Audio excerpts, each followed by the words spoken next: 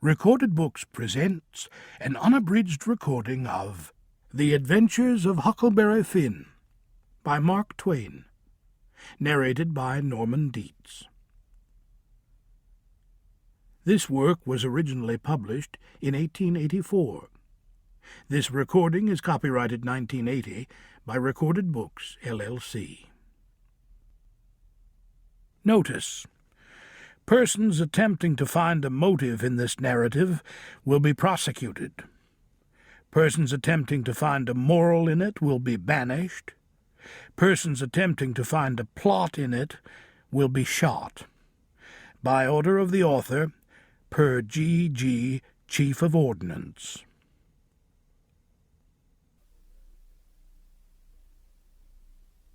Chapter 1.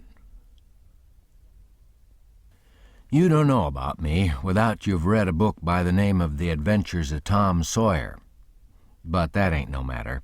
That book was made by Mr. Mark Twain, and he told the truth mainly. There was things which he stretched, but mainly he told the truth. That's nothing. I never seen anybody but lied one time or another, without it was Aunt Polly or the widow or maybe Mary. Aunt Polly, Tom's Aunt Polly, she is, and Mary and the widow Douglas is all told about in that book, which is mostly a true book, with some stretchers, as I said before. Now, the way that the book winds up is this. Tom and me found the money that the robbers hid in the cave, and it made us rich. We got $6,000 apiece, all gold. It was an awful sight of money when it was piled up. Well, Judge Thatcher, he took it and put it out at interest, and it fetched us $1 a day apiece all the year round, more than a body could tell what to do with. The widow Douglas, she took me for her son and allowed she'd civilize me. But it was rough living in a house all the time, considering how dismal, regular, and decent the widow was in all her ways. And so when I couldn't stand it no longer, I lit out.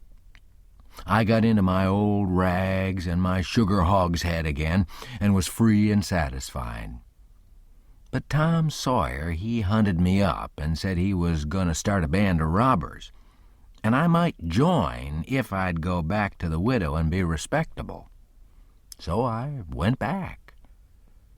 The widow, she cried over me and called me a poor lost lamb, and she called me a lot of other names too, but she never meant no harm by it. She put me in them new clothes again, and I couldn't do nothing but sweat and feel all cramped up. Well, then the old thing commenced again. The widow rung a bell for supper, and you had to come to time. When you got to the table, you couldn't go right to eatin', but you had to wait for the widow to tuck down her head and grumble a little over the victuals, though there weren't really anything the matter with them. That is, nothing, only everything was cooked by itself. In a barrel of odds and ends, it's different. Things get mixed up, and the juice kind of swaps around, and the things go better. After supper, she got out her book and learned me all about Moses and the bulrushers. And I was in a sweat to find out all about him. But by and by, she let it out that Moses had been dead a considerable long time.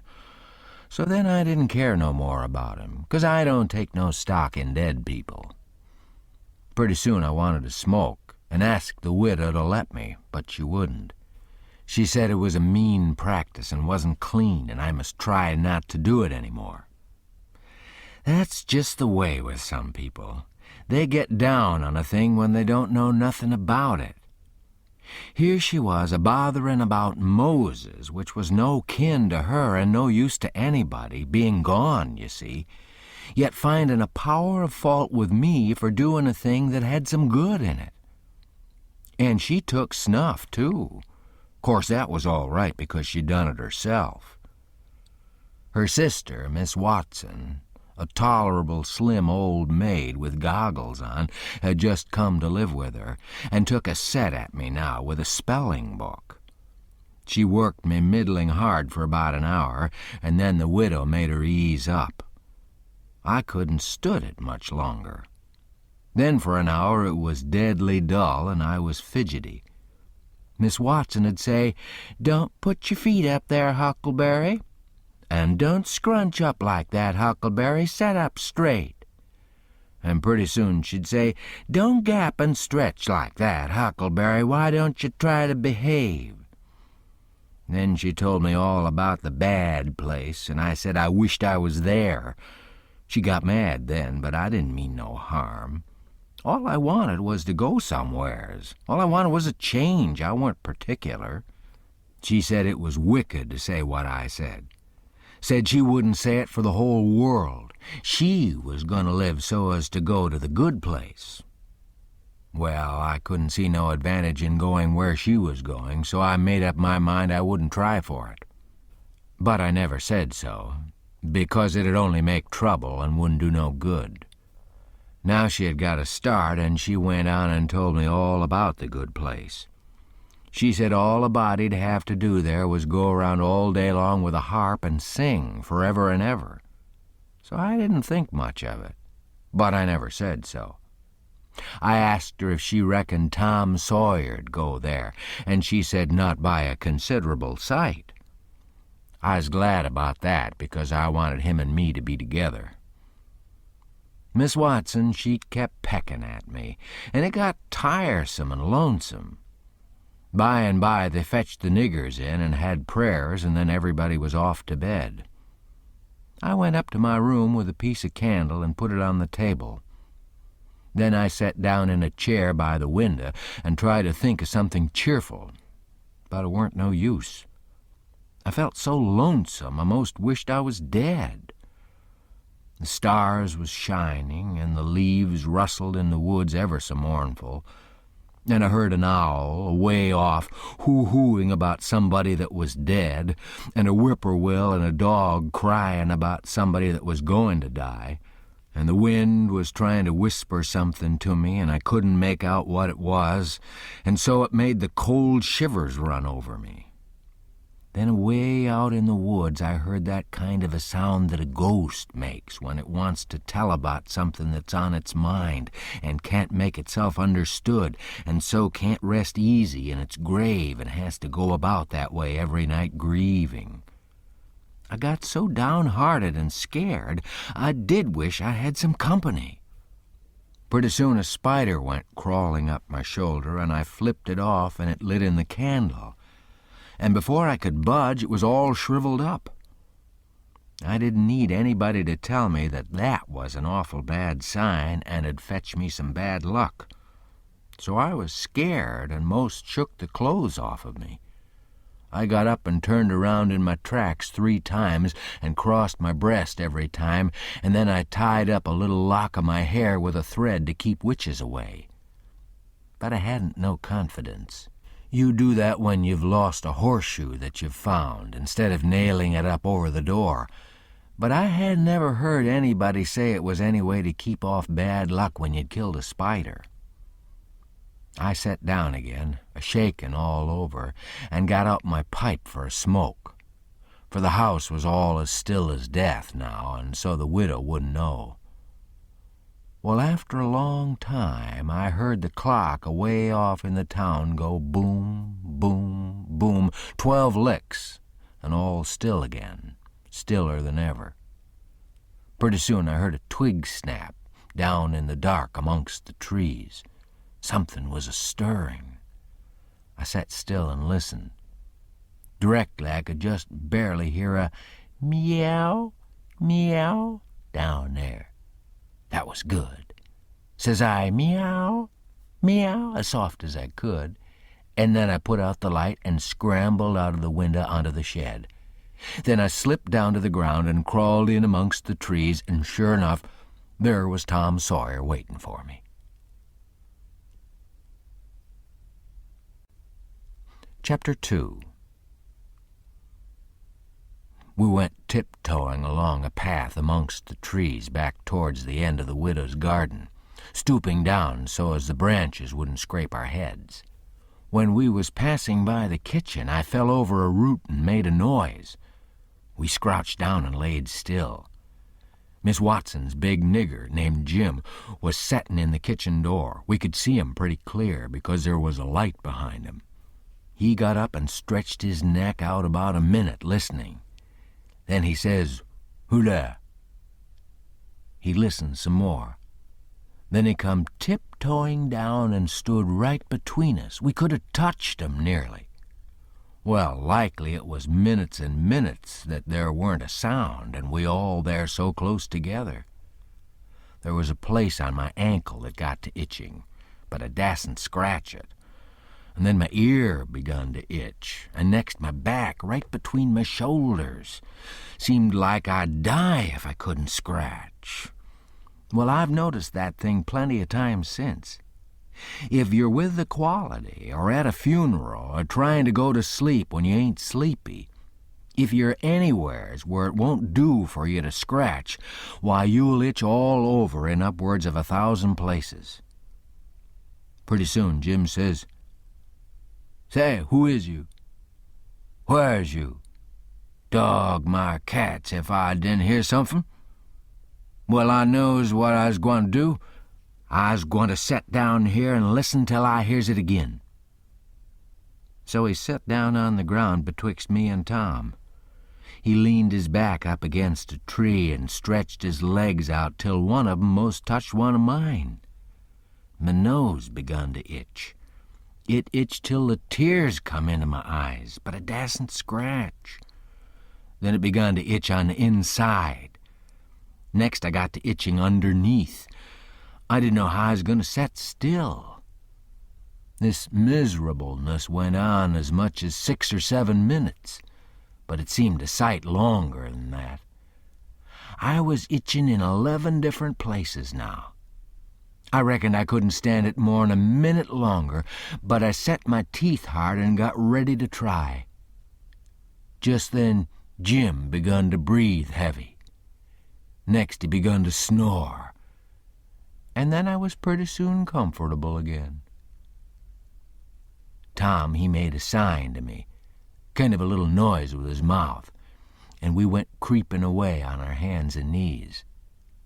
When we was 10 foot off, Tom whispered to me and wanted to tie Jim to the tree for fun. But I said no, he might wake and make a disturbance, and then they'd find out I weren't in. Then Tom said he hadn't got candles enough, and he'd slip in the kitchen and get some more. I didn't want him to try. I said Jim might wake up and come. But Tom wanted to risk it. So we slid in there and got 3 candles, and Tom laid 5 cents on the table for pay. Then we got out, and I was in a sweat to get away. But nothing would do Tom but he must crawl to where Jim was on his hands and knees and play something on him. I waited, and it seemed a good while everything was so still and lonesome. As soon as Tom was back, we cut along the path around the garden fence, and by fetched up on the steep top of the hill on the other side of the house. Tom said he slipped Jim's hat off his head and hung it on a limb right over him. And Jim stirred a little, but he didn't wake. Afterwards, Jim said the witches bewitched him and put him in a trance and rode him all over the state, and then set him under the trees again and hung his hat on a limb to show who done it. And next time Jim told it, he said they rode him down to New Orleans. And after that, every time he told it, he spread it more and more, till by and by he said they rode him all over the world and tired him most to death, and his back was all over saddle boils. Jim was monstrous proud about it, and he got so he wouldn't hardly notice the other niggers. Niggers had come miles to hear Jim tell about it, and he was more looked up to than any nigger in that country. Strange niggers would stand with their mouths open and look him all over, same as if he was a wonder.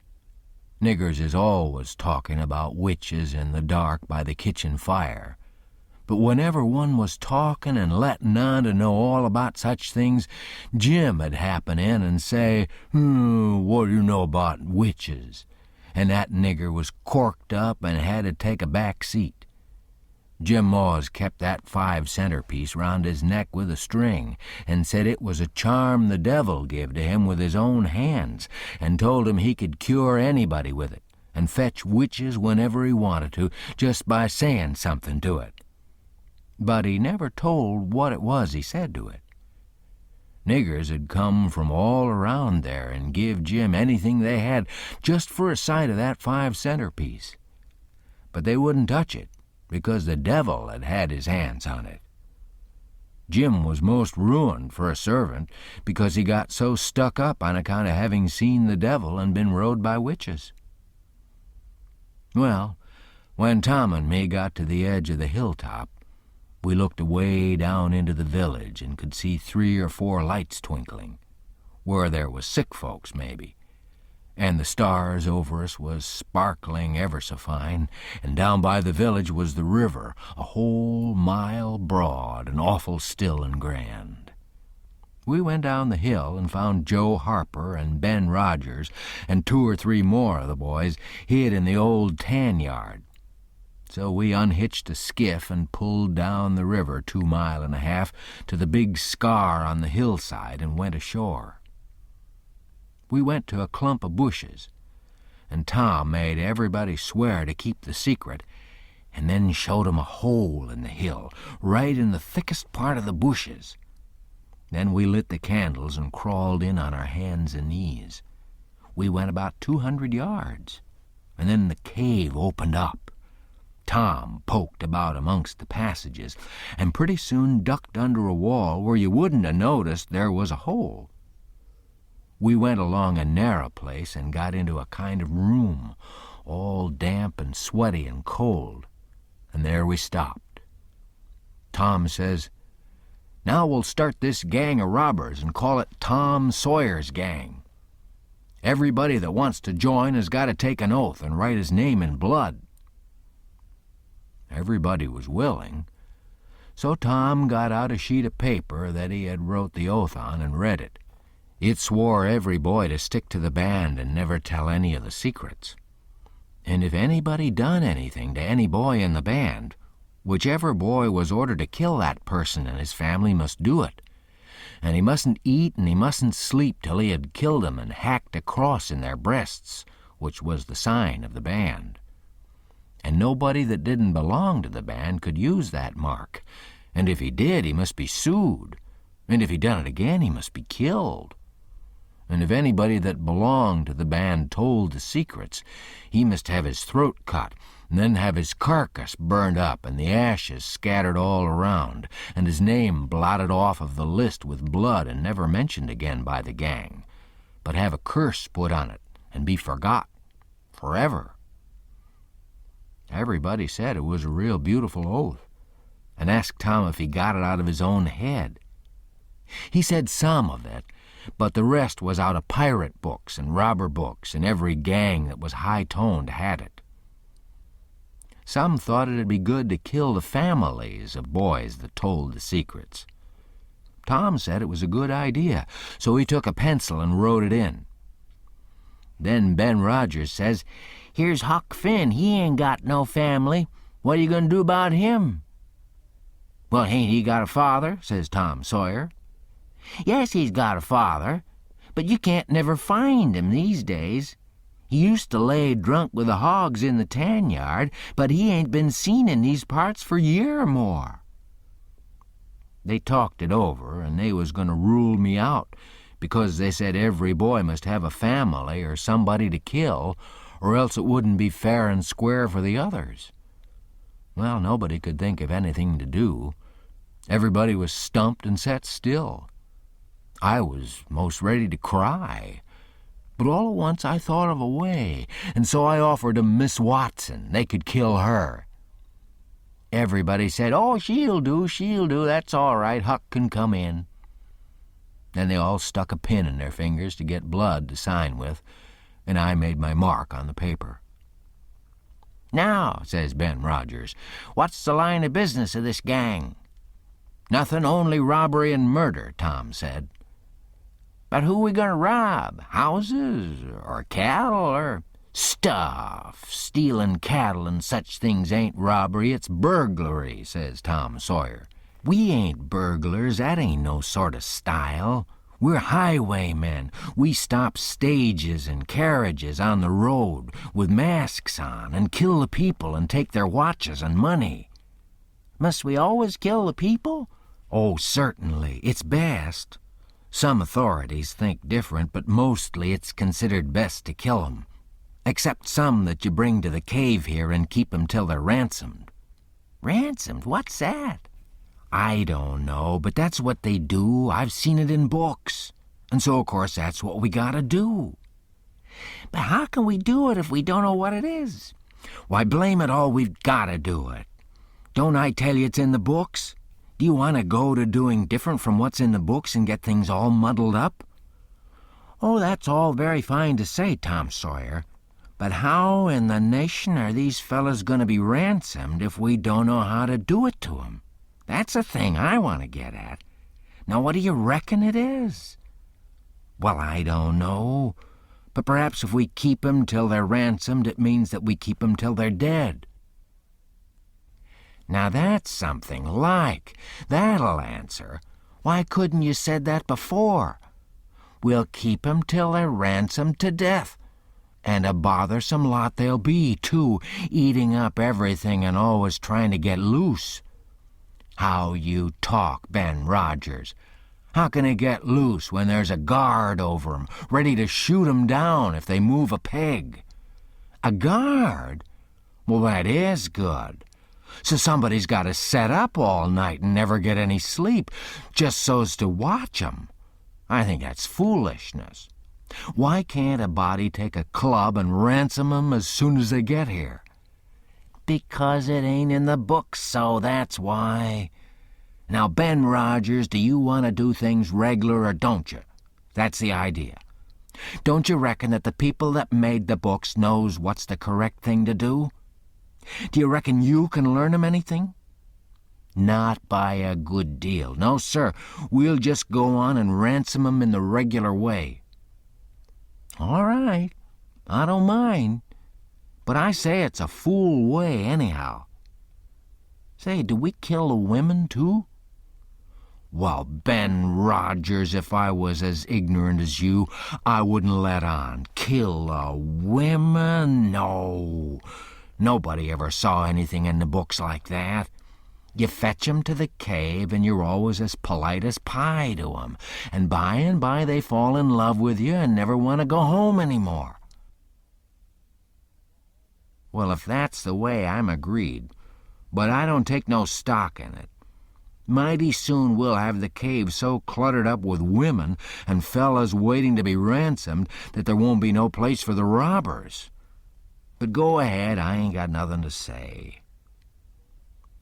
Little Tommy Barnes was asleep now, and when they waked him up he was scared and cried and said he wanted to go home to his ma and didn't want to be a robber any more. So they all made fun of him and called him Cry-Baby, and that made him mad, and he said he'd go straight and tell all the secrets. But Tom give him 5 cents to keep quiet and said we'd all go home and meet next week and rob somebody and kill some people. Ben Rogers said he couldn't get out much, only Sundays, and so he wanted to begin next Sunday. But all the boys said it'd be wicked to do it on Sunday, and that settled the thing. They agreed to get together and fix a day as soon as they could, and then we elected Tom Sawyer first captain and Joe Harper second captain of the gang, and so started home. I clumb up the shed and crept into my window just before day was breaking.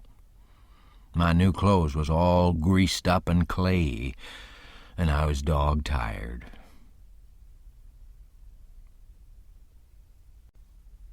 Chapter 3. Well, I got a good going over in the morning from old Miss Watson on account of my clothes.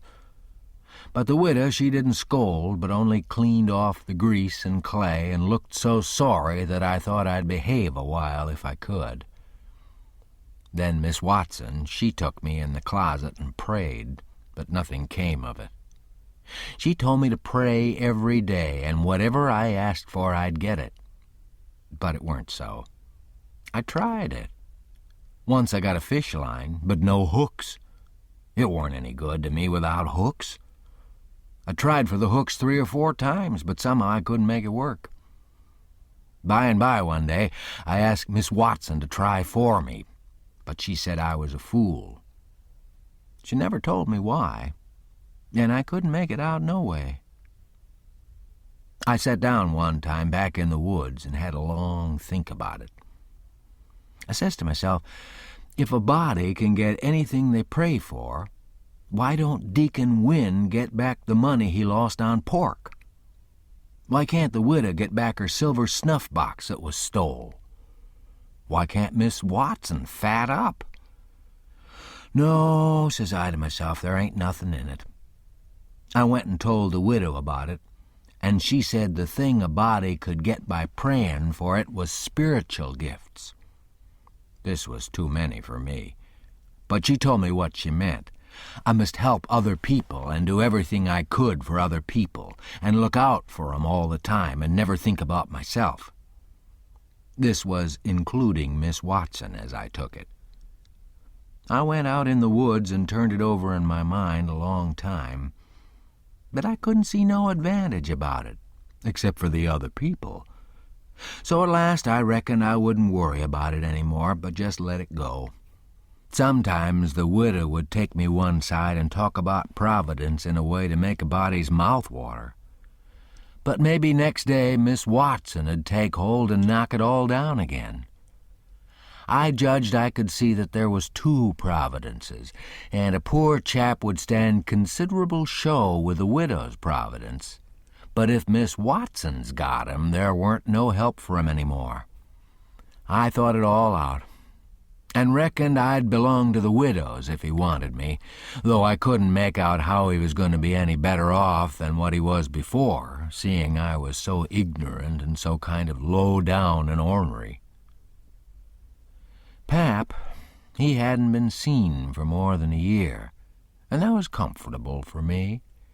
I didn't want to see him no more.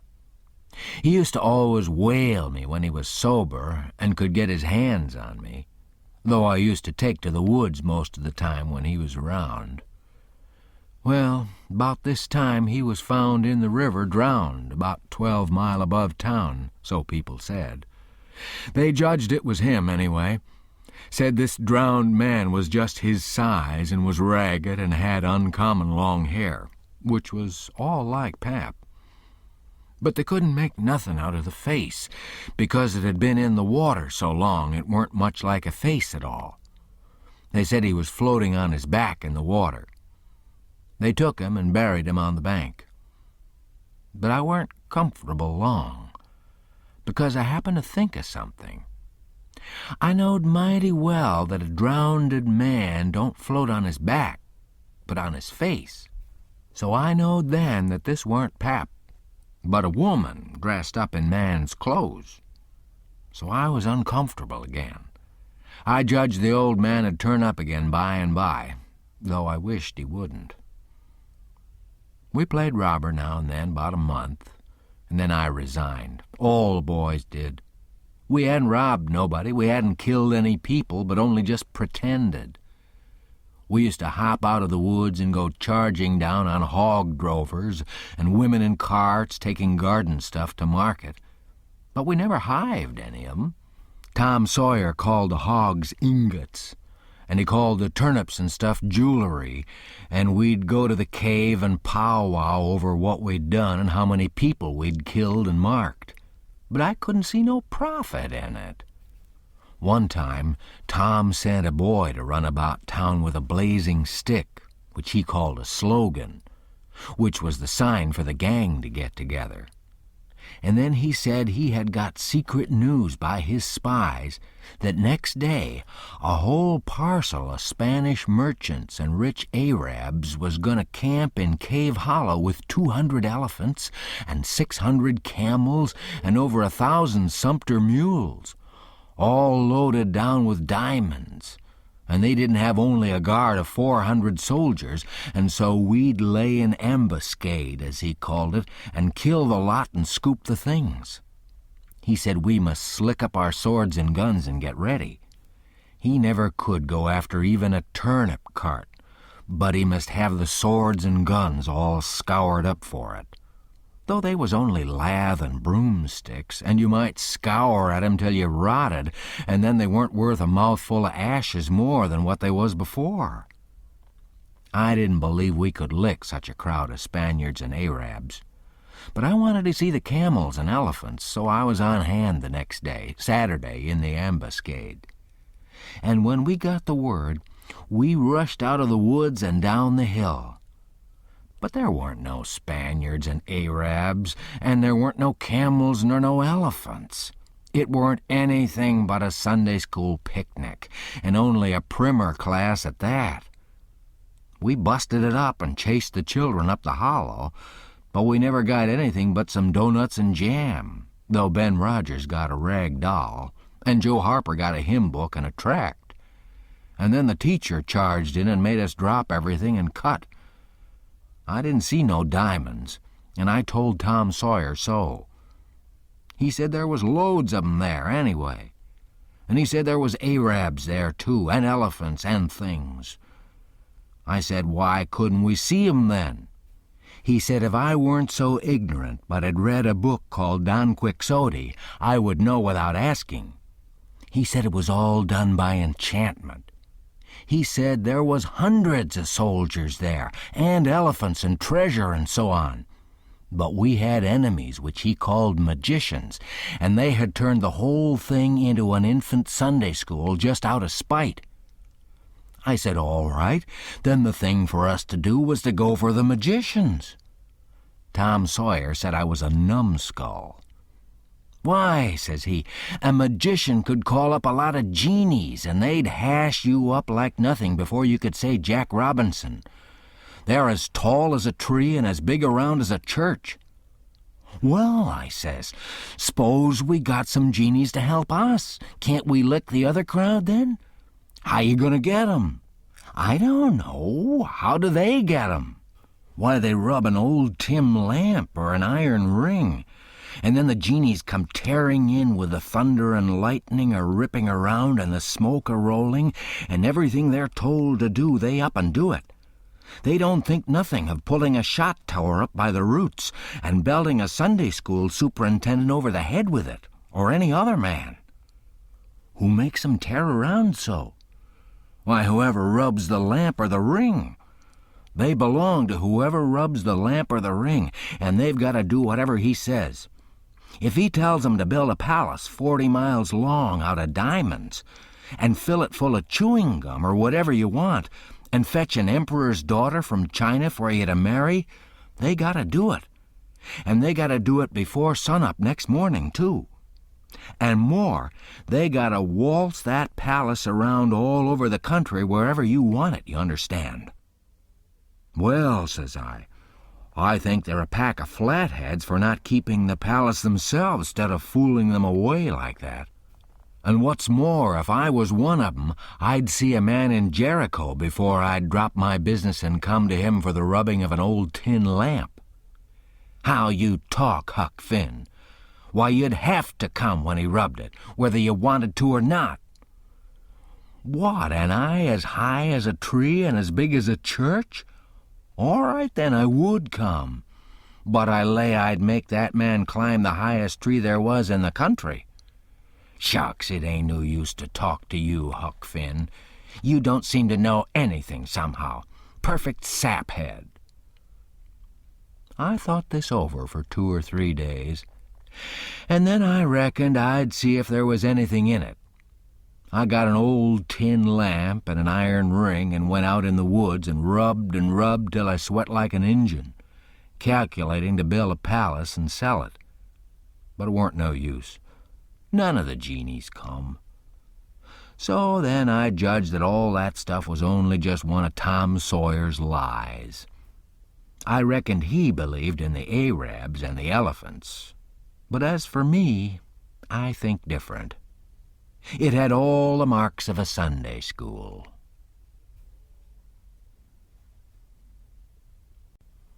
Chapter 4.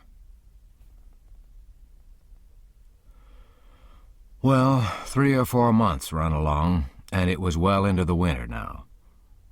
I'd been to school most all the time, and could spell and read and write just a little, and could say the multiplication table up to 6 times 7 is 35. And I don't reckon I could ever get any further than that, if I was to live forever. I don't take no stock in mathematics anyway. At first I hated the school, but by and by I got so I could stand it.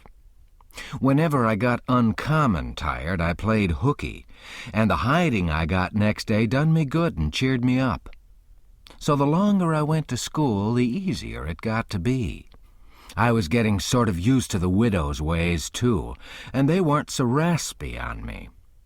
Living in a house and sleeping in a bed pulled on me pretty tight, mostly. But before the cold weather, I used to slide out and sleep in the woods sometimes, and so that was a rest to me. I liked the old ways best. But I was getting so I liked the new ones, too, a little bit. The widow said I was coming along slow but sure and doing very satisfactory. She said she weren't ashamed of me. One morning I happened to turn over the salt cellar at breakfast. I reached for some of it as quick as I could to throw over my left shoulder and keep off the bad luck. But Miss Watson was in ahead of me and crossed me off. She says, "Take your hands away, Huckleberry. What a mess you're always making." The widow put in a good word for me, but that weren't going to keep off the bad luck. I knowed that well enough. I started out after breakfast feeling worried and shaky and wondering where it was going to fall on me and what it was going to be. There's ways to keep off some kinds of bad luck, but this wasn't one of them kind. So I never tried to do anything but just poked along low-spirited and on the watch-out. I went down the front garden and clumb over the stile where you go through the high board fence. There was an inch of new snow on the ground, and I seen somebody's tracks. They'd come up from the quarry and stood around the stile a while, and then went on around the garden fence. It was funny they hadn't come in after standing around so. I couldn't make it out. It was very curious somehow. I was going to follow around, but I stooped down to look at the tracks first. I didn't notice anything at first, but next I did. There was a cross in the left boot heel made with big nails to keep off the devil. I was up in a second and shinning down the hill. I looked over my shoulder every now and then, but I didn't see nobody. I was at Judge Thatcher's as quick as I could get there. He said, "Why, my boy, you're all out of breath. Did you come for your interest?" "No, sir," I says. "Is there some for me?" "Oh, yes. A half-yearly is in last night. Over $150, quite a fortune for you. You better let me invest it along with your $6,000, because if you take it, you'll spend it." "No, sir," I says. "I don't want to spend it. I don't want it at all, nor the $6,000 nother. I want you to take it. I want to give it to you, the $6,000 and all." He looked surprised. He couldn't seem to make it out. He says, "Well, what can you mean, my boy?" I says, "Don't you ask me no questions about it, please. You'll take it, won't you?" He says, "Well, I'm puzzled. Is something the matter?" "Please take it," says I, "and don't ask me nothing. Then I won't have to tell no lies." He studied a while, and then he says, I think I see. You want to sell all your property to me, not give it. That's the correct idea." Then he wrote something on a piece of paper and read it over and says, "There, you see, it says, 'For a consideration.' That means I've bought it of you and paid you for it. Here's $1 for you. Now you sign it." So I signed it and left. Miss Watson's nigger, Jim, had a hairball as big as your fist, which had been took out of the fourth stomach of an ox, and he used to do magic with it. He said there was a spirit inside of it, and it knowed everything. So I went to him that night and told him Pap was here again, for I found his tracks in the snow. What I wanted to know was what he was going to do, and was he going to stay? Jim got out his hairball and said something over it, and then he held it up and dropped it on the floor. It fell pretty solid and only rolled about an inch. Jim tried it again, and then another time, and it acted just the same. Jim got down on his knees and put his ear against it and listened. But it weren't no use. He said it wouldn't talk. He said sometimes it wouldn't talk without money. I told him I had an old, slick counterfeit quarter that weren't no good because the brass showed through the silver a little, and it wouldn't pass nohow even if the brass didn't show because it was so slick it felt greasy, and so that'd tell on it every time. I reckoned I wouldn't say nothing about the $1 I got from the judge.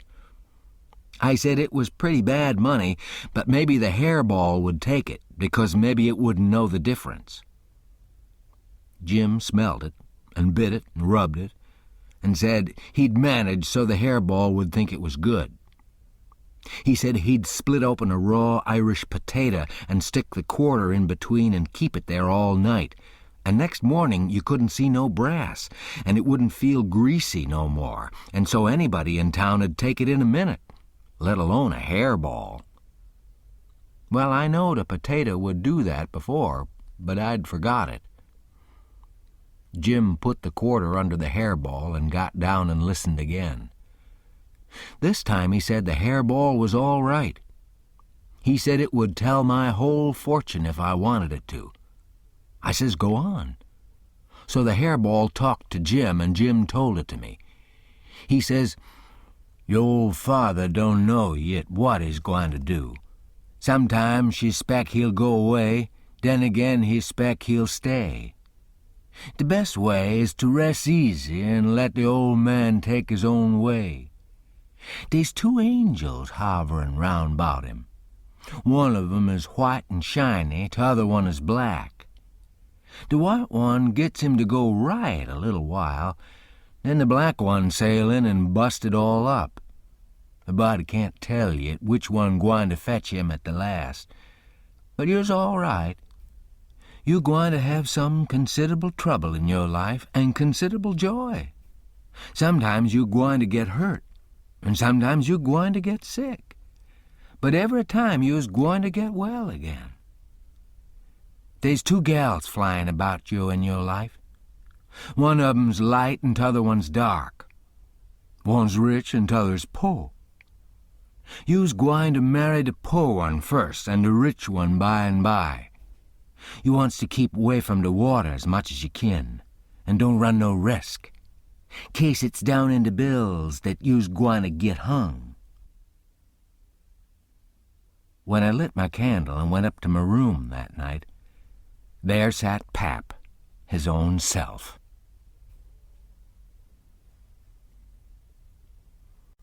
Chapter 5. I'd shut the door, too. Then I turned around, and there he was. I used to be scared of him all the time. He tanned me so much. I reckoned I was scared now, too, but in a minute I see I was mistaken.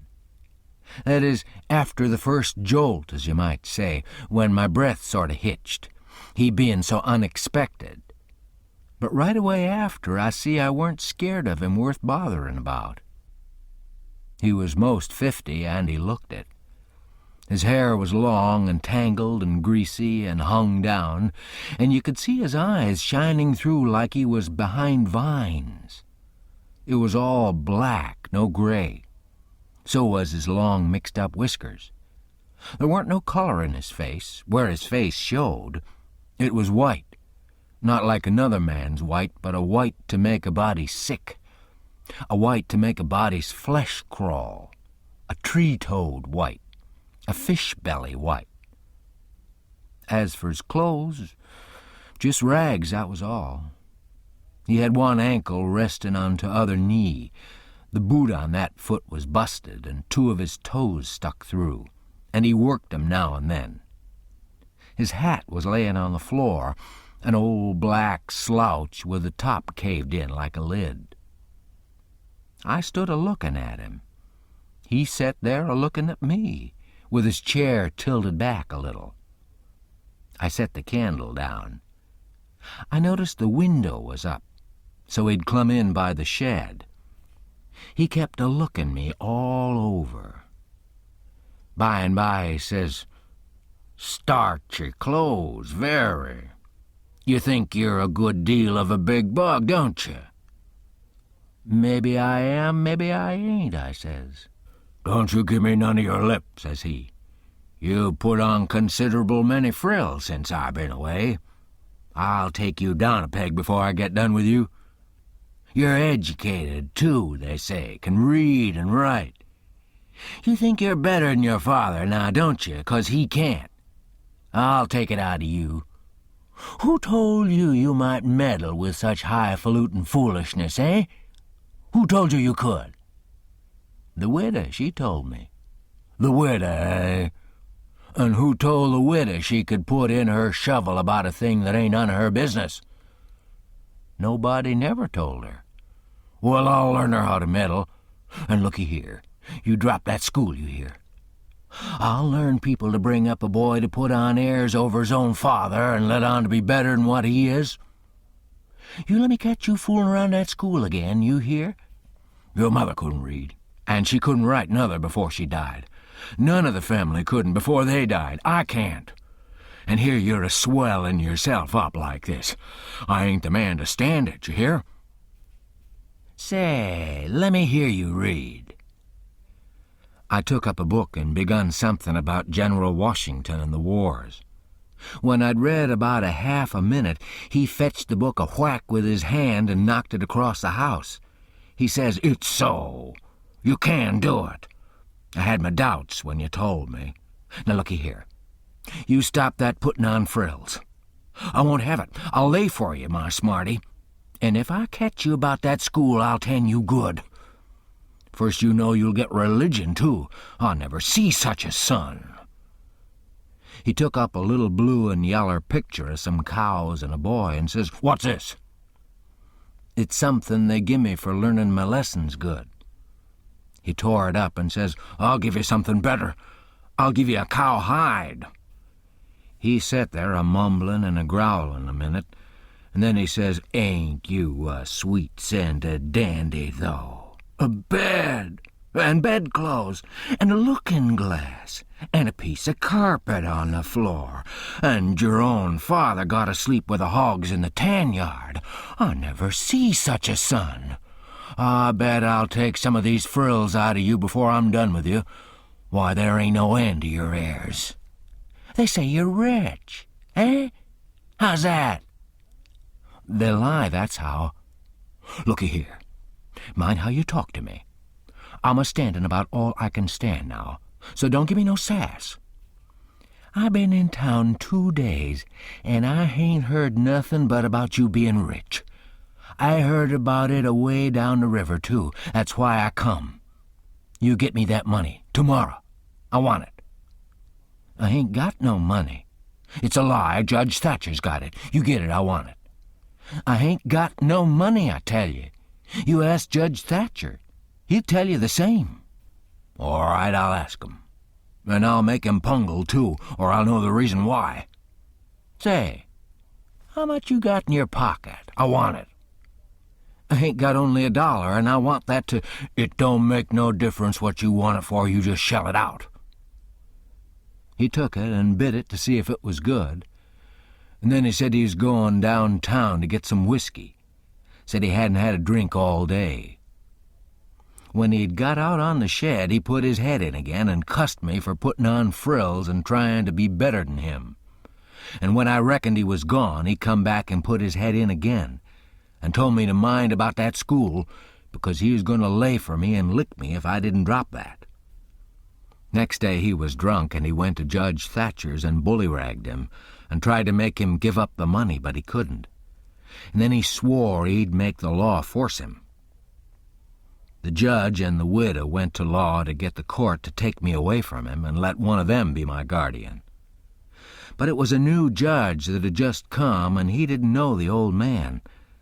So he said courts mustn't interfere and separate families if they could help it. He said he'd rather not take a child away from its father, so Judge Thatcher and the widow had to quit on the business. That pleased the old man till he couldn't rest. He said he'd cowhide me till I was black and blue if I didn't raise some money for him. I borrowed $3 from Judge Thatcher, and Pap took it and got drunk, and went a-blowing around and cussing and whooping and carrying on, and he kept it up all over town with a tin pan till most midnight. Then they jailed him, and next day they had him before court and jailed him again for a week. But he said he was satisfied. He said he was boss of his son, and he'd make it warm for him. When he got out, the new judge said he was a-going to make a man of him. So he took him to his own house and dressed him up clean and nice, and had him to breakfast and dinner and supper with the family, and was just old pie to him, so to speak.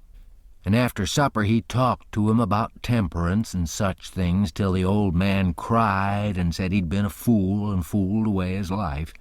But now he was a-going to turn over a new leaf and be a man nobody wouldn't be ashamed of, and he hoped the judge would help him and not look down on him. The judge said he could hug him for them words. So he cried, and his wife, she cried again. Pap said he'd been a man that had always been misunderstood before, and the judge said he believed it. The old man said that what a man wanted that was down was sympathy, and the judge said it was so they cried again. And when it was bedtime, the old man rose up and held out his hand and says, "Look at it, gentlemen and ladies all. Take a hold of it. Shake it. There's a hand that was the hand of a hog, but it ain't so no more. It's the hand of a man that started in on a new life, and'll die before he'll go back. You mark them words, don't forget I said them. It's a clean hand now. Shake it, don't be afeard." So they shook it, one after the other, all around, and cried. The judge's wife, she kissed it. Then the old man, he signed a pledge, made his mark. The judge said it was the holiest time on record, or something like that. Then they tucked the old man into a beautiful room, which was the spare room, and in the night sometime he got powerful thirsty and clumb out onto the porch roof and slid down a stanchion and traded his new coat for a jug of 40 rod and clumb back up again and had a good old time. And towards daylight he crawled out again, drunk as a fiddler, and rolled off the porch and broke his left arm in 2 places, and was most froze to death when somebody found him after sunup. And when they come to look at that spare room, they had to take soundings before they could navigate it. The judge, he felt kind of sore. He said he reckoned a body could reform the old man with a shotgun, maybe, but he didn't know no other way.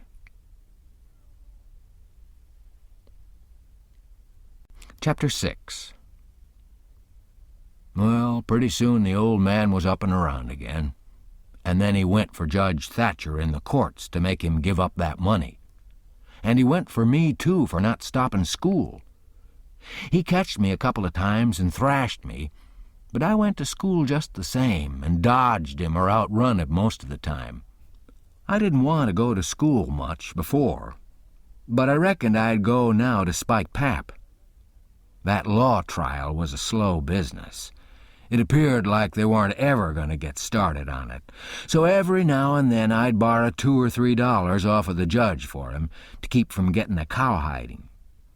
Every time he got money, he got drunk, and every time he got drunk, he raised Cain around town, and every time he raised Cain, he got jailed. He was just suited. This kind of thing was right in his line.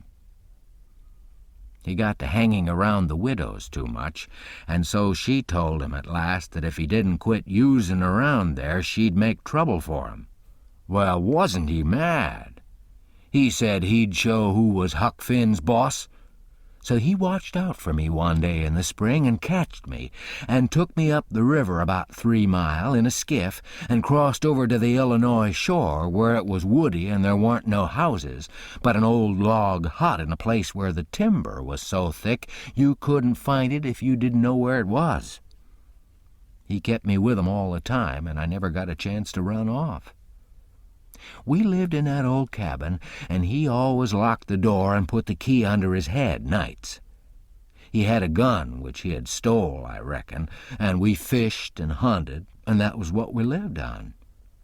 Every little while he locked me in and went down to the store 3 miles to the ferry, and traded fish and game for whiskey, and fetched it home and got drunk and had a good time and licked me. The widow, she found out where I was by and by, and she sent a man over to try to get hold of me, but Pap drove him off with a gun. And it weren't long after that till I was used to being where I was and liked it, all but the cowhide part. It was kind of lazy and jolly, laying off comfortable all day, smoking and fishing, and no books nor study. 2 months or more run along, and my clothes got to be all rags and dirt, and I didn't see how I'd ever got to like it so well at the widow's, where you had to wash and eat on a plate and comb up and go to bed and get up reg'lar and be forever bothering over a book and have old Miss Watson pecking at you all the time. I didn't want to go back no more. I'd stopped cussing because the widow didn't like it.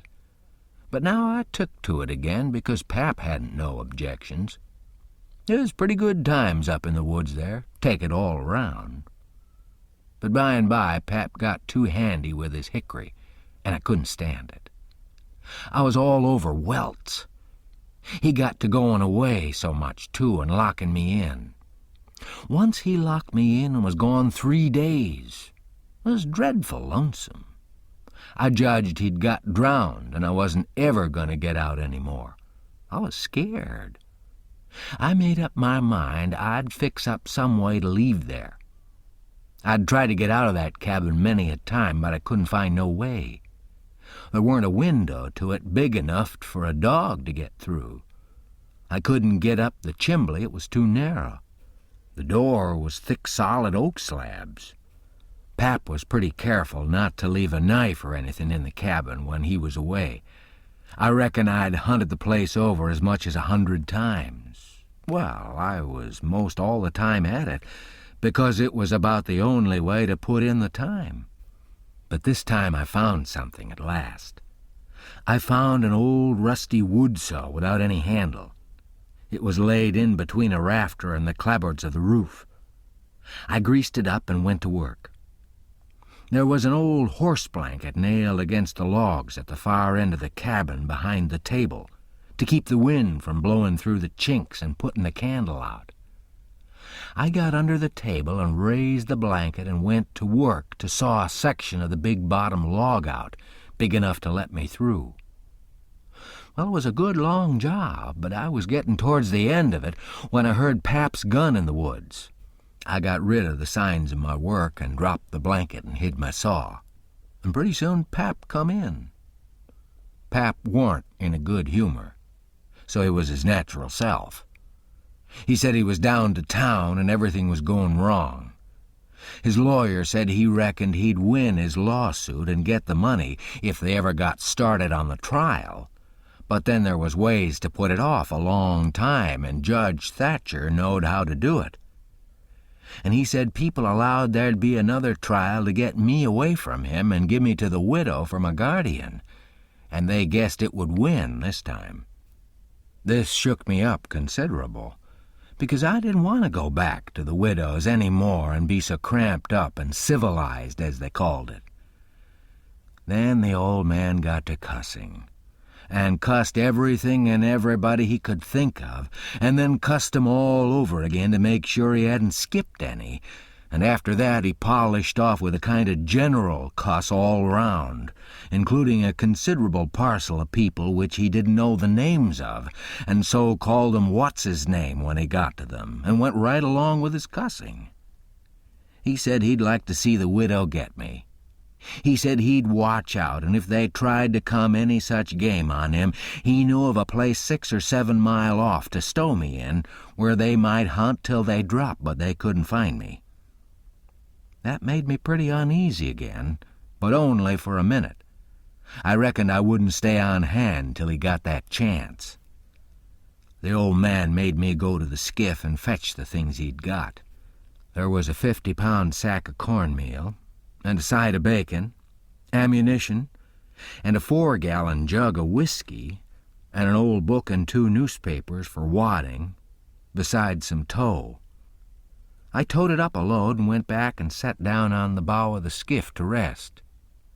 I thought it all over, and I reckoned I'd walk off with a gun and some lines and take to the woods when I run away. I guessed I wouldn't stay in one place, but just tramp right across the country, mostly night times, and hunt and fish to keep alive, and so get so far away that the old man nor the widow couldn't ever find me any more. I judged I'd saw out and leave that night if Pap got drunk enough, and I reckoned he would. I got so full of it I didn't notice how long I was staying till the old man hollered and asked me whether I was asleep or drownded. I got the things all up to the cabin, and then it was about dark. While I was cooking supper, the old man took a swig or two and got sort of warmed up and went to ripping again. He'd been drunk over in town and laid in the gutter all night, and he was a sight to look at. A body would have thought he was Adam. He was just all mud. Whenever his liquor begun to work, he most always went for the government. This time he says, "Call this a government? Why, just look at it and see what it's like. Here's the law standing ready to take a man's son away from him, a man's own son, which he has had all the trouble and all the anxiety and all the expense of raising.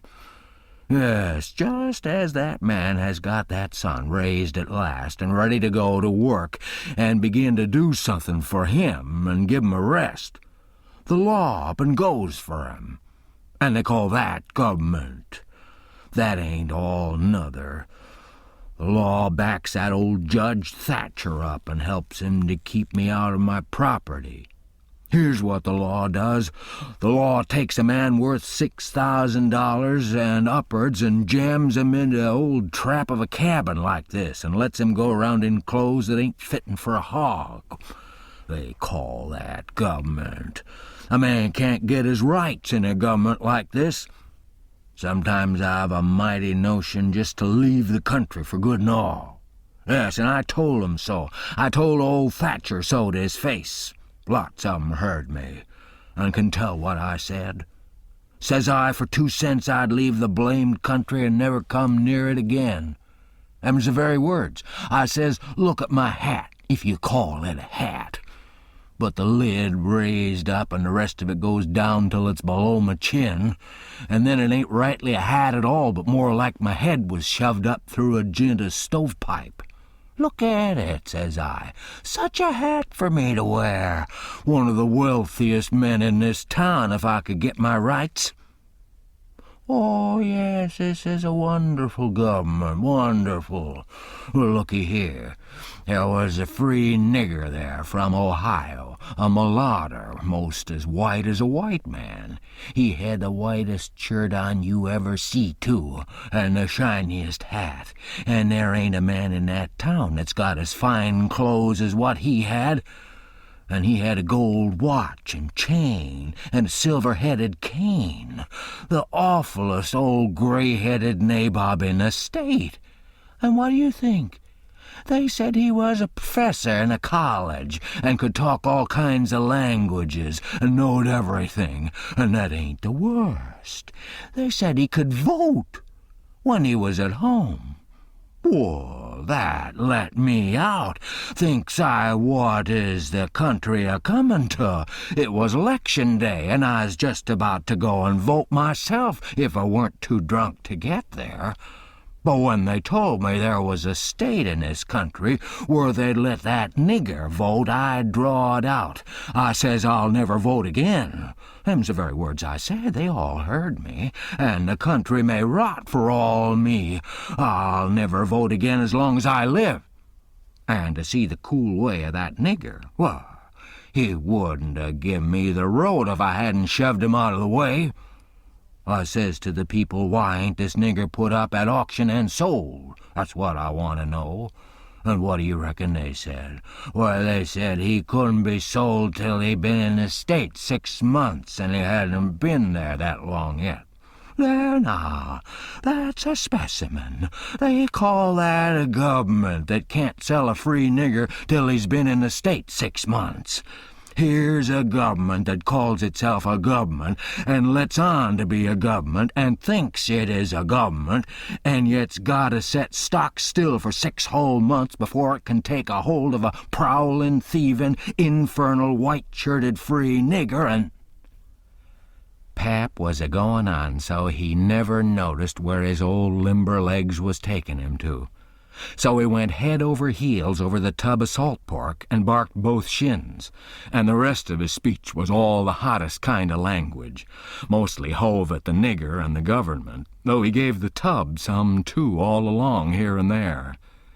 He hopped around the cabin considerable, first on one leg and then on the other, holding first one shin and then the other one, and at last he let out with his left foot all of a sudden and fetched the tub a rattling kick.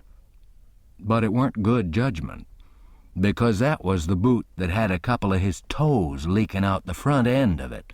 So now he raised a howl that fairly made a body's hair raise, and down he went in the dirt and rolled there and held his toes. And the cussin' he'd done then laid over anything he'd ever done previous. He said so's own self afterwards. He had heard old Sowberry Hagan in his best days, and he said it laid over him too. But I reckon that was sort of piling it on, maybe. After supper, Pap took the jug and said he had enough whiskey there for 2 drunks and 1 delirium tremens. That was always his word.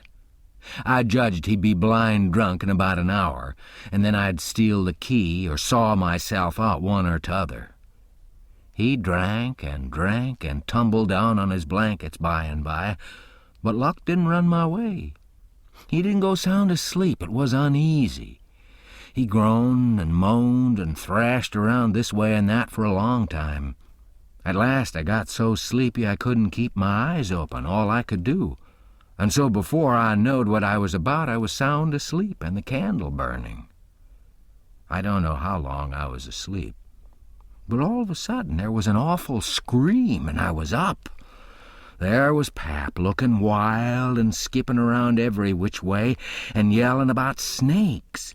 He said they was crawling up his legs, and then he'd give a jump and scream and say one had bit him on the cheek. But I couldn't see no snakes.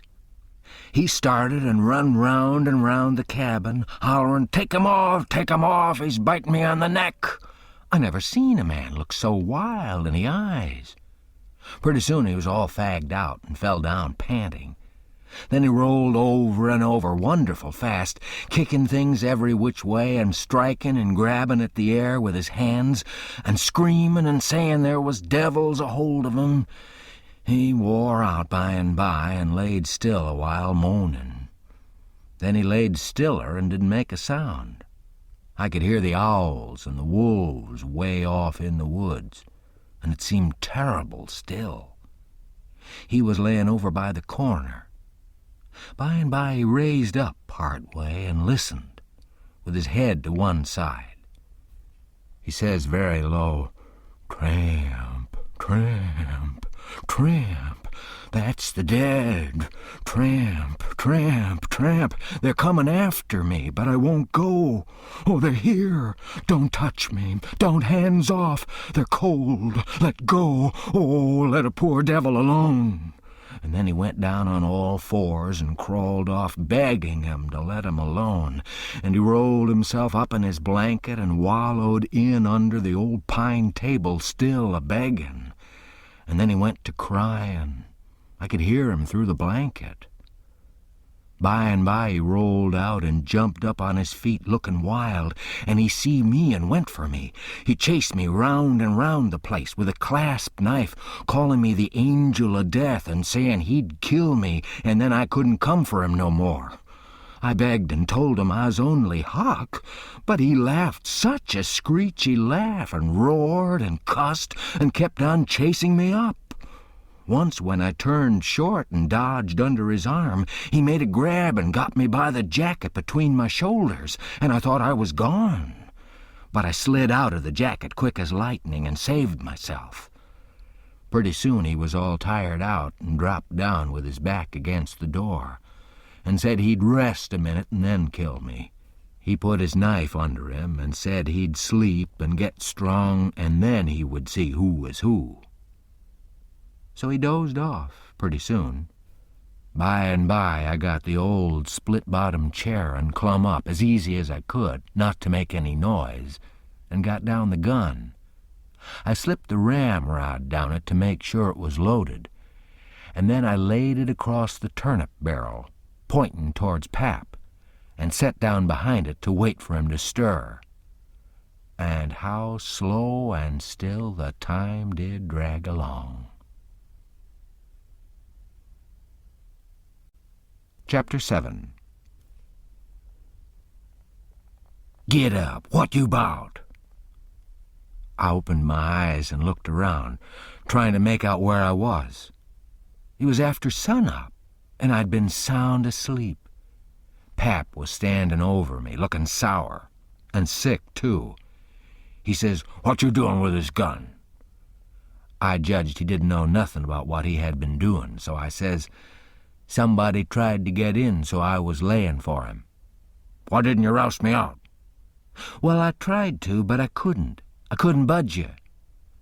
"Well, all right, don't stand there palavering all day, but out with you and see if there's a fish on the lines for breakfast.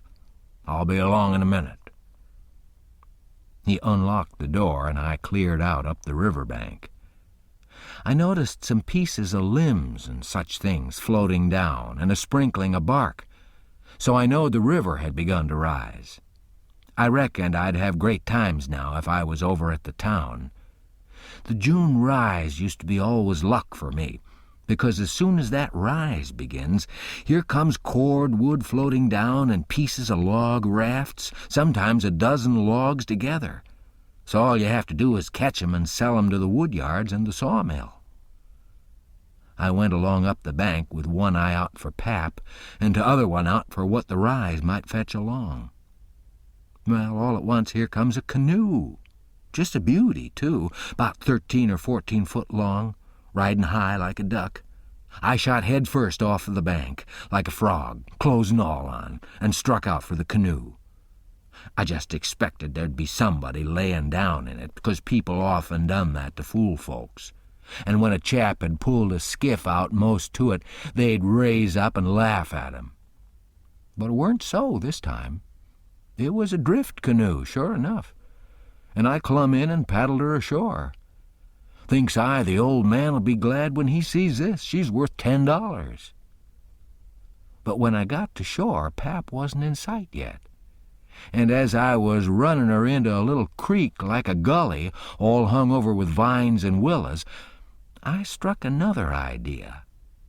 I judged I'd hide her good, and then, instead of taking to the woods when I run off, I'd go down the river about 50 mile and camp in one place for good, and not have such a rough time tramping on foot.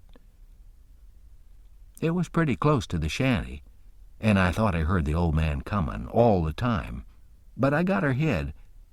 And then I out and looked around a bunch of willows, and there was the old man down the path a piece, just drawing a bead on a bird with his gun. So he hadn't seen anything. When he got along, I was hard at it taking up a trot line. He abused me a little for being so slow, but I told him I fell in the river, and that was what made me so long. I knowed he'd see I was wet, and then he'd be asking questions. We got 5 catfish off the lines and went home. While we laid off after breakfast to sleep up, both of us being about wore out, I got to thinking that if I could fix up some way to keep Pap and the widow from trying to follow me, it'd be a certainer thing than trusting to luck to get far enough off before they missed me. You see, all kinds of things might happen. Well, I didn't see no way for a while, but by and by Pap raised up a minute to drink another barrel of water, and he says, "Another time a man comes a-prowling around here, you roughs me out, you hear? That man weren't here for no good. I'd have shot him. Next time you roughs me out, you hear?" Then he dropped down and went to sleep again. But what he had been saying give me the very idea I wanted. I says to myself, I can fix it now so nobody won't think of following me. About 12 o'clock we turned out and went along up the bank. The river was coming up pretty fast and lots of driftwood going by on the rise. By and by along comes part of a log raft, 9 logs fast together. We went out with the skiff and towed it ashore. Then we had dinner. Anybody but Pap would have waited and seen the day through so as to catch more stuff, but that weren't Pap's style. 9 logs was enough for one time. He must shove right over to town and sell. So he locked me in and took the skiff and started off towing the raft about 3:30. I judged he wouldn't come back that night. I waited till I reckoned he'd got a good start. Then I out with my saw and went to work on that log again. Before he was t'other side of the river, I was out of the hole. Him and his raft was just a speck on the water way off yonder. I took the sack of cornmeal and took it to where the canoe was hid and shoved the vines and branches apart and put it in. Then I done the same with the side of bacon. Then the whiskey jug. I took all the coffee and sugar there was, and all the ammunition. I took the wadding. I took the bucket and gourd. I took a dipper and a tin cup, and my old saw and 2 blankets, and the skillet and the coffee pot. I took fish lines and matches and other things, everything that was worth a cent. I cleaned out the place. I wanted an axe, but there wasn't any, only the one at the wood pile, and I knowed why I was going to leave that. I fetched out the gun, and now I was done. I had wore the ground a good deal crawling out of the hole and dragging out so many things, so I fixed that as good as I could from the outside by scattering dust on the place, which covered up the smoothness and the sawdust. Then I fixed the piece of log back into its place and put 2 rocks under it and one against it to hold it there, for it was bent up at that place and didn't quite touch the ground. If you stood 4 or 5 foot away and didn't know it was sawed, you wouldn't ever notice it. And besides, this was the back of the cabin, and it weren't likely anybody'd go fooling around there. It was all grass clear to the canoe, so I hadn't left a track. I followed around to see. I stood on the bank and looked out over the river. All safe. So I took the gun and went up a piece into the woods and was hunting around for some birds when I see a wild pig. Hogs soon went wild in them bottoms after they had got away from the prairie farms. I shot this fella and took him into camp. I took the axe and smashed in the door. I beat it and hacked it considerable a-doing it. I fetched the pig in and took him back nearly to the table and hacked into his throat with the axe and laid him down on the ground to bleed. I say ground because it was ground, hard-packed and no boards. Well, next I took an old sack and put a lot of big rocks in it, all I could drag, and I started it from the pig and dragged it to the door and through the woods down to the river and dumped it in, and down it sunk out of sight. You could easy see that something had been dragged over the ground. I did wish that Tom Sawyer was there. I knowed he'd take an interest in this kind of business and throw in some fancy touches. Nobody could spread himself like Tom Sawyer in such a thing as that. Well, at last I pulled out some of my hair and bloodied the axe good and stuck it on the back side and slung the axe in the corner. Then I took up the pig and held him to my breast with my jacket so he couldn't drip, till I got a good piece below the house and then dumped him into the river. Now I thought of something else. So I went and got the bag of meal and my old saw out of the canoe and fetched him to the house. I took the bag to where it used to stand and ripped a hole in the bottom of it with the saw. for there weren't no knives and forks on the place. Pap done everything with his clasp knife about the cooking. Then I carried the sack about 100 yards across the grass and through the willows east of the house to a shallow lake that was 5 mile wide and full of rushes, and ducks, too, you might say, in the season. There was a slough or a creek leading out of it on the other side that went miles away, I don't know where, but it didn't go to the river. The meal sifted out and made a little track all the way to the lake. I dropped Pap's whetstone there, too, so as to look like it had been done by accident. Then I tied up the rip in the meal sack with a string so it wouldn't leak no more, and took it and my saw to the canoe again. It was about dark now, so I dropped the canoe down the river under some willows that hung over the bank and waited for the moon to rise. I made fast to a willow, then I took a bite to eat, and by laid down in the canoe to smoke a pipe and lay out a plan. I says to myself, they'll follow the track of that sack full of rocks to the shore and then drag the river for me. And they'll follow that meal track to the lake and go browsing down the creek that leads out of it to find the robbers that killed me and took the things. They won't ever hunt the river for anything but my dead carcass. They'll soon get tired of that and won't bother no more about me. All right, I can stop anywhere I want to. Jackson's Island is good enough for me. I know that island pretty well, and nobody ever comes there. And then I can paddle over to town nights and slink around and pick up things I want. Jackson's Island's the place. I was pretty tired, and the first thing I knowed I was asleep. When I woke up, I didn't know where I was for a minute. I sat up and looked around, a little scared. Then I remembered. The river looked miles and miles across. The moon was so bright I could have counted the drift logs that went a-slipping along, black and still, hundreds of yards out from shore.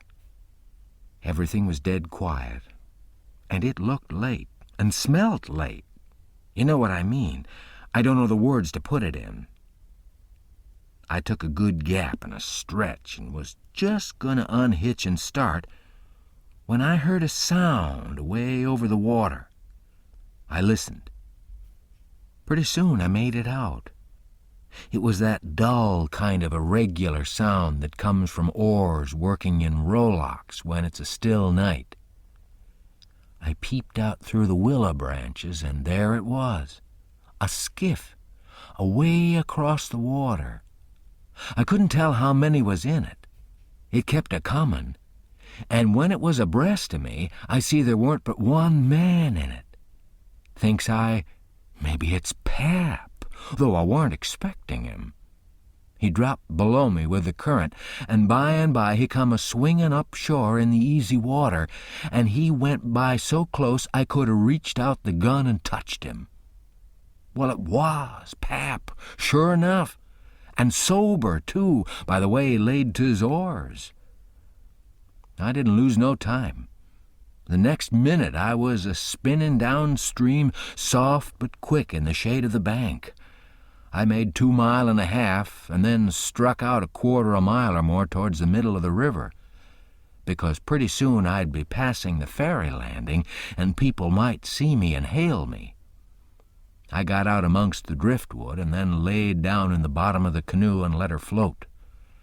I laid there and had a good rest and a smoke out of my pipe, looking away into the sky, not a cloud in it.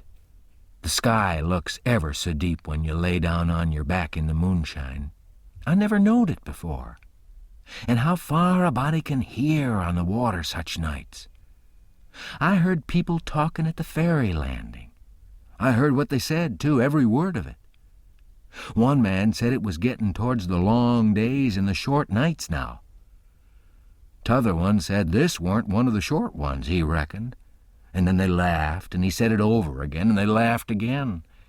Then they waked up another fella and told him and laughed, but he didn't laugh. He ripped out something brisk and said let him alone. The first fella said he 'lowed to tell it to his old woman. She'd think it was pretty good. But he said that weren't nothing to some things he'd said in his time. I heard one man say it was nearly 3 o'clock, and he hoped daylight wouldn't wait more than about a week longer. After that, the talk got further and further away, and I couldn't make out the words any more. But I could hear the mumble, and now and then a laugh, too. But it seemed a long ways off. I was away below the ferry now. I rose up, and there was Jackson's Island about 2.5 miles downstream, heavy-timbered and standing up out of the middle of the river, big and dark and solid, like a steamboat without any lights. There weren't any signs of the bar at the head. It was all under water now. It didn't take me long to get there. I shot past the head at a ripping rate, the current was so swift, and then I got into the dead water and landed on the side towards the Illinois shore. I run the canoe into a deep dent in the bank that I knowed about. I had to part the willow branches to get in, and when I made fast, nobody could have seen the canoe from the outside. I went up and sat down on a log at the head of the island and looked out onto the big river and the black driftwood, and away over to the town 3 miles away, where there was 3 or 4 lights twinkling. A monstrous big lumber raft was about 1 mile upstream, coming along down with a lantern in the middle of it. I watched it come creeping down, and when it was most abreast of where I stood, I heard a man say, "Stern oars there. Heave her head to starboard." I heard that just as plain as if the man was by my side. There was a little gray in the sky now, so I stepped into the woods and laid down for a nap before breakfast.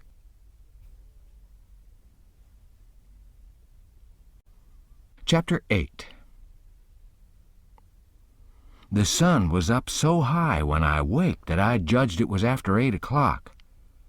I laid there in the grass in the cool shade, thinking about things and feeling rested and rather comfortable and satisfied. I could see the sun out at 1 or 2 holes, but mostly it was big trees all about and gloomy in there amongst 'em. There was freckled places on the ground where the light sifted down through the leaves, and the freckled places swapped about a little, showing there was a little breeze up there. A couple of squirrels sat on a limb and jabbered at me very friendly. I was powerful lazy and comfortable. Didn't want to get up and cook breakfast. Well, I was dozing off again when I thinks I hears a deep sound of boom away up the river. I rouses up and rests on my elbow and listens. Pretty soon I hears it again. I hopped up and went and looked out at a hole in the leaves, and I see a bunch of smoke laying on the water a long ways up, about abreast the ferry. And there was the ferry boat full of people floating along down. I knowed what was the matter now. Boom, I see the white smoke squirt out of the ferry boat side. You see, they was firing cannon over the water, trying to make my carcass come to the top. I was pretty hungry, but it weren't going to do for me to start a fire because they might see the smoke. So I sat there and watched the cannon smoke and listened to the boom. The river was 1 mile wide there, and it always looks pretty on a summer morning, so I was having a good enough time seeing them hunt for my remainders if I only had a bite to eat. Well, then I happened to think how they always put quicksilver in loaves of bread and float 'em off because they always go right to the drownded carcass and stop there. So says I'll keep a lookout, and if any of them's floating around after me, I'll give 'em a show. I changed to the Illinois edge of the island to see what luck I could have, and I weren't disappointed. A big double loaf come along, and I most got it with a long stick, but my foot slipped and she floated out further. Of course, I was where the current set in the closest to the shore. I knowed enough for that. But by and by along comes another one, and this time I won. I took out the plug and shook out the little dab of quicksilver and set my teeth in. It was baker's bread, what the quality eat, none of your low-down corn pone.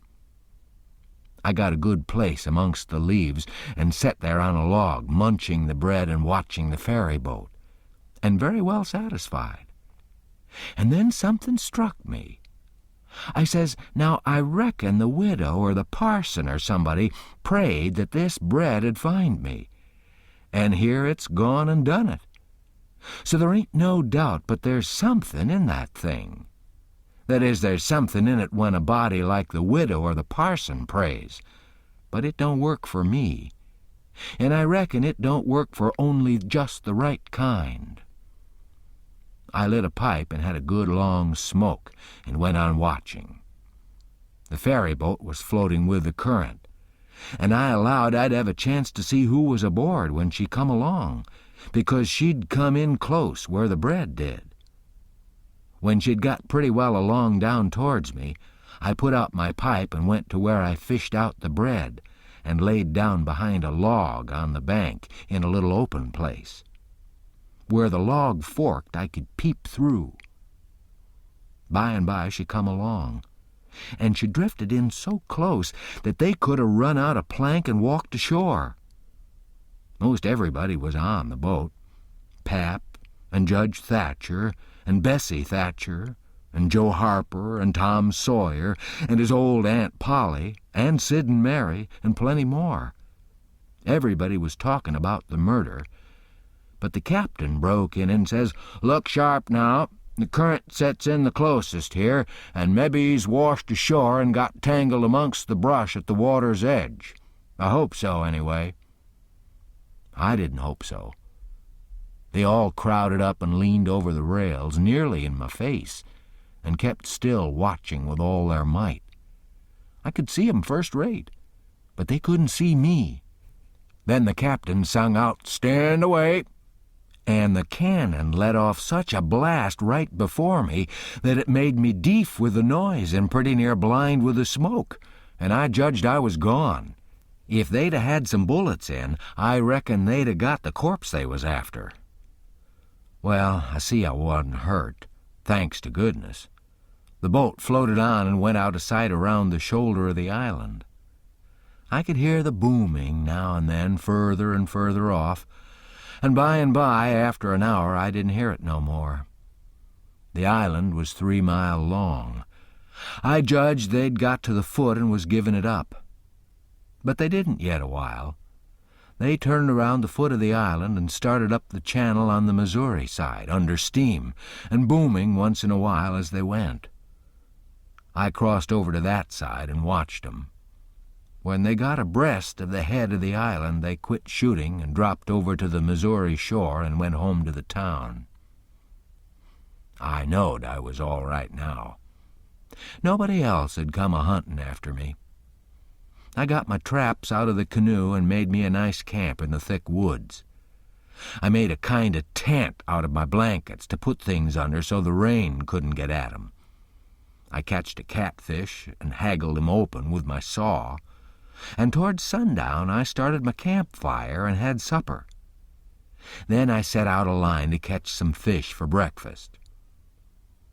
When it was dark, I sat by my campfire smoking and feeling pretty satisfied. But by and by it got sort of lonesome, and so I went and sat on the bank and listened to the currents washing along, and counted the stars and drift logs and rafts that come down, and then went to bed. There ain't no better way to put in time when you're lonesome. You can't stay so, you soon get over it. And so for 3 days and nights. No difference, just the same thing. But the next day I went exploring around down through the island. I was boss of it. It all belonged to me, so to say, and I wanted to know all about it. But mainly I wanted to put in the time. I found plenty strawberries, ripe and prime, and green summer grapes, and green raspberries, and the green blackberries was just beginning to show. They'd all come handy by and by, I judged. Well, I went fooling along in the deep woods till I judged I weren't far from the foot of the island. I had my gun along, but I hadn't shot nothing. It was for protection. Thought I'd kill some game nigh home. About this time, I mighty near stepped on a good-sized snake, and it went sliding off through the grass and flowers, and I after it, trying to get a shot at it. I clipped along, and all of a sudden I bounded right onto the ashes of a campfire that was still smoking. My heart jumped up amongst my lungs. I never waited for to look further, but uncocked my gun and went sneaking back on my tiptoes as fast as ever I could. Every now and then I stopped a second amongst the thick leaves and listened. But my breath come so hard I couldn't hear nothing else. I slunk along another piece further, then listened again, and so on and so on. If I see a stump, I took it for a man. If I trod on a stick and broke it, it made me feel like a person had cut one of my breaths in two, and I only got half, and the short half, too. When I got to camp, I weren't feeling very brash. There weren't much sand in my craw. But I says, this ain't no time to be fooling around. So I got all my traps into my canoe again, so as to have 'em out of sight, and I put out the fire and scattered the ashes around to look like an old last year's camp, and then clumb a tree. I reckon I was up in the tree 2 hours, but I didn't see nothing and hear nothing. I only thought I heard and seen as much as 1,000 things.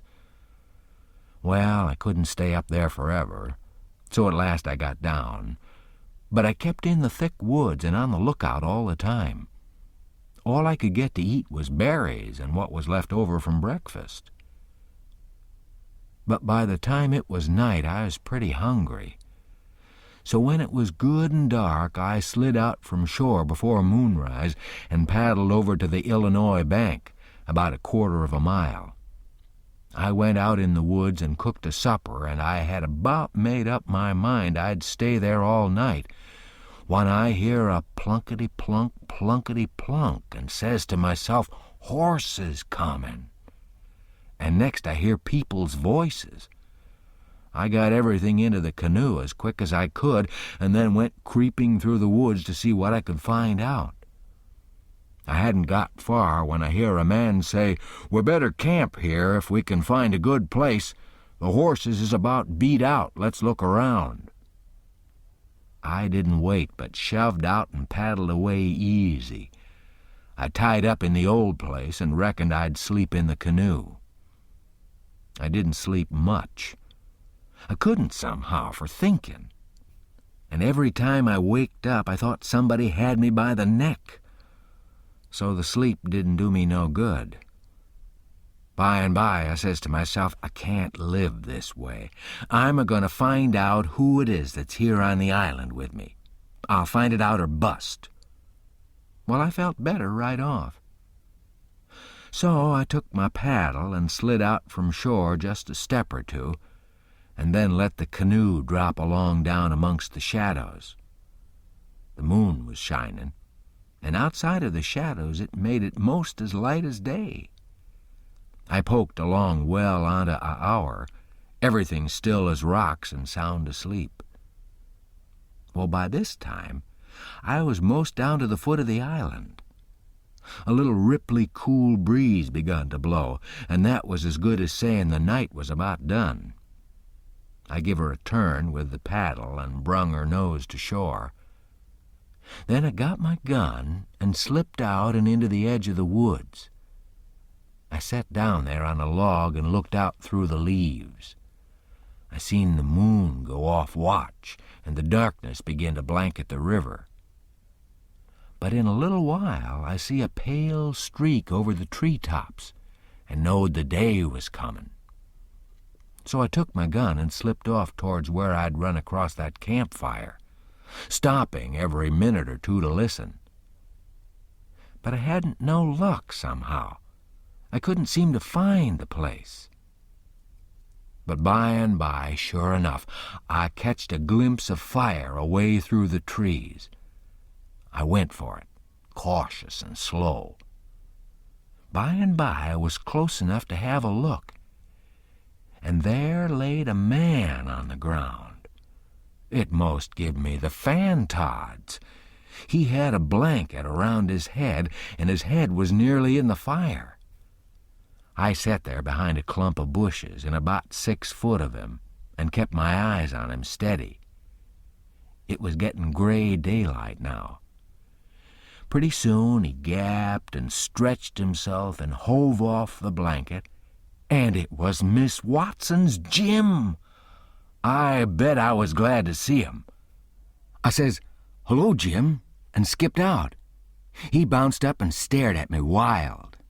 Then he drops down on his knees and puts his hands together and says, "Don't hurt me, don't. I hain't never done no harm to a ghost. Always liked dead people and done all I could for 'em.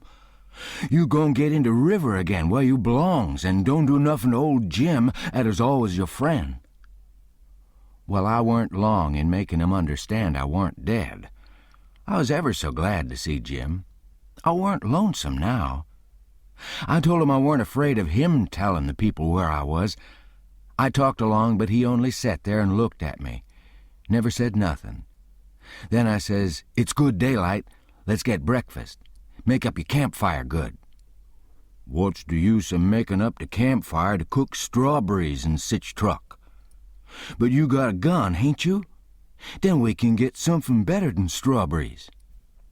"Strawberries and such truck," I says. "Is that what you live on?"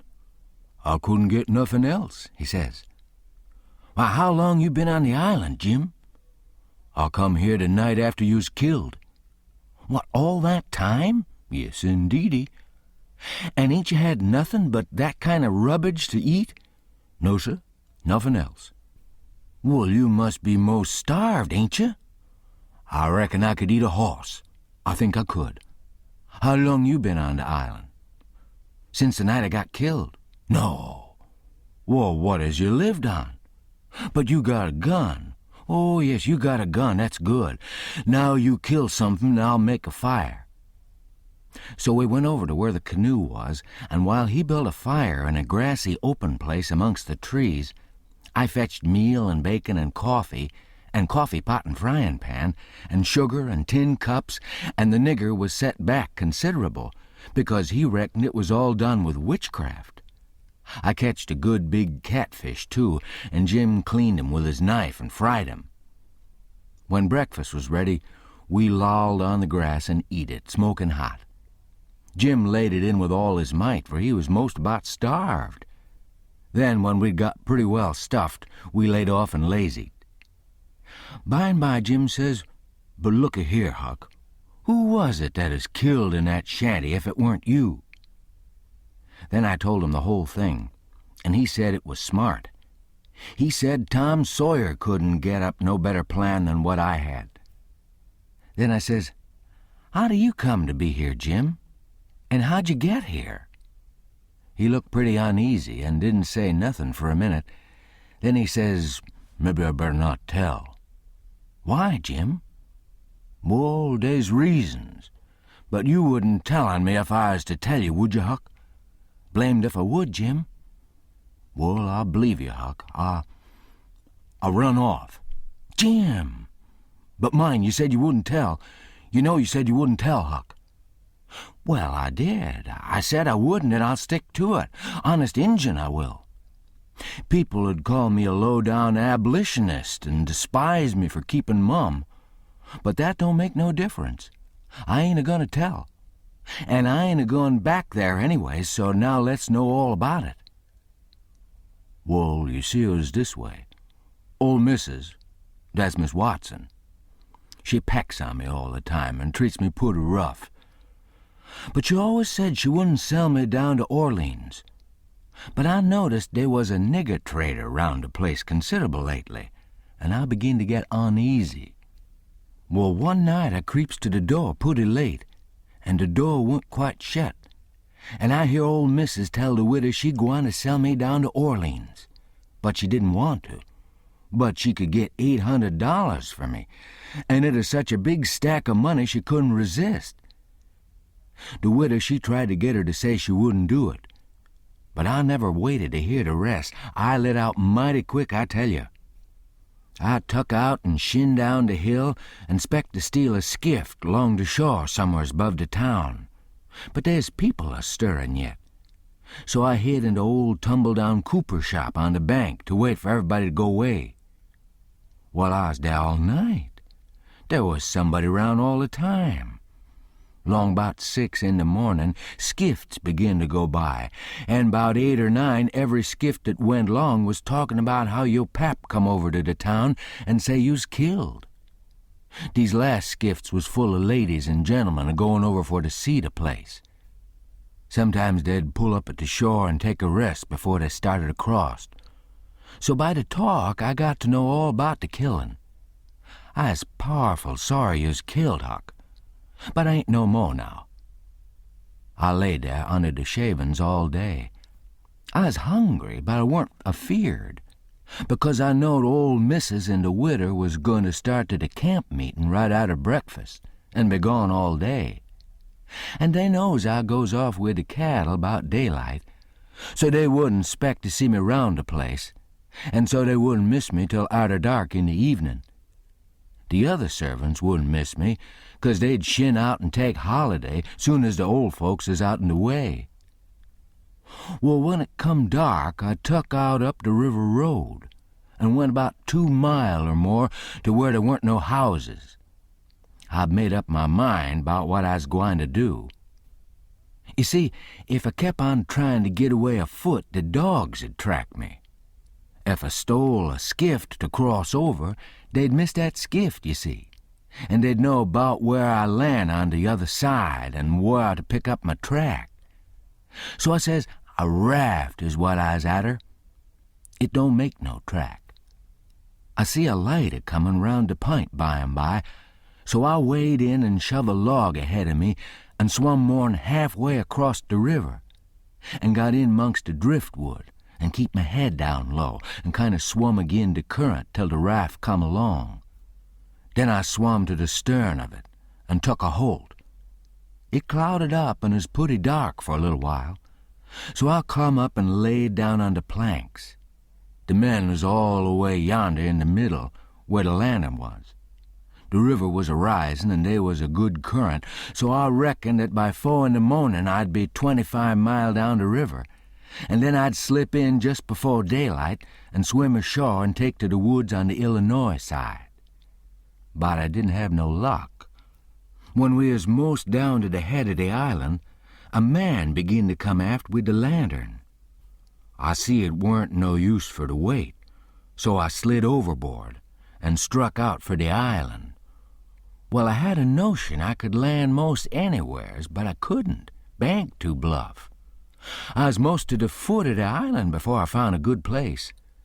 I went into the woods and judged I wouldn't fool with rafts no more, long as they moved a lantern round so. I had my pipe and a plug or dog leg and some matches in my cap, and they weren't wet, so I was all right. And so you ain't had no meat nor bread to eat all this time? Why didn't you get mud turkles? How you gwine to get 'em? You can't slip up on 'em and grab 'em. And how's a body gwine to hit 'em with a rock? How could a body do it in the night? And I weren't gwine to show myself on the bank in the daytime. Well, that's so. You've had to keep in the woods all the time, of course. Did you hear 'em shooting the cannon? Oh, yes. I knowed they was arter you. I see 'em go by here. Watched 'em through the bushes. Some young birds came along, flying a yard or two at a time and lighting. Jim said it was a sign it was going to rain. He said it was a sign when young chickens flew that way, and so he reckoned it was the same way when young birds done it. I was going to catch some of 'em, but Jim wouldn't let me. He said it was death. He said his father laid mighty sick once, and some of them catched a bird, and his old granny said his father'd die, and he did. And Jim said you mustn't count the things you're going to cook for dinner, 'cause that'd bring bad luck. The same if you shook the tablecloth after sundown. And he said if a man owned a beehive and that man died, the bees must be told about it before sunup next morning, or else the bees had all weaken down and quit work and die.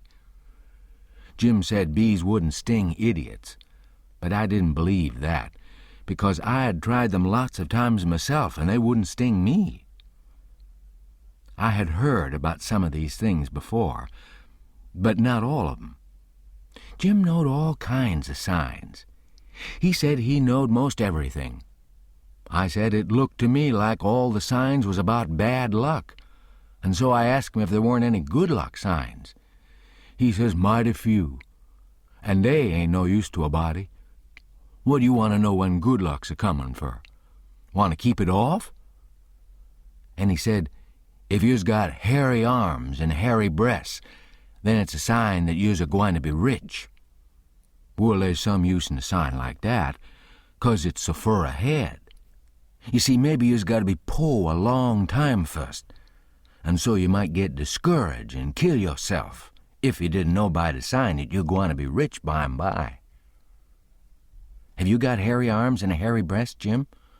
What's the use to ask that question? Don't you see I has? Well, you rich? No, but I been rich onct, and gwine to be rich again. Onct I had $14, but I took to speculating and got busted out. What'd you speculate in, Jim? Well, first I tackled stock. What kind of stock? Well, livestock. Cattle, you know. I put $10 in a cow, but I ain't going to risk no more money in stock. The cow up and died on my hands. So you lost the $10? No, I didn't lose it all. I only lost about $9 of it. I sold a hide and taller for $1.10. You had $5.10 left. Did you speculate any more? Yes. You know that one-legged nigger that belongs to old Mr. Bradish? Well, he sot up a bank and say anybody that put in $1 would get $4 more at the end of the year. Well, all the niggers went in, but they didn't have much. I was the only one that had much. So I stuck out for more than $4 and said if I didn't get it, I'd start a bank myself. Well, of course, that nigger wanted to keep me out of the business because he said there weren't business enough for 2 banks. So he said I could put in my $5 and he'd pay me $35 at the end of the year. So I done it. Then I reckoned I'd invest the $35 right off and keep things a-moving. There was a nigger named Bob that had ketched a wood flat, and his master didn't know it. And I bought it offen him and told him to take the $35 when the end of the year come. But somebody stole the wood flat that night, and next day the one-legged nigger said the bank's busted, so they didn't none of us get no money. What'd you do with the 10 cents, Jim? Well, I was gwine to spend it, but I had a dream, and the dream told me to give it to a nigger named Balaam. Balaam's ass, they call him for short. He's one of them chuckleheads, you know. But he's lucky, they say, and I see I weren't lucky. The dream say let Balaam invest the 10 cents and he'd make a raise for me. Well, Balaam, he took the money, and when he was in church, he heard the preacher say that whoever give to the poor lend to the Lord and bound to get his money back 100 times. So Balaam, he tuck and give the 10 cents to the poor and laid low to see what was gwine to come of it. Well, what did come of it, Jim? Nothing never come of it. I couldn't manage to collect that money no way, and Balaam, he couldn't. I ain't gwine to lend no money doubt I see security. Bound to get your money back 100 times, the preacher says. If I could get the 10 cents back, I'd call it square, and be glad of the chance. Well, it's all right anyway, Jim, long as you're going to be rich again some time or other. Yes, and I's rich now, come to look at it. I owns myself, and I's worth $800. I wished I had the money. I wouldn't want no more. Chapter 9. I wanted to go and look at a place right about the middle of the island that I'd found when I was exploring. So we started and soon got to it, because the island was only 3 miles long and 1/4 of a mile wide. This place was a tolerable long, steep hill or ridge about 40 foot high. We had a rough time getting to the top. The sides were so steep and the bushes so thick. We tramped and clomb around all over it, and by found a good big cavern in the rock, most up to the top on the side towards Illinois. The cavern was as big as 2 or 3 rooms bunched together, and Jim could stand up straight in it. It was cool in there. Jim was for putting our traps in there right away, but I said we didn't want to be climbing up and down there all the time. Jim said if we had a canoe hid in a good place and had all the traps in the cavern, we could rush there if anybody was to come to the island, and they'd never find us without dogs. And besides, he said them little birds had said it was going to rain, and did I want things to get wet?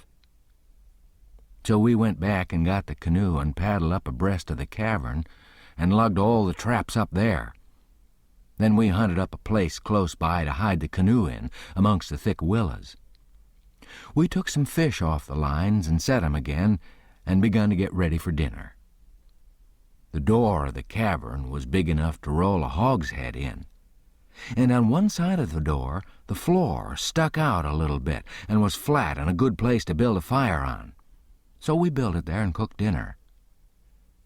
We spread the blankets inside for a carpet and eat our dinner in there. We put all the other things handy at the back of the cavern. Pretty soon it darkened up and begun to thunder and lighten, so the birds was right about it. Directly it begun to rain, and it rained like all fury, too, and I never see the wind blow so. It's one of these regular summer storms. It'd get so dark that it looked all blue-black outside and lovely, and the rain'd thrash along by so thick that the trees off a little ways looked dim and spider-webby. And here'd come a blast of wind that'd bend the trees down and turn up the pale underside of the leaves, and then a perfect ripper of a gust'd follow along and set the branches to tossin' their arms as if they was just wild. And next, when it was just about the bluest and blackest, fist, it was bright as glory, and you'd have a little glimpse of treetops a-plungin' about away off yonder in the storm, hundreds of yards further than you could see before.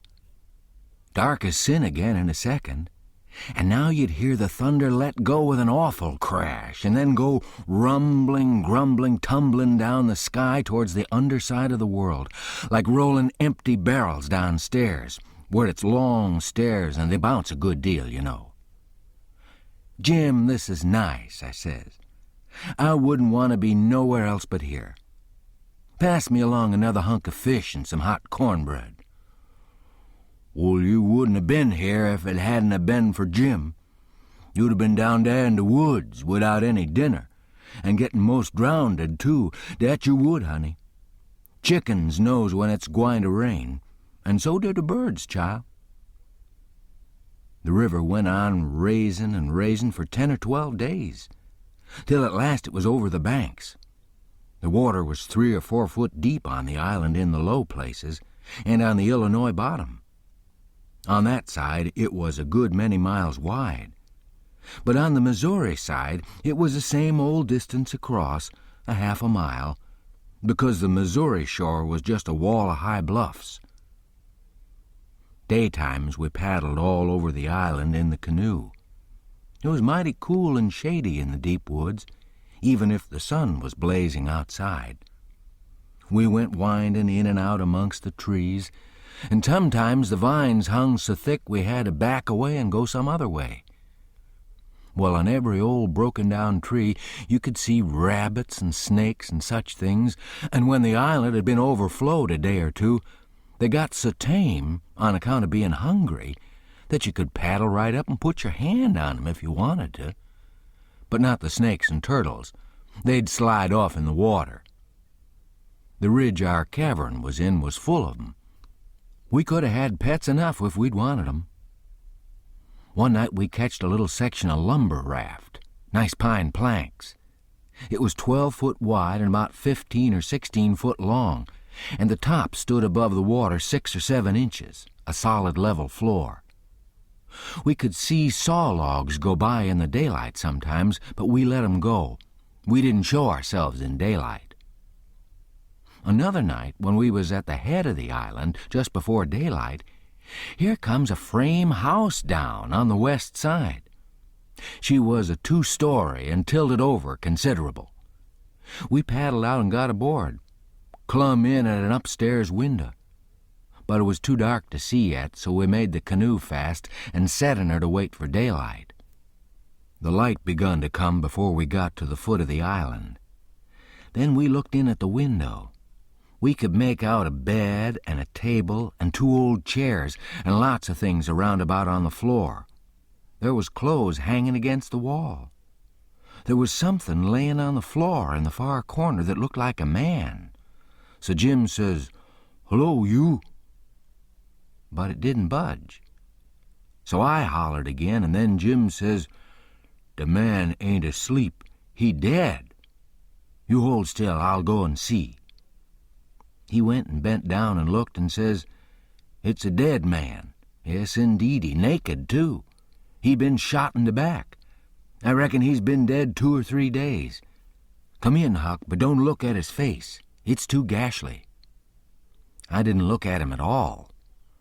Jim throwed some old rags over him, but he needn't done it. I didn't want to see him. There was heaps of old greasy cards scattered around all over the floor, and old whiskey bottles, and a couple of masks made out of black cloth. And all over the walls was the ignorantest kind of words and pictures made with charcoal. There was 2 old dirty calico dresses, and a sunbonnet, and some women's underclothes hanging against the wall, and some men's clothing, too. We put the lot into the canoe. It might come good. There was a boy's old speckled straw hat on the floor. I took that, too. And there was a bottle that had had milk in it, and it had a rag stopper for a baby to suck. We would have took the bottle, but it was broke. There was a seedy old chest and an old hair trunk with the hinges broke. They stood open, but there weren't nothing left in them that was any account. The way things was scattered about, we reckoned the people left in a hurry and weren't fixed so as to carry off most of their stuff. We got an old tin lantern and a butcher knife without any handle, and a brand-new Barlow knife worth 2 bits in any store, and a lot of tallow candles, and a tin candlestick, and a gourd, and a tin cup, and a ratty old bed quilt off the bed, and a reticule with needles and pins and beeswax and buttons and thread and all such truck in it, and a hatchet and some nails, and a fish line as thick as my little finger with some monstrous hooks on it, and a roll of buckskin, and a leather dog collar, and a horseshoe, and some vials of medicine that didn't have no label on them. And just as we was leaving, I found a tolerable good curry comb, and Jim he found a ratty old fiddle bow and a wooden leg. The straps was broke off it, but barrin' that it was a good enough leg, though it was too long for me and not long enough for Jim, and we couldn't find the other one, though we hunted all around. And so, take it all around, we made a good haul. When we was ready to shove off, we was a 1/4 of a mile below the island, and it was pretty broad day. So I made Jim lay down in the canoe and cover up with a quilt, because if he sat up, people could tell he was a nigger a good ways off.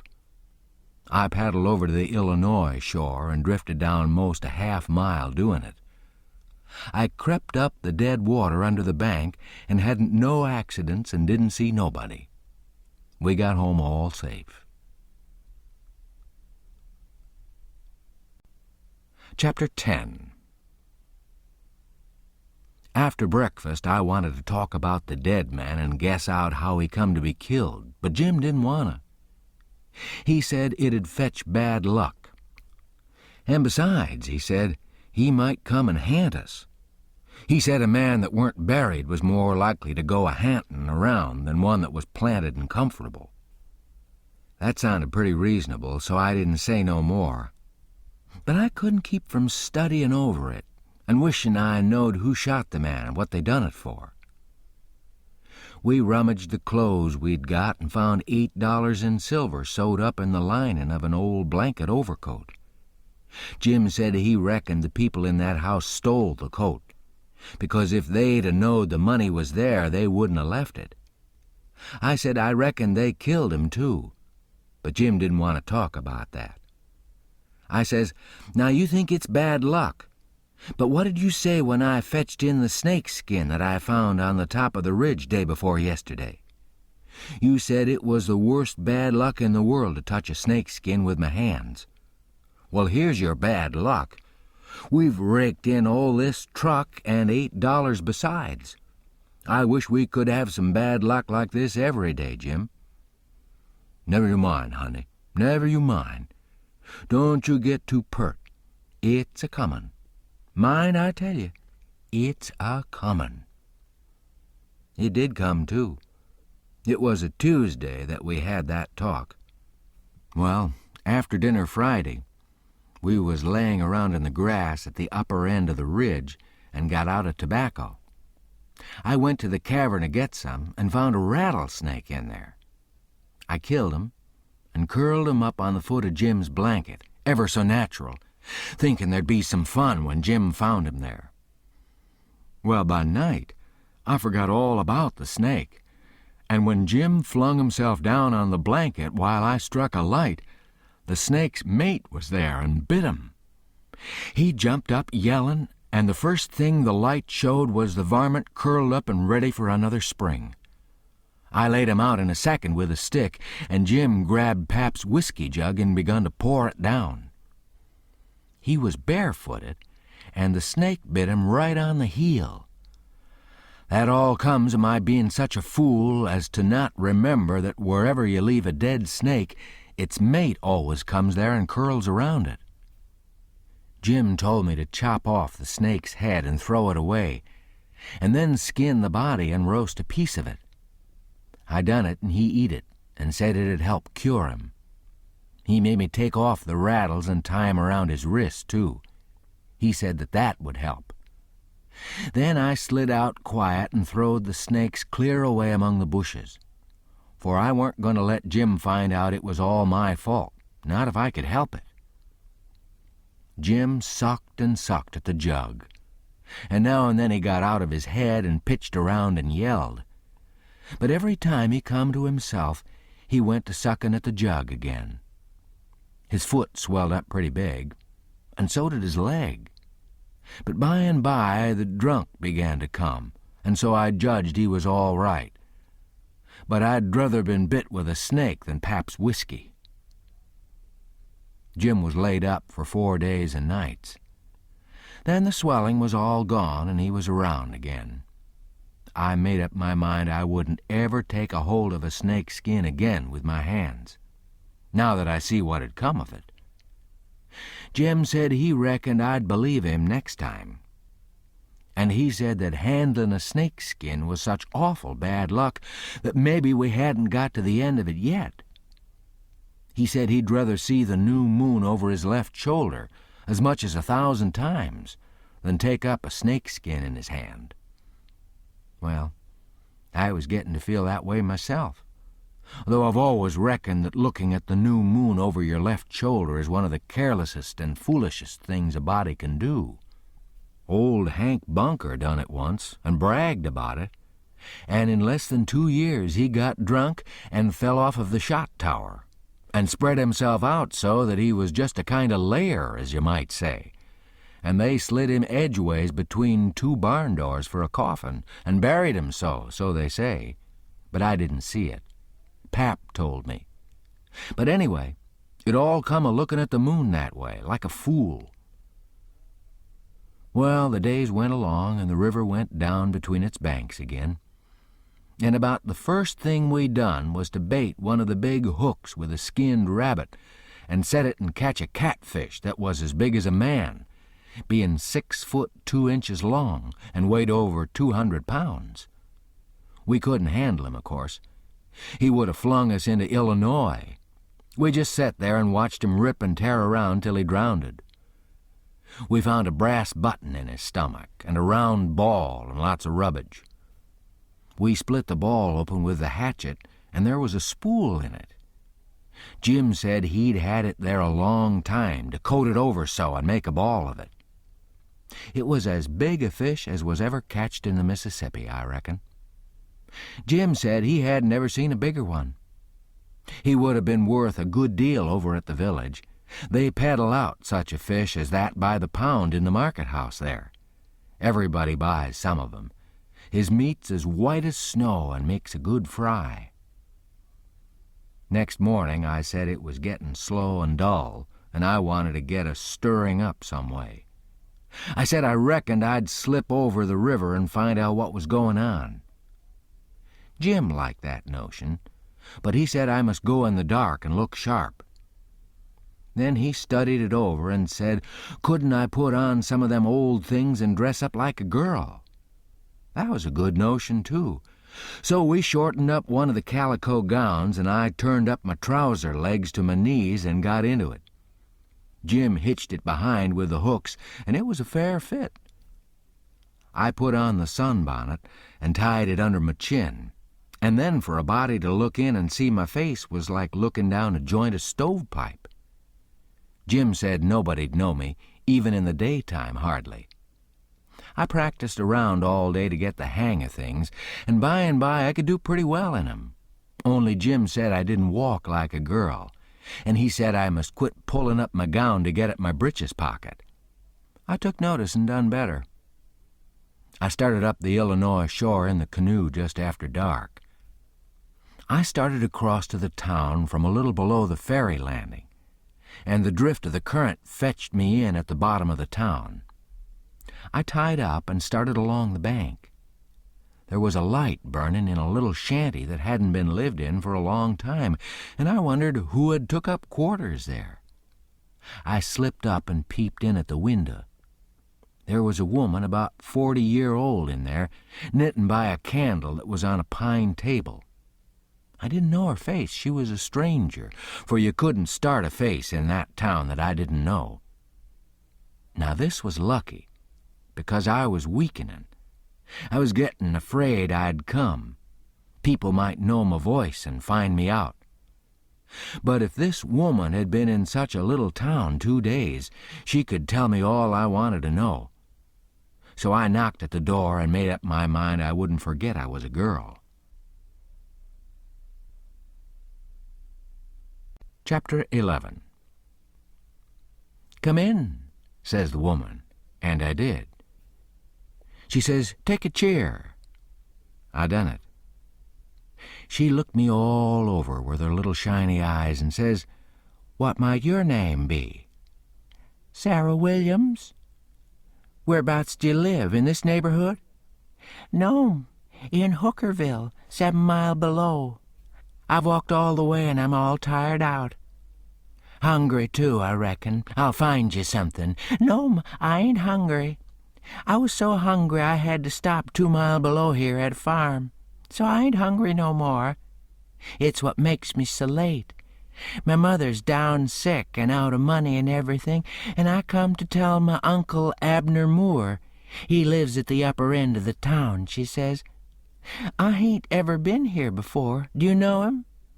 "No, but I don't know everybody yet.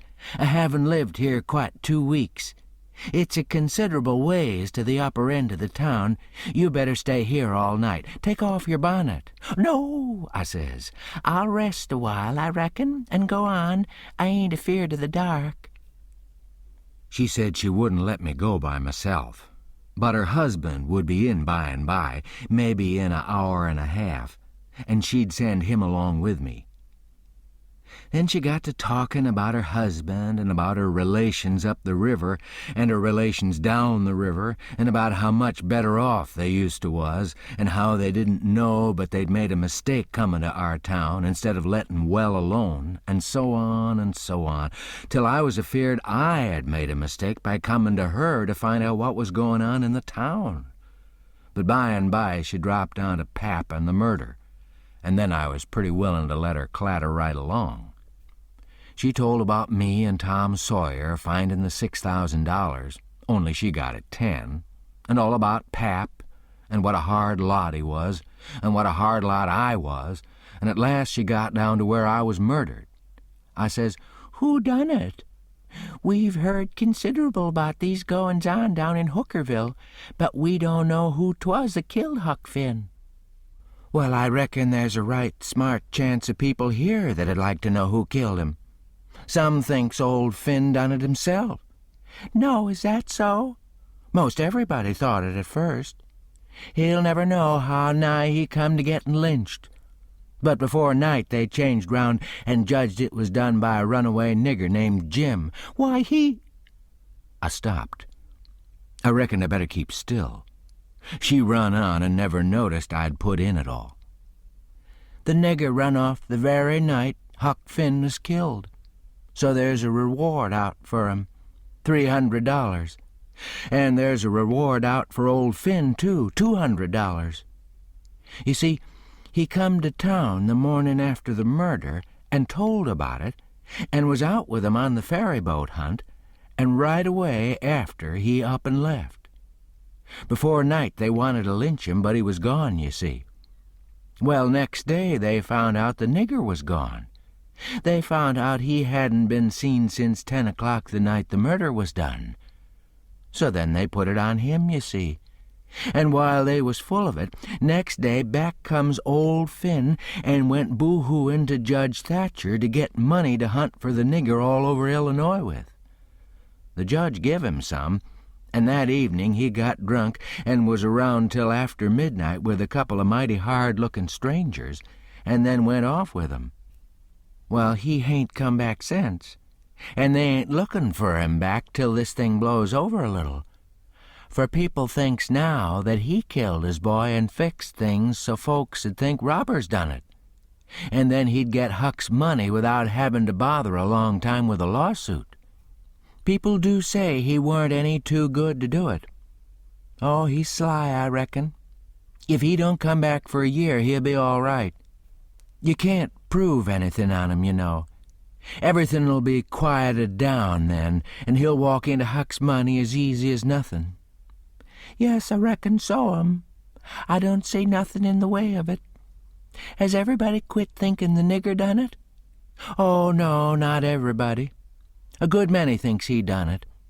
But they'll get the nigger pretty soon now, and maybe they can scare it out of him. Why, are they after him yet? Well, you're innocent, ain't you? Does $300 lay around every day for people to pick up? Some folks thinks the nigger ain't far from here. I'm one of 'em, but I hain't talked it around. A few days ago, I was talking with an old couple that lives next door in the log shanty, and they happen to say hardly anybody ever goes to that island over yonder that they call Jackson's Island. Don't anybody live there, says I. No, nobody, says they. I didn't say any more, but I done some thinking. I was pretty near certain I'd seen smoke over there about the head of the island a day or two before that. So I says to myself, like as not, that nigger's hiding over there. Anyway, says I, it's worth the trouble to get the place a hunt. I hain't seen any smoke since, so I reckon maybe he's gone if it was him. That husband's going over to see him and another man. He was gone up the river, but he got back today, and I told him as soon as he got here 2 hours ago. I had got so uneasy I couldn't set still. I had to do something with my hands, so I took up a needle off the table and went to threading it. My hands shook, and I was making a bad job of it. When the woman stopped talking, I looked up, and she was looking at me pretty curious and smiling a little. I put down the needle and thread and let on to be interested, and I was, too, and says, $300 is a power of money. I wish my mother could get it. Is your husband going over there tonight? Oh, yes. He went up to town with the man I was telling you of to get a boat and see if they could borrow another gun. They'll go over after midnight. Couldn't they see better if they was to wait till daytime? Yes, and couldn't the nigger see better, too? After midnight he'll likely be asleep, and they can slip around through the woods and hunt up his campfire all the better for the dark, if he's got one." "I didn't think of that." The woman kept looking at me pretty curious, and I didn't feel a bit comfortable. Pretty soon she says, "What did you say your name was, honey?" "Mary Williams." Somehow it didn't seem to me that I said it was Mary before, so I didn't look up. Seemed to me I said it was Sarah, so I felt sort of cornered and was afeard maybe I was looking it, too. I wished the woman would say something more. The longer she sat still, the uneasier I was. But now she says, "Honey, I thought you said it was Sarah when you first come in." "Oh, yes'm, I did. Sarah Mary Williams. Sarah's my first name. Some calls me Sarah, some calls me Mary." "Oh, that's the way of it. Yes'm." I was feeling better then, but I wished I was out of there anyway. I couldn't look up yet. Well, the woman fell to talking about how hard times was and how poor they had to live and how the rats was as free as if they owned the place and so forth and so on. And then I got easy again. She was right about the rats. You'd see one stick his nose out of a hole in the corner every little while. She said she had to have things handy to throw at 'em when she was alone, or they wouldn't give her no peace.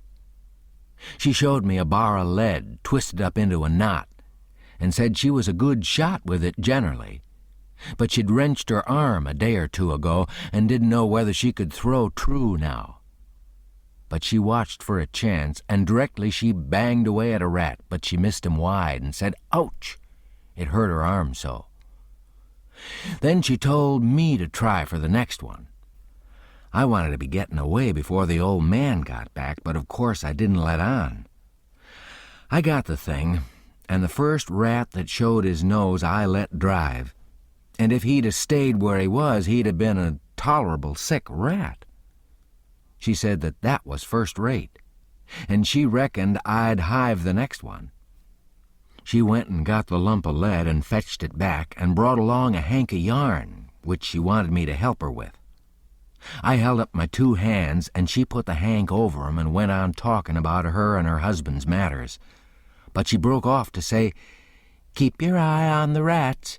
You better have the lead in your lap handy." So she dropped the lump into my lap just at that moment, and I clapped my legs together on it, and she went on talking. But only about a minute. Then she took off the hank and looked me straight in the face, but very pleasant, and says, "Come now, what's your real name?"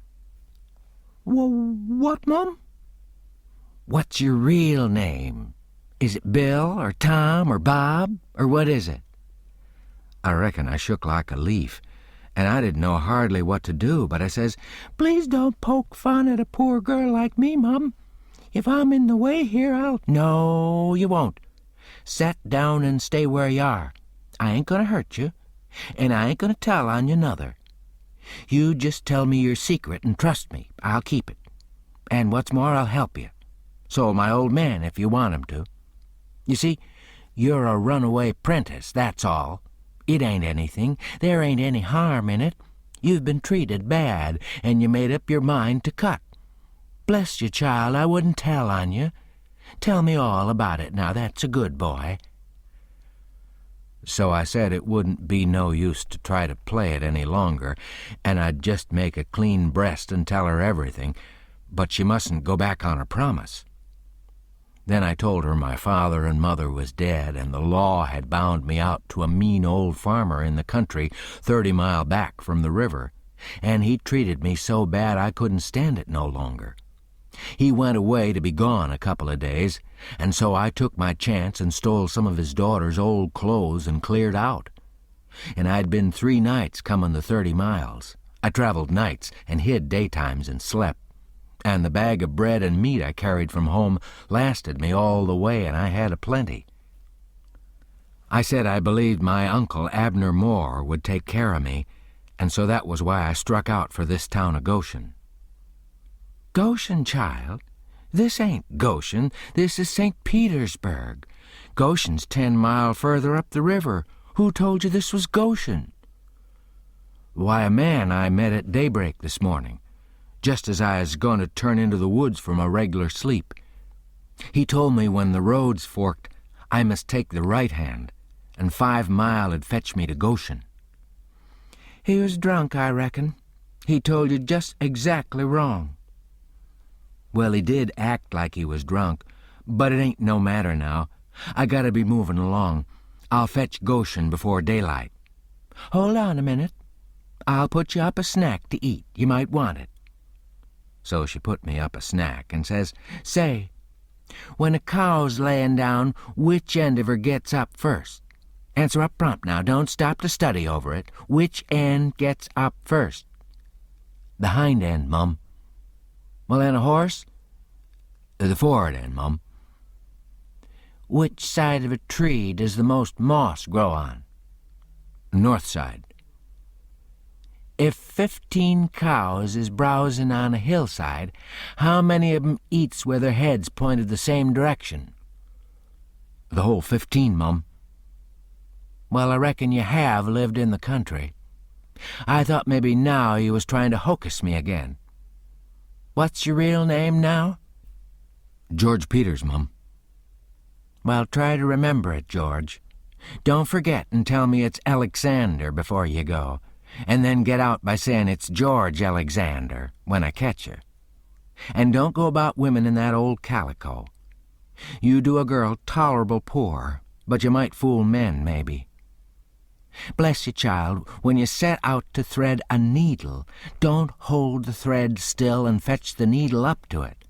Hold the needle still and poke the thread at it. That's the way a woman most always does, but a man always does t'other way. And when you throw at a rat or anything, hit yourself up a tiptoe and fetch your hand up over your head as awkward as you can, and miss your rat about 6 or 7 foot. Throw stiff arm from the shoulder, like there was a pivot there for it to turn on, like a girl. Not from the wrist and elbow, with your arm out to one side like a boy. And mind you, when a girl tries to catch anything in her lap, she throws her knees apart. She don't clap 'em together the way you did when you catched the lump of lead. Why, I spotted you for a boy when you was threading the needle, and I contrived the other things just to make certain. Now trot along to your uncle, Sarah Mary Williams George Alexander Peters, and if you get into trouble, you send word to Mrs. Judith Loftus, which is me, and I'll do what I can to get you out of it. Keep the river road all the way, and next time you tramp, take shoes and socks with you. The river road's a rocky one, and your feet'll be in a condition when you get to Goshen, I reckon. I went up the bank about 50 yards, and then I doubled on my tracks and slipped back to where my canoe was, a good piece below the house. I jumped in and was off in a hurry. I went upstream far enough to make the head of the island and then started across. I took off the sunbonnet, for I didn't want no blinders on then.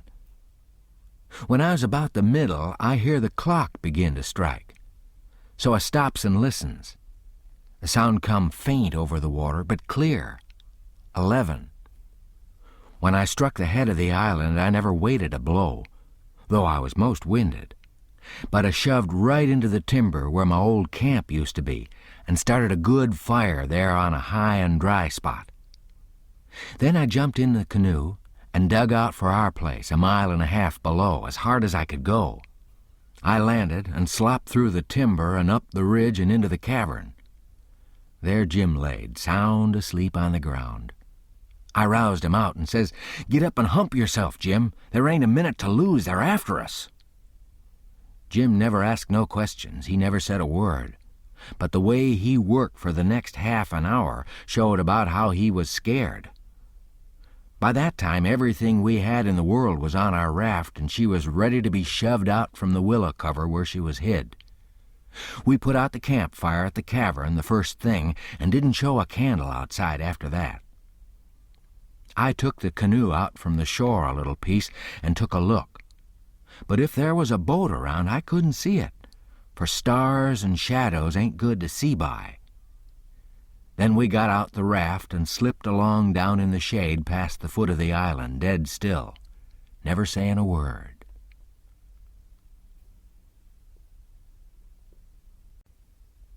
Chapter 12. It must have been close on to 1 o'clock when we got below the island at last, and the raft did seem to go mighty slow. If a boat was to come along, we was going to take to the canoe and break for the Illinois shore.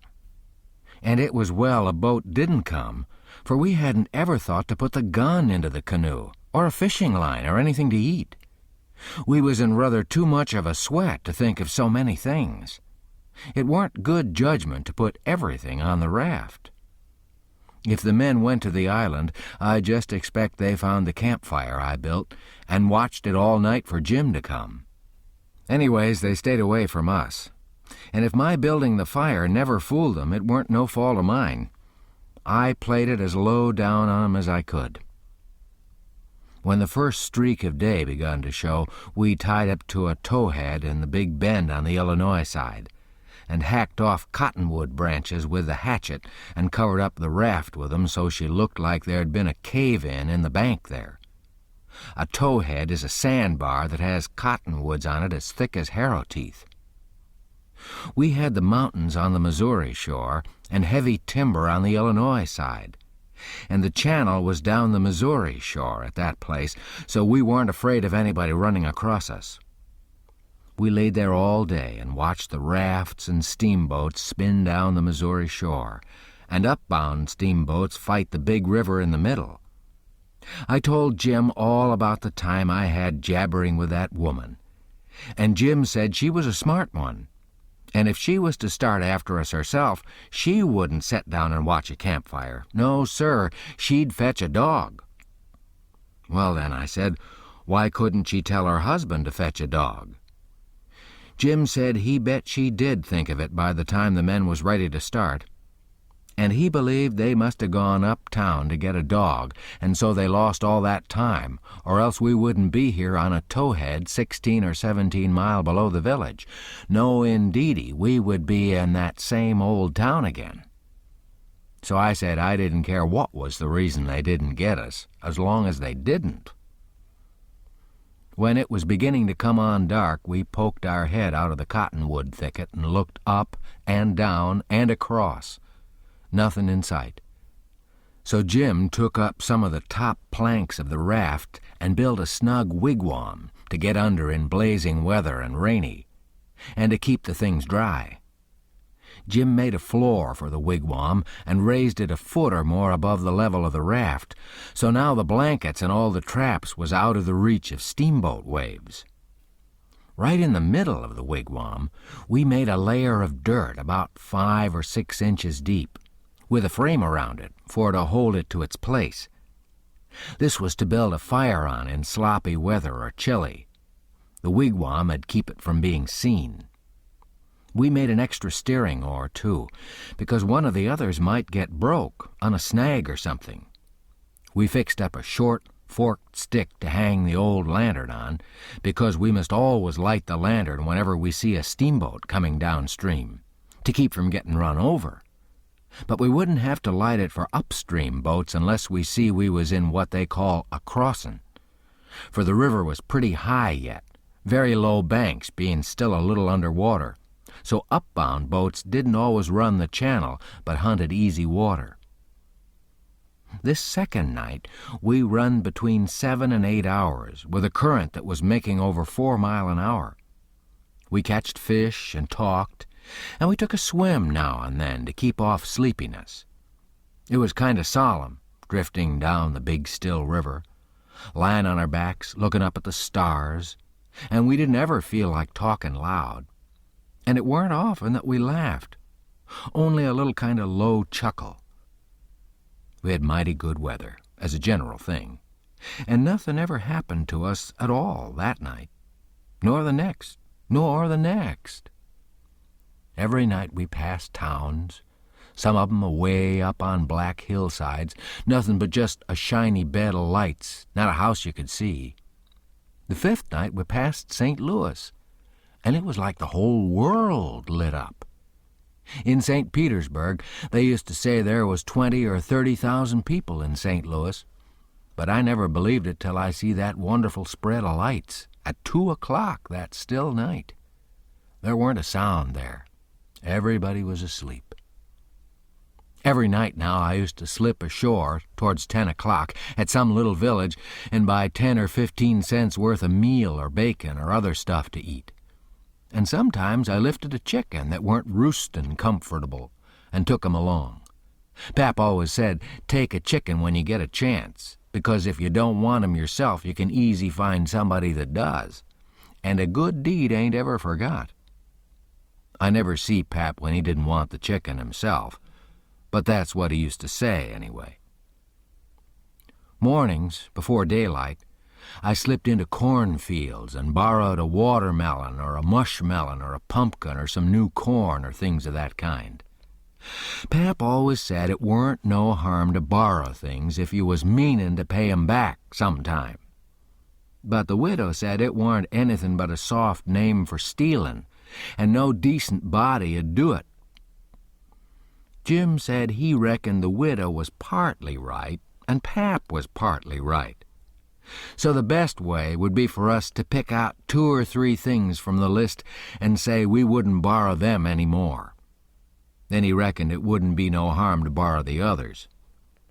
So we talked it over one night, drifting along down the river, trying to make up our minds whether to drop the watermelons or the cantaloupes or the mushmelons or what.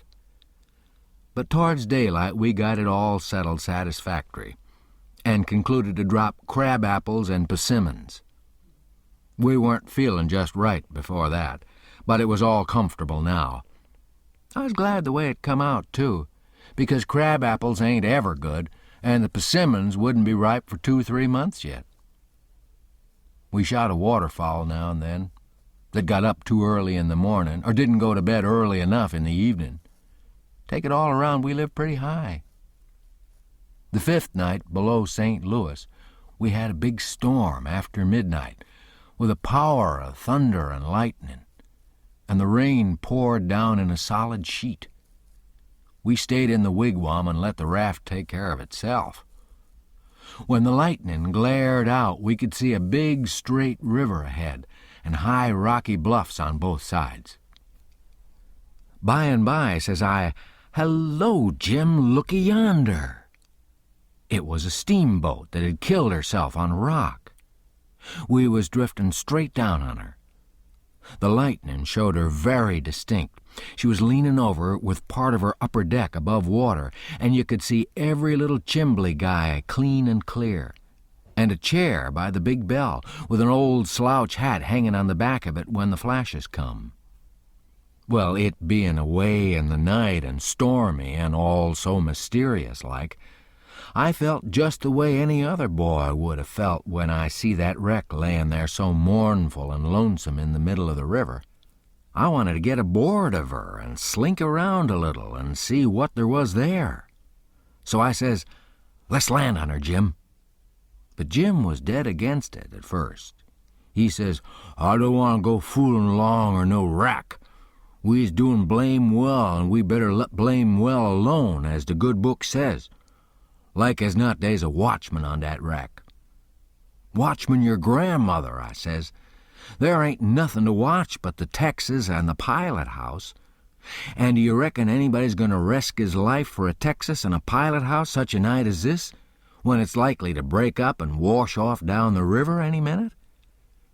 Jim couldn't say nothing to that, so he didn't try. "And besides," I says, "we might borrow something worth having out of the captain's stateroom. Cigars, I bet you, and cost 5 cents apiece, solid cash. Steamboat captains is always rich and get $60 a month, and they don't care a cent what a thing costs, you know, long as they want it. Stick a candle in your pocket. I can't rest, Jim, till we give her a rummaging. Do you reckon Tom Sawyer'd ever go by this thing? Not for pie, he wouldn't. He'd call it an adventure, that's what he'd call it. And he'd land on that wreck if it was his last act. And wouldn't he throw style in it? Wouldn't he spread himself nor nothing? Why, you'd think it was Christopher Columbus discovering Kingdom Come. I wish Tom Sawyer was here."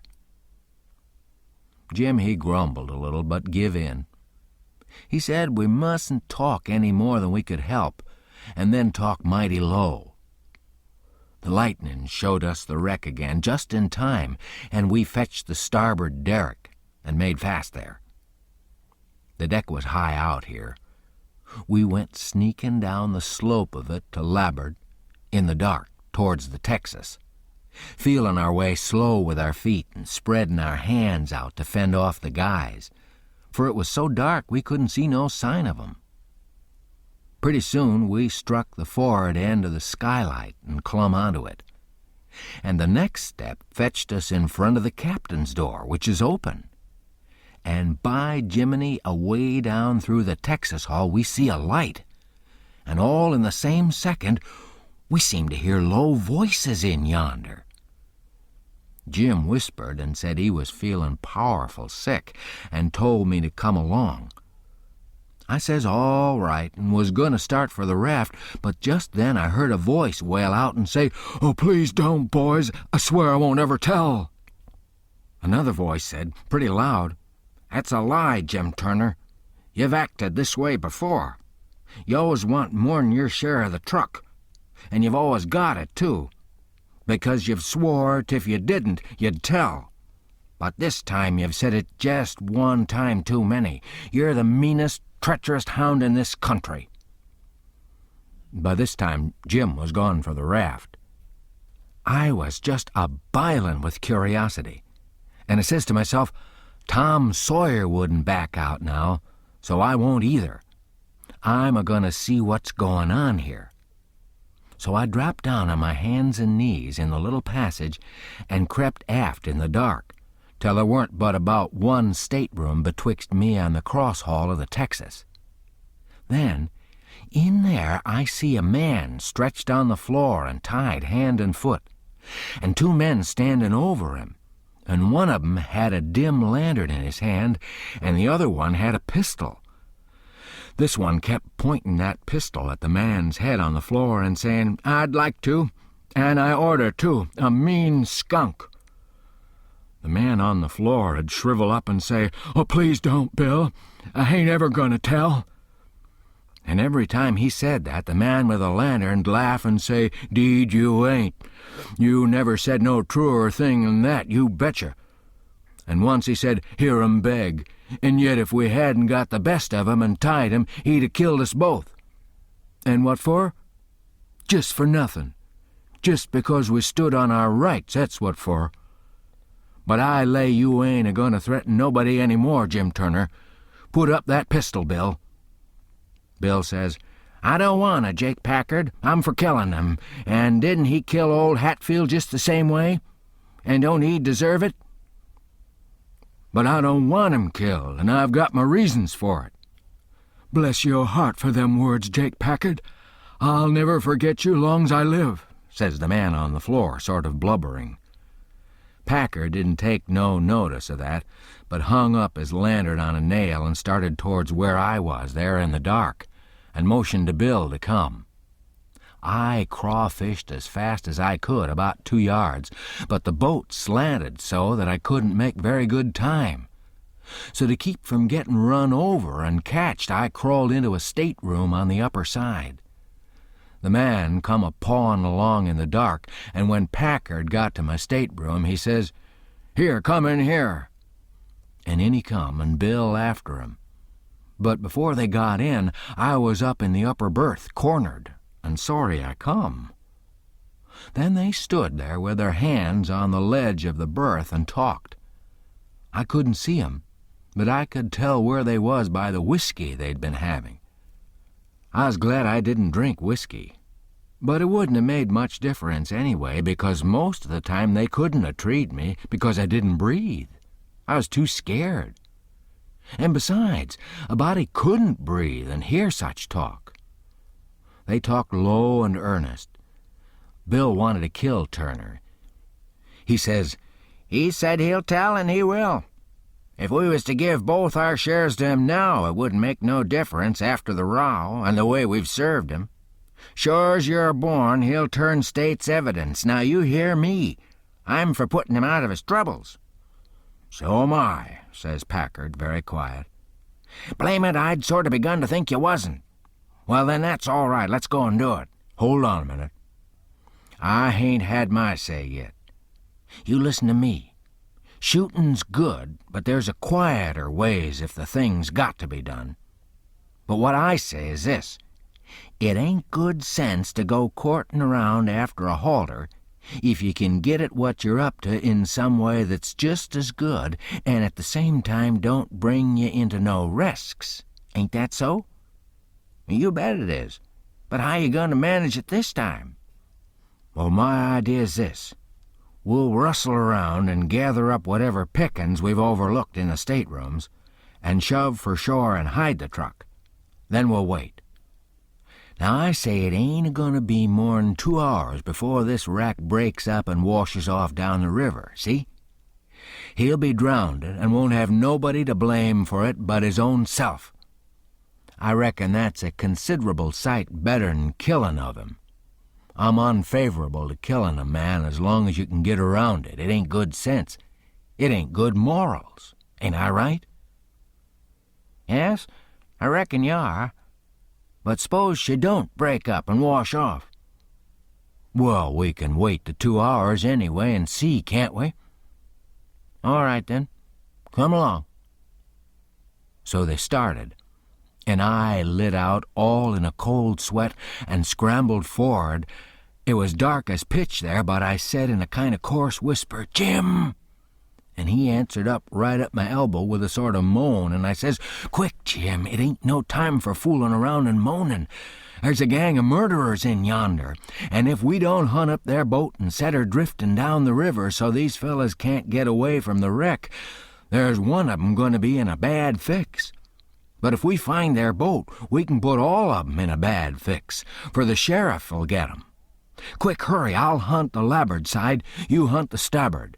You start at the raft and, oh, my lordy, raft. There ain't no raft no more. She done broke loose and gone, and here we is." Chapter 13. Well, I catched my breath and most fainted. Shut up on a wreck with such a gang as that. But it warn't no time to be sentimentering. We gotta find that boat now. Had to have it for ourselves.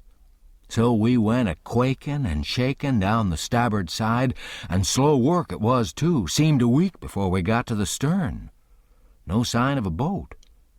Jim said he didn't believe he could go any further. So scared he hadn't hardly any strength left, he said. But I said, "Come on, if we get left on this wreck, we are in a fix, sure." So on we prowled again. We struck for the stern of the Texas and found it, and then scrabbled along forwards on the skylight, hanging on from shutter to shutter, for the edge of the skylight was in the water. When we got pretty close to the cross-hall door, there was a skiff, sure enough. I could just barely see her. I felt ever so thankful. In another second I would have been aboard of her, but just then the door opened. One of the men stuck his head out, only a couple of foot from me, and I thought I was gone. But he jerked it in again and says, "Heave that blame lantern out of sight, Bill." He flung a bag of something into the boat and then got in himself and sat down. It was Packard. Then Bill, he come out and got in. Packard says in a low voice, "All ready? Shove off." I couldn't hardly hang on to the shutters, I was so weak. But Bill says, "Hold on, did you go through 'em?" "No, didn't you?" "No. So he's got his share of the cash yet." "Well, then, come along. They used to take truck and leave money." "Say, won't he suspicion what we're up to?" "Maybe he won't. But we gotta have it anyway. Come along." So they got out and went in. The door slammed to because it was on the careened side, and in a half a second I was in the boat and Jim come a-tumbling after me. I out with my knife and cut the rope, and away we went. we didn't touch an oar, and we didn't speak nor whisper, nor hardly even breathe. We went glidin' swift along, dead silent, past the tip of the paddle box and past the stern. Then in a second or two we was 100 yards below the wreck, and the darkness soaked her up, every last sign of her, and we was safe and knowed it. When we was 300 or 400 yards downstream, we see the lantern show like a little spark at the Texas door for a second, and we knowed by that the rascals had missed their boat and was beginning to understand that they was in just as much trouble now as Jim Turner was. Then Jim manned the oars, and we took out after our raft. Now was the first time that I begun to worry about the men. I reckon I hadn't had time to before. I begun to think how dreadful it was, even for murderers, to be in such a fix. I says to myself, there ain't no tellin' but I might come to be a murderer myself yet, and then how would I like it? So I says to Jim, the first light we see, we'll land 100 yards below it or above it, in a place where it's a good hiding place for you and the skiff, and then I'll go and fix up some kind of a yarn and get somebody to go for that gang and get 'em out of their scrape, so they can be hung when their time comes. But that idea was a failure, for pretty soon it begun to storm again, and this time worse than ever. The rain poured down, and never a light showed. Everybody in bed, I reckon. We boomed along down the river, watchin' for lights and watchin' for our raft. After a long time the rain let up, but the clouds stayed, and the lightning kept whimperin', and by a flash showed us a black thing ahead floatin', and we made for it. It was the raft, and mighty glad was we to get aboard of it again. We seen a light now, away down to the right on shore, so I said I'd go for it. The skiff was half full of plunder which that gang had stole there on the wreck. We hustled it onto the raft in a pile, and I told Jim to float along down and show a light when he judged he'd gone about 2 miles, and keep it burning till I come. Then I manned my oars and shoved for the light. As I got down towards it, 3 or 4 more showed, up on a hillside. It was a village. I closed in above the shore light and laid on my oars and floated. As I went by, I see it was a lantern hanging on a jackstaff of a double-hull ferryboat. I skimmed around for the watchman, a-wonderin' whereabouts he slept, and by I found him roostin' on the bitts forward, with his head down between his knees. I give his shoulder 2 or 3 little shoves and begun to cry. He stirred up in a kind of startlish way. When he see it was only me, he took a good gap and stretch, and then he says, "Hello, what's up? Don't cry, Bob, what's the trouble?" I says, "Pap and Mam and Sis and—" Then I broke down. He says, "Oh, dang it now, don't take on so. We all has to have our troubles. And this'll come out all right. What's the matter with 'em?" There, are you the watchman of the boat?"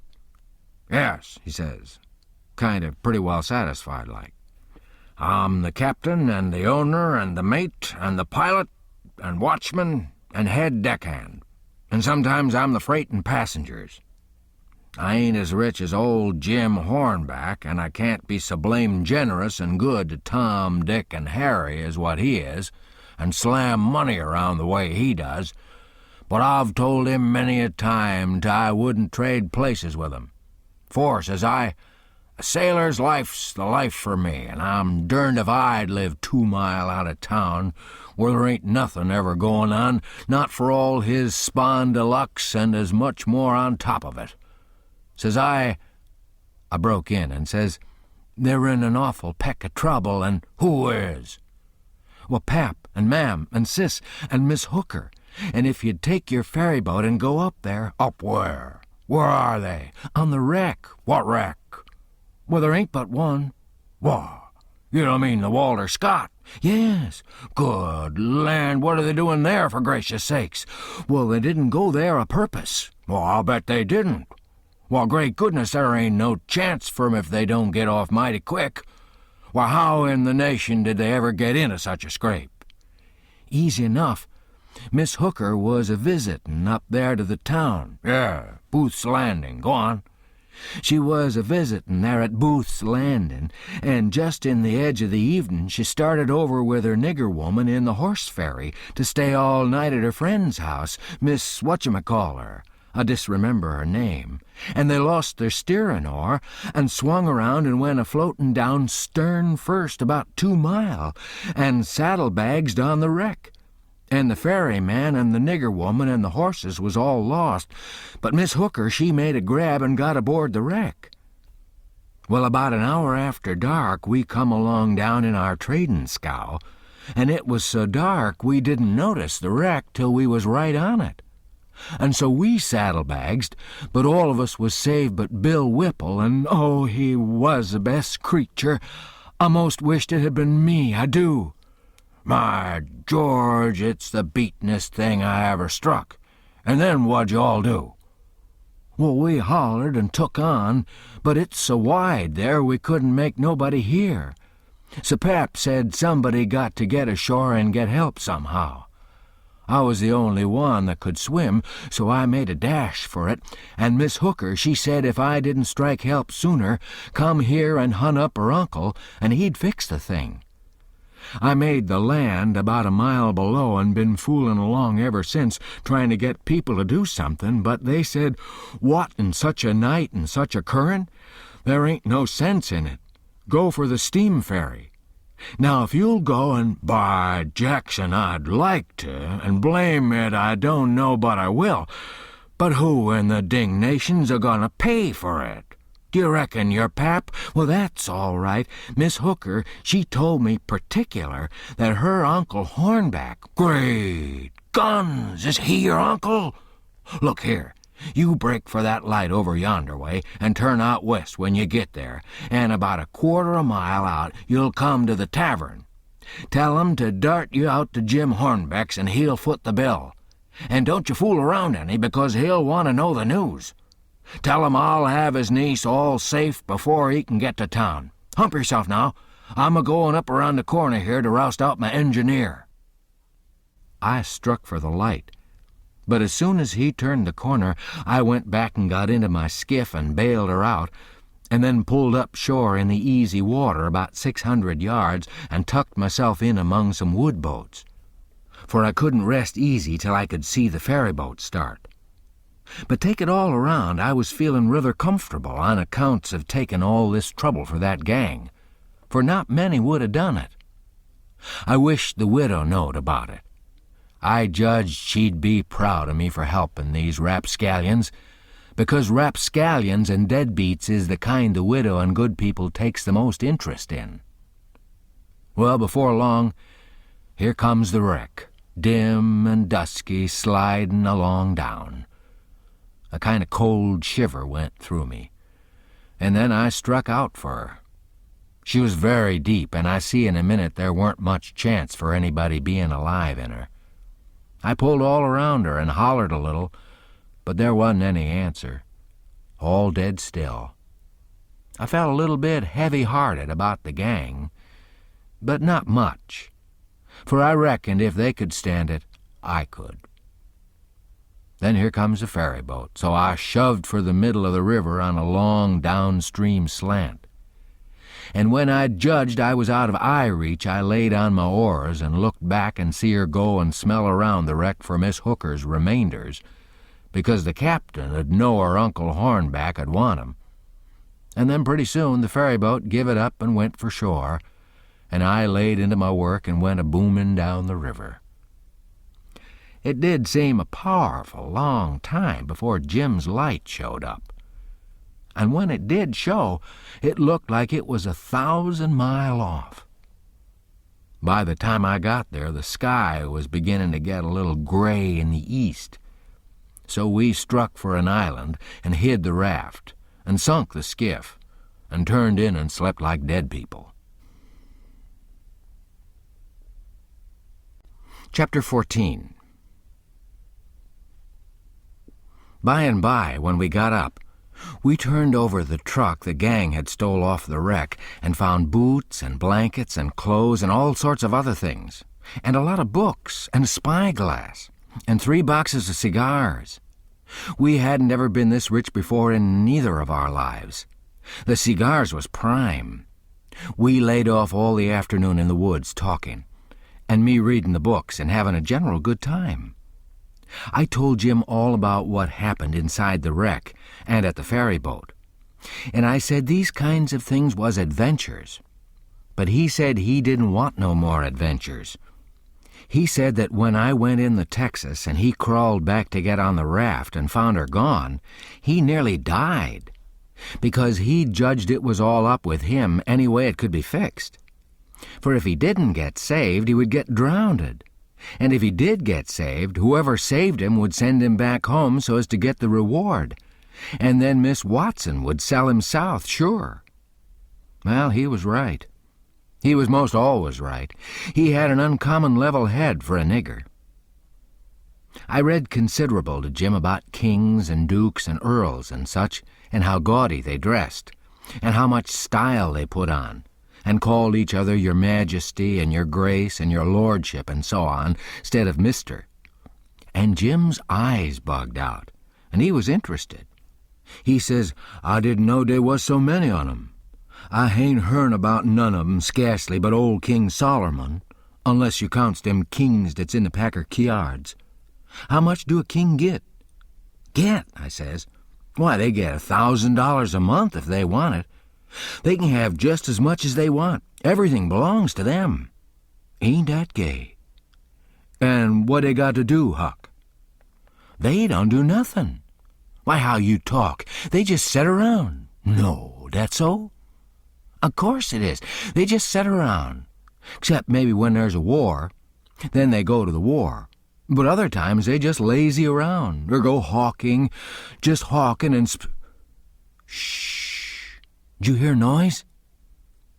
We skipped out and looked, but it weren't nothing but the flutter of a steamboat's wheel, away down coming around the point, so we come back.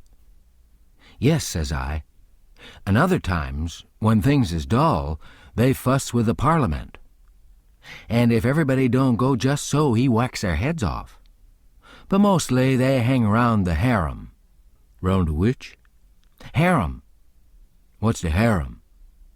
"No, the place where he keep his wives. Don't you know about the harem? Solomon had one. He had about 1,000,000 wives." "Why, yes, that's so. I done forgot it. A harem's a boarding house, I reckon. Most likely they had rackety times in the nursery. And I reckon the wives quarrels considerable, and that creased a racket. Yet they say Solomon the wisest man that ever lived. I don't take no stock in that. Because why? Would a wise man want to live in the midst of such blim-blamming all the time? No, 'deed he wouldn't. A wise man 'd take and build a biler factory, and then he could shut down the biler factory when he want rest." "Well, but he was the wisest man anyway, because the widow, she told me so her own self." "I don't care what the widow say. He warn't a wise man, nother. He had some of the dad-fetchedest ways I ever see. Does you know about that child that he is going to chop in two?" "Yes, the widow told me about it." "Well done. Warn't that the beatin'est notion in the world? You just take and look at it a minute. There's the stump. There, that's one of the women. Here's you. That's the other one. I's Solomon. And this here dollar bill's the child. Both on you claims it. What does I do? Does I shin round amongst the neighbors and find out which the bill do belong to? And hand it over to the right one, all safe and sound, the way that anybody that had any gumption would? No, I take and whack the bill in two, and give half in it to you, and the other half to the other woman. That's the way Solomon was going to do with the child. Now I want to ask you, what's the use of that half a bill? Can't buy nothing with it. And what use is a half a child? I wouldn't give a dern for 1,000,000 of them. But hang it, Jim, you clean missed the point. Blame it, you've missed it 1,000 mile. Who, me? Go long, don't talk to me about your pints. I reckon I knows sense when I sees it, and there ain't no sense in such doings as that. Dispute weren't about a half a child, dispute was about a whole child. And the man that think he can settle a dispute about a whole child with a half a child don't know enough to come in out in the rain. Don't talk to me about Solomon, Huck. I knows him by the back. But I tell you don't get the point. Blame the pint. I reckon I knows what I knows. And mind you, the real pint is down further. It's down deeper. It lays into where Solomon was raised. You take a man that's got only 1 or 2 children. Is that man going to be wasteful of children? No, he ain't. He can't afford it. He know how to value 'em. But you take a man that's got about 5 million children running around the house, and it's different. He as soon chop a child in two as a cat. There's plenty more. A child or two more or less warn't no consequence to Solomon, Dad fetch 'em. I never see such a nigger. If he got a notion in his head once, there weren't no getting it out again. He was the most down on Solomon of any nigger I ever see. So I went to talking about other kings and let Solomon slide.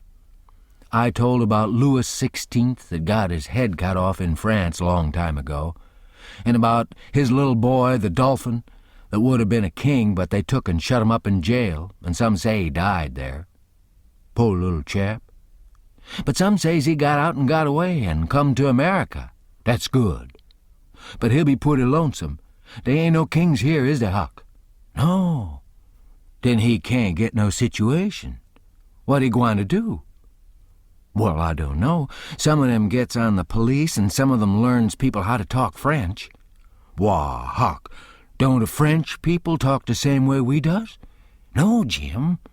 You couldn't understand a word they said, not a single word. Well, now, I be ding-busted. How did that come? I don't know, but it's so. I got some of their jabber out of a book. Suppose a man was to come to you and say, "Parlez-vous Franzy," what would you think? I wouldn't think nothing. I'd take and bust him over the head. That is, if he weren't white. I wouldn't allow no nigger to call me that. Shucks, it ain't calling you anything. It's only saying, do you know how to talk French? Well, then why couldn't he say it? Why, he is saying it. That's a Frenchman's way of saying it. Well, it's a blame ridiculous way, and I don't want to hear no more about it. There ain't no sense in it. Looky here, Jim. Does a cat talk like we do? No, cat don't. Well, does a cow? No, a cow don't nother. Does a cat talk like a cow or a cow talk like a cat? No, they don't. It's natural and right for 'em to talk different from each other, ain't it? Course. And ain't it natural and right for a cat and a cow to talk different from us? Well, most surely it is. Well, and why ain't it natural and right for a Frenchman to talk different from us? You answer me that. Is a cat a man, Huck? No. Well, then there ain't no use in a cat talking like a man. Is a cow a man, or is a cow a cat? No, she ain't either of 'em. Well, then she ain't got no business to talk like either one or the other of 'em. Is a Frenchman a man? Yes. Well, then, Dad, blame it, why don't he talk like a man? You answer me that. I see it weren't no use wasting words. You can't learn a nigger to argue. So I quit.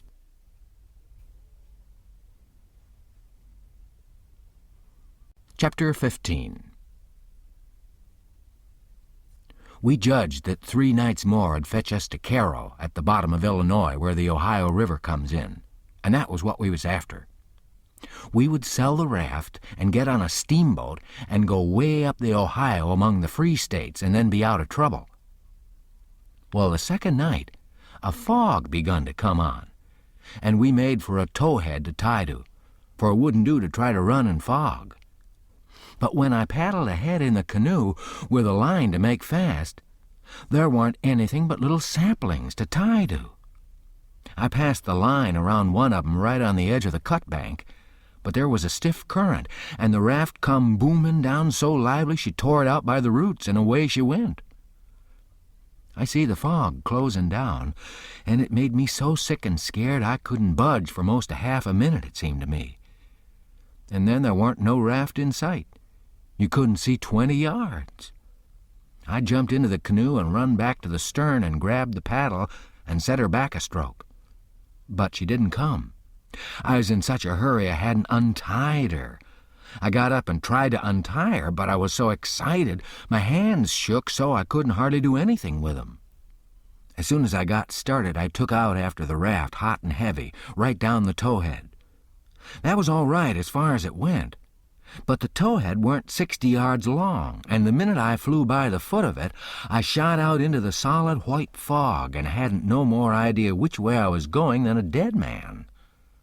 Thinks I, it won't do to paddle.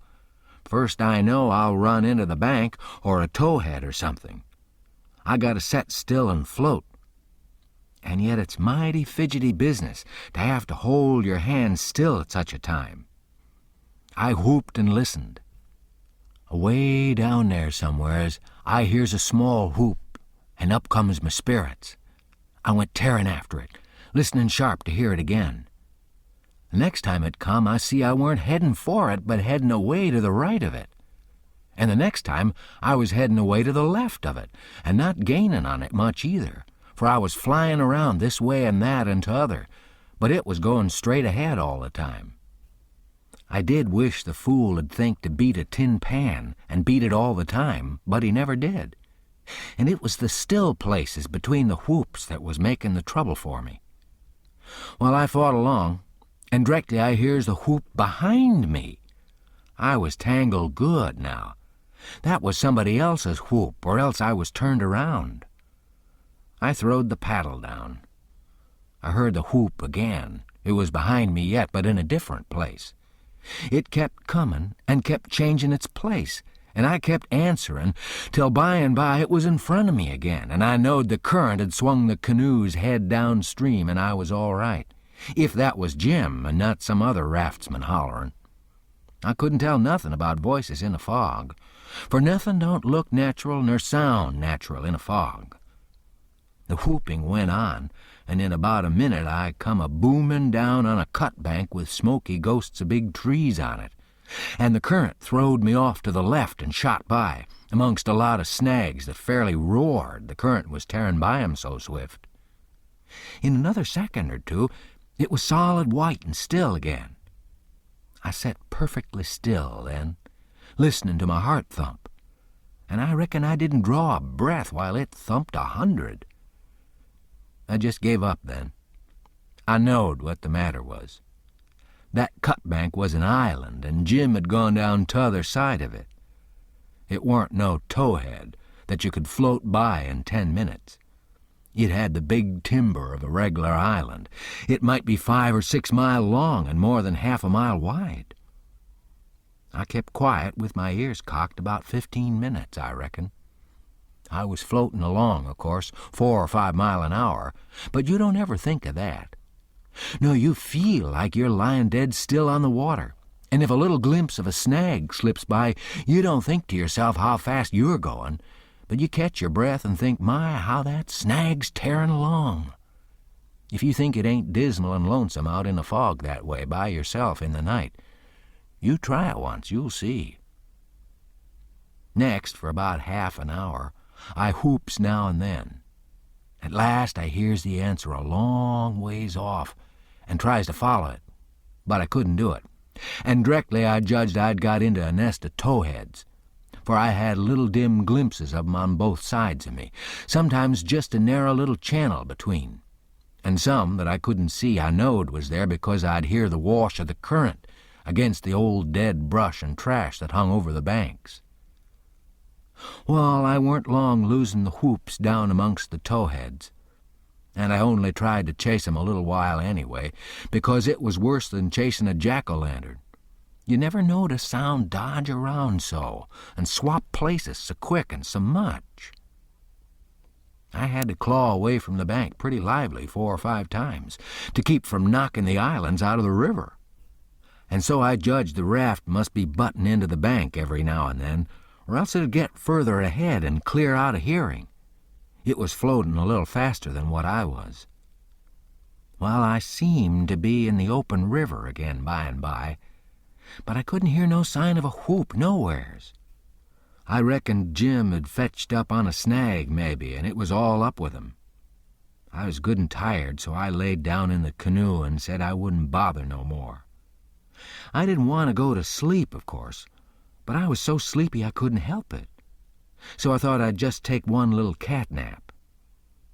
But I reckon it was more than a cat nap, for when I waked up the stars was shining bright, the fog was all gone, and I was spinning down a big bend stern first. First I didn't know where I was. I thought I was dreaming. And when things begun to come back to me, they seemed to come up dim out of last week. It was a monstrous big river here, with the tallest and the thickest kind of timber on both banks, just a solid wall as well as I could see by the stars. I looked away downstream and seen a black speck on the water. I took out after it. But when I got to it, it weren't nothing but a couple of saw logs made fast together. Then I see another speck, and chased that. Then another, and this time I was right. It was the raft. When I got to it, Jim was setting there with his head down between his knees, asleep, with his right arm hanging over the steering oar. The other oar was smashed off, and the raft was littered up with leaves and branches and dirt, so she'd had a rough time. I made fast and laid down under Jim's nose on the raft and began to gap and stretch my fists out against Jim, and says, "Oh, Jim, have I been asleep? Why didn't you stir me up?" "Goodness gracious, is that you, Huck? And you ain't dead, you ain't drownded, you's back again?" "It's too good for true, honey. It's too good for true. Let me look at you, child. Let me feel you. No, you ain't dead. You's back again, live and sound, just the same old Huck. The same old Huck, thanks to goodness." "What's the matter with you, Jim? You been drinking?" "Drinking? Has I been drinking? Has I had a chance to be a-drinking?" "Well, and what makes you talk so wild?" "How does I talk wild?" "How? Well, hain't you been a-talking about my coming back and all that stuff as if I'd been gone away?" Huck Finn, you look me in the eye. Look me in the eye. Hain't you been gone away?" "Gone away? Why, what in the nation do you mean? I hain't been gone anywheres. Where would I go to?" "Whoa, looky here, boss, there's something wrong, there is. Is I me, or who is I? Is I here, or where is I? Now that's what I wants to know." "Well, I think you're here plain enough, but I think you're a tangle-headed old fool, Jim." "Ah, is I? Whoa, you answer me this. Didn't you tote out the line in the canoe for to make fast to the towhead?" "No, I didn't." "What towhead? I hain't seen no towhead." "You hain't seen no towhead? Looky here. Didn't the line pull loose and the raft go a-humming down the river and leave you in the canoe behind in the fog?" "What fog?" "Well, de fog that's been around all night. And didn't you whoop and didn't I whoop till we got mixed up in the islands and one of us got lost and t'other one just as good as lost, 'cause he didn't know where he was? And didn't I bust up again a lot of them islands and have a turrible time and most get drownded? Now ain't that so, boss? Ain't it so? You answer me that." "Well, this is too many for me, Jim. I hain't seen no fog, nor no islands, nor no troubles, nor nothing. I've been settin' here talking with you all night till you went to sleep about 10 minutes ago, and I reckon I done the same. You couldn't have got drunk in that time, so of course you been dreaming." "Dad, fetch it, how's going to dream all that in 10 minutes? "Well, hang it all, you did dream it, 'cause it didn't any of it happen." "But, Huck, it's all just as plain to me as—" "It don't make no difference how plain it is. There ain't nothing in it. I know because I been here all the time."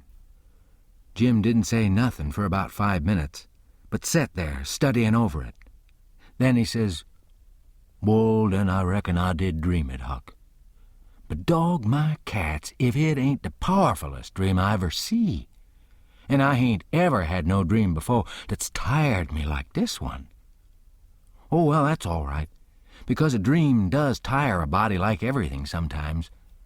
But this one was a staving dream. Tell me all about it, Jim." So Jim went to work and told me the whole thing right through, just as it happened. Only he painted it up considerable. Then he said he must start in and interpret it, because it was sent for a warning. He said the first towhead stood for a man that would try to do us some good, but the current was another man that would get us away from him. The whoops was warnings that would come to us every now and then, and if we didn't try hard to make out to understand 'em, they'd just take us into bad luck instead of keeping us out of it. The lot of towheads was troubles we was going to get into with quarrelsome people and all kinds of mean folks. But if we minded our business and didn't talk back and aggravate 'em, we'd pull through and get out of the fog and into the big clear river, which was the Free States, and wouldn't have no more trouble. It had clouded up pretty dark just after I got onto the raft, but it was clearing up again now. "Oh, well, that's all interpreted well enough as far as it goes, Jim," I says. "But what does these things stand for?" It was the leaves and rubbish on the raft, and the smashed oar. You could see 'em first rate now. Jim looked at the trash and then looked at me and back at the trash again. He'd got the dream fixed so strong in his head that he couldn't seem to shake it loose and get the facts back into its place again right away. But when he did get the thing straightened around, he looked at me steady without ever smiling and says, "What do they stand for? I's gwine to tell you. When I got all wore out with work and with de callin' for you and went to sleep, my heart was most broke because you was lost, and I didn't care no more what become of me and the raft.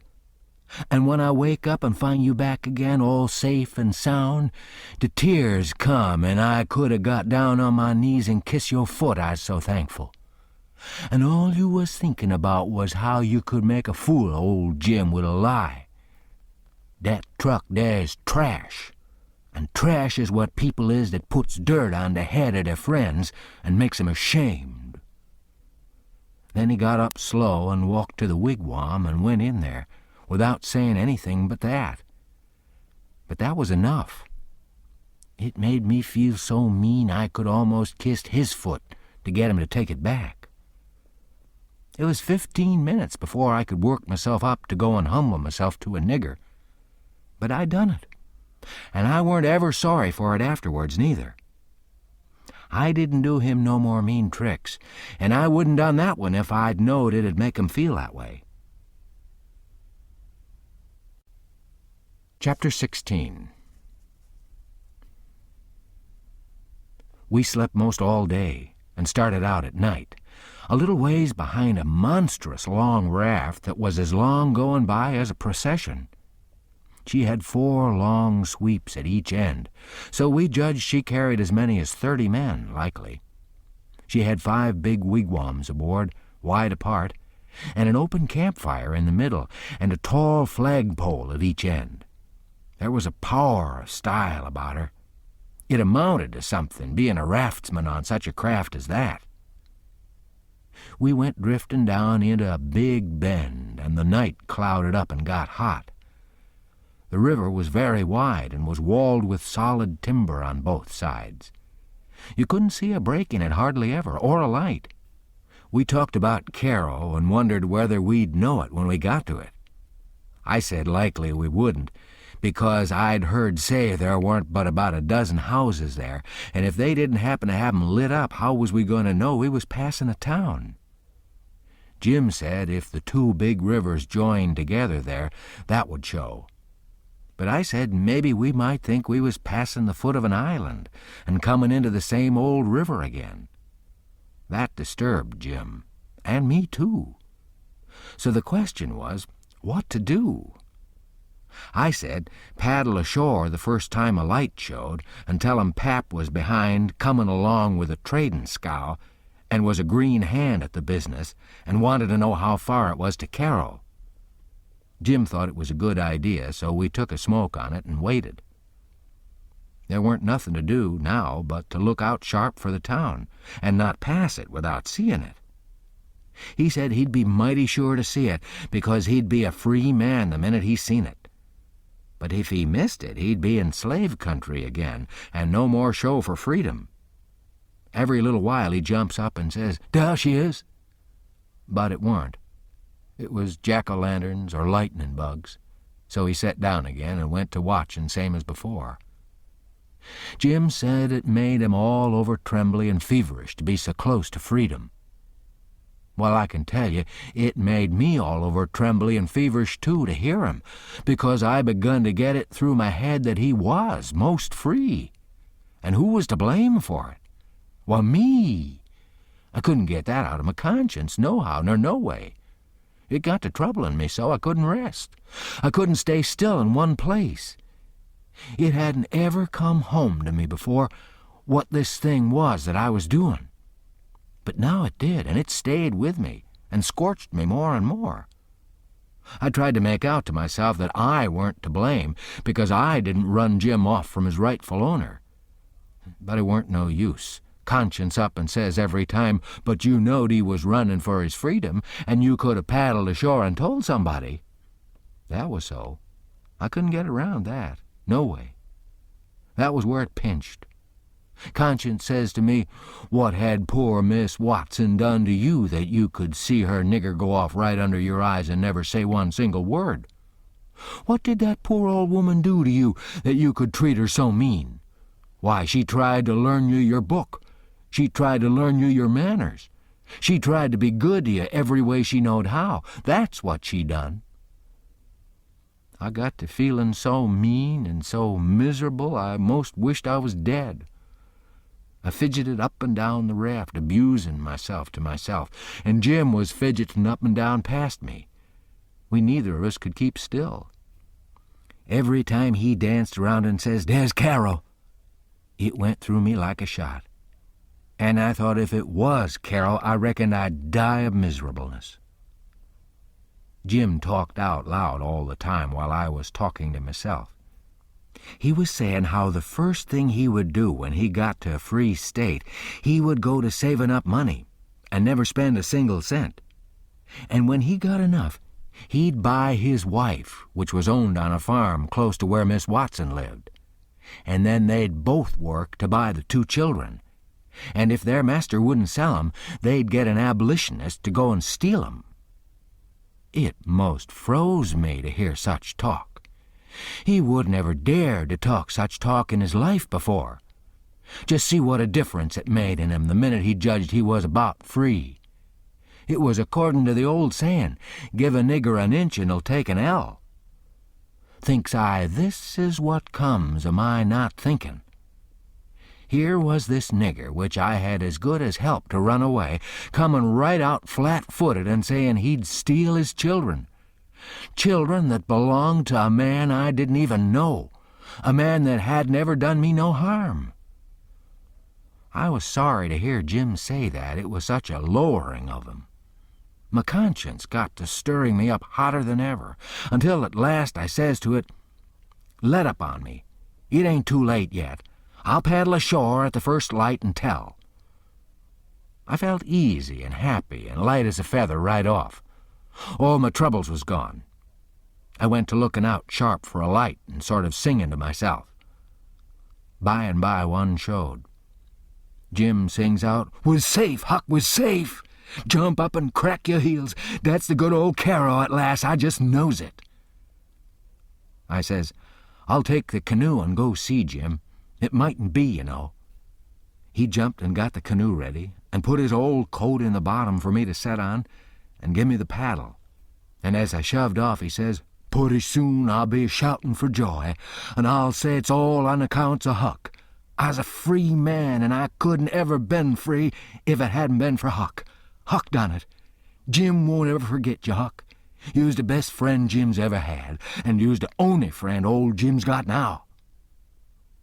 I was paddling off all in a sweat to tell on him, but when he says this, it seemed to kind of take all the tuck out of me. I went along slow then, and I weren't right down certain whether I was glad I started or whether I warn't. When I was 50 yards off, Jim says, "Dar you goes, the old true Huck, the only white gentleman that ever kept his promise to old Jim." Well, I just felt sick. But I says, I gotta do it. I can't get out of it. Right then along comes a skiff with 2 men in it, with guns, and they stopped and I stopped. One of 'em says, "What's that yonder?" "A piece of raft," I says. "You belong on it?" "Yes, sir." "Any men on it?" "Only one, sir." "Well, there's 5 niggers run off tonight up yonder above the head of the bend. Is your man white or black?" I didn't answer up prompt. I tried to, but the words wouldn't come. I tried for a second or two to brace up and out with it, but I weren't man enough. Hadn't the spunk of a rabbit. I see I was weakening, so I just give up trying and up and says, "He's white." "I reckon we'll go and see for ourselves." "I wish you would," says I, "because it's Pap that's there, and maybe it'd help me tow the raft ashore where the light is. He's sick, and so is Mam and Mary Ann." "Oh, the devil, we're in a hurry, boy, but I suppose we've gotta. Buckle to your paddle, and let's get along." I buckled 'em a paddle, and they laid to their oars. When we'd made a stroke or two, I says, "Pap'll be mighty much obleeged to you, I can tell you. Everybody goes away when I want 'em to help me tow the raft ashore, and I can't do it by myself." "Well, that's infernal mean. Odd, too. Say, boy, what's the matter with your father?" "It's well, it ain't anything much." They stopped pulling. It weren't but a mighty little ways to the raft now. One says, "Boy, that's a lie. What is the matter with your pap? Answer up square now, and it'll be the better for you." "I will, sir, I will, honest. But don't leave us, please. It's the gentleman, if you'll only pull ahead and let me heave you the headline, you won't have to come near the raft. Please do." "Set her back, John. Set her back," says one. They backed water. "Keep away, boy. Keep to leeward. Confound it, I just expect the wind has blowed it to us. Your pap's got the smallpox, and you know it precious well. Why didn't you come out and say so? Do you want it to spread all over?" "Well," says I, a-blubbering, "I've told everybody before, and then they just went away and left us." "Poor devil or something in that. We're right down sorry for you, but well, hang it, we don't want the smallpox, you see. Look here, I'll tell you what you do. Don't you try to land by yourself, or you'll smash everything to pieces. You float along down about 20 miles, and you'll come to a town on the left-hand side of the river. It'll be long after sun-up then, and when you ask for help, you tell 'em your folks are all down with chills and fever. Don't be a fool again and let people guess what's the matter. Now, we're trying to do you a kindness, so you just put 20 miles between us. That's a good boy. It wouldn't do any good to land yonder where the light is. It's only a wood yard. Say, I reckon your father's poor, and I'm bound to say he's in pretty hard luck. Here, I'll put a $20 gold piece on this board, and you get it when it floats by. I feel mighty mean to leave you, but my kingdom, it won't do to fool with smallpox, don't you see?" "Hold on, Parker," says the other man. "Here's a 20 to put on the board for me. Goodbye, boy. You do as Mr. Parker told you, and you'll be all right." "That's so, my boy. Goodbye. Goodbye. If you see any runaway niggers, you get help and nab 'em, and you can make some money by it."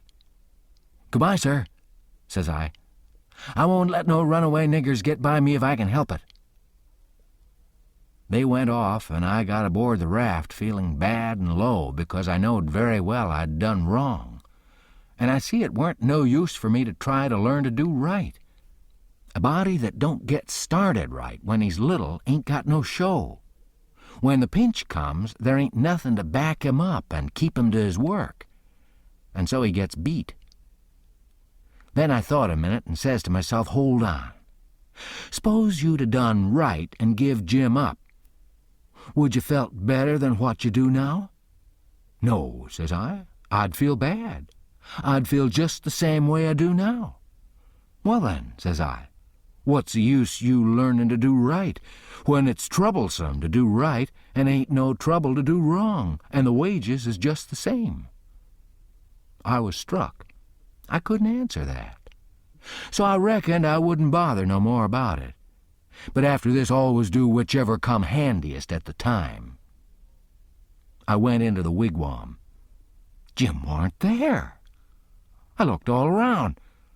He warn't anywhere. I says, Jim! Here I is, Huck. Is thou out of sight yet? Don't talk loud. He was in the river, under the stern oar, with just his nose out. I told him they was out of sight, so he come aboard.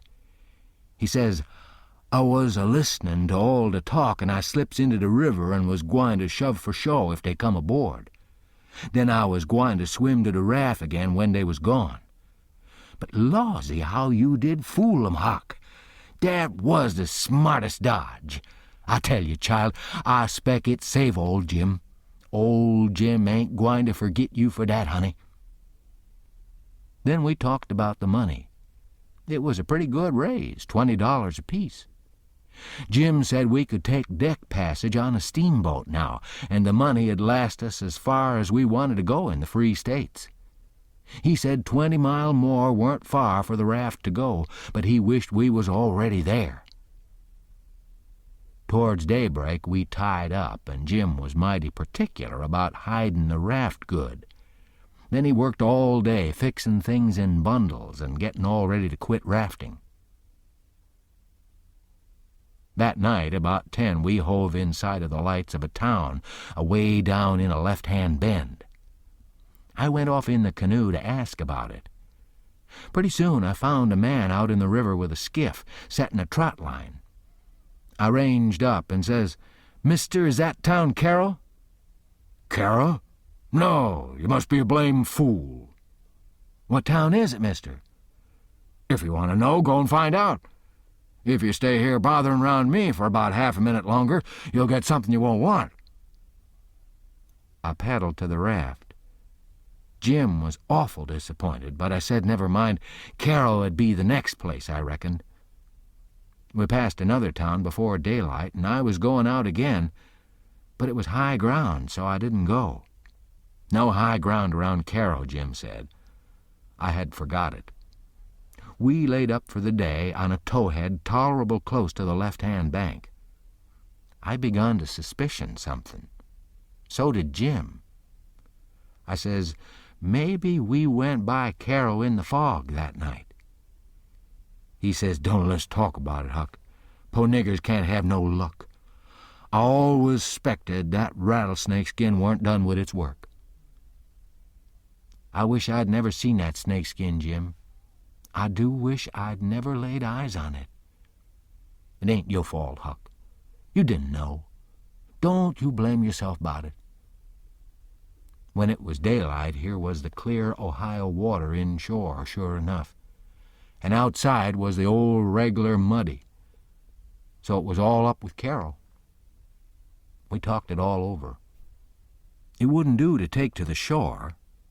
We couldn't take the raft upstream, of course. There weren't no way but to wait for dark and start back in the canoe and take the chances. So we slept all day amongst the cottonwood thicket so as to be fresh for the work. And when we went back to the raft about dark, the canoe was gone. We didn't say a word for a good while. There weren't anything to say. We both knowed well enough it was some more work of the rattlesnake skin, so what was the use to talk about it? It'd only look like we was finding fault, and that'd be bound to fetch more bad luck, and keep on fetching it too till we knowed enough to keep still. By and by we talked about what we better do, and found there warn't no way but just to go along down with the raft till we got a chance to buy a canoe to go back in. We weren't going to borrow it when there weren't anybody around, the way Pap would do, for that might set people after us. So we shoved out, after dark, on the raft. Anybody that don't believe yet that it's foolishness to handle a snakeskin, after all that snakeskin done for us, will believe it now if they read on and see what more it done for us. The place to buy canoes is off of rafts laying up at shore, but we didn't see no rafts laying up. So we went along down during 3 hours and more. Well, the night got gray and rather thick, which is the next meanest thing to fog. You can't tell the shape of the river, and you can't see no distance. It got to be very late and still. And then along comes a steamboat up the river. We lit the lantern and judged she'd see it. Upstream boats didn't generally come close to us. They go out and follow the bars and hunt for easy water under the reefs. But nights like this, they bull right up the channel against the whole river. We could hear her pounding along, but we didn't see her good till she was close. She aimed right for us. Often they do that and try to see how close they can come without touching. Sometimes the wheel bites off a sweep, and then the pilot sticks his head out and laughs and thinks he's mighty smart. Well, here she comes, and we said she was going to try to shave us, but she didn't seem to be shearing off a bit. She was a big one, and she was coming in a hurry, too, looking like a black cloud with rows of glowworms around it. But all of a sudden she bulged out big and scary with a long row of wide-open furnace doors shining like red-hot teeth and her monstrous bows and guards hanging right over us. There was a yell at us and a jingling of bells to stop the engines, a powwow of cussing and whistling of steam, and as Jim went overboard on one side and I on the other, she came a-smashing straight through the raft. I dived. And I aimed to find the bottom, too, for a 30-foot wheel had got to go over me, and I wanted it to have plenty of room. I could always stay underwater a minute. This time I reckon I stayed underwater a minute and a half. Then I bounced for the top in a hurry, for I was nearly busting. I popped out to my armpits and blowed the water out of my nose and puffed a bit. Of course, there was a booming current. And of course that boat started her engines again 10 seconds after she stopped 'em, for they never cared much for raftsmen. So now she was churning along up the river out of sight in the thick weather, though I could hear her. I sung out for Jim about a dozen times, but I didn't get any answer. So I grabbed a plank that touched me while I was treading water and struck out for shore, shoving it ahead of me. But I made out to see that the drift of the current was towards the left-hand shore, which meant that I was in a crossing, so I changed off and went that way. It was one of these long, slanting 2-mile crossings, so I was a good long time in getting over. I made a safe landing and clumb up the bank. I couldn't see but a little ways, but I went poking along over rough ground for a 1/4 of a mile or more, and then I run across a big, old-fashioned double-log house before I noticed it. I was going to rush by and get away, but a lot of dogs jumped out and went to howling and barking at me, and I knowed better than to move another peg.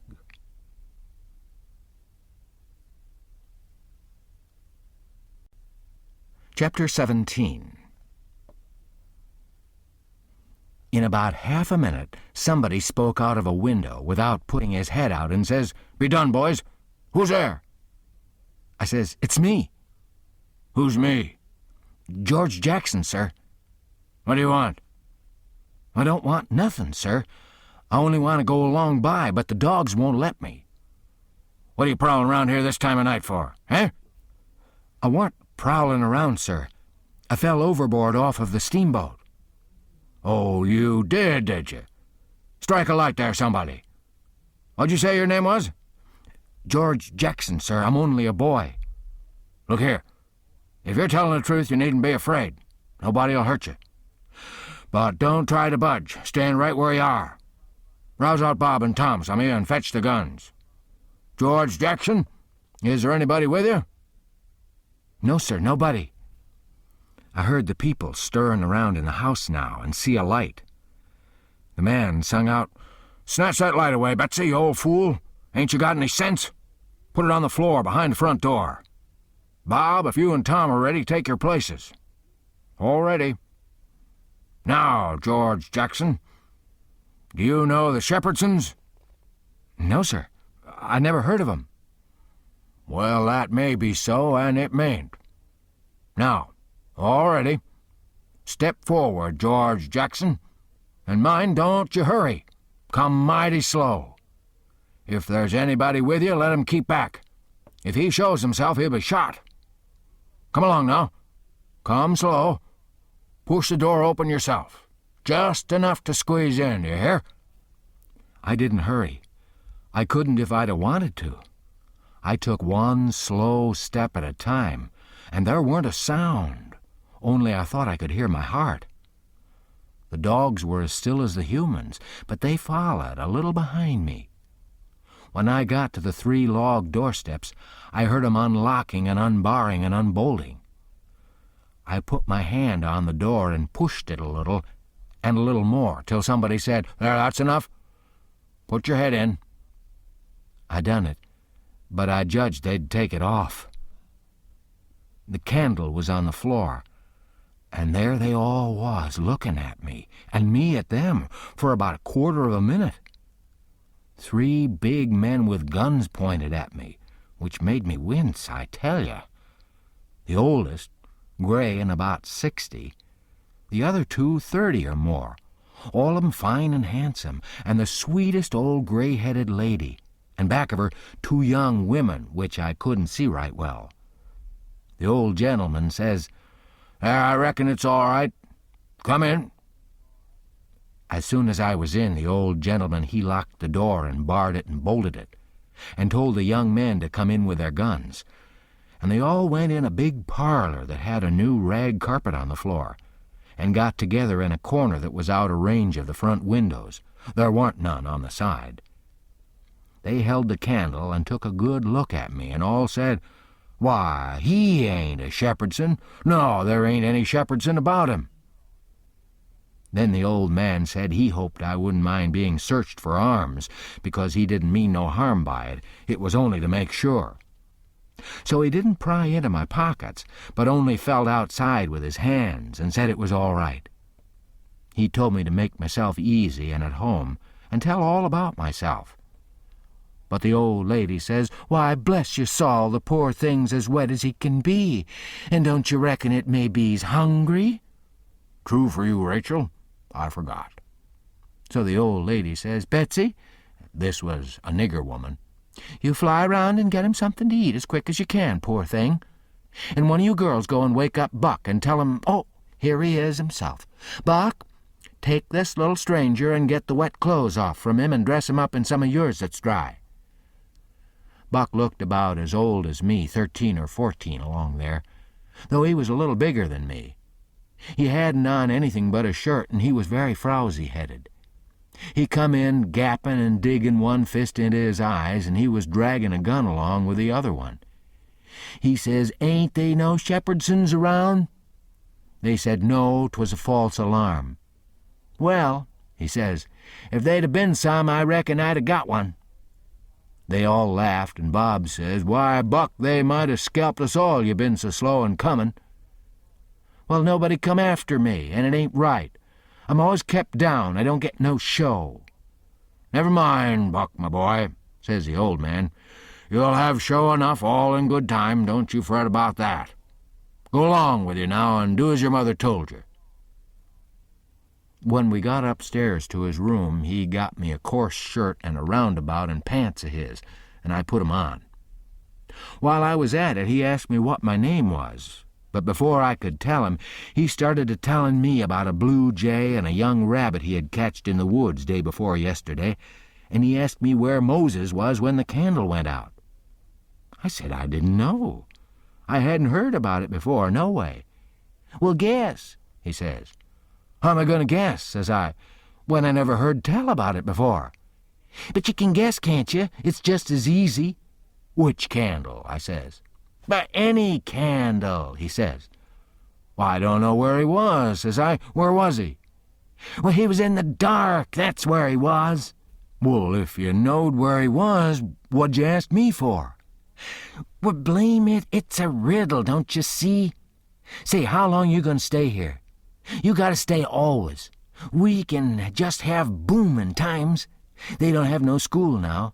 Do you own a dog? I got a dog, and he'll go in the river and bring out chips that you throw in. Do you like to comb up Sundays and all that kind of foolishness? You bet I don't, but Ma, she makes me. Confound these old britches, I reckon I'd better put 'em on, but I'd rather not. It's so warm. Are you all ready? All right, come along, old hoss." Cold corn pone, cold corned beef, butter, and buttermilk. That's what they had for me down there, and there ain't nothing better that ever I've come across yet. Buck and his ma and all of 'em smoked cob pipes, except the nigger woman, which was gone, and the 2 young women. They all smoked and talked, and I eat and talked.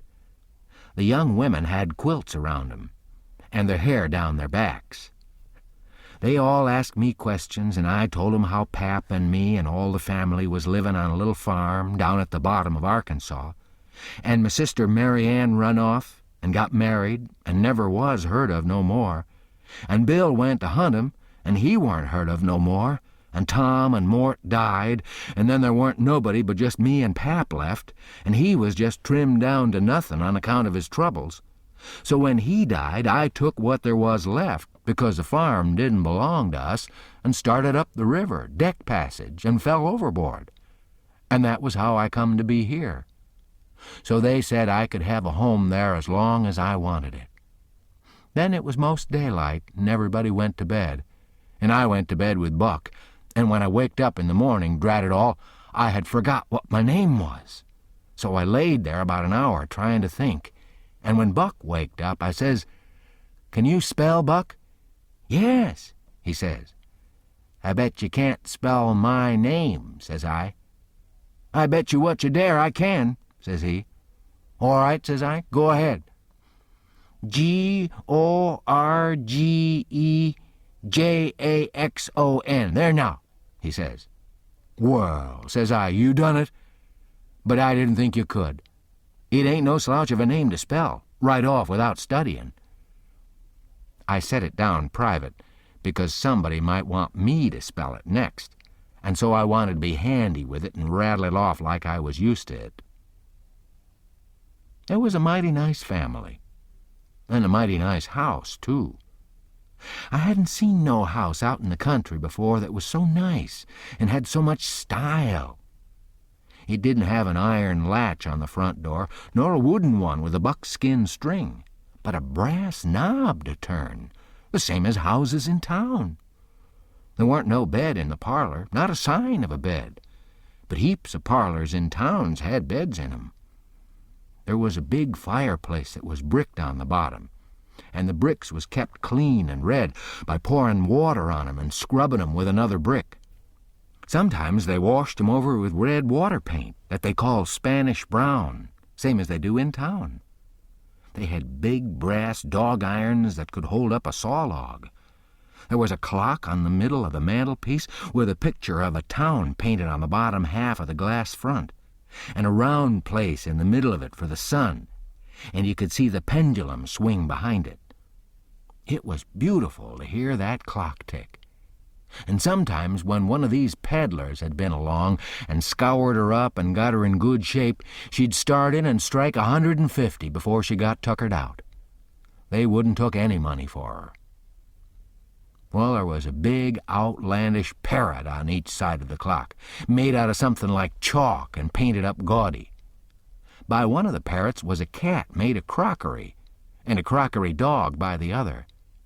And when you pressed down on 'em, they squeaked, but didn't open their mouths nor look different nor interested. They squeaked through underneath. There was a couple of big wild turkey-wing fans spread out behind those things. On a table in the middle of the room was a kind of a lovely crockery basket that had apples and oranges and peaches and grapes piled up in it. which was much redder and yellower and prettier than real ones is. But they weren't real, because you could see where pieces had got chipped off and showed the white chalk or whatever it was underneath. This table had a cover made out of beautiful oilcloth, with a red and blue spread eagle painted on it, and a painted border all around. It come all the way from Philadelphia, they said. There was some books, too, piled up perfectly exact on each corner of the table. One was a big family Bible full of pictures. One was Pilgrim's Progress, about a man that left his family, it didn't say why. I read considerable in it now and then. The statements was interesting, but tough. Another was Friendship's Offering, full of beautiful stuff and poetry, but I didn't read the poetry. Another was Henry Clay's Speeches, and another was Dr. Gunn's Family Medicine, which told you all about what to do if a body was sick or dead. There was a hymn book and a lot of other books. And there was nice split-bottom chairs, and perfectly sound, too, not bagged down in the middle and busted like an old basket. They had pictures hung on the walls, mainly Washingtons and Lafayettes and battles and Highland Marys, and one called Signing the Declaration. There was some that they called crayons, which one of the daughters, which was dead, made her own self when she was only 15 years old. They was different from any pictures I ever see before, blacker mostly than is common. One was a woman in a slim black dress, belted small under the armpits, with bulges like cabbage in the middle of the sleeves, and a large black scoop shovel bonnet with a black veil, and white slim ankles crossed about with black tape, and very wee black slippers, like a chisel. And she was leaning pensive on a tombstone on her right elbow, under a weeping willow, and her other hand hanging down her side, holding a white handkerchief and a reticule. And underneath the picture it said, "Shall I never see thee more, alas?" Another one was a young lady with her hair all combed up straight to the top of her head, and knotted there in front of a comb like a chair back. And she was crying into a handkerchief, and had a dead bird laying on its back in her other hand with its heels up. And underneath the picture it said, "I shall never hear thy sweet chirrup more, alas." There was one where a young lady was at a window looking up at the moon, and tears running down her cheeks. And she had an open letter in one hand with black sealing wax showing on one edge of it, and she was mashing a locket with a chain to it against her mouth. And underneath the picture it said, "And art thou gone? Yes, thou art gone, alas." These was all nice pictures, I reckon, but I didn't somehow seem to take to 'em, because if ever I was down a little, they always give me the fantods. Everybody was sorry she died, because she had laid out a lot more of these pictures to do, and a body could see by what she'd done what they had lost. But I reckon that with her disposition she was having a better time in the graveyard. She was at work on what they said was her greatest picture when she took sick, and every day and every night it was her prayer to be allowed to live till she got it done. But she never got the chance. It was a picture of a young woman in a long white gown standing on the rail of a bridge all ready to jump off, with her hair all down her back and looking up to the moon, with tears running down her face. And she had 2 arms folded across her breast, and 2 arms stretched out in front, and 2 more reaching up towards the moon. And the idea was to see which pair would look best and then scratch out all the other arms. But as I was saying, she died before she got her mind made up, and now they kept this picture over the head of the bed in her room, and every time her birthday come, they hung flowers on it. Other times it was hid with a little curtain. The young woman in the picture had a kind of a nice sweet face, but there was so many arms it made her look too spidery, seemed to me. This young girl kept a scrapbook when she was alive, and used to paste obituaries and accidents and cases of patient suffering in it out of the Presbyterian Observer, and write poetry after them out of her own head. It was very good poetry. This is what she wrote about a boy by the name of Stephen Dowling Botts that fell down a well and was drowned. Ode to Stephen Dowling Botts, deceased. And did young Stephen sicken? And did young Stephen die? And did the sad hearts thicken? And did the mourners cry? No, such was the fate of young Stephen Dowling Botts. Though sad hearts round him thickened, 'twas not from sickness shots. No whooping cough did rack his frame, nor measles drear with spots. Not these impaired the sacred name of Stephen Dowling Botts. Despised love struck not with woe that head of curly knots, nor stomach troubles laid him low, young Stephen Dowling Botts. Oh, no, then list with tearful eye, whilst I his fate do tell. His soul did from this cold world fly by falling down a well. They got him out and emptied him. Alas, it was too late. His spirit was gone for to sport aloft in the realms of the good and great. If Emmeline Grangerford could make poetry like that before she was 14, there ain't no tellin' what she could have done by and by. Buck said she could rattle off poetry like nothing. She didn't ever have to stop to think. He said she'd slap down a line, and if she couldn't find anything to rhyme with it, she'd just scratch it out and slap down another one and go ahead. She weren't particular. She could write about anything you chose to give her to write about, just so it was sadful. Every time a man died, or a woman died, or a child died, she'd be on hand with her tribute before he was cold. She called 'em tributes. The neighbors said it was the doctor first, then Emmeline, then the undertaker. The undertaker never got in ahead of Emmeline but once, and then she hung fire on a rhyme for the dead person's name, which was Whistler. She warn't ever the same after that. She never complained, but she kind of pined away and did not live long. Poor thing, many's the time I made myself go up to the little room that used to be hers, and get out her poor old scrapbook and read in it when her pictures had been aggravating me and I'd soured on her a little. I liked all that family, dead ones and all, and weren't going to let anything come between us. Poor Emmeline made poetry about all the dead people when she was alive, and it didn't seem right that there warn't nobody to make some about her now she was gone. So I tried to sweat out a verse or two myself, but I couldn't seem to make it go somehow. They kept Emmeline's room trim and nice and all the things fixed in it just the way she liked to have 'em when she was alive, and nobody ever slept there. The old lady took care of the room herself, though there was plenty of niggers, and she sewed there a good deal and read her Bible there mostly. Well, as I was saying about the parlor, there was beautiful curtains on the windows, white, with pictures painted on 'em of castles with vines all down the walls and cattle comin' down to drink. There was a little old piano, too, that had tin pans in it, I reckon, and nothing was ever so lovely as to hear the young ladies sing "The Last Link is Broken" and play "The Battle of Prague" on it.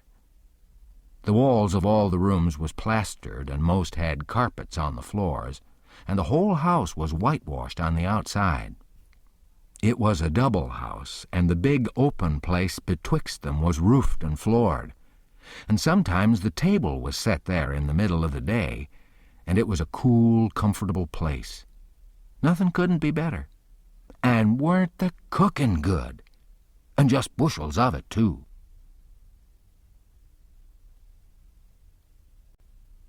Chapter 18. Colonel Grangerford was a gentleman, you see. He was a gentleman all over, and so was his family. He was well born, as the saying is, and that's worth as much in a man as it is in a horse, so the widow Douglas said, and nobody ever denied that she was of the first aristocracy in our town. And Pap, he always said it, too, though he weren't no more quality than a mud cat himself. Colonel Grangerford was very tall and very slim, and had a darkish paley complexion, not a sign of red in it anywheres. He was clean-shaved every morning all over his thin face, and he had the thinnest kind of lips and the thinnest kind of nostrils and a high nose and heavy eyebrows and the blackest kind of eyes, sunk so deep back that they seemed like they was looking out of caverns at you, as you might say. His forehead was high, and his hair was black and straight and hung to his shoulders. His hands was long and thin, and every day of his life he put on a clean shirt and a full suit from head to foot, made out of linen so white it hurt your eyes to look at it. And on Sundays he wore a blue tailcoat with brass buttons on it. He carried a mahogany cane with a silver head to it. There weren't no frivolishness about him, not a bit, and he weren't ever loud. He was as kind as he could be. You could feel that, you know, and so you had confidence. Sometimes he smiled, and it was good to see. But when he straightened himself up like a liberty pole, and the lightning begun to flicker out from under his eyebrows, you wanted to climb a tree first and find out what the matter was afterwards.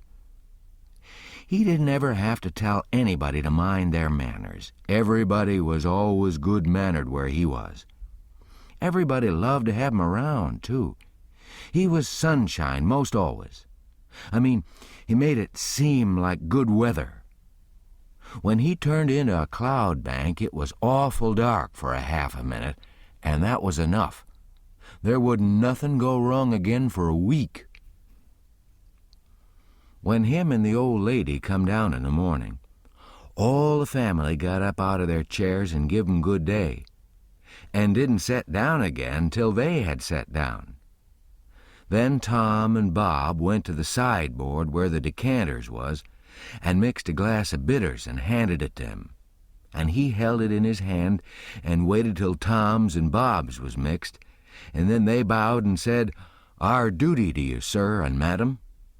And they bowed the least bit in the world and said thank you, and so they drank all three. And Bob and Tom poured a spoonful of water on the sugar and the mite of whiskey or apple brandy in the bottom of their tumblers and give it to me and Buck, and we drank to the old people too. Bob was the oldest, and Tom next. Tall, beautiful men with very broad shoulders and brown faces, and long black hair and black eyes. They dressed in white linen from head to foot, like the old gentleman, and wore broad Panama hats. Then there was Miss Charlotte. She was 25, and tall and proud and grand, but as good as she could be, when she weren't stirred up.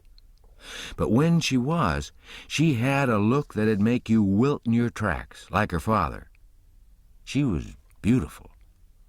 So was her sister, Miss Sophia, but it was a different kind.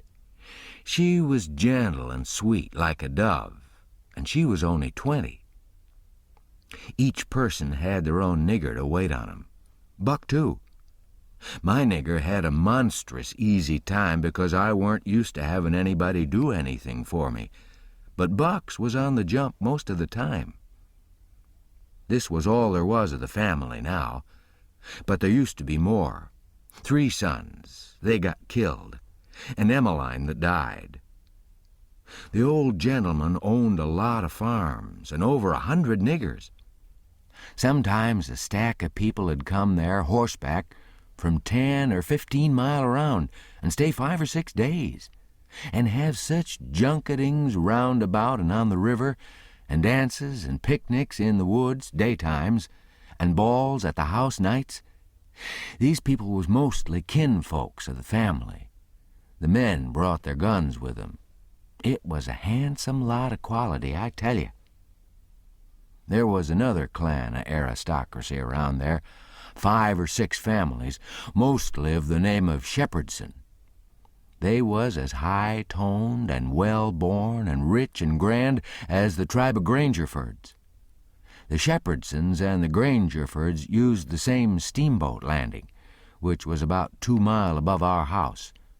So sometimes when I went up there with a lot of our folks, I used to see a lot of the Shepherdsons there on their fine horses. One day Buck and me was away out in the woods hunting and heard a horse coming. We was crossing the road. Buck says, "Quick, jump for the woods." We done it, and then peeped down the woods through the leaves. Pretty soon a splendid young man come galloping down the road, setting his horse easy and looking like a soldier. He had his gun across his pommel. I'd seen him before. It was young Harney Shepherdson. I heard Buck's gun go off at my ear, and Harney's hat tumbled off from his head. He grabbed his gun and rode straight to the place where we was hid. But we didn't wait. We started through the woods on a run. The woods weren't thick, so I looked over my shoulder to dodge the bullet, and twice I seen Harney cover Buck with his gun. And then he rode away the way he come, to get his hat, I reckon, but I couldn't see. We never stopped running till we got home. The old gentleman's eyes blazed a minute. 'Twas pleasure mainly, I judged. Then his face sort of smoothed down, and he says, kind of gentle, "I don't like that shooting from behind a bush. Why didn't you step into the road, my boy?" "The Shepherdsons don't, Father. They always take advantage." Miss Charlotte, she held her head up like a queen while Buck was telling his tale, and her nostrils spread and her eyes snapped. The two young men looked dark but never said nothing. Miss Sophia, she turned pale, but the color come back when she found the man warn't hurt.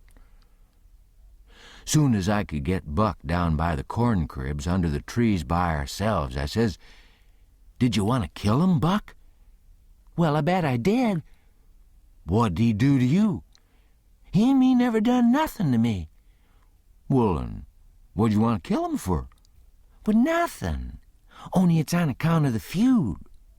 "What's a feud?" "Why, where was you raised? Don't you know what a feud is?" "Never heard of it before. Tell me about it." "Well," says Buck, "a feud is this way. A man has a quarrel with another man and kills him. Then that other man's brother kills him. Then the other brothers on both sides goes for one another. Then the cousins chip in, and by and by everybody's killed off and there ain't no more feud. But it's kind of slow and takes a long time." "Has this one been going on long, Buck?" "Well, I should reckon. It started 30 years ago or somewheres along there. There was trouble about something, and then a lawsuit to settle it, and then the suit went agin one of the men, and so he up and shot the man that won the suit, which he would naturally do, of course. Anybody would." "What was the trouble about, Buck? Land?" "I reckon maybe. I don't know." "Well, who done the shooting? Was it a Grangerford or a Shepherdson?" "Laws, how do I know? It was so long ago." "Don't anybody know?" "Oh, yes, Pa knows, I reckon, and some of the other old folks.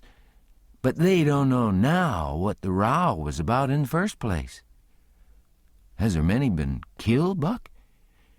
"Yes, right smart chance of funerals. But they don't always kill. Pa's got a few buckshot in him, but he don't mind it 'cause he don't weigh much anyway. Bob has been carved up some with a bowie, and Tom's been hurt once or twice." "Has anybody been killed this year, Buck?" "Yes, we got one and they got one. 'Bout 3 months ago my cousin Bud, 14-year-old, was riding through the woods on t'other side of the river and didn't have no weapon with him, which was blame foolishness, and in a lonesome place he hears a horse a-comin' behind him and sees old Baldy Shepherdson a-linkin' after him with his gun in his hand and his white hair a-flyin' in the wind. Instead of jumpin' off and takin' to the brush, Bud 'lowed he could outrun him. So they had it nip and tuck for 5 mile or more, the old man a-gainin' all the time. So at last Bud seen it warn't any use, so he stopped and faced around so as to have the bullet holes in front, you know, and the old man he rode up and shot him down. But he didn't get much chance to enjoy his luck, for inside of a week our folks laid him out. I reckon that old man was a coward, Buck. Well, I reckon he weren't a coward, not by a blame sight. There ain't a coward amongst them Shepherdsons, not a one. And there ain't no cowards amongst the Grangerfords either. Why, that old man kep up his end in a fight one day for a half an hour against 3 Grangerfords and come out winner. They was all a horseback. He lit off his horse and got behind a little woodpile and kept his horse before him to stop the bullets. But the Grangerfords stayed on their horses and capered around the old man and peppered away at him, and he peppered away at them. Him and his horse both went home pretty leaky and crippled, but the Grangerfords had to be fetched home, and one of 'em was dead and another died the next day. No, sir, if a body's out hunting for cowards, he'd want to fool away any time amongst them Shepherdsons, because they don't breed any of that kind. Next Sunday we all went to church. 'Bout 3 mile, everybody a horseback. The men took their guns along, so did Buck, and kept 'em between their knees or stood 'em handy against the wall. The Shepherdsons done the same.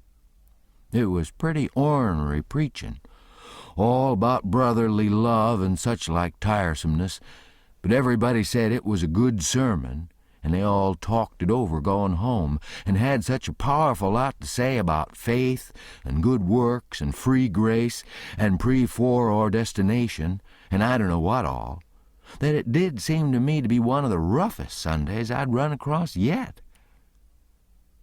'Bout an hour after dinner, everybody was dozing around, some in their chairs and some in their rooms, and it got to be pretty dull. Buck and a dog was stretched out on the grass in the sun, sound asleep. I went up to our room and judged I would take a nap myself. I found that sweet Miss Sophia standing in her door, which was next to ours, and she took me in her room and shut the door very soft and asked me if I liked her, and I said I did. And she asked me if I'd do something for her and not tell anybody, and I said I would. Then she said she'd forgot her Testament and left it in the seat at church between 2 other books, and would I slip out quiet and go there and fetch it to her and not say nothing to nobody. I said I would. So I slid out and slipped off up the road, and there weren't anybody at the church, except maybe a hog or 2, for there weren't any lock on the door, and hogs likes a punchin' floor in summertime because it's cool. If you notice, most folks don't go to church only when they got to, but a hog is different. Says I to myself, something's up. It ain't natural for a girl to be in such a sweat about a testament. So I give it a shake, and out drops a little piece of paper with 2:30 wrote on it with a pencil. I ransacked it, but couldn't find anything else. I couldn't make anything out of that. So I put the paper in the book again, and when I got home and upstairs, there was Miss Sophia in her door waiting for me. She pulled me in and shut the door. Then she looked in the Testament till she found the paper, and as soon as she read it, she looked glad. And before a body could think, she grabbed me and give me a squeeze and said I was the best boy in the world, and not to tell anybody. She was mighty red in the face for a minute, and her eyes lighted up, and it made her powerful pretty. I was a good deal astonished, but when I got my breath, I asked her what the paper was about. And she asked me if I had read it, and I said no. And she asked me if I could read writing, and I told her no, only coarse hand. And then she said the paper warn't anything but a bookmark to keep her place, and I might go and play now. I went off down the river studying over this thing, and pretty soon I noticed that my nigger was following along behind. And when we was out of sight of the house, he looked back and around a second, and then he comes a-running and says, "Master George, if you all come down into the swamp, I show you a whole stack of water moccasins. Thinks I that's mighty curious. He said that yesterday. He ought to know a body don't love water moccasins enough to go around hunting for 'em. What's he up to anyway? So I says, all right, trot ahead. I followed a half a mile. Then he struck out over the swamp and waded ankle deep as much as another half mile. We come to a little flat piece of land which was dry and very thick with trees and bushes and vines, and he says, "You shove right in there just a few steps, Marse George. Dar's where it is. I seed 'em before. I don't care to see 'em no more." Then he slopped right along and went away, and pretty soon the trees hit him. I poked into the place a ways and come to a little open patch as big as a bedroom, all hung around with vines, and found a man lying there asleep. And by jings, is my old friend Jim. I waked him up, and I reckoned it was going to be a grand surprise to him to see me again, but it warn't. He nearly cried, he was so glad, but he weren't surprised. He said he swum along behind me that night and heard me yell every time, but dasn't answer because he didn't want nobody to pick him up and take him into slavery again. Says he, "I got a little hurt and couldn't swim fast, so I was a considerable way behind you towards the last. When you landed, I reckon I could catch up with you on the land without having to shout at you. But when I see that house, I begin to go slow. I was off too fur to hear what they say to you. I was afraid of the dogs, but when it is all quiet again, I knowed you was in the house, so I struck out for the woods to wait for day. Early in the morning, some of the niggers come along, gwine to the fields, and they tuck me in and showed me this place where the dogs can't track me on accounts of the water. And they brings me truck to eat every night and tells me how you's getting along. Why didn't you tell my Jack to fetch me here sooner, Jim?" "Well, 'twarn't no use to disturb you, Huck, till we could do something. But we's all right now. I been a-buying pots and pans and victuals as I got a chancet, and patching up the raft nights when—" "What raft, Jim?" "Well, our old raft." "You mean to say our old raft weren't smashed all to flinders?" "No, she warn't. She was tore up a good deal, one end of her was. But there warn't no great harm done, only her traps was most all lost. If we hadn't dived so deep and swum so fur under water, and the night hadn't been so dark, and we warn't so scared, and been such punkin heads, as the sayin' is, we'd a seed the raft. But it's just as well we didn't, 'cause now she's all fixed up again, most as good as new, and we's got a lot of new stuff, too, in the place of what is lost." "Well, how'd you get a hold of the raft again, Jim? Did you catch her?" "How I gwine to catch her, and I out in the woods? No, some of the niggers found her ketched on a snag along here in the bend, and they hid her in a crick mongst the willows, and they was so much jawing about which of 'em she belonged to the most that I come to hear about it purty soon. So I ups and settles the trouble by tellin' 'em she don't belong to none of 'em but to you and me. And I asked 'em if they gwine to grab a young white gentleman's property and get a hidin' for it. Then I gin 'em 10 cents apiece, and they's mighty well satisfied, and wished some more rafts had come along and make 'em rich again. They's mighty good to me, these niggers is, and whatever I wants 'em to do for me, I don't have to ask 'em twice, honey. That Jack's a good nigger and purty smart. Yes, he is. He ain't ever told me you was here. Told me to come and he'd show me a lot of water moccasins. If anything happens, he ain't mixed up in it. He can say he never seen us together, and it'll be the truth." I don't want to talk much about the next day. I reckon I'll cut it pretty short. I waked up about dawn and was a-going to turn over and go to sleep again when I noticed how still it was. Didn't seem to be anybody stirring. That weren't usual. Next, I noticed that Buck was up and gone. Well, I gets up, a-wonderin', and goes downstairs. Nobody round. Everything is still as a mouse. Just the same outside. Thinks I, what does it mean? Down by the wood pile, I comes across my Jack and says, what's it all about? Says he, don't you know, Master George? No, says I don't. Well, then Miss Sophia's run off. 'Deed she has. She run off in the night sometime. Nobody don't know just when. Run off to get married to that young Harney Shepherdson, you know. Leastways, so they spec. The family found it out about half an hour ago, maybe a little more. And I tell you, they weren't no time loss. Such another hurrying up guns and horses you never see. The woman folks is gone for to stir up the relations, and old Marse Saul and the boys tucked their guns and rode up to the river road for to try to catch that young man and kill him, for he can get across the river with Miss Sophia. I reckon they's gwine to be mighty rough times. Buck went off without waking me up. Well, I reckon he did. They weren't gwine to mix you up in it. Marse Buck, he loaded up his gun and 'lowed he's gwine to fetch home a Shepherdson or bust.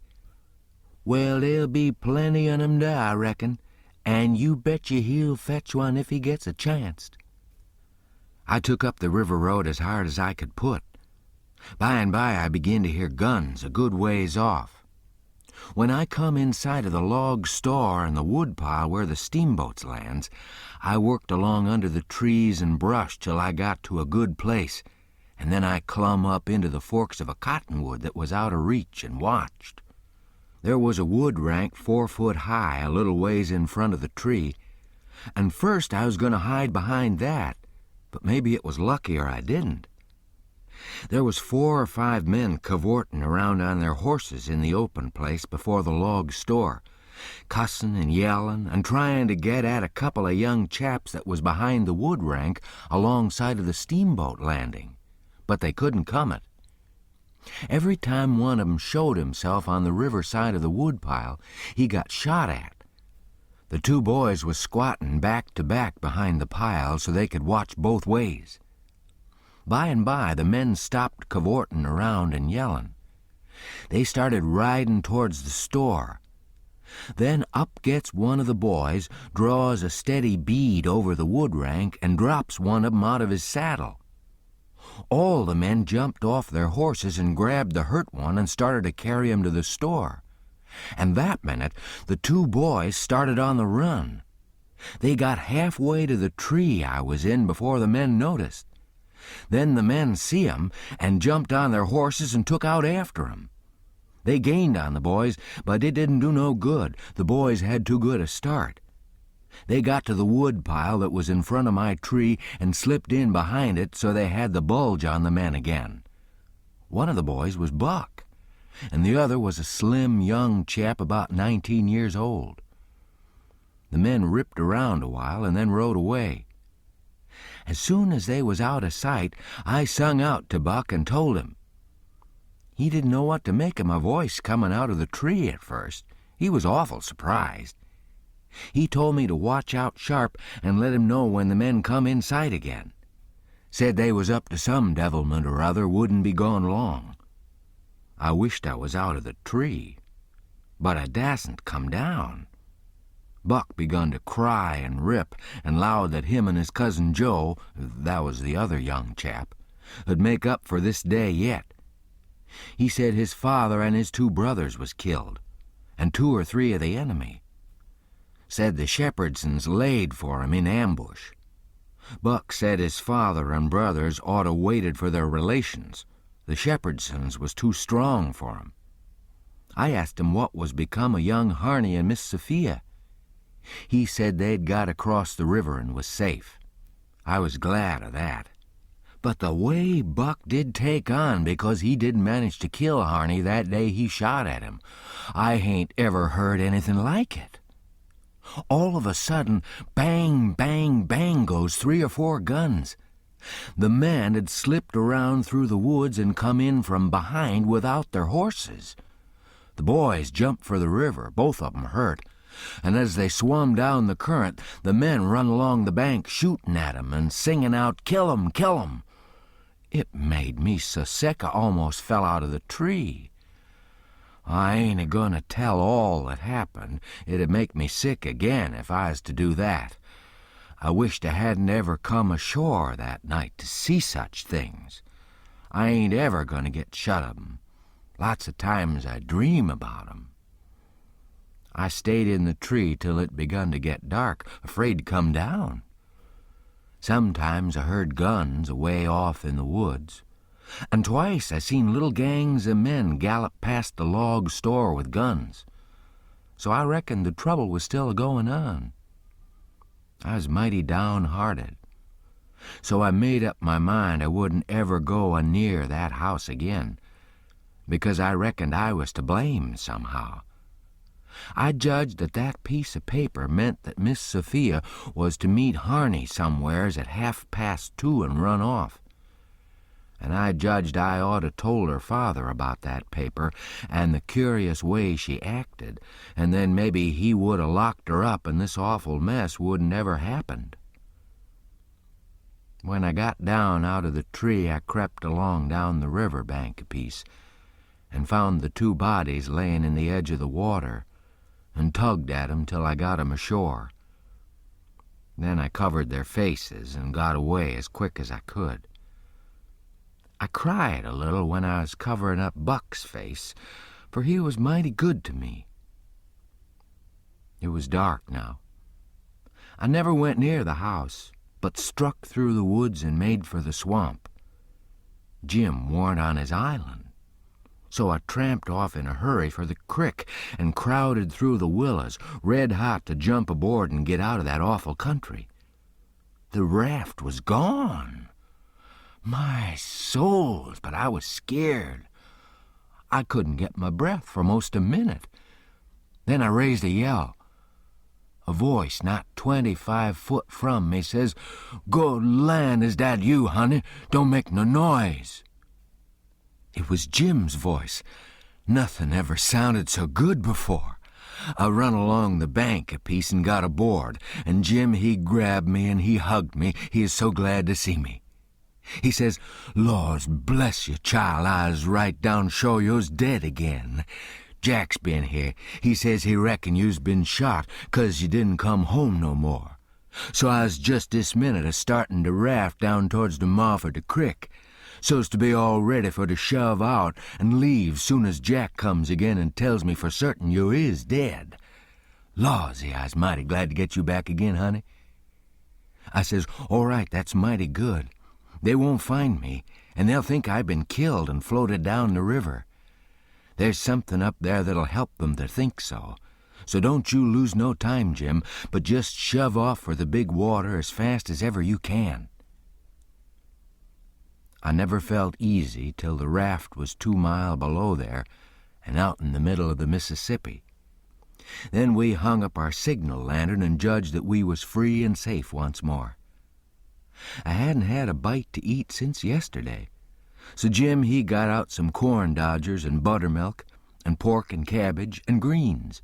There ain't nothing in the world so good when it's cooked right. And whilst I eat my supper, we talked and had a good time. I was powerful glad to get away from the feuds, and so was Jim to get away from the swamp. We said there weren't no home like a raft after all. Other places do seem so cramped up and smothery, but a raft don't. You feel mighty free and easy and comfortable on a raft. Chapter 19. 2 or 3 days and nights went by. I reckon I might say they swum by. They slid along so quiet and smooth and lovely. Here's the way we put in the time. It was a monstrous big river down there, sometimes 1.5 miles wide. We run nights and laid up and hid daytimes. Soon as night was most gone, we stopped navigating and tied up, nearly always in the dead water under a towhead, and then cut young cottonwoods and willows and hid the raft with them, Then we set out the lines. Next, we slid into the river and had a swim so as to freshen up and cool off. Then we sat down on the sandy bottom where the water was about knee-deep and watched the daylight come. Not a sound anywheres, perfectly still, just like the whole world was asleep, only sometimes the bullfrogs a-clattering maybe. The first thing to see, looking away over the water, was a kind of dull line. That was the woods on t'other side. You couldn't make nothing else out. Then a pale place in the sky, and then more paleness spreading around. Then the river softened up away off and warn't black any more but gray. You could see little dark spots drifting along ever so far away, trading scows and such things, and long black streaks, rafts. Sometimes you could hear a sweep screaking, or jumbled up voices. It was so still, and sounds come so far. And by and by you could see a streak on the water, which you know by the look of the streak that there's a snag there in a swift current which breaks on it and makes the streak look that way. And you see the mist curl up off the water, and the east reddens up, and the river. And you make out a log cabin in the edge of the woods away on the bank on t'other side of the river, being a wood yard likely, and piled by them cheats so you can throw a dog through it anywheres. Then the nice breeze springs up and comes fanning you from over there, so cool and fresh and sweet to smell on account of the woods and the flowers. But sometimes not that way, because they've left dead fish laying around, gars and such, and they do get pretty rank. And next you got the full day and everything smiling in the sun and the songbirds just going it. A little smoke couldn't be noticed now, so we would take some fish off the lines and cook up a hot breakfast, and afterwards we would watch the lonesomeness of the river and kind of lazy along, and by lazy off to sleep.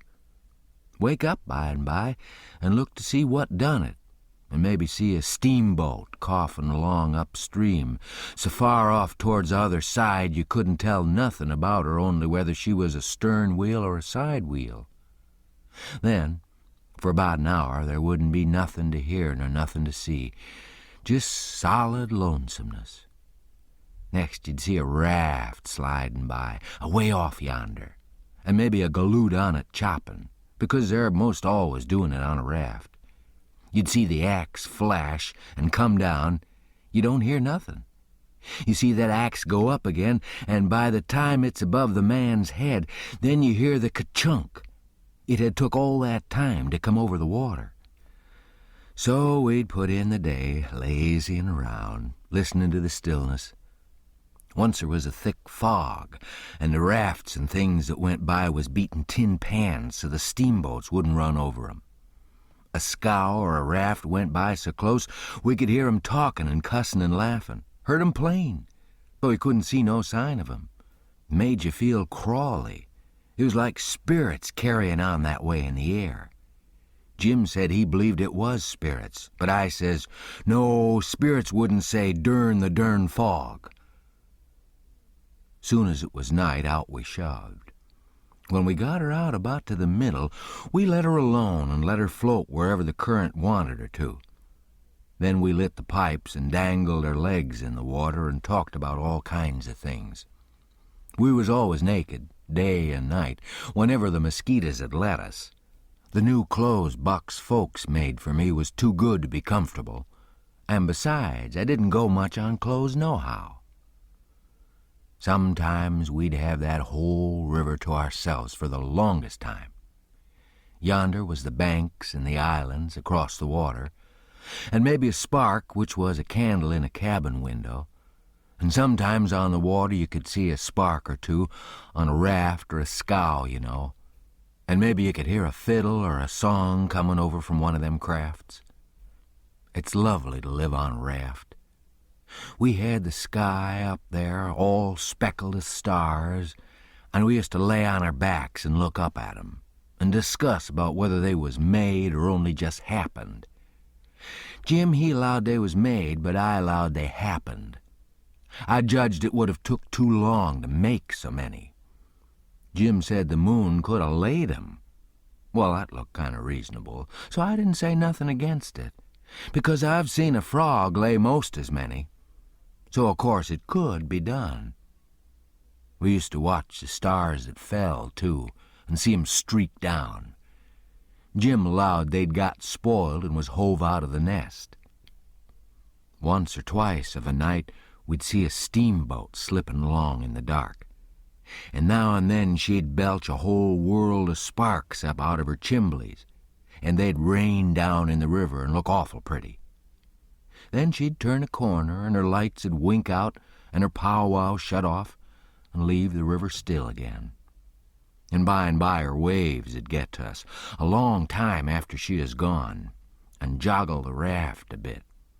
And after that you wouldn't hear nothing, for you couldn't tell how long, except maybe frogs or something. After midnight the people on shore went to bed, and then for 2 or 3 hours the shores was black, no more sparks in the cabin windows. These sparks was our clock. The first one that showed again meant morning was coming, so we hunted a place to hide and tie up right away. One morning, about daybreak, I found a canoe and crossed over a chute to the main shore. It was only 200 yards, and paddled about a mile up a creek amongst the cypress woods to see if I couldn't get some berries. Just as I was passing a place where a kind of a cow path crossed the creek, here comes a couple of men tearing up the path as tight as they could foot it. I thought I was a goner, for whenever anybody was after anybody, I judged it was me, or maybe Jim. I was about to dig out from there in a hurry, but they was pretty close to me then and sung out and begged me to save their lives. Said they hadn't been doing nothing and was being chased for it.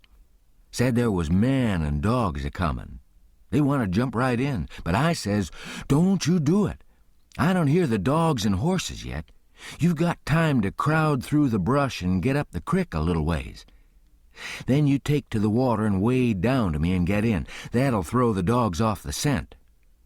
They done it, and soon as they was aboard I lit out for our towhead, and in about 5 or 10 minutes we heard the dogs and the men away off shouting. We heard 'em come along towards the creek, but couldn't see 'em. They seemed to stop and fool around a while. Then, as we got further and further away all the time, we couldn't hardly hear 'em at all. By the time we'd left a mile of woods behind us and struck the river, everything was quiet, and we paddled over to the towhead and hid in the cottonwoods and was safe. One of these fellows was about 70 or upwards, and had a bald head and very gray whiskers. He had an old battered-up slouch hat on, and greasy blue woolen shirt, and ragged old blue jeans breeches stuffed into his boot tops, and home-knit galluses. No, he only had one. He had an old, long-tailed blue jeans coat with slick brass buttons flung over his arm, and both of 'em had big, fat, ratty-looking carpet bags. The other fellow was about 30, and dressed about as ornery. After breakfast we all laid off and talked, and the first thing that come out was that these chaps didn't know one another.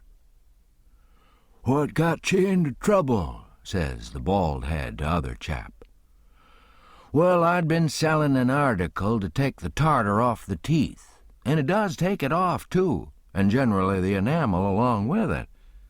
But I stayed about 1 night longer than I ought to, and was just in the act of sliding out when I ran across you on the trail this side of town, and you told me they were coming and begged me to help you get off. So I told you I was expecting trouble myself and had scatter out with you. That's the whole yarn. What's yourn?"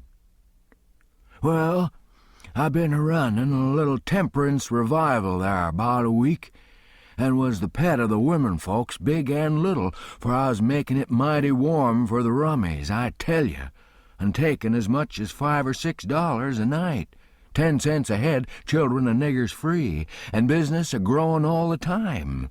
when somehow or another a little report got around last night that I had a way of putting in my time with a private jug on the sly.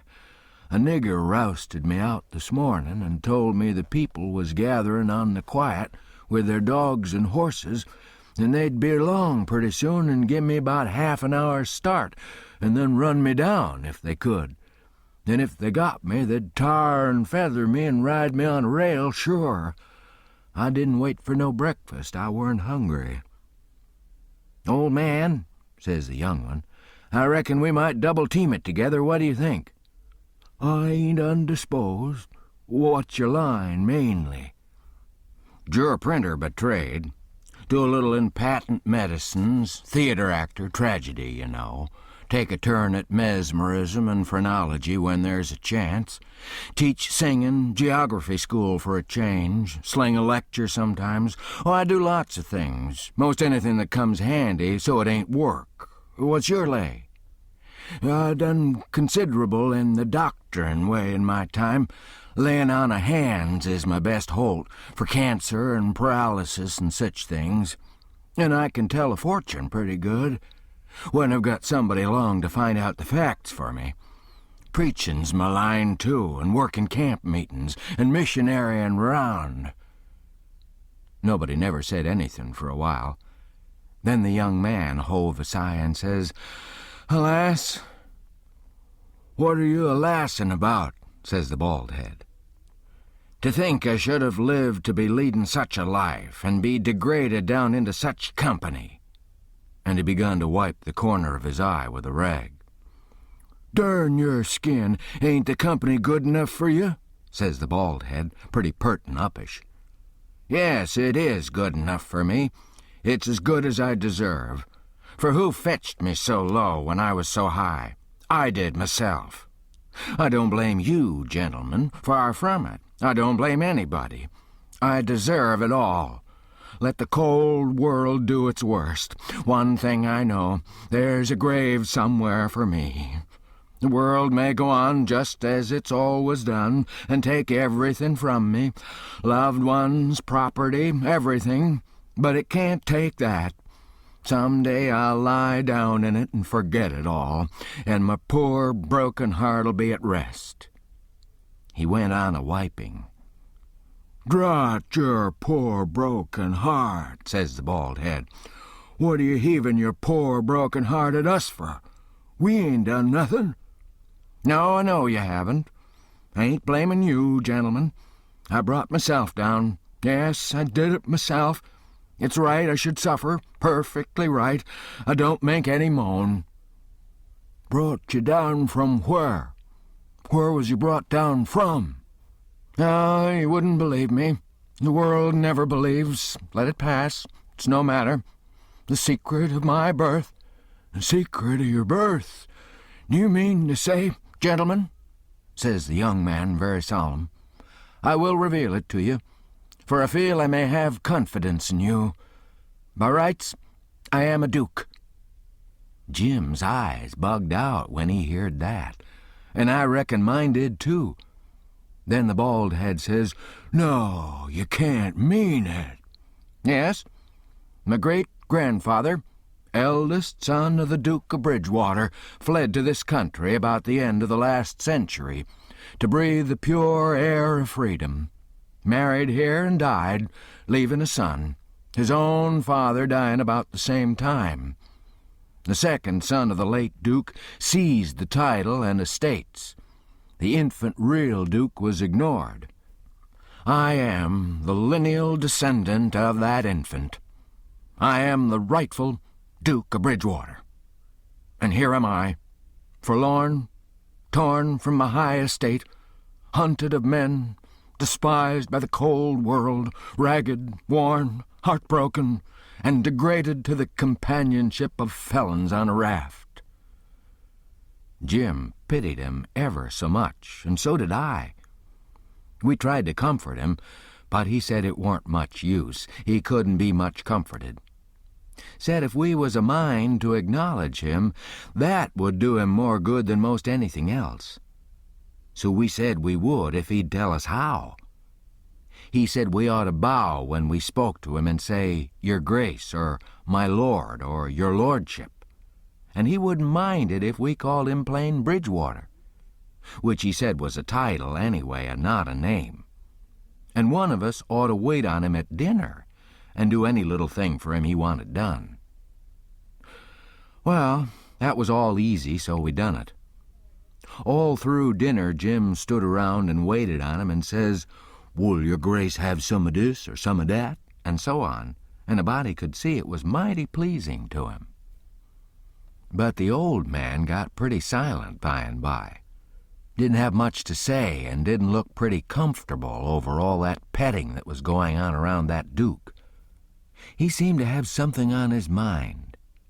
So along in the afternoon he says, Looky here, Bilgewater, he says, I'm nation sorry for you, but you ain't the only person that's had troubles like that.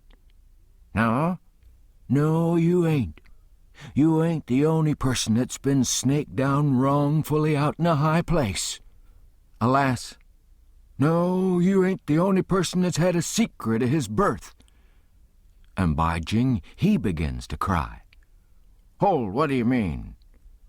Bilgewater, can I trust you? Says the old man, still sort of sobbing. To the bitter death. He took the old man by the hand and squeezed it and says, The secret of your being, speak.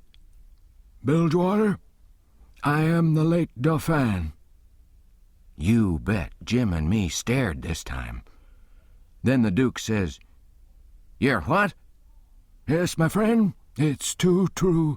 Your eyes is looking at this very moment on the poor, disappeared Dauphin, Louis XVII, son of Louis XVI and Mary Antoinette. You, at your age? No. You mean you're the late Charlemagne? You must be 600 or 700 years old at the very least. Trouble has done it, Bilgewater. Trouble has done it. Trouble has brung these gray hairs and this premature balditude. Yes, gentlemen, you see before you, in blue jeans and misery, the wandering, exiled, trampled on and suffering rightful King of France. Well, he cried and took on so that me and Jim didn't know hardly what to do, we was so sorry, and so glad and proud we'd got him with us, too. So we set in like we done before with the Duke and tried to comfort him. But he said it warn't no use.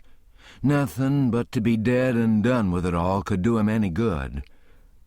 Though he said it often made him feel easier and better for a while if people treated him according to his rights and got down on one knee to speak to him, and always called him Your Majesty, and waited on him first at meals, and didn't set down in his presence till he asked 'em. So Jim and me set to majestying him, and doing this and that and t'other for him, and standing up till he told us we might set down. This done him heaps of good, and so he got cheerful and comfortable. But the Duke kind of soured on him and didn't look a bit satisfied with the way things was going. Still, the king acted real friendly towards him, and said the Duke's great-grandfather and all the other Dukes of Bilgewater was a good deal thought of by his father and was allowed to come to the palace considerable. But the Duke stayed huffy a good while, till by and by the king says, Like as not we gotta be together a blamed long time on this here raft, Bilgewater, and so what's the use of your being sour? It'll only make things uncomfortable. It ain't my fault I weren't born a duke. It ain't your fault you weren't born a king, so what's the use to worry? Make the most of things the way you find 'em, says I, that's my motto. This ain't no bad thing that we've struck here. Plenty grub and an easy life. Come, give us your hand, Duke, and let's all be friends. And the Duke done it, and Jim and we was pretty glad to see it. It took away all the uncomfortableness, and we felt mighty good over it, because it would have been a miserable business to have any unfriendliness on the raft. For what you want, above all things, on a raft, is for everybody to be satisfied and feel right and kind towards the others. It didn't take me long to make up my mind that these liars weren't no kings nor dukes at all, but just low-down humbugs and frauds. But I never said nothing, never let on, kept it to myself. It's the best way. Then you don't have no quarrels and don't get into no trouble. If they wanted us to call 'em kings and dukes, I hadn't no objections, long as it'd keep peace in the family. And it weren't no use to tell Jim, so I didn't tell him. If I never learnt nothing else out of Pap, I learnt that the best way to get along with his kind of people is to let 'em have their own way.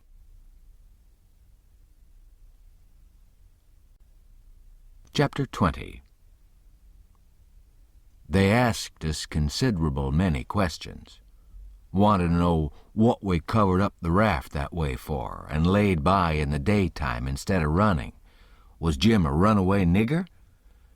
Says I, goodness sakes, would a runaway nigger run south? No, they allowed he wouldn't.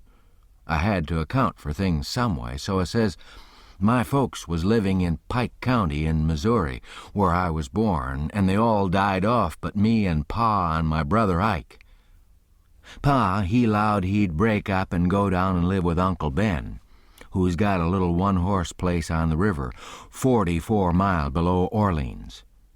Pa was pretty poor and had some debts. So when he'd squared up, there weren't nothing left but $16 and our nigger Jim. That weren't enough to take us 1,400-mile deck passage, nor no other way. Well, when the river rose, Pa had a streak of luck one day. He ketched this piece of raft, so we reckoned we'd go down to Orleans on it. Pa's luck didn't hold out. A steamboat run over the for'ard corner of the raft one night, and we all went overboard and dove under the wheel. Jim and me come up all right, but Pa was drunk, and Ike was only 4 years old, so they never come up no more. Well, for the next day or two we had considerable trouble, because people was always coming out in skiffs and trying to take Jim away from me, saying they believed he was a runaway nigger. We don't run daytimes no more now. Nights they don't bother us. The Duke says, leave me alone to cipher out a way so we can run in the daytime if we want to. I'll think the thing over. I'll invent a plan that'll fix it. We'll let it along for today because, of course, we don't want to go by that town yonder in daylight. It mightn't be healthy. Towards night it begun to darken up and look like rain. The heat lightning was squirting around, low down in the sky, and the leaves was beginning to shiver. It was going to be pretty ugly, it was easy to see that. So the Duke and the King went to overhauling our wigwam to see what the beds was like. My bed was a straw tick, better than Jim's, which was a corn shuck tick. There's always cobs around about in a shuck tick, and they poke into you and hurt. And when you roll over, the dry shucks sound like you was rolling over in a pile of dead leaves. It makes such a rustling that you wake up.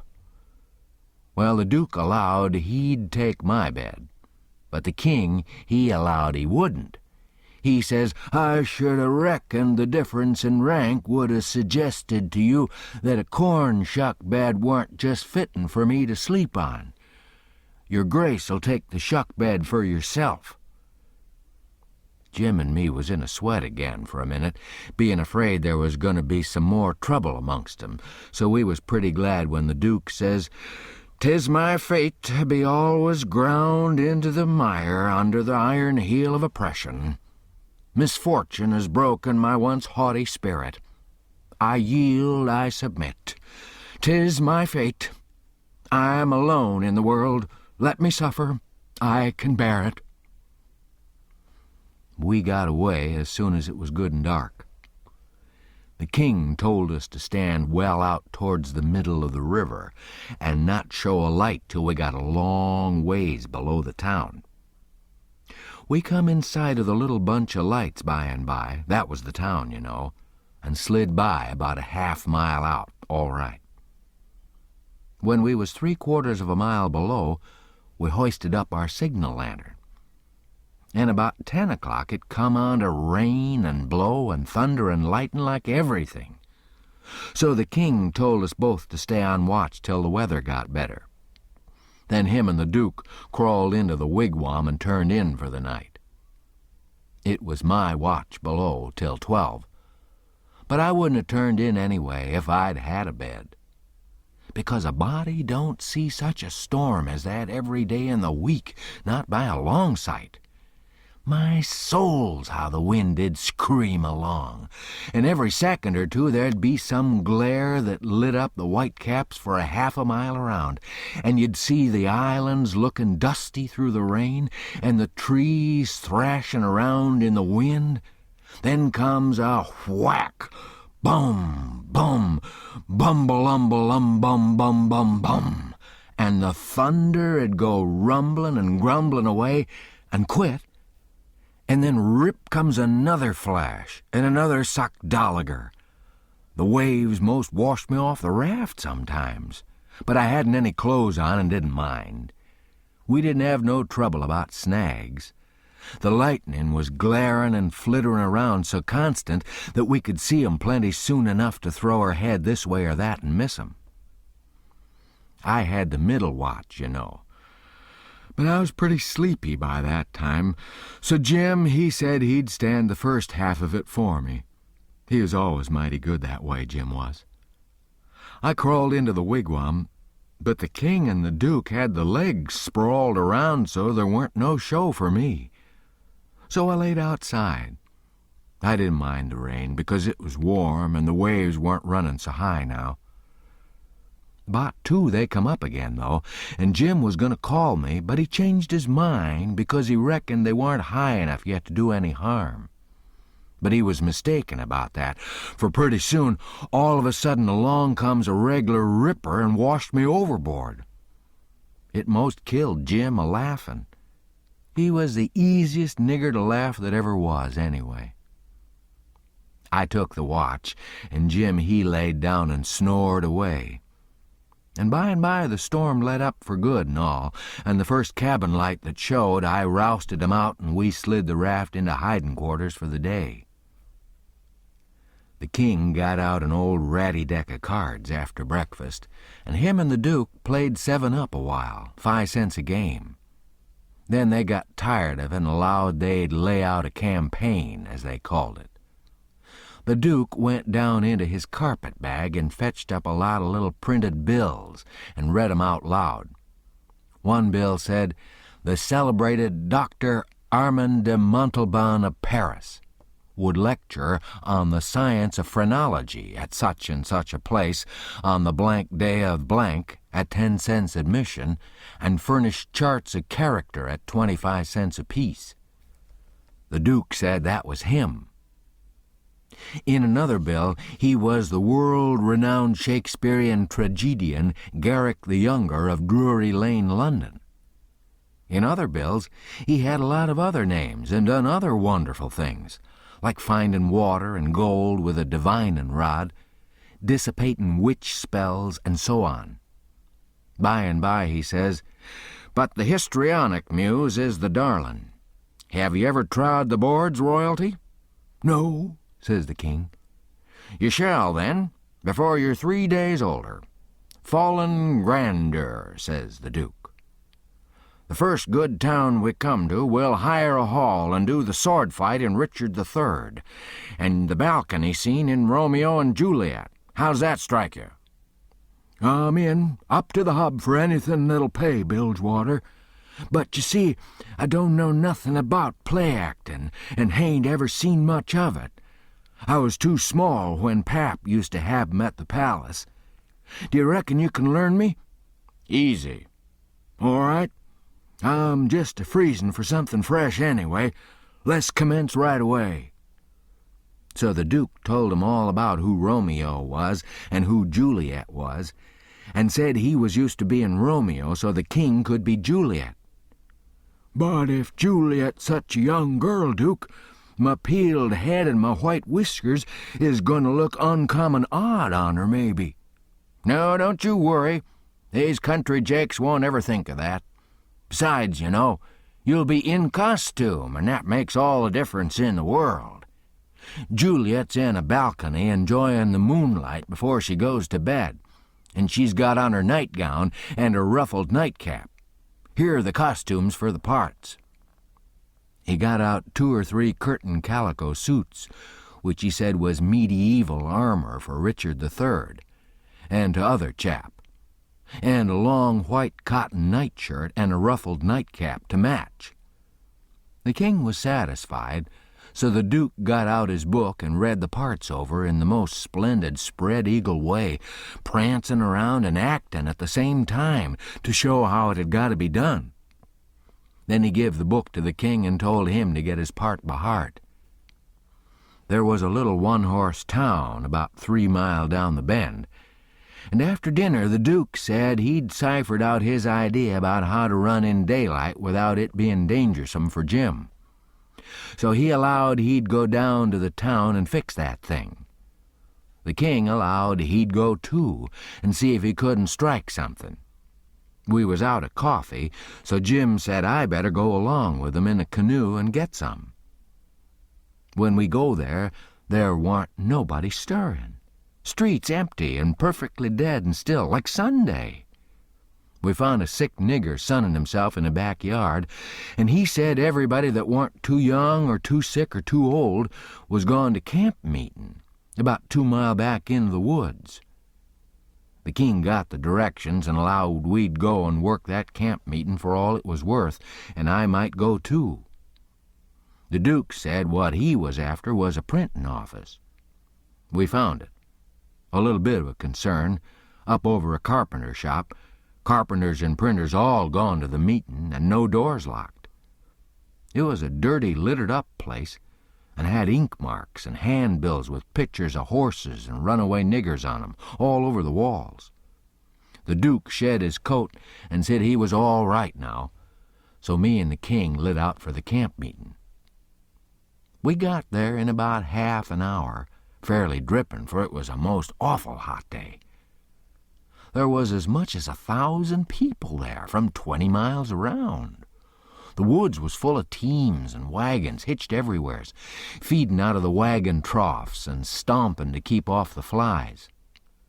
There was sheds made out of poles and roofed over with branches where they had lemonade and gingerbread to sell, and piles of watermelons and green corn and such like truck. The preachin' was going on under the same kinds of sheds, only they was bigger and held crowds of people. The benches was made out of outside slabs of logs, with holes bored in the round side to drive sticks into for legs. They didn't have no backs. The preachers had high platforms to stand on at one end of the sheds. The women had on sunbonnets, and some had linsey-woolsey frocks, some gingham ones, and a few of the young ones had on calico. Some of the young men was barefooted, and some of the children didn't have on any clothes but just a tow linen shirt. Some of the old women was knitting, and some of the young folks was courting on the sly. The first shed we come to, the preacher was lining out a hymn. He lined out 2 lines, and everybody sung it, and it was kind of grand to hear it. There was so many of 'em, and they done it in such a rousing way. Then he lined out 2 more for 'em to sing, and so on.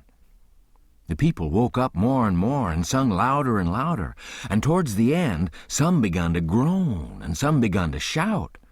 Then the preacher begun to preach, and begun in earnest, too, and went weaving first to one side of the platform and then to the other, and then a-leaning down over the front of it with his arms and his body going all the time, and shouting his words out with all his might.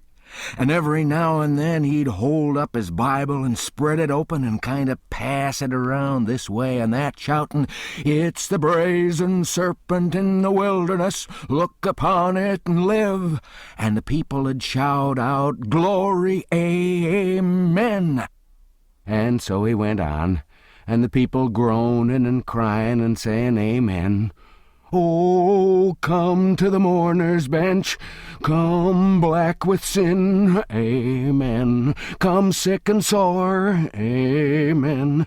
Come lame and halt and blind, amen. Come poor and needy, sunk in shame, amen. Come all that's worn and soiled and suffering. Come with a broken spirit, come with a contrite heart. Come in your rags and sin and dirt. The waters it cleanse is free. The door of heaven stands open. Oh, enter in and be at rest. Amen. Glory, glory, hallelujah. And so on. You couldn't make out what the preacher said anymore on account of the shouting and crying. Folks got up everywheres in the crowd and worked their way just by main strength to the mourner's bench, with the tears running down their faces. And when all the mourners had got up there to the front benches in a crowd, they sung and shouted and flung themselves down on the straw just crazy and wild. Well, first I knowed, the king got a-going. And you could hear him over everybody. And next he went a-charging up onto the platform, and the preacher, he begged him to speak to the people, and he done it. He told him he was a pirate. Been a pirate for 30 years, out in the Indian Ocean, and his crew was thinned out considerable last spring in a fight. And he was home now to take out some fresh men, and thanks to goodness he'd been robbed last night and put ashore off of a steamboat without a cent, and he was glad of it. It was the blessedest thing that ever happened to him, because he was a changed man now, and happy for the first time in his life. And poor as he was gonna start right off and work his way back to the Indian Ocean and put in the rest of his life trying to turn the pirates into the true path, for he could do it better than anybody else, being acquainted with all the pirate crews in that ocean. And though it'd take him a long time to get there without money, he'd get there anyway, and every time he convinced a pirate, he'd say to him, "Don't you thank me? Don't you give me no credit?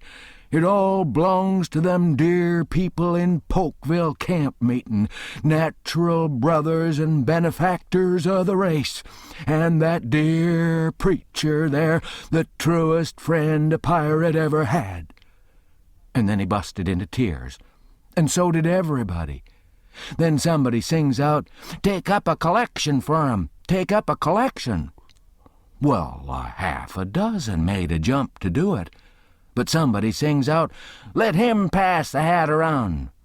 Then everybody said it, the preacher too. So the king went all through the crowd with his hat, swabbing his eyes and blessing the people and praising them and thanking them for being so good to the poor pirates away off there. And every little while the prettiest kind of girls, with the tears running down their cheeks, would up and ask him would he let 'em kiss him, for to remember him by, and he always done it, and some of them he hugged and kissed as many as 5 or 6 times.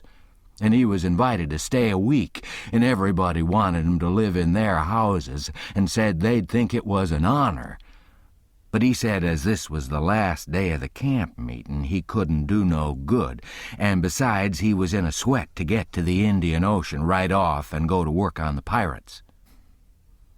When we got back to the raft, and he come to count up, he found he had collected $87.75.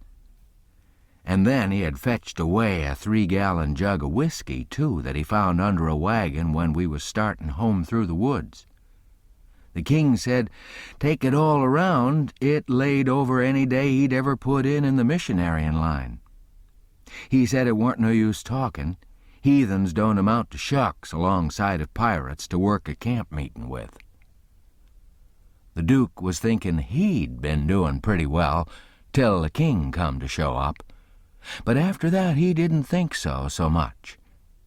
He had set up and printed off 2 little jobs for farmers in that printing office, horse bills, and took the money, $4. and he had got in $10 worth of advertisements for the paper, which he said he'd put in for $4 if they'd pay in advance, so they done it. The price of the paper was $2 a year, but he took in 3 subscriptions for $50 apiece on condition of them paying him in advance. They were going to pay in cordwood and onions as usual, but he said he had just bought the concern and knocked down the price as low as he could afford it, and was going to run it for cash. He set up a little piece of poetry which he made himself out of his own head, 3 verses, kind of sweet and saddish. The name of it was, "Yes, Crush, Cold World, This Breaking Heart," and he left all that set up and ready to print in the paper and didn't charge nothing for it.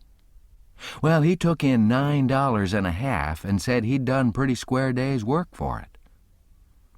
Then he showed us another little job he'd printed and hadn't charged for because it was for us.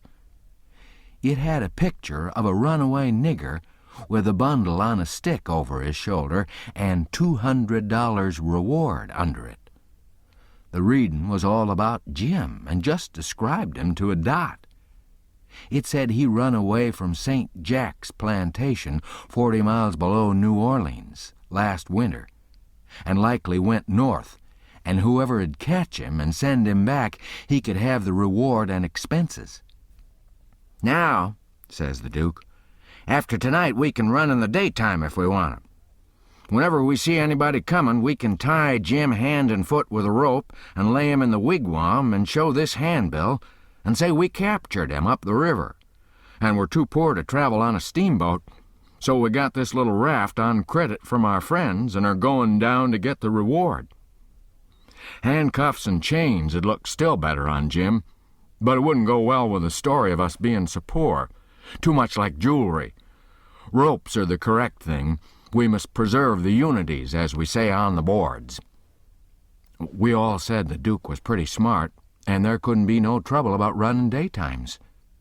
We judged we could make miles enough that night to get out of reach of the powwow we reckoned the Duke's work in the printing office was going to make in that little town. Then we could boom right along if we wanted to. We laid low and kept still and never shoved out till nearly 10 o'clock. Then we slid by, pretty wide away from the town, and didn't hoist our lantern till we was clear out of sight of it. When Jim called me to take the watch at 4 in the morning, he says, "Huck, does you reckon we're gwine to run across any more kings on this trip?" "No," I says, "I reckon not." "Well," says he, "that's all right then. I don't mind 1 or 2 kings, but that's enough. This one's powerful drunk, and the Duke ain't much better." I found Jim had been trying to get him to talk French so he could hear what it was like. But he said he'd been in this country so long and had so much trouble he'd forgot it. Chapter 21. It was after sunup now, but we went right on and didn't tie up. The king and the Duke turned out by and by, looking pretty rusty, but after they jumped overboard and took a swim, it chippered 'em up a good deal. After breakfast, the king, he took a seat on a corner of the raft and pulled off his boots and rolled up his breeches and let his legs dangle in the water so as to be comfortable, and lit his pipe and went to getting his Romeo and Juliet by heart. When he had got it pretty good, him and the Duke begun to practice it together.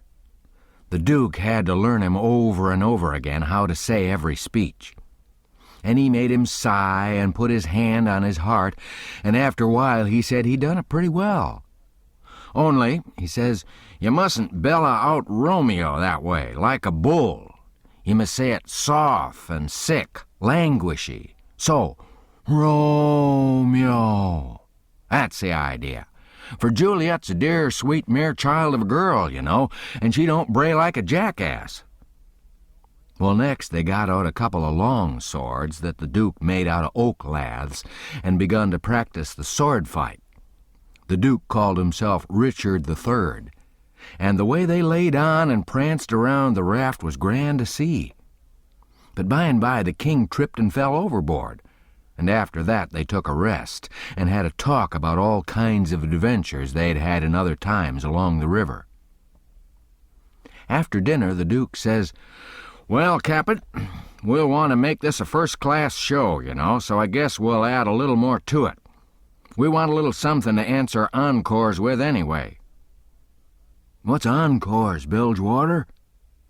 The Duke told him, and then says, "I'll answer by doing the Highland Fling, or the Sailor's Hornpipe. And you, well, let me see. Oh, I got it. You can do Hamlet's soliloquy." "Hamlet's which?"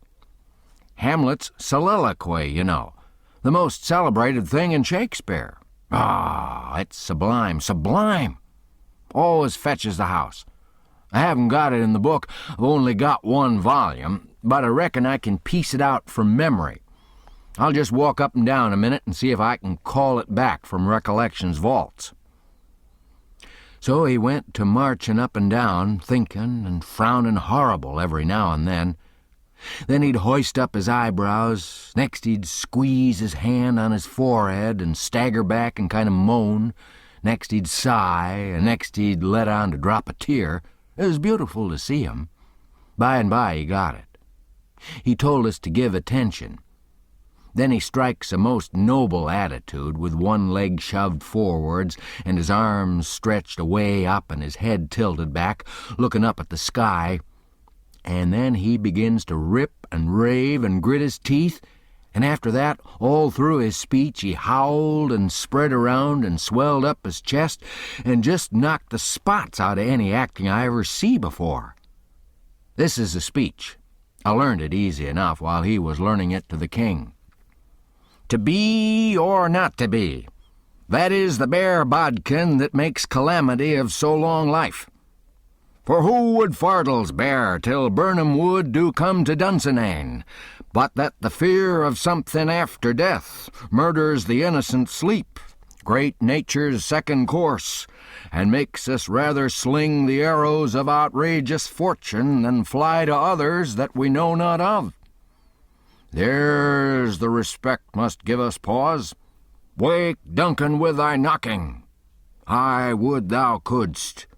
For who would bear the whips and scorns of time, the oppressor's wrong, the proud man's contumely, the law's delay, and the quietus which his pangs might take in the dead waste and middle of the night, when churchyards yawn in customary suits of solemn black, but that the undiscovered country from whose bourne no traveller returns breathes forth contagion on the world, and thus the native hue of resolution, like the poor cad i' the adage, is sicklied o'er with care, and all the clouds that lord o'er our housetops with this regard their currents turn awry, and lose the name of action. 'Tis a consummation devoutly to be wished. But soft you, the fair Ophelia, ope not thy ponderous and marble jaws, but get thee to a nunnery. Go!" Well, the old man, he liked that speech, and he mighty soon got it so he could do it first rate. It seemed like he was just born for it. And when he had his hand in and was excited, it was perfectly lovely the way he'd rip and tear and rear up behind when he was getting it off. The first chance we got, the Duke, he had some show bills printed. And after that, for 2 or 3 days, as we floated along, the raft was a most uncommon lively place, for there weren't nothing but sword fighting and rehearsing, as the Duke called it, going on all the time. One morning, when we was pretty well down the state of Arkansas, we come inside of a little one-horse town in a big bend. So we tied up about 3/4 of a mile above it in the mouth of a crick which was shut in like a tunnel by the cypress trees. And all of us but Jim took the canoe and went down there to see if there was any chance in that place for our show. We struck it mighty lucky. There was going to be a circus there that afternoon, and the country people was already beginning to come in all kinds of shackly wagons and on horses. The circus would leave before night, so our show would have a pretty good chance. The Duke, he hired the courthouse, and we went around and stuck up our bills.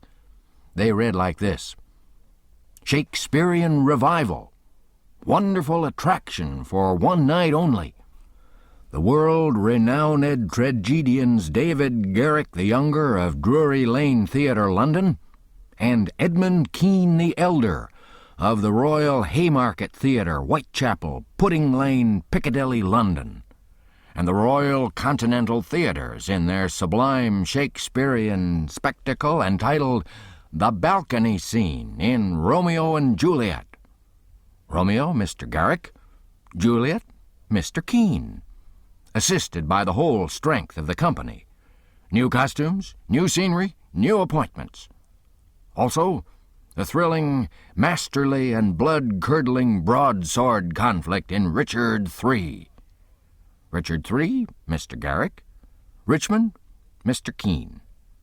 Also, by special request, Hamlet's immortal soliloquy, by the illustrious Kean, done by him 300 consecutive nights in Paris. For one night only, on account of imperative European engagements. Admission, 25 cents. Children and servants, 10 cents. Then we went loafing around the town. The stores and houses was most all old, shackly, dried-up frame concerns that hadn't ever been painted. They was set up 3 or 4 foot above ground on stilts, so as to be out of reach of the water when the river was overflowed. The houses had little gardens around 'em, but they didn't seem to raise hardly anything in 'em but jimpson weeds and sunflowers and ash piles and old curled-up boots and shoes and pieces of bottles and rags and played-out tinware. The fences was made of different kinds of boards, nailed on at different times, and they leaned every which way and had gates that didn't generally have but one hinge, a leather one. Some of the fences had been whitewashed, some time or another, but the Duke said it was in Columbus's time like enough. There was generally hogs in the garden and people driving 'em out. All the stores was along one street. They had white domestic awnings in front, and the country people hitched their horses to the awning posts. There was empty dry goods boxes under the awnings, and loafers roosting on 'em all day long, whittling them with their barlow knives and chawing tobacco and gapping and yawning and stretching, a mighty ornery lot. They generally had on yellow straw hats, most as wide as an umbrella, but didn't wear no coats nor waistcoats. They called one another Bill and Buck and Hank and Joe and Andy, and talked lazy and drawly and used considerable many cuss words. There was as many as one loafer leaning up against every awning post, and he most always had his hands in his breeches pockets, except when he fetched 'em out to lend a chaw of tobacco or scratch. What a body was hearing amongst 'em all the time was, "Give me a chaw of tobacco, Hank." "Can't. I hain't got but one chaw left. Ask Bill." Maybe Bill, he gives him a chaw. Maybe he lies and says he ain't got none. Some of them kinds of loafers never has a cent in the world, nor a chaw of tobacco of their own. They get all their chawin' by borrowin'. They say to a fella, "I wisht you'd lend me a chaw, Jack. I just this minute give Ben Thompson the last chaw I had," which is a lie pretty much every time. It don't fool nobody but a stranger. But Jack ain't no stranger, so he says, "You give 'em a chaw, did you? So did your sister's cat's grandmother. You pay me back the chaws you've already borrowed off me, Leif Buckner, and then I'll loan you 1 or 2 ton of it and won't charge you no back interest nuther." "Well, I did pay you back some of it onct." "Yes, you did, 'bout 6 chaws. You borrowed store tobacco and paid back niggerhead." Store tobacco is flat black plug, but these fellas mostly chaws the natural leaf twisted. When they borrow a chaw, they don't generally cut it off with a knife, but they set the plug in between their teeth and gnaw with their teeth and tug at the plug with their hands till they get it in two. Then sometimes the one that owns the tobacco looks mournful at it when it's handed back and says sarcastic, "Here, give me the chaw and you take the plug." All the streets and lanes was just mud. They weren't nothing else but mud, mud as black as tar, and nigh about a foot deep in some places, and 2 or 3 inches deep in all the places. The hogs loafed and grunted around everywheres. You'd see a muddy sow and a litter of pigs come lazying along the street and wallop herself right down in the way where folks had to walk around her. And she'd stretch out and shut her eyes and wave her ears whilst the pigs was milking her and look as happy as if she was on salary. And pretty soon you'd hear a loafer sing out, "Hey, so boy, sick 'em, tag!" And away the sow'd go, squealing most horrible, with a dog or 2 swinging to each ear, and 3 or 4 dozen more a-comin'. And then you'd see all the loafers get up and watch the thing out of sight, and laugh at the fun, and look grateful for the noise. Then they'd settle back again till there was a dog fight. There couldn't anything wake 'em up all over and make 'em happy all over like a dog fight. Unless it might be putting turpentine on a stray dog and setting fire to him, or tying a tin pail to his tail and see him run himself to death. On the riverfront, some of the houses was sticking out over the bank, and they was bowed and bent and about ready to tumble in. The people had moved out of 'em. The bank was caved away under one corner of some others, and that corner was hanging over. People lived in them yet, but it was dangersome, because sometimes a strip of land as wide as a house caves in at a time. Sometimes a belt of land 1/4 of a mile deep will start in and cave along till it all caves into the river in one summer. Such a town as that has to be always moving back and back and back, because the river is always gnawing at it. The nearer it got to noon that day, the thicker and thicker was the wagons and horses in the streets, and more comin' all the time.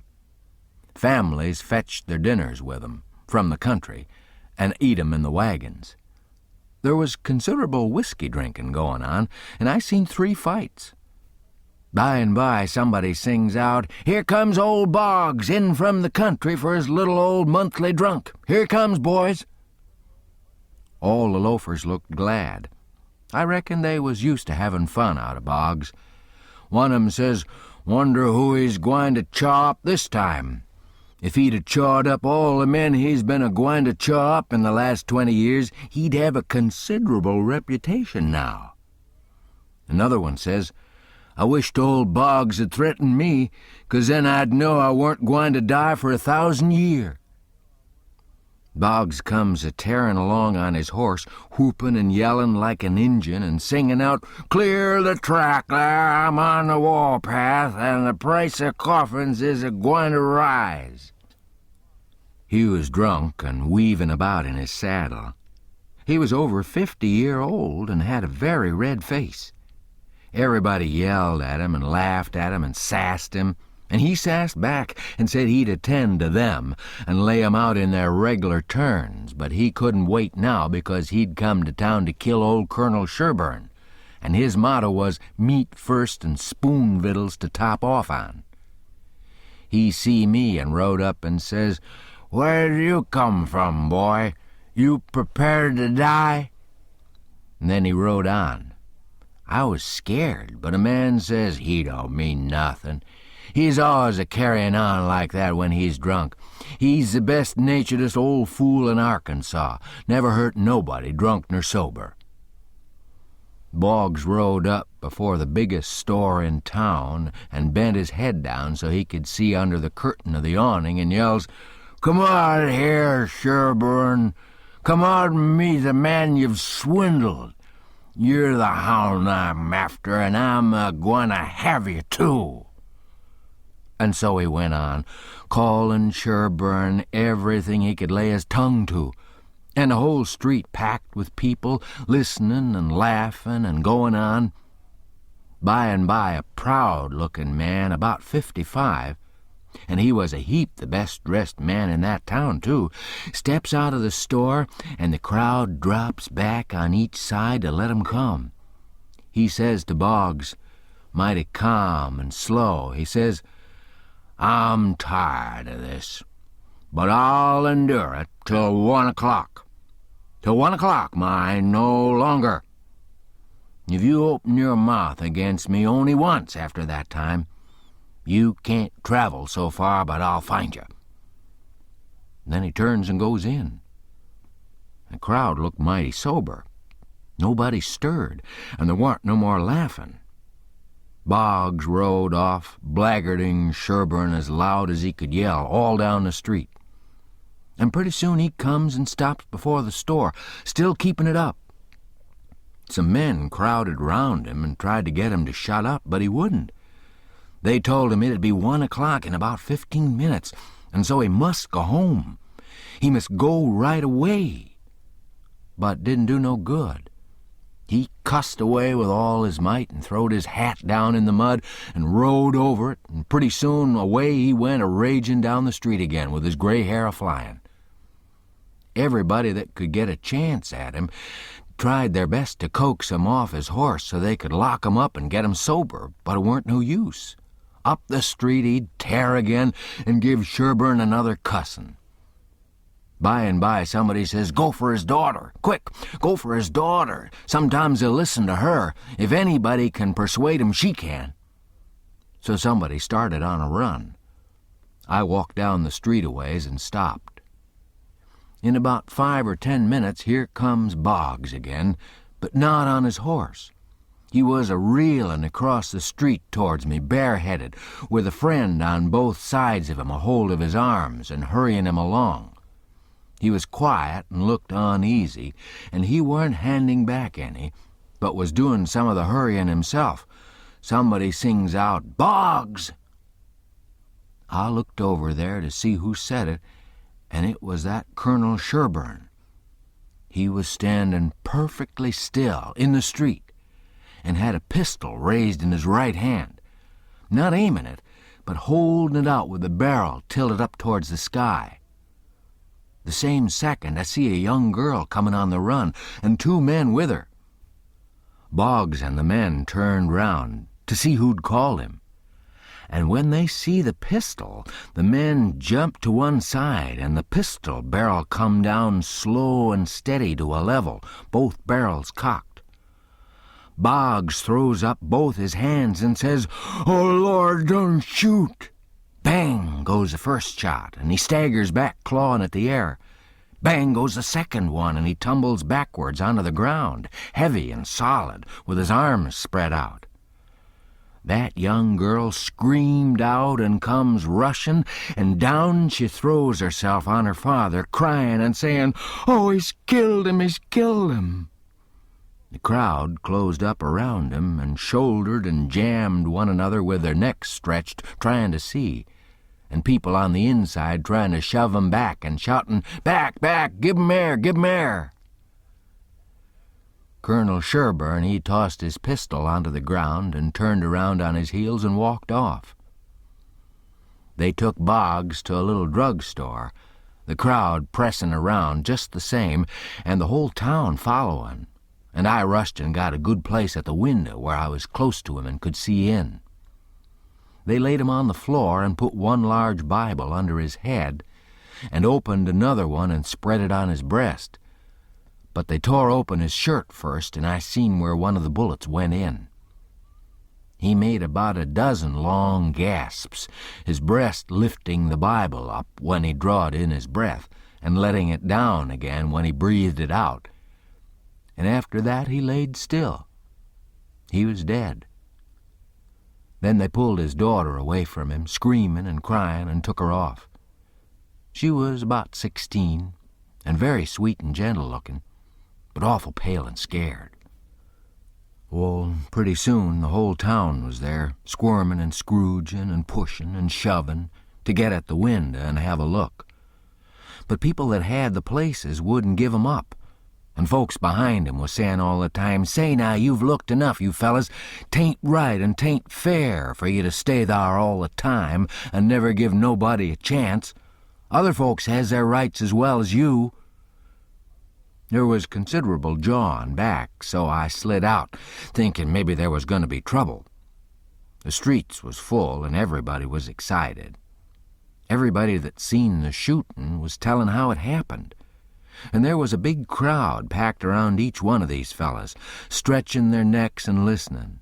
One long, lanky man with long hair and a big white fur stovepipe hat on the back of his head and a crooked-handled cane marked out the places on the ground where Boggs stood and where Sherburne stood, and the people following him around from one place to other and watching everything he done, and bobbing their heads to show they understood, and stooping a little and resting their hands on their thighs to watch him mark the places on the ground with his cane. And then he stood up straight and stiff where Sherburne had stood, frowning and having his hat brim down over his eyes, and sung out, "Boggs," and then fetched his cane down slow to a level and says, "Bang," staggered backwards, says bang again, and fell down flat on his back. The people that had seen the thing said he done it perfect, said it was just exactly the way it all happened. Then as much as a dozen people got out their bottles and treated him. Well, by and by, somebody said Sherburne ought to be lynched. In about a minute, everybody was saying it. So away they went, mad and yelling, and snatching down every clothesline they come to do the hanging with. Chapter 22. They swarmed up the street towards Sherburne's house, a-whooping and yelling and raging like Injuns, and everything had to clear the way or get run over and trumped to mush, and it was awful to see. Children was heeling it ahead of the mob, screaming and trying to get out of the way, and every window along the road was full of women's heads, and there was nigger boys in every tree, and bucks and wenches looking over every fence. And as soon as the mob had get nearly to 'em, they'd break and scattle back out of reach. Lots of the women and girls was crying and taking on, scared most to death. They swarmed up in front of Sherburne's palings as thick as they could jam together, and you couldn't hear yourself think for the noise. It was a little 20-foot yard. Some sung out, "Tear down the fence! Tear down the fence!" Then there was a racket of ripping and tearing and smashing, and down she goes, and the front wall of the crowd begins to roll in like a wave. Just then Sherburne steps out onto the roof of his little front porch, with a double-barreled gun in his hand, and takes his stand, perfectly calm and deliberate, not saying a word. The racket stopped, and the waves sucked back.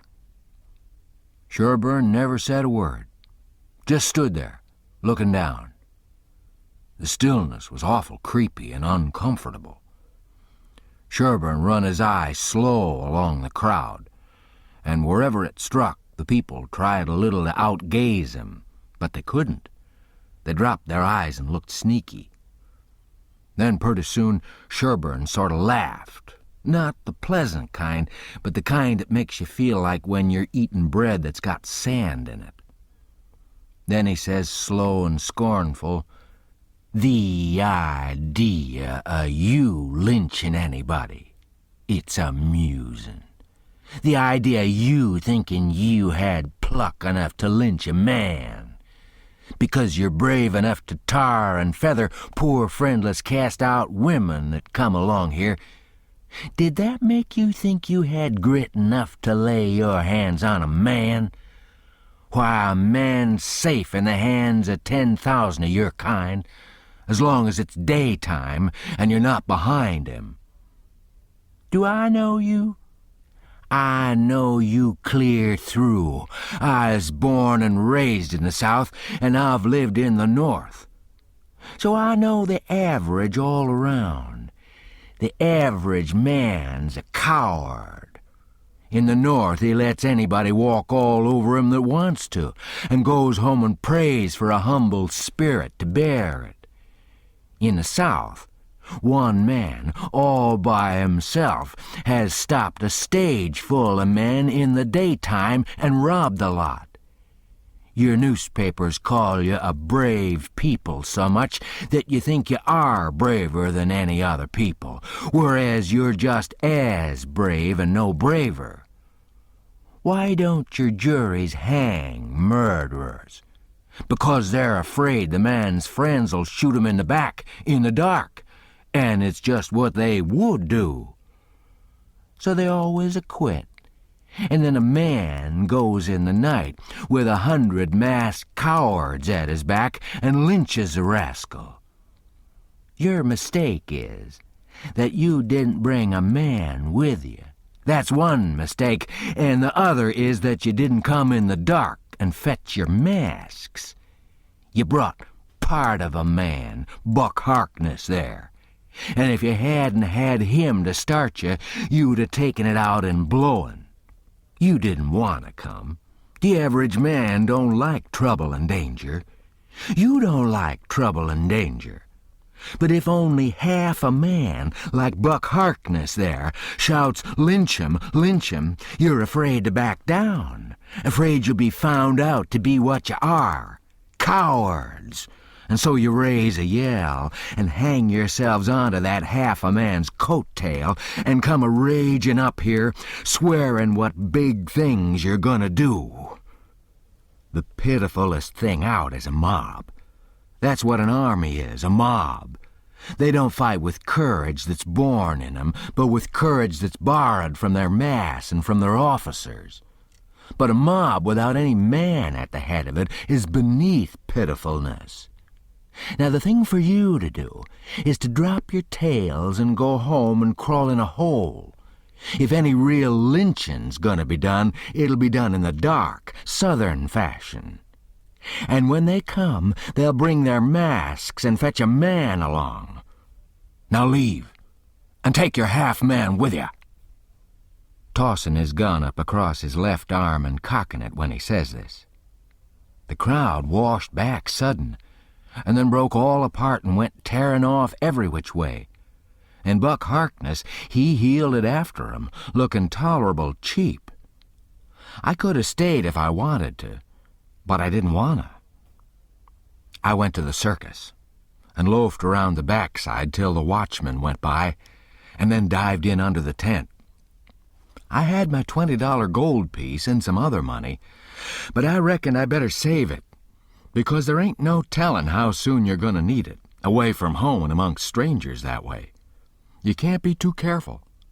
I ain't opposed to spending money on circuses when there ain't no other way, but there ain't no use in wasting it on 'em.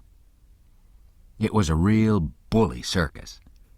It was the splendidest sight that ever was, when they all come riding in, two and two, a gentleman and lady side by side, the men just in their drawers and undershirts, and no shoes nor stirrups, and resting their hands on their thighs, easy and comfortable. There must have been 20 of 'em.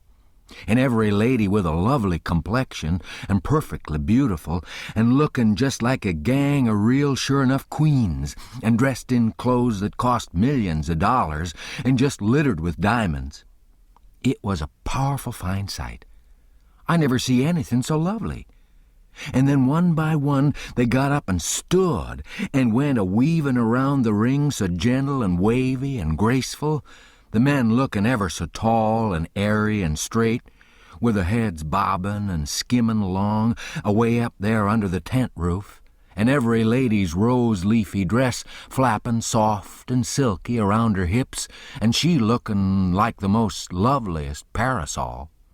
And then faster and faster they went, all of 'em dancing. First one foot stuck out in the air, and then the other, the horses leaning more and more, and the ringmaster going round and round and round the center pole, cracking his whip and shouting, "Hi, hi!" and the clown cracking jokes behind him. And by, all hands dropped the reins, and every lady put her knuckles on her hips, and every gentleman folded his arms, and then how the horses did lean over and hump themselves. And so, one after the other, they all skipped off into the ring and made the sweetest bow I ever see, and then scampered out, and everybody clapped their hands and went just about wild. Well, all through the circus, they done the most astonishing things. And all the time that clown carried on so it most killed the people. The ringmaster couldn't ever say a word to him, but he was back at him quick as a wink with the funniest things a body ever said. And how he ever could think of so many of 'em, and so sudden and so pat, was what I couldn't no way understand. Why, I couldn't have thought of 'em in a year. And by a drunk man tried to get into the ring, said he wanted to ride, said he could ride as well as anybody that ever was. They argued and tried to keep him out, but he wouldn't listen, and the whole show come to a standstill. Then the people begun to holler at him and make fun of him, and that made him mad, and he begun to rip and tear. So that stirred up the people, and a lot of men begun to pile down off the benches and swarm towards the ring, saying, "Knock 'em down, throw 'em out." And one or two women begun to scream. So then the ringmaster, he made a little speech, and said he hoped there wouldn't be no disturbance, and if the man had promised he wouldn't make no more trouble, he'd let him ride, if he thought he could stay on the horse. So everybody laughed and said all right, and the man got on. The minute he was on, the horse begun to rip and tear and jump and cavort around, with two circus men hanging onto his bridle, trying to hold him, and the drunk man hanging onto his neck, and his heels flying in the air every jump, and the whole crowd of people standing up shouting and laughing till the tears rolled down. And at last, sure enough, all the circus men could do, the horse broke loose, and away he went like the very nation, round and round the ring, with that sot laying down on him and hanging to his neck, with first one leg hanging most to the ground on one side, and then t'other one on the other side, and the people just crazy. It weren't funny to me, though. I was all of a tremble to see his danger. But pretty soon he struggled up a straddle and grabbed the bridle, a-reeling this way and that, and the next minute he sprung up and dropped the bridle and stood, and the horse a-going like a horse afire, too. He just stood up there, a-sailing around as easy and comfortable as if he weren't ever drunk in his life, and then he begun to pull off his clothes and sling 'em. He shed 'em so thick they kind of clogged up the air, and altogether he shed 17 suits. And then there he was, slim and handsome, and dressed the gaudiest and prettiest you ever saw, and he lit onto that horse with his whip and made him fairly hum, and finally skipped off and made his bow and danced off to the dressing room, and everybody just a-howling with pleasure and astonishment. Then the ringmaster see how he'd been fooled, and he was the sickest ringmaster you ever see, I reckon. Why, it was one of his own men. He had got up that joke all out of his own head and never let on to nobody.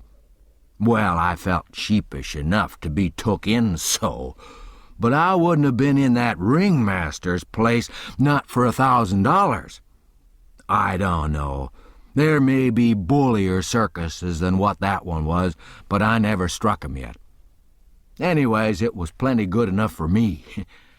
And wherever I run across it, it can have all of my custom every time. Well, that night we had our show. But there weren't only about 12 people there, just enough to pay expenses. And they laughed all the time, and that made the Duke mad, and everybody left anyway, before the show was over, but one boy who was asleep. So the Duke said these Arkansas lunkheads couldn't come up to Shakespeare. What they wanted was low comedy, and maybe something rather worse than low comedy, he reckoned. He said he could size their style. So next morning he got some big sheets of wrapping paper and some black paint and drawed off some handbills and stuck 'em up all over the village. The bills said, "At the courthouse, for 3 nights only.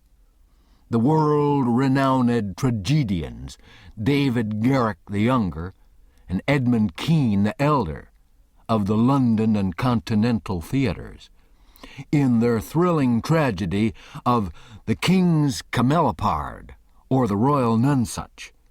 Admission, 50 cents. Then at the bottom was the biggest line of all, which said, "Ladies and children not admitted." "There," says he, "if that line don't fetch 'em, I don't know Arkansas." Chapter 23. Well, all day him and the king was hard at it, rigging up a stage and a curtain and a row of candles for footlights, and that night the house was jam full of men in no time. When the place couldn't hold no more, the Duke, he quit tending door and went around the back way and come onto the stage and stood up before the curtain and made a little speech, and praised up this tragedy and said it was the most thrillingest one that ever was. And so he went on a-bragging about the tragedy and about Edmund Kean the Elder, which was to play the main principal part in it.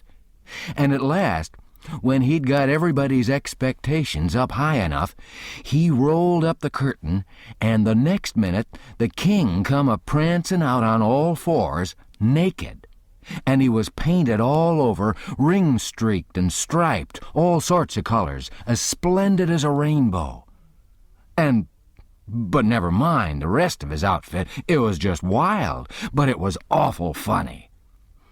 The people most killed themselves laughing, and when the king got done capering and capered off behind the scenes, they roared and clapped and haw-hawed till he come back and done it over again.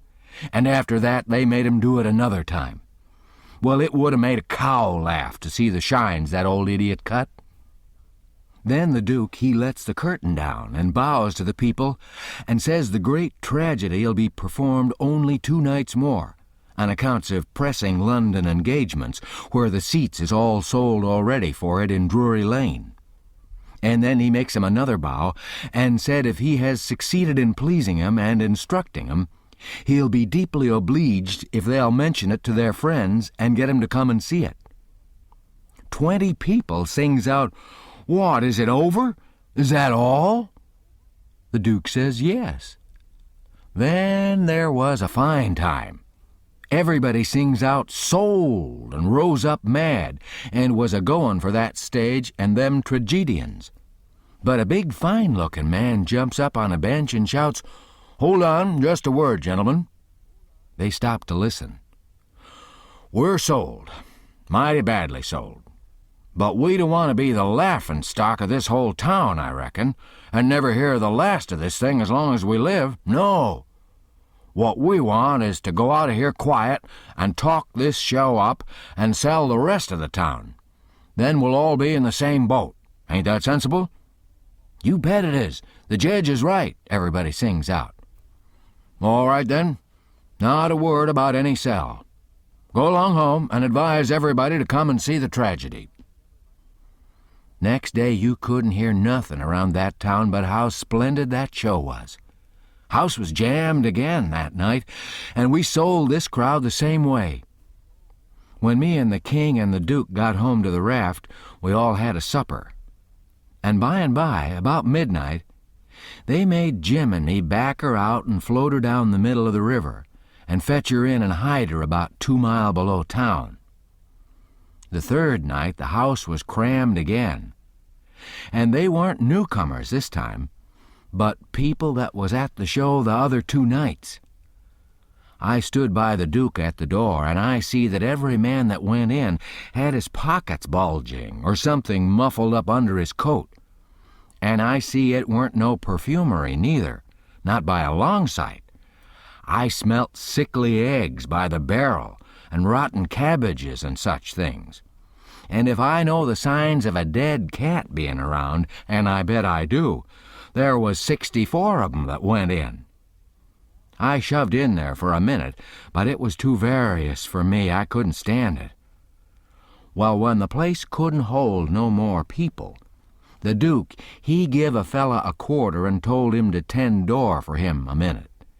And then he started around for the stage door, I after him.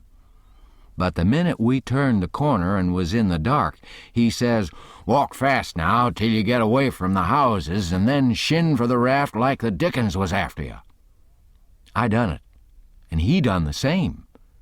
We struck the raft at the same time, and in less than 2 seconds we was gliding downstream, all dark and still, and edging towards the middle of the river, nobody saying a word. I reckoned the poor king was in for a gaudy time of it with the audience. But nothing of the sort. Pretty soon he crawls out from under the wigwam and says, "Well, how'd the old thing pan out this time, Duke?" He hadn't been uptown at all. We never showed a light till we was about 10 mile below that village. Then we lit up and had a supper, and the king and the Duke fairly laughed their bones loose over the way they'd served them people. The Duke says, "Greenhorns, flatheads. I knew the first house'd keep mum and let the rest of the town get roped in. And I knew they'd lay for us the third night and consider it was their turn now. Well, it is their turn, and I'd give something to know how much they'd take for it. I would just like to know how they're putting in their opportunity. They can turn it into a picnic if they want to. They brought plenty of provisions." Them rapscallions took in $465 in that 3 nights. I never see money hauled in by the wagon load like that before. By and by, when they was asleep and snoring, Jim says, "Don't it s'prise you the way them kings carries on, Huck?" "No," I says, "it don't." "Why don't it, Huck?" "Well, it don't, because it's in the breed. I reckon they're all alike." "But, Huck, these kings of ourn is regular rapscallions. That's just what they is. They's regular rapscallions." "Well, that's what I'm a-saying. All kings is mostly rapscallions, as fur as I can make out." "That's so." "You read about 'em once, you'll see. Look at Henry VIII. This un's a Sunday school superintendent to him. And look at Charles II, and Louis XIV, and Louis XV, and James II, and Edward II, and Richard III, and 40 more. Besides all them Saxon heptarchies that used to rip around so in old times and raise Cain. My, you ought to seen old Henry VIII when he was in bloom. He was a blossom. He used to marry a new wife every day and chop off her head next morning. And he'd do it just as indifferent as if he was ordering up eggs. 'Fetch up Nell Gwynn,' he says. They fetch her up. Next morning, chop off her head, and they chop it off. 'Fetch up Jane Shore,' he says, and up she comes. Next morning, chop off her head, and they chop it off. 'Ring up Fair Rosamond.' Fair Rosamond answers the bell. Next morning, chop off her head. And he made every one of 'em tell him a tale every night. And he kept that up till he had hogged 1,001 tales that way. And then he put 'em all in a book and called it Doomsday Book, which was a good name and stated the case. You don't know kings, Jim, but I know 'em, and this old rip of ourn is one of the cleanest I've struck in history. Well, Henry, he takes a notion he wants to get up some trouble with his country. How does he go at it? Give notice? Give the country a show? No, all of a sudden he heaves all the tea in Boston Harbor overboard and whacks out a Declaration of Independence and dares 'em to come on. That was his style. He never give anybody a chance. He had suspicions of his father, the Duke of Wellington. Well, what did he do? Ask him to show up? No, drowned him in a bud of Mamsie like a cat. Suppose people left money laying around where he was. What did he do? He collared it. Suppose he contracted to do a thing, and you paid him, and didn't sit down there and see that he done it. What did he do? He always done the other thing. Suppose he opened his mouth. What then? If he didn't shut it up powerful quick, he'd lose a lie every time. That's the kind of a bug Henry was. And if we'd had him along 'stead of our kings, he'd have fooled that town a heap worse than ourn done. I don't say that ourn is lambs, because they ain't, when you come right down to the cold facts. But they ain't nothing to that old ram anyway. All I say is kings, and you gotta make allowances. Take 'em all around, they're a mighty ornery lot. It's the way they're raised. But this one do smell so like the nation, Huck. Well, they all do, Jim. We can't help the way a king smells. History don't tell no way. Now the Duke, he's a tolerably likely man in some ways. Yes, a Duke's different, but not very different. This one's a middling hard lot for a Duke. When he's drunk, there ain't no near-sighted man could tell him for a king. Well, anyways, I don't hanker for no more on 'em, Huck. These is all I can stand. It's the way I feel too, Jim. But we got 'em on our hands, and we got to remember what they are and make allowances. Sometimes I wish we could hear of a country that's out of kings. What was the use to tell Jim these weren't real kings and dukes? It wouldn't have done no good. And besides, it was just as I said, you couldn't tell 'em from the real kind. I went to sleep, and Jim didn't call me when it was my turn. He often done that. When I waked up, just at daybreak, he was settin' there with his head down betwixt his knees, moanin' and mournin' to himself. I didn't take notice nor let on. I knowed what it was about. He was thinking about his wife and his children away up yonder, and he was low and homesick, because he hadn't ever been away from home before in his life. And I do believe he cared just as much for his people as white folks does for theirn. It don't seem natural, but I reckon it's so. He was often moanin' and mournin' that way nights when he judged I was asleep, and saying, "Poor little Elizabeth, poor little Johnny. It's mighty hard. I speck I ain't ever gwine to see you no more. He was a mighty good nigger, Jim was. But this time I somehow got to talking to him about his wife and young ones. And by he says, "What makes me feel so bad this time is because I hear something over yonder on the bank like a whack or a slam while ago, and it mind me of the time I treat my little Elizabeth so ornery. She warn't only about 4-year-old then, and she took the scarlet fever and had a powerful rough spell, but she got well. And one day she's a-standing around, and I says to her, I says, 'Shut the door.' She never done it. Just stood there, kind of smiling up at me. It make me mad. And I says again, mighty loud, I says, 'Don't you hear me? Shut the door.' She just stood the same way, kind of smiling up. I was a-boiling. I says, 'I'll make you mine.' And with that I fetch her a slap side the head that sent her a-sprawling. Then I went into the other room and was gone about 10 minutes. And when I come back, there was that door standing open yet, and that child standing most right in it, a-looking down and mourning and tears running down. My, but I was mad. I was a-gwine for the child, but just then, it was a door that opened innards. Just then, long come the wind and slam it to behind the child, kerblam! And my land, the child never moved. My breath most hop out of me, and I feel so, I don't know how I feel.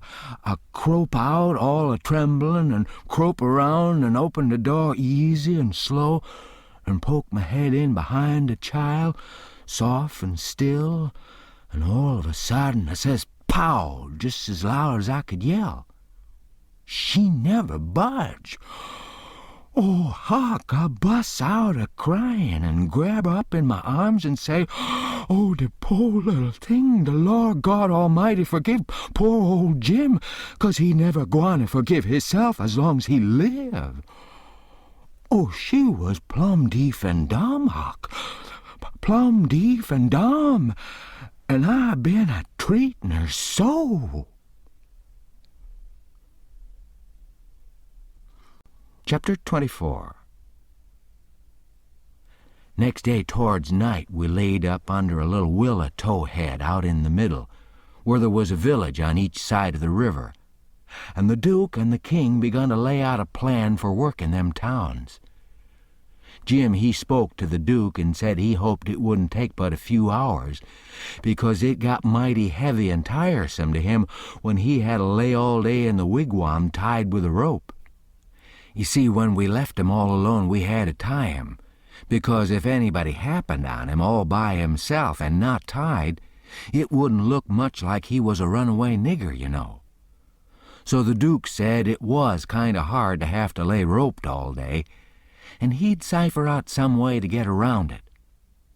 He was uncommon bright, the Duke was, and he soon struck it. He dressed Jim up in King Lear's outfit. It was a long curtain calico gown and a white horsehair wig and whiskers. And then he took his theater paint and painted Jim's face and hands and ears and neck all over a dead, dull, solid blue, like a man that's been drownded 9 days. Blamed if he weren't the horriblest-looking outrage I ever see. Then the Duke took and wrote out a sign on a shingle, so, "Sick Arab, but harmless when not out of his head." And he nailed that shingle to a lath and stood the lath up 4 or 5 foot in front of the wigwam. Jim was satisfied. He said it was a sight better than laying tied a couple of years every day and trembling all over every time there was a sound. The Duke told him to make himself free and easy, and if anybody ever come meddling around, he must hop out of the wigwam and carry on a little and fetch a howl or two like a wild beast, and he reckoned they'd light out and leave him alone. Which was sound enough judgment. But you take the average man, and he wouldn't wait for him to howl. Why, he didn't only look like he was dead, he looked considerable more'n that. These rapscallions wanted to try the Nonsuch again, because there was so much money in it. But they judged it wouldn't be safe, because maybe the news might have worked along down by this time. They couldn't hit no project that suited exactly. So at last the Duke said he reckoned he'd lay off and work his brains an hour or two, and see if he couldn't put up something on the Arkansas village. And the King, he allowed he'd drop over to the other village without any plan, but just trust in Providence to lead him the profitable way, meaning the devil, I reckon. We'd all bought store clothes where we stopped last, and now the King put his'n on, and he told me to put mine on. I done it, of course. The King's duds was all black, and he did look real swell and starchy. I never knowed how clothes could change a body before. Why, before, he looked like the orneriest old rip that ever was. But now, when he'd take off his new white beaver and make a bow and do a smile, he looked that grand and good and pious that you'd say he had walked right out of the ark, and maybe was old Leviticus himself. Jim cleaned up the canoe, and I got paddle ready. There was a big steamboat layin' at the shore away up under the point, about 3 miles above town. Been there a couple of hours taking on freight. Says the King, "Seeing how I'm dressed, I reckon maybe I better arrive down from St. Louis or Cincinnati or some other big place. Go for the steamboat, Huckleberry. We'll come down to the village on her." I didn't have to be ordered twice to go and take a steamboat ride. I fetched the shore a half a mile above the village, and then went scooting along the bluff bank in the easy water. Pretty soon we come to a nice, innocent-looking young country Jake settin' on a log, swabbing the sweat off his face, for it was powerful warm weather, and he had a couple of big carpet bags by him. "Run their nose inshore," says the King. I done it. "Where are you bound for, young man?" "For the steamboat. Going to Orleans." "Get aboard," says the king. "Hold on a minute, my servant'll help you with them bags. Jump out and help the gentleman, Adolphus." Meaning me, I see. I done so, and then we all three started on again. The young chap was mighty thankful, said it was tough work toting his baggage such weather. He asked the king where he was going, and the king told him he'd come down the river and landed at the other village this morning, and now he was going up a few mile to see an old friend on a farm up there. The young fella says, "When I first see you, I says to myself, it's Mr. Wilkes, sure, and he come mighty near getting here in time. But then I says again, no, I reckon it ain't him, or else he wouldn't be paddling up the river. You ain't him, are you?" "No, my name's Blodgett, Alexander Blodgett, Reverend Alexander Blodgett, I suppose I must say, as I'm one of the Lord's poor servants. But still, I'm just as able to be sorry for Mr. Wilkes for not arriving in time all the same, if he's missed anything by it, which I hope he hasn't."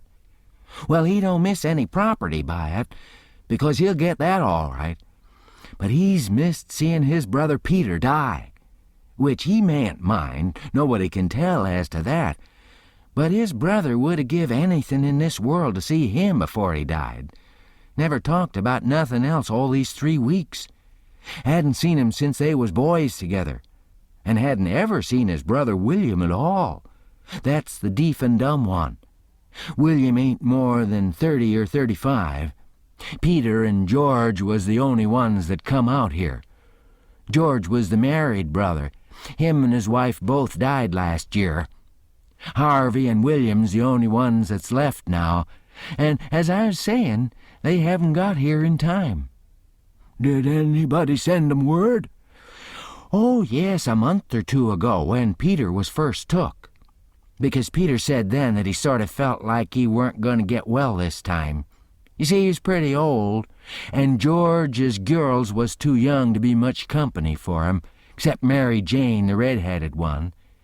And so he was kind of lonesome after George and his wife died, and didn't seem to care much to live. He most desperately wanted to see Harvey, and William too, for that matter, because he was one of them kind that can't bear to make a will. He left a letter behind for Harvey, and said he'd told in it where his money was hid, and how he wanted the rest of the property divided up so George's girls would be all right, for George didn't leave nothing. And that letter was all they could get him to put a pen to." "Why do you reckon Harvey don't come? Where does he live?" "Oh, he lives in England. Sheffield, preaches there. Hasn't even been in this country. He hasn't had any too much time. And besides, he mightn't have got the letter at all, you know." "Too bad. Too bad he couldn't have lived to see his brothers, poor soul. You going to Orleans, you say?" "Yes, but that ain't only a part of it.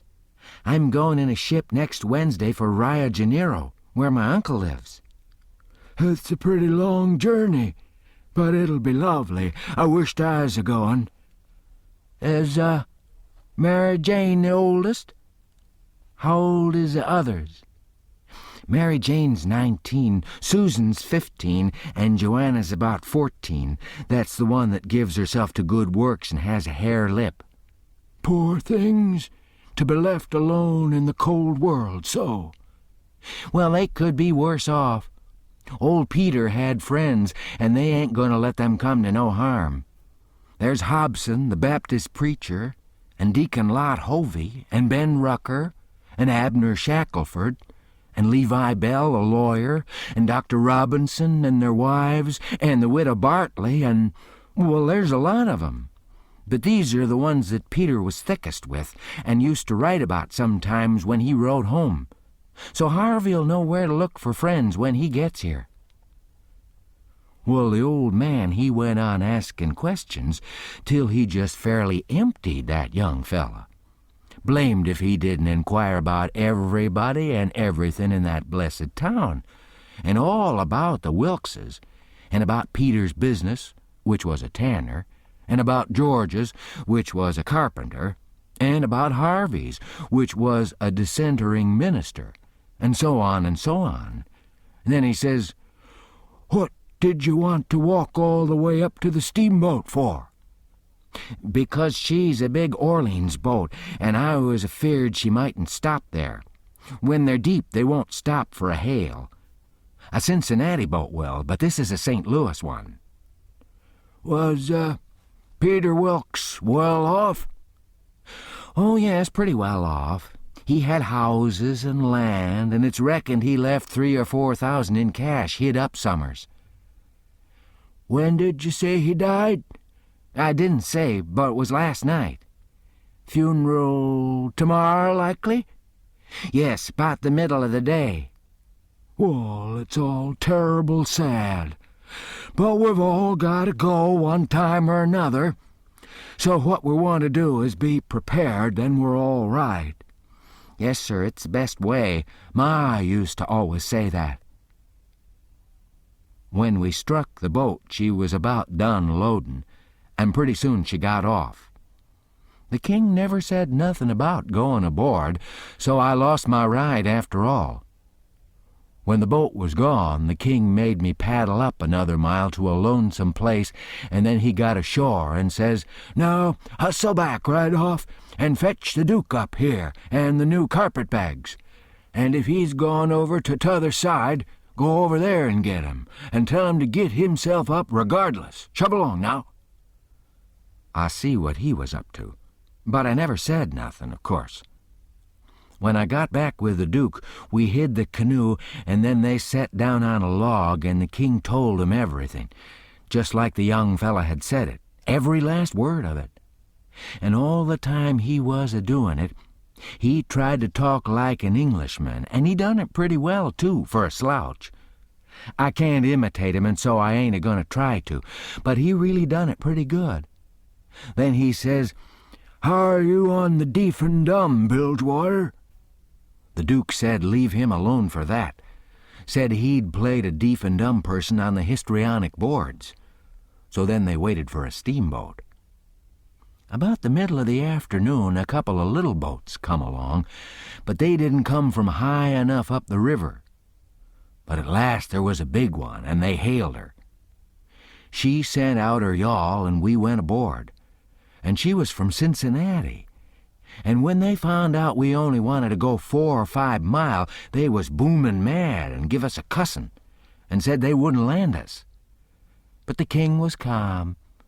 He says, "If gentlemen can afford to pay $1 a mile apiece to be took on and put off in a yawl, a steamboat can afford to carry 'em, can't it?" So they softened down some and said it was all right. And when we got the village, they yawled us ashore. About 24 men flocked down when they seen the yawl a-comin'. And when the king says, "Can any of you gentlemen tell me where Mr. Peter Wilkes lives?" they give a glance at one another and nodded their heads as much as to say, "What'd I tell you?" Then one of 'em says, kind of soft and gentle, "I'm sorry, sir, but the best we can do is tell you where he did live yesterday evening." Sudden as a winkin', the ornery old creature went all to smash, and fell up against the man and put his chin on his shoulder and cried down his back and says, "Alas, alas, our poor brother, gone and we never got to see him. Oh, it's too hard." Then he turns around blubbering and makes a lot of idiotic signs to the Duke on his hands, and blamed if he didn't drop a carpet-bag and bust out a-crying. If they warn't the beatin'est lot, them 2 frauds, that ever I struck. Well, the men gathered around and sympathized with him, and said all sorts of kind things to him, and carried their carpet-bags up the hill for him, and let him lean on 'em and cry, and told the king all about his brother's last moments, and the king he told it all over again on his hands to the Duke, and then both of 'em took on about that dead tanner like they'd lost the 12 disciples. Well, if ever I struck anything like it, I'm a nigger. It was enough to make a body ashamed of the human race. Chapter 25.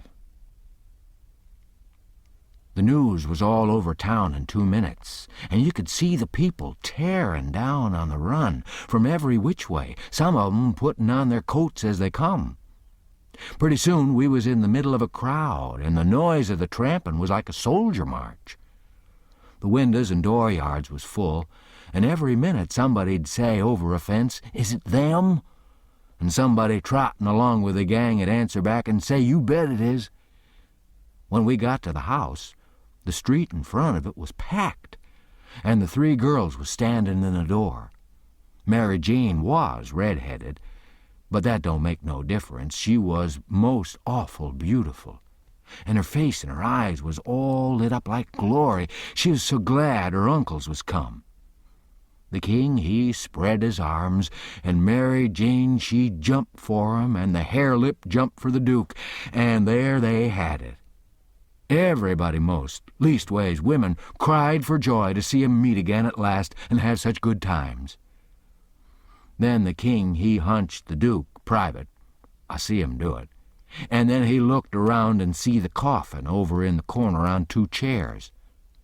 So then him and the duke, with a hand across each other's shoulder and t'other hand to their eyes, walked slow and solemn over there, everybody dropping back to give 'em room. And all the talk and noise stopping, people saying shh, and all the men taking their hats off and drooping their heads so you could hear a pin fall. And when they got there, they bent over and looked in the coffin and took one sight, and then they bust out a-crying so you could 'a' heard 'em to Orleans most.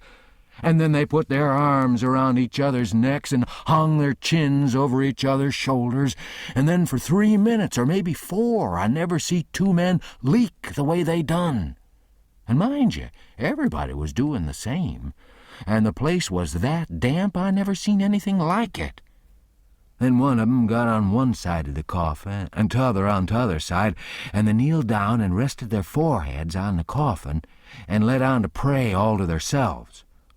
Well, when it came to that, it worked the crowd like you never see anything like it. And so everybody broke down and went to sobbing right out loud, the poor girls, too. And every woman, nearly, went up to the girls without saying a word and kissed 'em solemn on the forehead, and then put their hand on their head and looked up towards the sky with the tears running down, and then busted out and went off sobbing and swabbing and give the next woman a show. I never see anything so disgusting. Well, by and by the king, he gets up and comes forward a little, and works himself up and slobbers out a speech, all full of tears and flapdoodle, about its being a sore trial for him and his poor brother to lose the diseased, and to miss seeing diseased alive after the long journey of 4,000 mile. But it's a trial that's sweetened and sanctified to us by this dear sympathy and these holy tears. And so he thanks 'em out of his heart and out of his brother's heart, because out of their mouths they can't, words being too weak and cold, and all that kind of rotten slush, till it was just sickening. And then he blubbers out a pious goody-goody amen and turns himself loose and goes to crying fit to bust. And the minute the words was out of his mouth, somebody over in the crowd struck up the doxologer, and everybody joined in with all their might, and it just warmed you up and made you feel as good as church letting out. Music is a good thing. And after all that soul butter and hogwash, I never see it freshen up things so, and sound so honest and bully.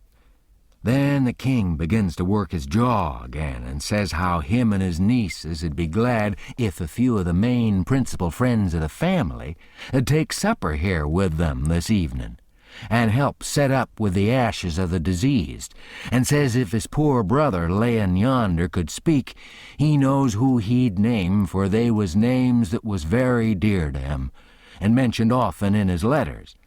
And so he'll name the same, to wit, as follows, viz., Reverend Mr. Hobson, and Deacon Lot Hovey, and Mr. Ben Rucker, and Abner Shackelford, and Levi Bell, and Dr. Robinson and their wives, and the widow Bartley. Reverend Hobson and Dr. Robinson was down to the end of town a-huntin' together. That is, the doctor was shipping a sick man to the other world, and the preacher was p'inting him right. Lawyer Bell was away up to Louisville on some business, but the rest was on hand. And so they all come and shook hands with the king and thanked him and talked to him, and then they shook hands with the Duke and didn't say nothing, but just kept a-smilin' and bobbing their heads like a passel of sapheads, whilst he made all sorts of signs with his hands and said goo-goo, goo-goo-goo all the time like a baby that can't talk. So the king, he blatted along and managed to enquire about pretty much everybody and dog in town by his name, and mentioned all sorts of little things that happened one time or another in the town, or to George's family, or to Peter, and he always let on that Peter wrote 'em the things, but that was a lie. He got every blessed one of 'em out of that young flathead that we canoed up to the steamboat.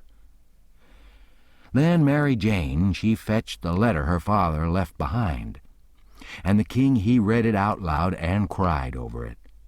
It give the dwelling house and $3,000 gold to the girls, and it give the tan yard, which was doing a good business, along with some other houses and land worth about $7,000, and $3,000 in gold to Harvey and William, and told where the $6,000 cash was hid down cellar. So these two frauds said they'd go and fetch it up and have everything square and above board, and told me to come with a candle. We shut the cellar door behind us, and when they found the bag, they spilled it out on the floor, and it was a lovely sight, all them yaller boys. My, the way the king's eyes did shine! He slaps the Duke on the shoulder and says, "Oh, this ain't bully nor nothin'. Oh, no, I reckon not. Why, Bilgy, it beats the none-such, don't it?" The Duke allowed it did. They pawed the yeller boys and sifted 'em through their fingers and let 'em jingle down on the floor, and the king says, "It ain't no use talkin'. Being brothers to a rich dead man and representatives of furrin heirs that's got left is the line for you and me, Bilge. This year comes of trustin' to Providence. It's the best way in the long run. I've tried 'em all, and there ain't no better way." Most everybody would have been satisfied with the pile and took it on trust, but no, they must count it. So they counts it, and it comes out $415 short. Says the king, "Darn him! I wonder what he done with that $415. They worried over that a while, and ransacked all around for it. Then the Duke says, "Well, he was a pretty sick man, and likely he made a mistake. I reckon that's the way of it. The best way is to let it go and keep still about it. We can spare it." "Oh, shucks, yes, we can spare it. I don't care nothin' about that. It's the count I'm thinking about. We want to be awful square and open and above board here, you know. We want to lug this here money upstairs and count it before everybody. Then there ain't nothing suspicious. But when the dead man says there's $6,000, you know, we don't want to—" "Hold on," says the Duke. "Let's make up the deficit." And he begun to haul out yaller boys out of his pocket. "That's a most amazin' good idea, Duke. You have got a rattlin' clever head on you," says the king. "Blessed if the old none-such ain't a-heppin' us out again." And he begun to haul out yaller jackets and stack 'em up. It most busted 'em, but they made up the 6,000 clean and clear. "Say," says the Duke, "I got another idea. Let's go upstairs and count this money, and then take and give it to the girls." "Good land, Duke, let me hug you. It's the most dazzlin' idea 'at ever a man struck. You've certainly got the most astonishin' head I ever see. Oh, this is the boss, Dodge. There ain't no mistake about it. Let 'em fetch along their suspicions now if they want to. This'll lay 'em out." When we got upstairs, everybody gathered around the table, and the king he counted it and stacked it up, $300 in a pile, 20 elegant little piles. Everybody looked hungry at it and licked their chops. Then they raked it into the bag again, and I see the king begin to swell himself up for another speech. He says, "Friends all, my poor brother that lays yonder has done generous by them that's left behind in the vale of sorrers. He has done generous by these yer poor little lambs that he loved and sheltered, and that's left fatherless and motherless. Yes, and we that knowed him knows that he would have done more generous by 'em if he hadn't been afeard of woundin' his dear William and me. Now wouldn't he? There ain't no question about it in my mind. Well then, what kind of brothers would it be that'd stand in his way at such a time? And what kind of uncles would it be that'd rob such poor sweet lambs as these that he loved so at such a time? If I know William, and I think I do, I'll just ask him." He turns around and begins to make a lot of signs to the Duke with his hands, and the Duke he looks at him stupid and leather-headed a while. Then all of a sudden he seems to catch his meaning and jumps for the king, goo-gooing with all his might for joy, and hugs him about 15 times before he lets up. Then the king says, "I knowed it. I reckon that'll convince anybody the way he feels about it. Here, Mary Jane, Susan, Joanna, take the money. Take it all. It's a gift to him that lays yonder, cold but joyful." Mary Jane, she went for him. Susan and the harelip went for the Duke. And then such another huggin' and kissin' I never see yet, and everybody crowded up with the tears in their eyes, and most shook the hands off them frauds, sayin' all the time, "You dear good souls, how lovely, how could you?" Well, then pretty soon all hands got to talkin' about the diseased again, and how good he was, and what a loss he was, and all that. And before long, a big iron-jawed man worked himself in there from outside, and stood a-listenin' and lookin' and not sayin' anything. And nobody sayin' anything to him either, because the king was talkin' and they was all busy listenin'. The king was sayin', in the middle of something he'd started in on, "They bein' particular friends o' the diseased, that's why they're invited here this evening.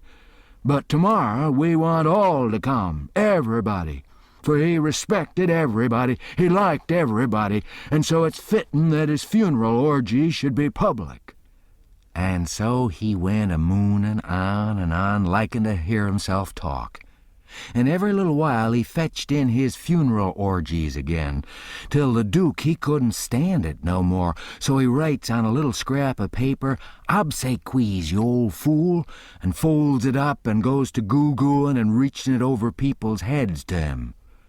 The king he reads it and puts it in his pocket and says, "Poor William, afflicted as he is, his heart's allus right. Asks me to invite everybody to come to the funeral. Wants me to make 'em all welcome, but he needn't have worried. It was just what I was at." And then he weaves along again, perfectly calm, and goes to dropping in his funeral orgies again every now and then, just like he done before. And when he done it the third time, he says, "I say orgies, not because it's the common term, because it ain't, obsequies being the common term, but because orgies is the right term. Obsequies ain't used in England no more now, it's gone out. We say orgies now in England. Orgies is better because it means the thing you're after more exact. It's a word that's made up out in the Greek orgo, outside, open, abroad, and the Hebrew jesum, to plant, cover up, hence inter. So, you see, funeral orgies is an open or public funeral." He was the worst I ever struck. Well, the iron-jawed man, he laughed right in his face. Everybody was shocked. Everybody says, "Why, doctor, And Abner Shackelford says, "Why, Robinson, ain't you heard the news? This is Harvey Wilkes." The king, he smiled eager and shoved out his flapper and says, "Is it my poor brother's dear good friend and physician? Keep your hands off me," says the doctor. "You talk like an Englishman, don't you? It's the worst imitation I ever heard. You, Peter Wilkes's brother. You're a fraud, that's what you are." Well, how they all took on. They crowded around the doctor and tried to quiet him down and tried to explain to him and tell him how Harvey'd showed in 40 ways that he was Harvey and knowed everybody by name and the names of the very dogs, and begged him not to hurt Harvey's feelin's and the poor girl's feelin's and all that. But it warn't no use. He stormed right along and said any man that pretended to be an Englishman and couldn't imitate the lingo no better than what he did was a fraud and a liar. The poor girls was hanging to the king and crying, and all of a sudden the doctor ups and turns on them. He says, "I was your father's friend, and I'm your friend. And I warn you as a friend, and an honest one that wants to protect you and keep you out of harm and trouble, to turn your backs on that scoundrel and have nothing to do with him, the ignorant tramp with his idiotic Greek and Hebrew, as he calls it. He's the thinnest kind of an impostor. Has come here with a lot of empty names and facts which he's picked up somewheres, and you take 'em for proofs, and are helped to fool yourselves by these foolish friends here who ought to know better. Mary Jane Wilkes, you know me for your friend, and for your unselfish friend, too. Now listen to me. Turn this pitiful rascal out. I beg you to do it, will you?" Mary Jane straightened herself up, and my, but she was handsome. She says, "Here is my answer." She hove up the bag of money and put it in the king's hands and says, "Take this $6,000 and invest it for me and my sisters any way you want to, and don't give us no receipt for it." Then she put her arm around the king on one side, and Susan and the Harelip done the same on the other. Everybody clapped their hands and stomped on the floor like a perfect storm, whilst the king held up his head and smiled proud. The doctor says, "All right, I wash my hands of the matter. But I warn y'all that a time's comin' when you're going to feel sick whenever you think of this day." And away he went. "All right, doctor," says the king, kind of mocking him. "We'll try and get him to send for you." Which made 'em all laugh, and they said it was a prime good hit.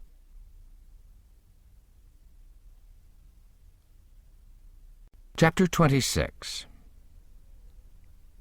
Well, when they was all gone, the king, he asks Mary Jane how they was off for spare rooms, and she said she had one spare room which 'ud do for Uncle William, and she'd give her own room to Uncle Harvey, which was a little bigger, and she'd turn into the room with her sisters and sleep on a cot. And up garret was a little cubby with a pallet in it. The king said the cubby would do for his valet, meaning me.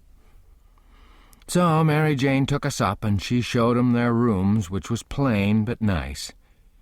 She said she'd have her frocks and a lot of other traps took out of her room if they was in Uncle Harvey's way, but he said they warn't.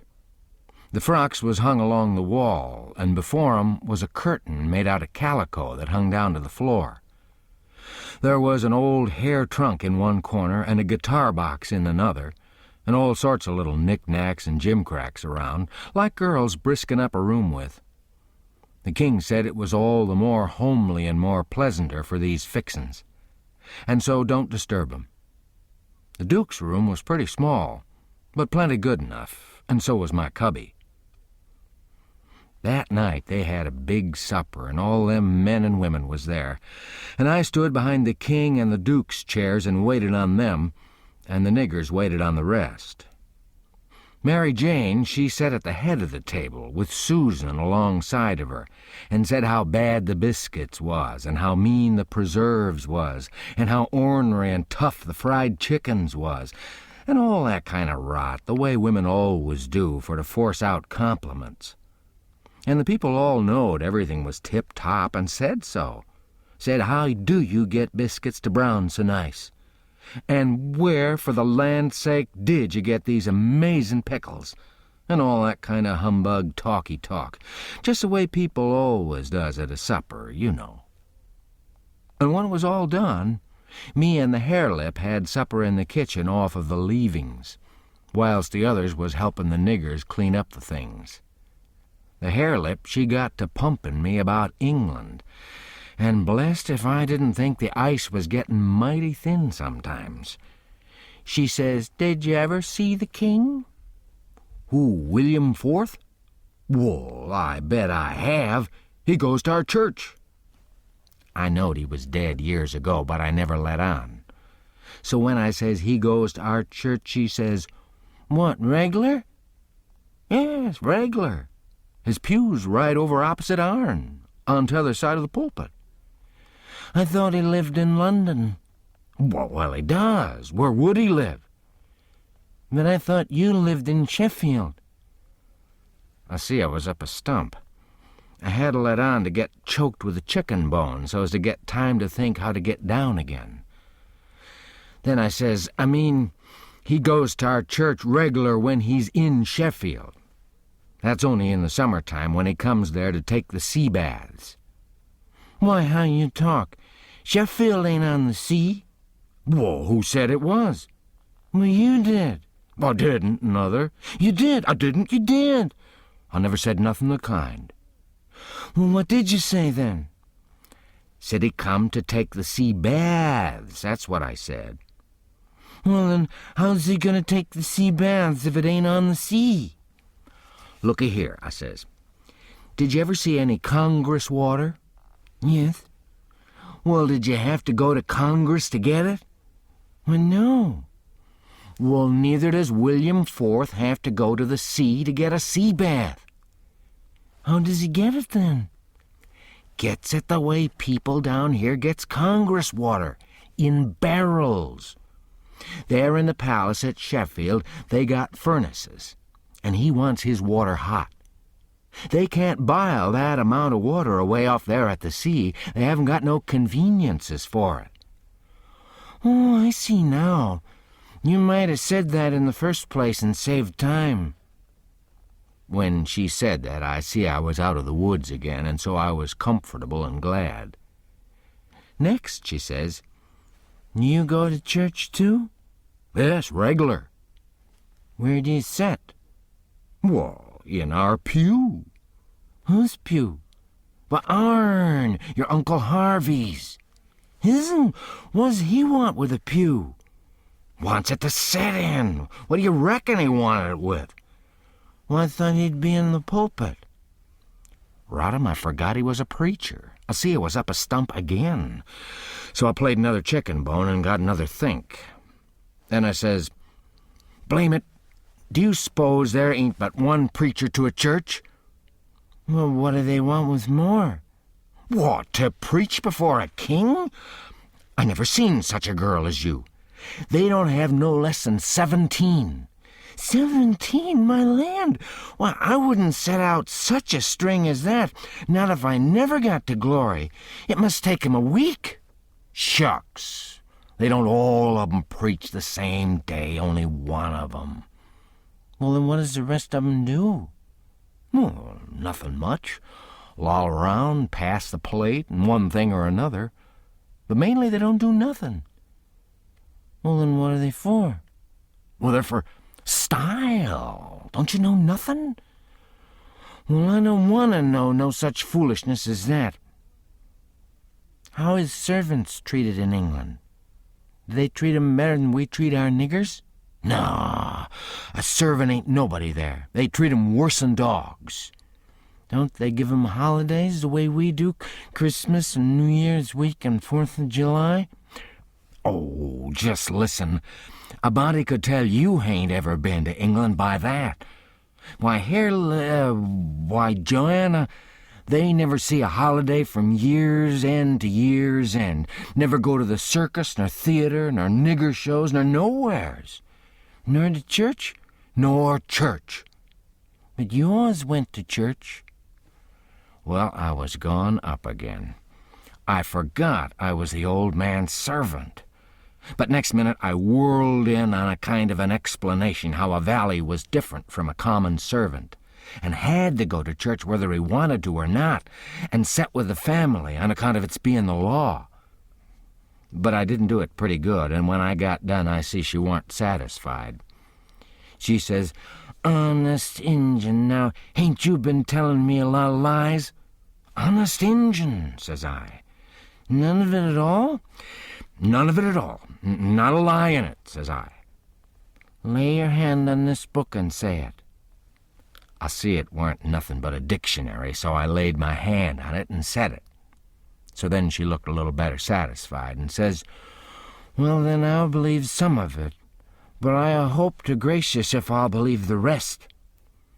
"What is it you won't believe, Joe?" says Mary Jane, stepping in with Susan behind her. "It ain't right nor kind for you to talk so to him, and him a stranger and so far from his people. How would you like to be treated so?" "That's always your way, Mame, always sailing in to help somebody before they're hurt. I ain't done nothing to him. He's told some stretcher, I reckon, and I said I wouldn't swallow it all. And that's every bit and grain I did say. I reckon he can stand a little thing like that, can't he?" "I don't care whether 'twas little or whether 'twas big. He's here in our house and a stranger, and it wasn't good of you to say it.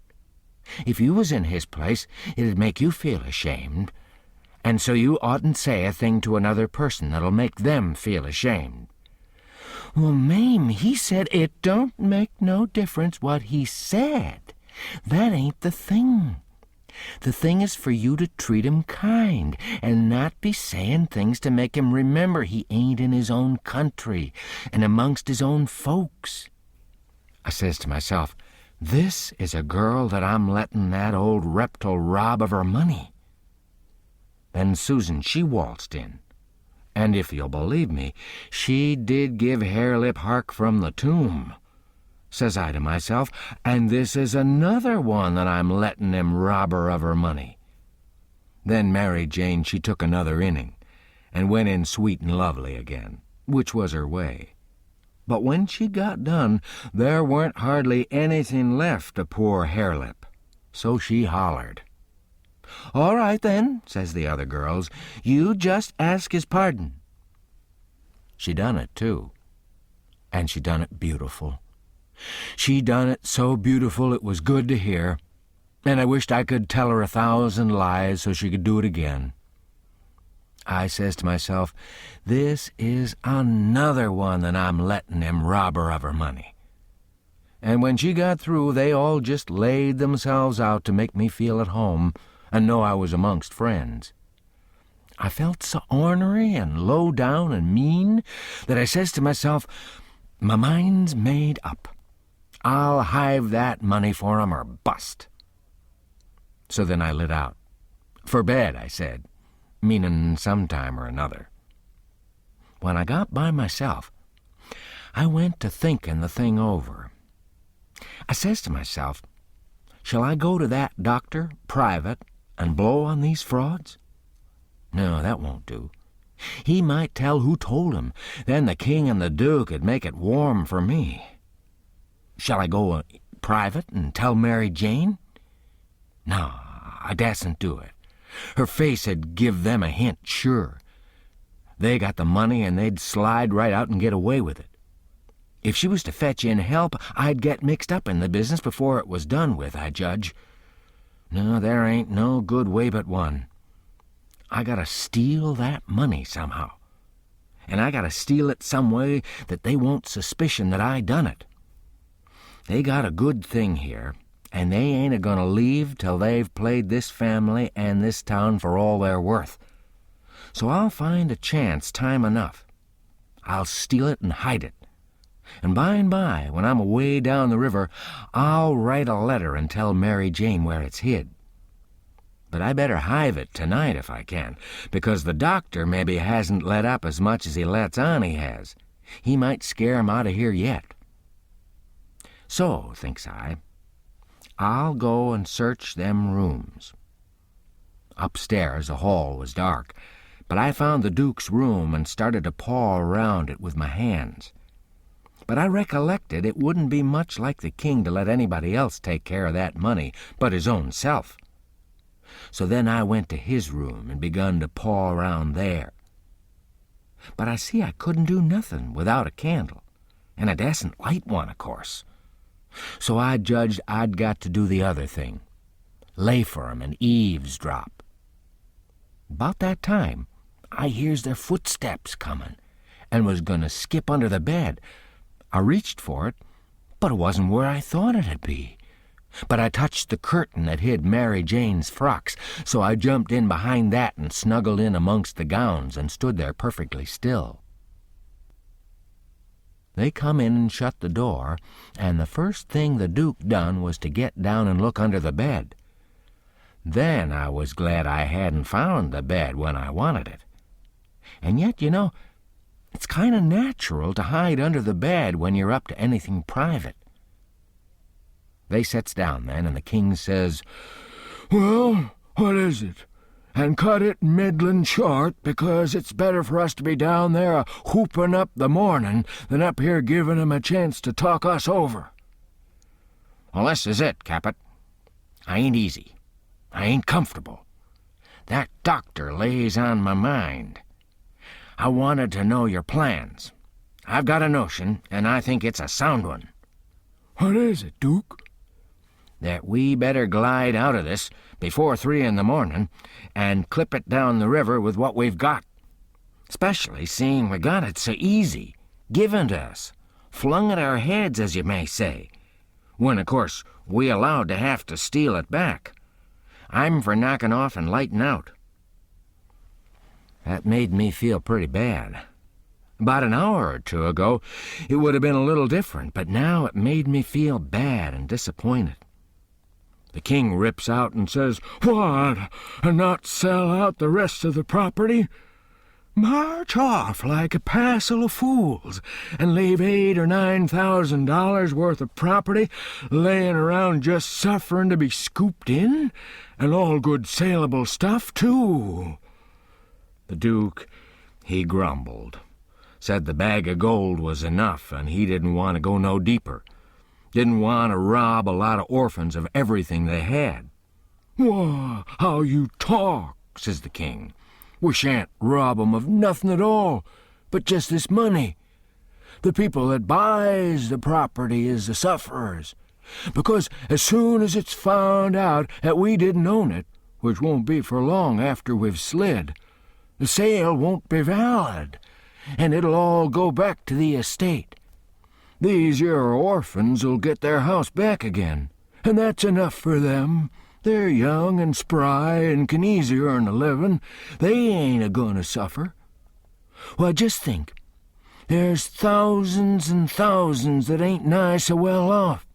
Bless you, they ain't got nothing to complain of." Well, the king, he talked him blind. So at last he give in and said all right, but said he believed it was blame foolishness to stay and that doctor hanging over him.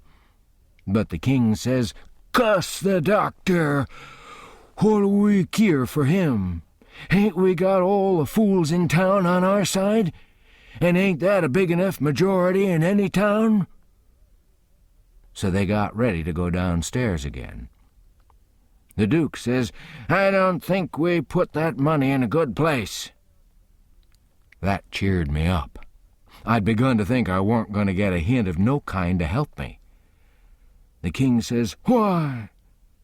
"Because Mary Jane'll be in mourning from this out, and first you know the nigger that does up the rooms'll get an order to box these duds up and put 'em away. And do you reckon a nigger can run across money and not borrow some of it? "Your head's level again, Duke," says the king, and he come a-fumbling under the curtain 2 or 3 foot from where I was. I stuck tight to the wall and kept mighty still, though quivery, and I wondered what them fellas 'd say to me if they catched me, and I tried to think what I'd better do if they did catch me.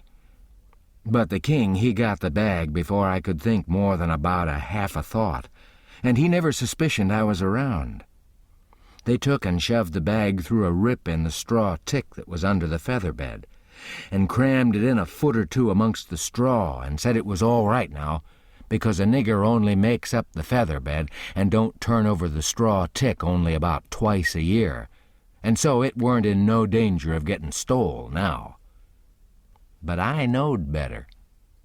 I had it out of there before they was halfway downstairs.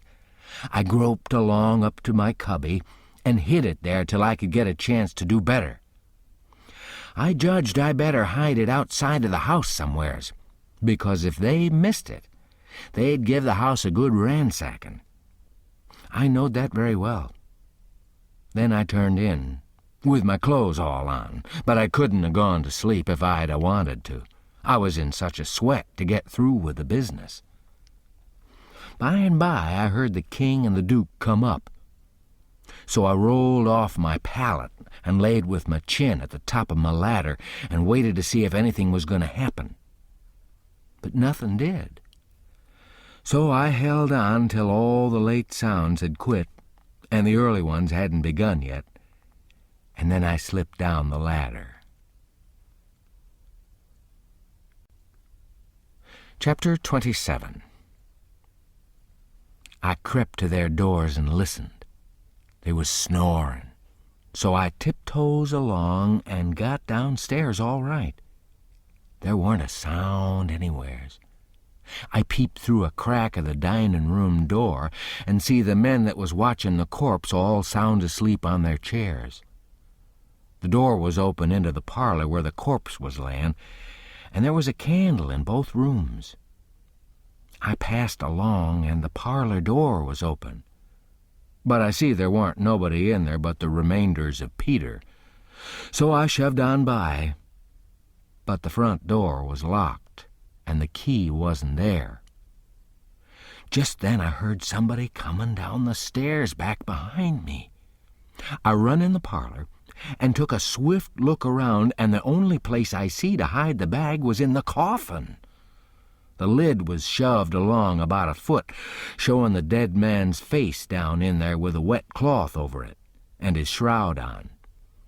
I tucked the money bag in under the lid just down beyond where his hands was crossed, which made me creep, they was so cold, and then I run back across the room and in behind the door. The person comin' was Mary Jane. She went to the coffin, very soft, and kneeled down and looked in. Then she put up her handkerchief, and I see she begun to cry, though I couldn't hear her, and her back was to me. I slid out, and as I passed the dining room, I thought I'd make sure them watchers hadn't seen me. So I looked through the crack, and everything was all right. They hadn't stirred. I slipped up to bed, feeling rather blue on accounts of the thing playing out that way after I had took so much trouble and run so much risk about it. Says I, if it could stay where it is, all right, because when we get down the river 100 mile or 2, I could write back to Mary Jane and she could dig 'em up again and get it. But that ain't the thing that's gonna happen. The thing that's going to happen is the money'll be found when they come to screw on the lid. Then the king'll get it again, and it'll be a long day before he gives anybody another chance to smooch it from him. Of course, I wanted to slide down and get it out of there, but I dasn't try it. Every minute it was getting earlier now, and pretty soon some of them watchers would begin to stir, and I might get catched with $6,000 in my hands that nobody hadn't hired me to take care of. I don't wish to be mixed up in no such business as that, I says to myself. When I got downstairs in the morning, the parlor was shut up and the watchers was gone. There warn't nobody around but the family and the widow Bartley and our tribe. I watched their faces to see if anything had been happening, but I couldn't tell. Towards the middle of the day the undertaker come, with his man, and they set the coffin in the middle of the room on a couple of chairs, and then set all our chairs in rows, and borrowed more from the neighbors till the hall and the parlor and the dining room was full. I see the coffin lid was the way it was before, but I dasn't go to look in under it with folks around. Then the people begun to flock in, and the beats and the girls took seats in the front row at the head of the coffin, and for a half an hour the people filed around slow in single rank, and looked down at the dead man's face a minute, and some dropped in a tear, and it was all very still and solemn, only the girls and the beats holding handkerchiefs to their eyes and keeping their heads bent and sobbing a little. There warn't no other sound but the scraping of the feet on the floor and blowing noses, because people always blows them more at a funeral than they do at other places except church. When the place was packed full, the undertaker, he slid around in his black gloves with his softy, soothering ways, putting on the last touches and getting people and things all shipshape and comfortable, and making no more sound than a cat. He never spoke. He moved people around, he squeezed in late ones, he opened up passageways and done it all with nods and signs with his hands. Then he took his place over against the wall. He was the softest, glidinest, stealthiest man I ever see, and there warn't no more smile to him than there is to a ham. They'd borrowed a melodeon, a sick one, and when everything was ready, a young woman sat down and worked it, and it was pretty squeaky and colicky, and everybody joined in and sung, and Peter was the only one that had a good thing, according to my notion. Then the Reverend Hobson opened up, slow and solemn, and begun to talk. And straight off the most outrageous row busted out in the cellar a body ever heard. It was only one dog, but he made a most powerful racket, and he kept it up right along. The parson, he had to stand there over the coffin and wait. You couldn't hear yourself think. It was right down awkward, and nobody didn't seem to know what to do. But pretty soon they see that long-legged undertaker make a sign to the preacher, as much as to say, "Don't you worry, just depend on me." Then he stooped down and begun to glide along the wall, just his shoulders showing over the people's heads. So he glided along, and the powwow and racket getting more and more outrageous all the time. And at last, when he'd gone around 2 sides of the room, he disappears down the cellar. Then in about 2 seconds we hear a whack, and the dog he finished up with a most amazing howl or two, and then everything was dead still, and the parson begun his solemn talk where he left off. In a minute or two, here comes this undertaker's back and shoulders gliding along the wall again. And so he glided and glided around 3 sides of the room, and then rose up and shaded his mouth with his hands and stretched his neck out towards the preacher over the people's heads, and says, in a kind of a coarse whisper, "He had a rat." Then he dropped down and glided along the wall again to his place. You could see it was a great satisfaction to the people, because naturally they wanted to know. A little thing like that don't cost nothing, and it's just the little things that makes a man to be looked up to and liked. There weren't no more popular man in town than what that undertaker was. Well, the funeral sermon was very good, but p'ison long and tiresome. And then the king, he shoved in and got off some of his usual rubbage, and at last the job was through, and the undertaker begun to sneak up on the coffin with his screwdriver. I was in a sweat then, and watched him pretty keen. But he never meddled at all. Just slid the lid along as soft as mush and screwed it down tight and fast. So there I was. I didn't know whether the money was in there or not. So, says I, suppose somebody has hogged that bag on the sly. Now how do I know whether to write to Mary Jane or not? Suppose she dug 'em up and didn't find nothing. What would she think of me? Blamin', I says, I might get hunted up and jailed. I better lay low and keep dark and not write at all. The thing's awful mixed now. Trying to better it, I've worsened it 100 times, and I wish to goodness I'd just let it alone. Dad fetched the whole business. They buried him, and we come back home, and I went to watching faces again. I couldn't help it, and I couldn't rest easy.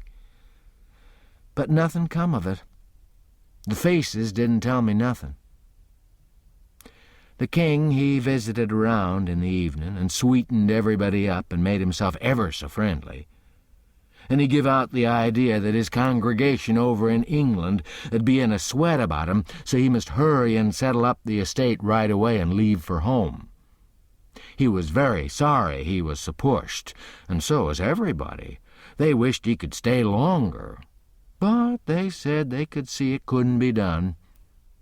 And he said, of course, him and William would take the girls home with 'em. And that pleased everybody, too, because then the girls would be well fixed and amongst their own relations. And it pleased the girls, too. Tickled 'em so they clean forgot they ever had a trouble in the world, and told him to sell out as quick as he wanted to, they'd be ready. Them poor things was that glad and happy it made my heart ache to see 'em getting fooled and lied to so. But I didn't see no safe way for me to chip in and change the general tune. Well, blamed if the king didn't bill the house and the niggers and all the property for auction straight off. Sale 2 days after the funeral. But anybody could buy private beforehand if they wanted to. So the next day after the funeral, long about noontime, the girls' joy got the first jolt. A couple of nigger traders come along, and the king sold 'em the niggers reasonable, for 3-day drafts, as they call it. And away they went, the 2 sons up the river to Memphis, and their mother down the river to Orleans. I thought them poor girls and them niggers 'd break their hearts for grief. They cried around each other and took on so it most made me down sick to see it. The girls said they hadn't ever dreamed of seeing the family separated or sold away from the town. I can't ever get it out of my memory, the sight of them poor, miserable girls and niggers hanging round each other's necks and crying. And I reckon I couldn't have stood it at all, but would have had to bust out and tell on our gang if I hadn't knowed the sale warn't no account, and the niggers 'd be back home in a week or 2. The thing made a big stir in the town, too, and a good many come out flat-footed and said it was scandalous to separate the mother and the children that way. It injured the fraud some, but the old fool, he bulled right along in spite of all the Duke could say or do, and I tell you the Duke was powerful uneasy. Next day was auction day.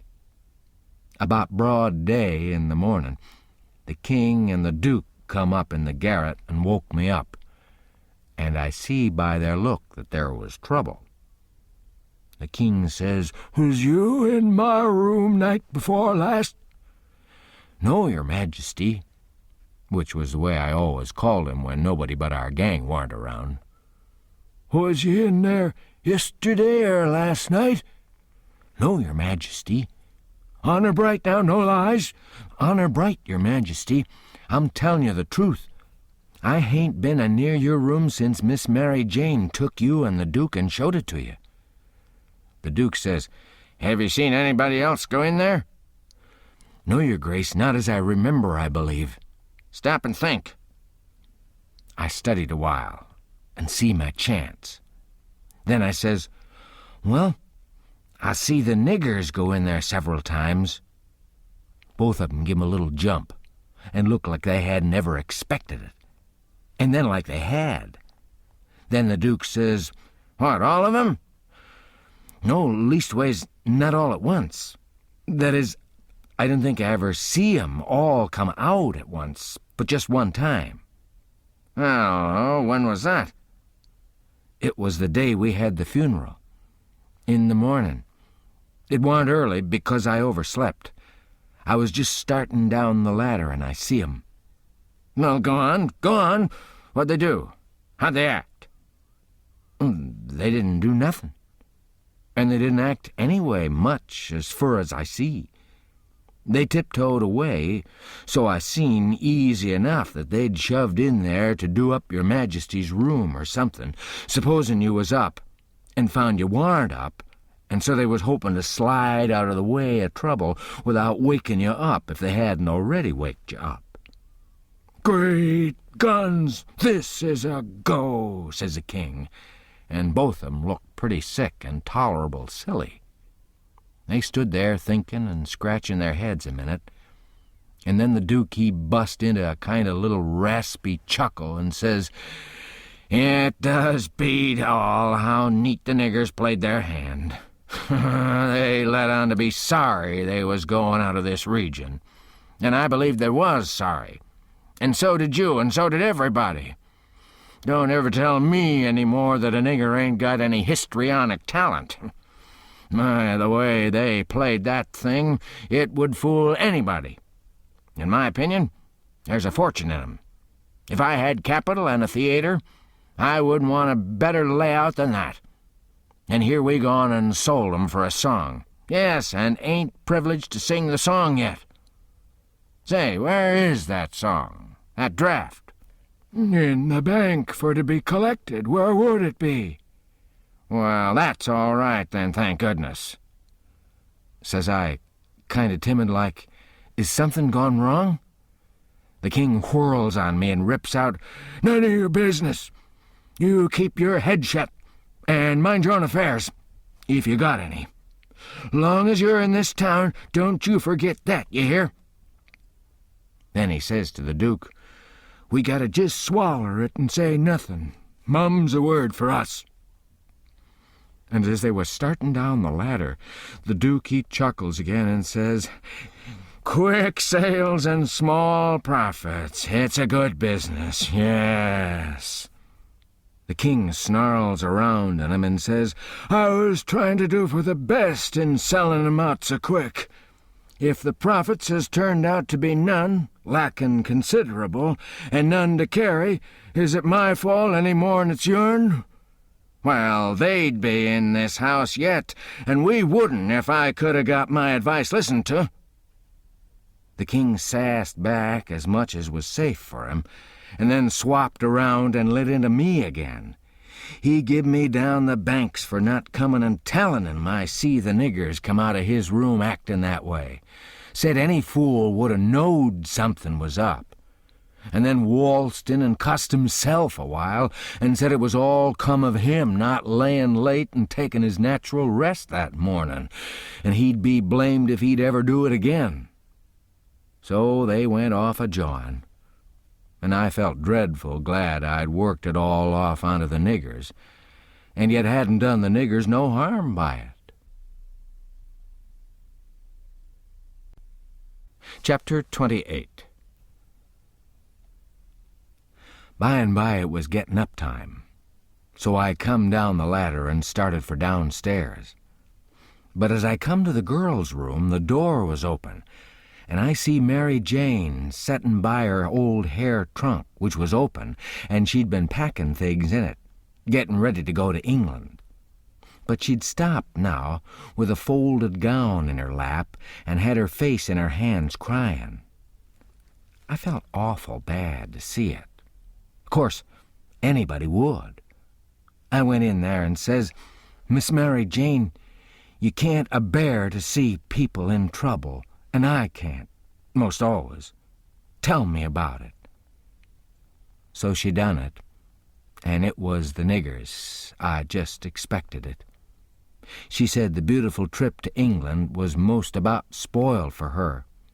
She didn't know how she was ever going to be happy there, knowing the mother and children weren't ever going to see each other no more. And then busted out bitterer than ever and flung up her hands and says, "Oh, dear, dear, to think they ain't ever going to see each other any more." "But they will, and inside of 2 weeks, and I know it," says I. Laws, it was out before I could think. And before I could budge, she throws her arms around my neck and told me to say it again, say it again, say it again. I see I had spoke too sudden and said too much and was in a close place. I asked her to let me think a minute, and she sat there very impatient and excited and handsome, but looking kind of happy and eased up, like a person that's had a tooth pulled out. So I went to studying it out. I says to myself, I reckon a body that ups and tells the truth when he's in a tight place is taking considerable many risks, though I ain't had no experience and can't say for certain. But it looks so to me anyway. And yet here's a case where I'm blessed if it don't look to me like the truth is better and actually safer than a lie. I must lay it by in my mind and think it over some time or other. It's so kind of strange and unregular. I never see nothing like it. Well, I says to myself at last, I'm a-going to chance it. I'll up and tell the truth this time, though it does seem most like setting down on a keg of powder and touching it off just to see where you'll go to.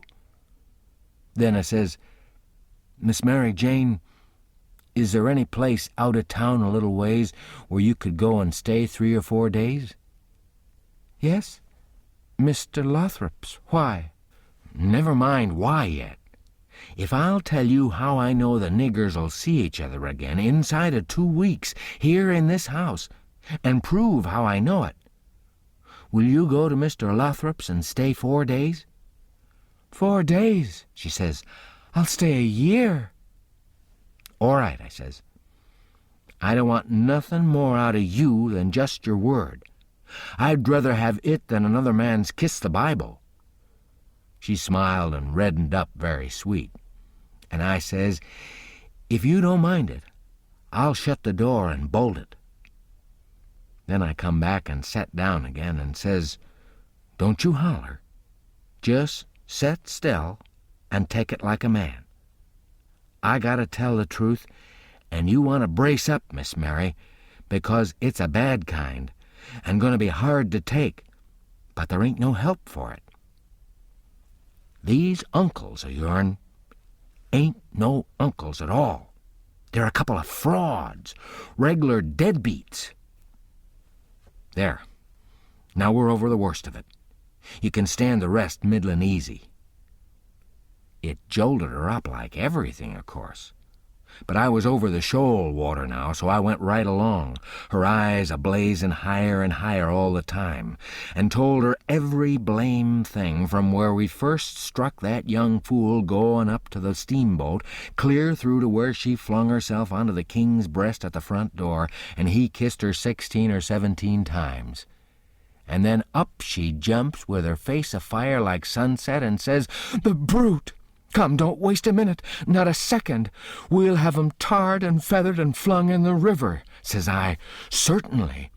But do you mean before you go to Mr. Lothrop's, or—" "Oh," she says, "what am I thinking about?" she says, and sat right down again. "Don't mind what I said. Please don't. You won't now, will you?" Laying her silky hand on mine in that kind of a way that I said I would die first. "I never thought I was so stirred up," she says. "Now go on, and I won't do so any more. You tell me what to do, and whatever you say, I'll do it." "Well," I says, "it's a rough gang, them 2 frauds, and I'm fixed so I gotta travel with 'em a while longer, whether I want to or not. I'd rather not tell you why. And if you was to blow on 'em, this town 'ud get me out of their claws, and I'd be all right. But there'd be another person that you don't know about who'd be in big trouble. Well, we gotta save him, hain't we? Of course. Well, then, we won't blow on 'em." Saying them words put a good idea in my head. I see how maybe I could get me and Jim rid of the frauds, get 'em jailed here and then leave.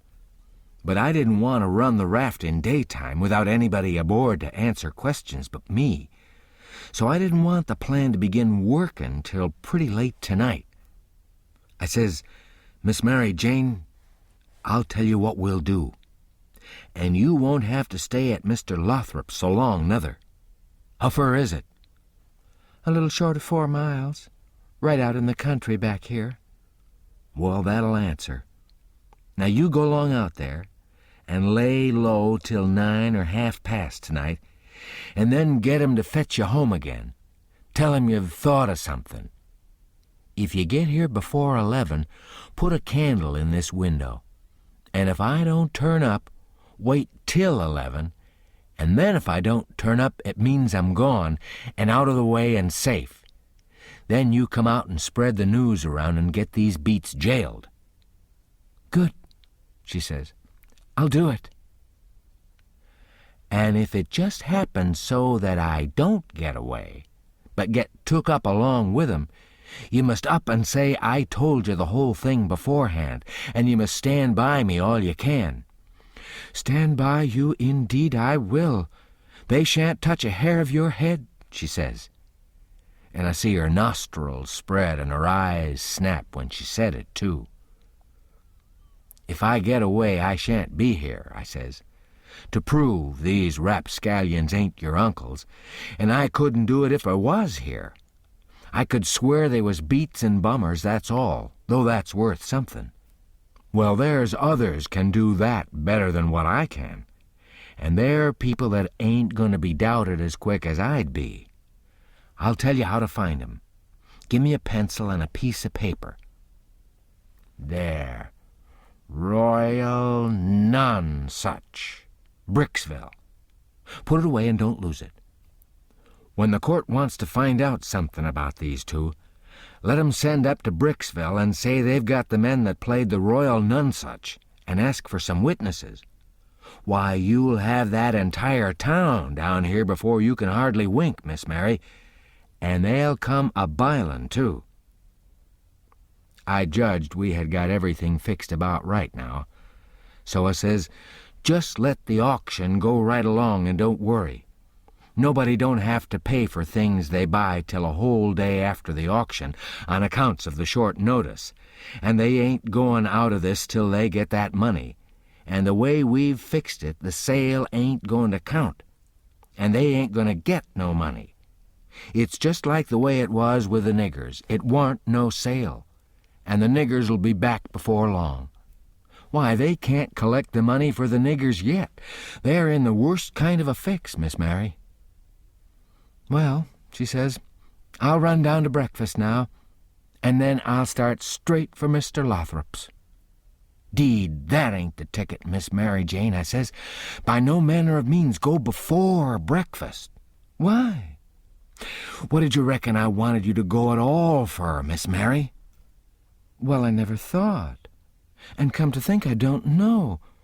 What was it?" "Why, it's because you ain't one of these Leatherface people. I don't want no better book than what your face is. A body can set down and read it off like coarse print. Do you reckon you can go and face your uncles when they come to kiss you good morning and never—" There, don't. Yes, I'll go before breakfast. I'll be glad to." "And leave my sisters with them?" "Yes, never mind about them. They gotta stand it yet a while. They might suspicion something if all of you was to go. I don't want you to see them, nor your sisters, nor nobody in this town.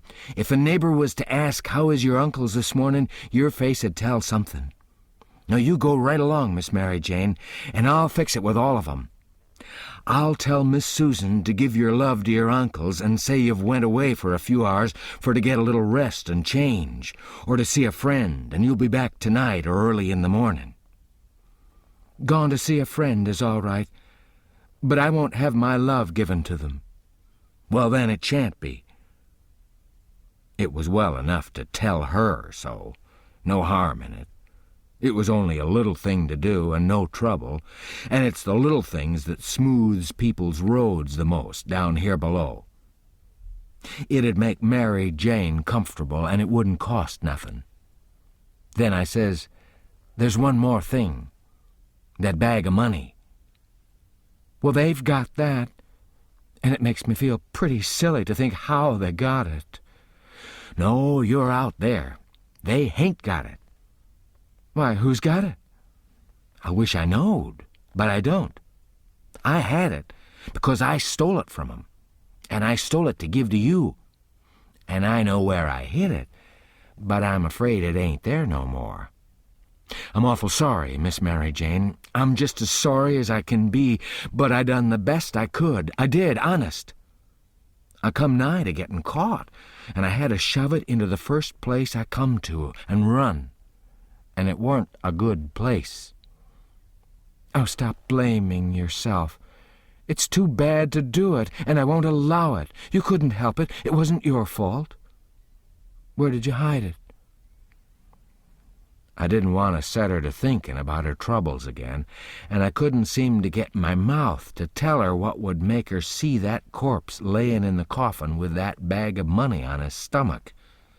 So for a minute I didn't say nothing. Then I says, "I'd rather not tell you where I put it, Miss Mary Jane, if you don't mind letting me off. But I'll write it for you on a piece of paper, and you can read it along the road to Mr. Lothrop's, if you want to. Do you reckon that'll do?" "Oh, yes." So I wrote, "I put it in the coffin. It was in there when you was crying there, away in the night. I was behind the door, and I was mighty sorry for you, Miss Mary Jane." It made my eyes water a little to remember her crying there all by herself in the night, and them devils layin' there right under her own roof, shaming her and robbing her. And when I folded it up and give it to her, I see the water come into her eyes, too. And she shook me by the hand, hard, and says, "Goodbye.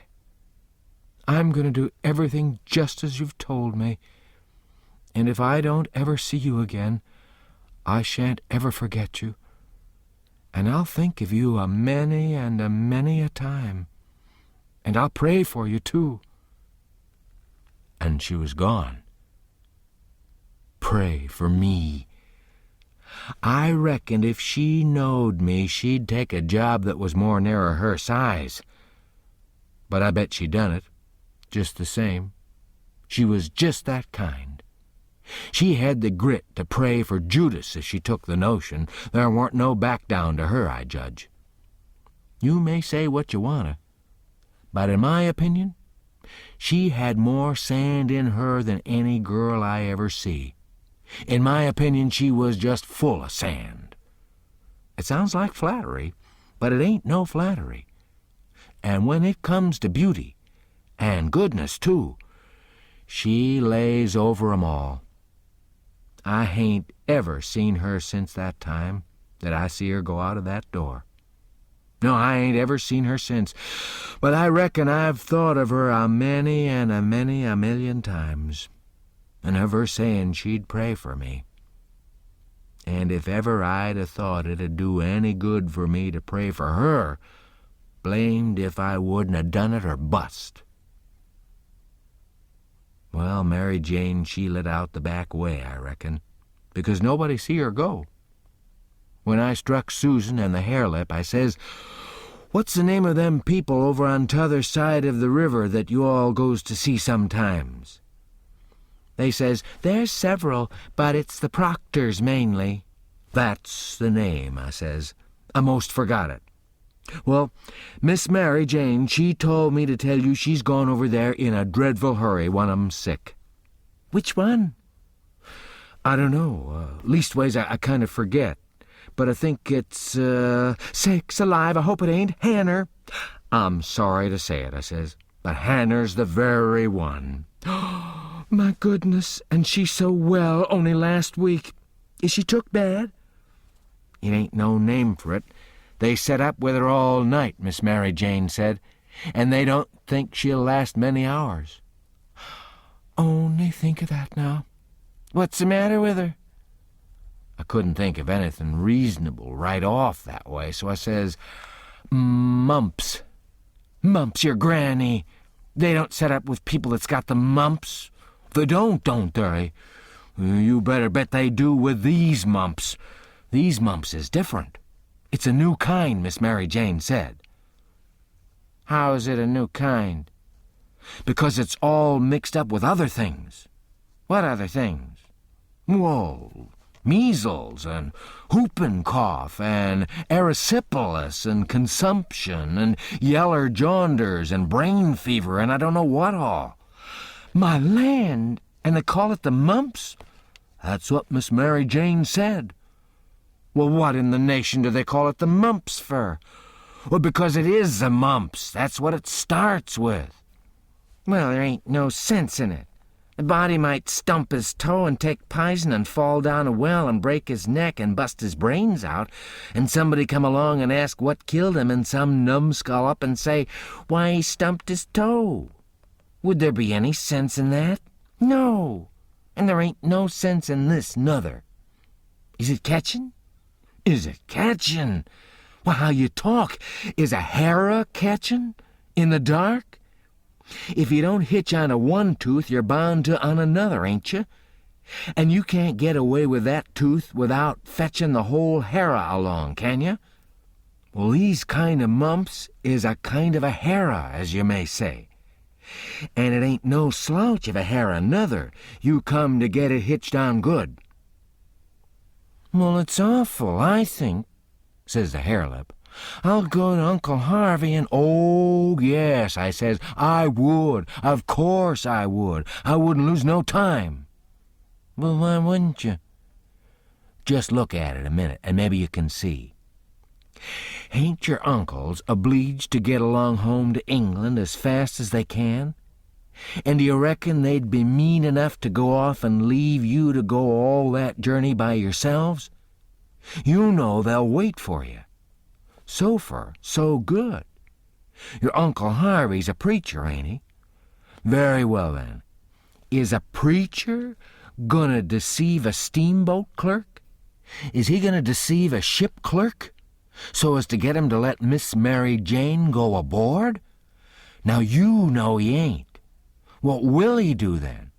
Why, he'll say, it's a great pity, but my church matters has got to get along the best way they can, for my niece has been exposed to the dreadful pluribus unum mumps, and so it's my bounden duty to set down here and wait the 3 months it takes to show on her if she's got it. But never mind if you think it's best to tell your Uncle Harvey. Shucks, and stay fooling around here when we could all be having good times in England whilst we was waiting to find out whether Mary Jane's got it or not? Well, you talk like a muggins. Well, anyway, maybe you better tell some of the neighbors. Listen to that, now. You do beat all for natural stupidness. Can't you see that they'd go and tell? There ain't no way but just to not tell anybody at all. Well, maybe you're right. Yes, I judge you are right. But I reckon we ought to tell Uncle Harvey she's gone out a while anyway, so he won't be uneasy about her. Yes, Miss Mary Jane, she wanted you to do that. She says, tell him to give Uncle Harvey and William my love, and a kiss, and say I've run over the river to see Mr. What's the name of that rich family that your Uncle Peter used to think so much of?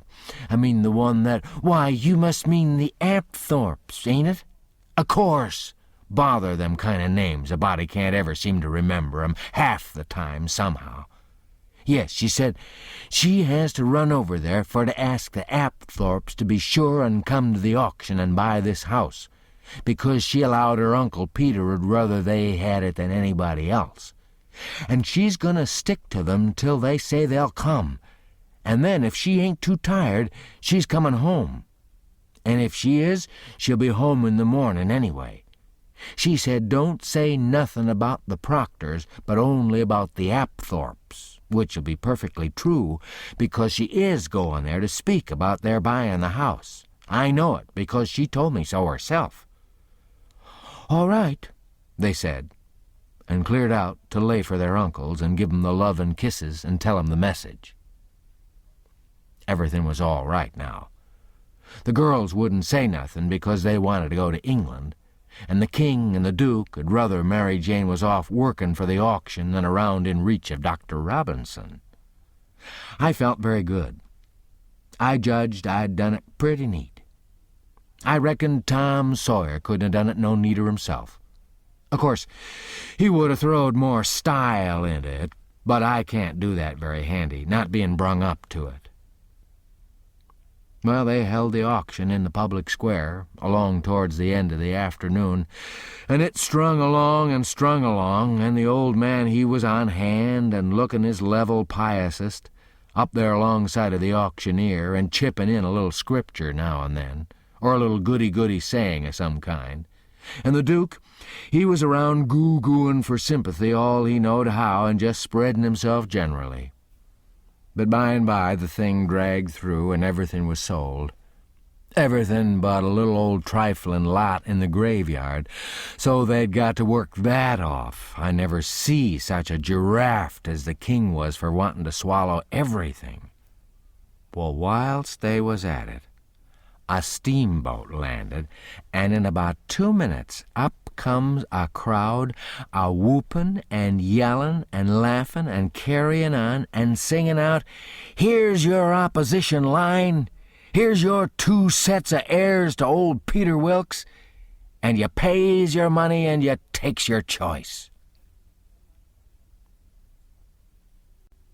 Chapter 29. They was fetching a very nice-looking old gentleman along, and a nice-looking younger one with his right arm in a sling. And my souls, how the people yelled and laughed and kept it up. But I didn't see no joke about it, and I judged it'd strain the Duke and the King some to see any. I reckoned they'd turn pale. But no, nary a pale did they turn. The Duke, he never let on he suspicioned what was up, but just went a-goo-gooing around happy and satisfied like a jug that's googling out buttermilk.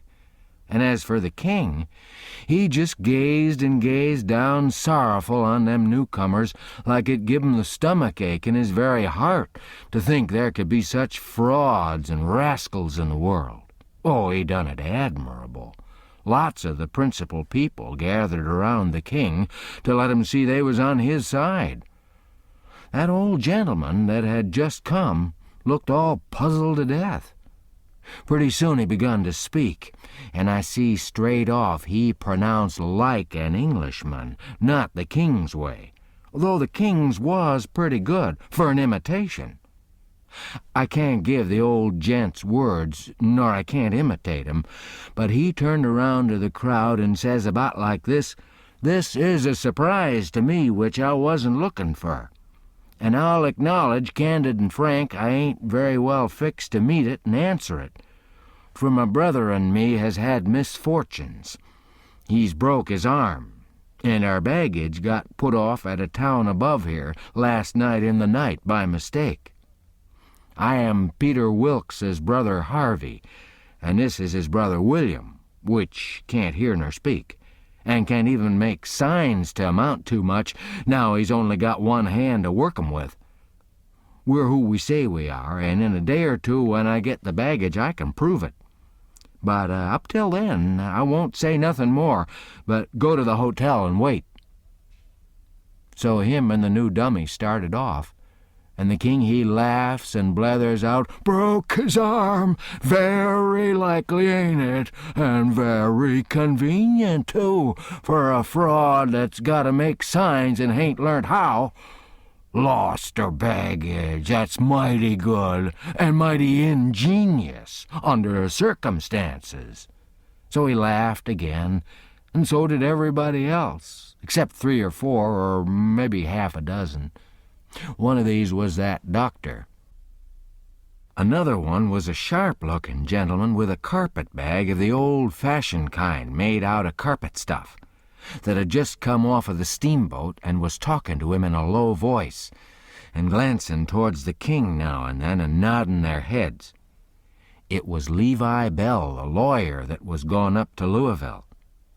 And another one was a big, rough husky that come along and listened to all the old gentleman said and was listening to the king now.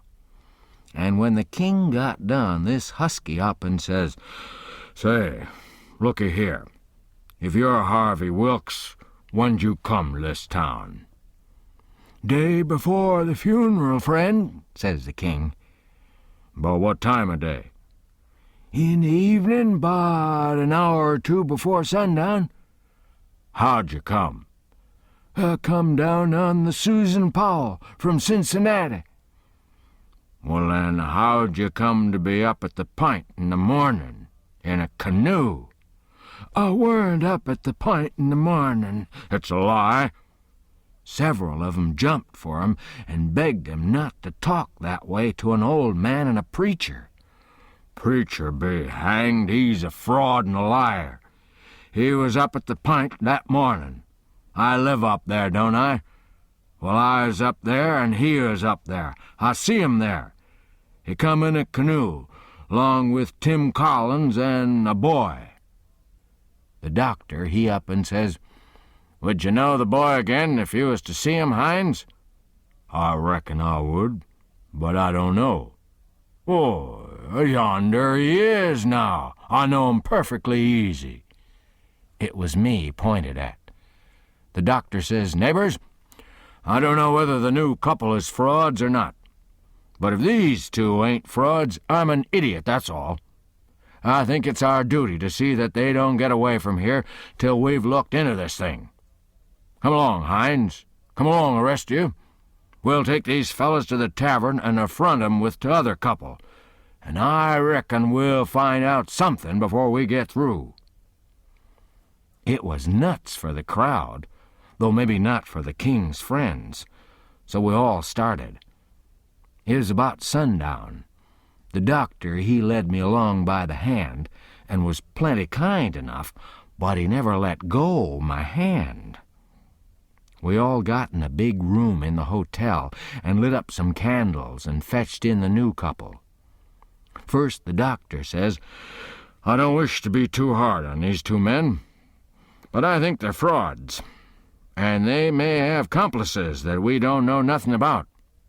If they have, won't the complices get away with that bag of gold Peter Wilkes left?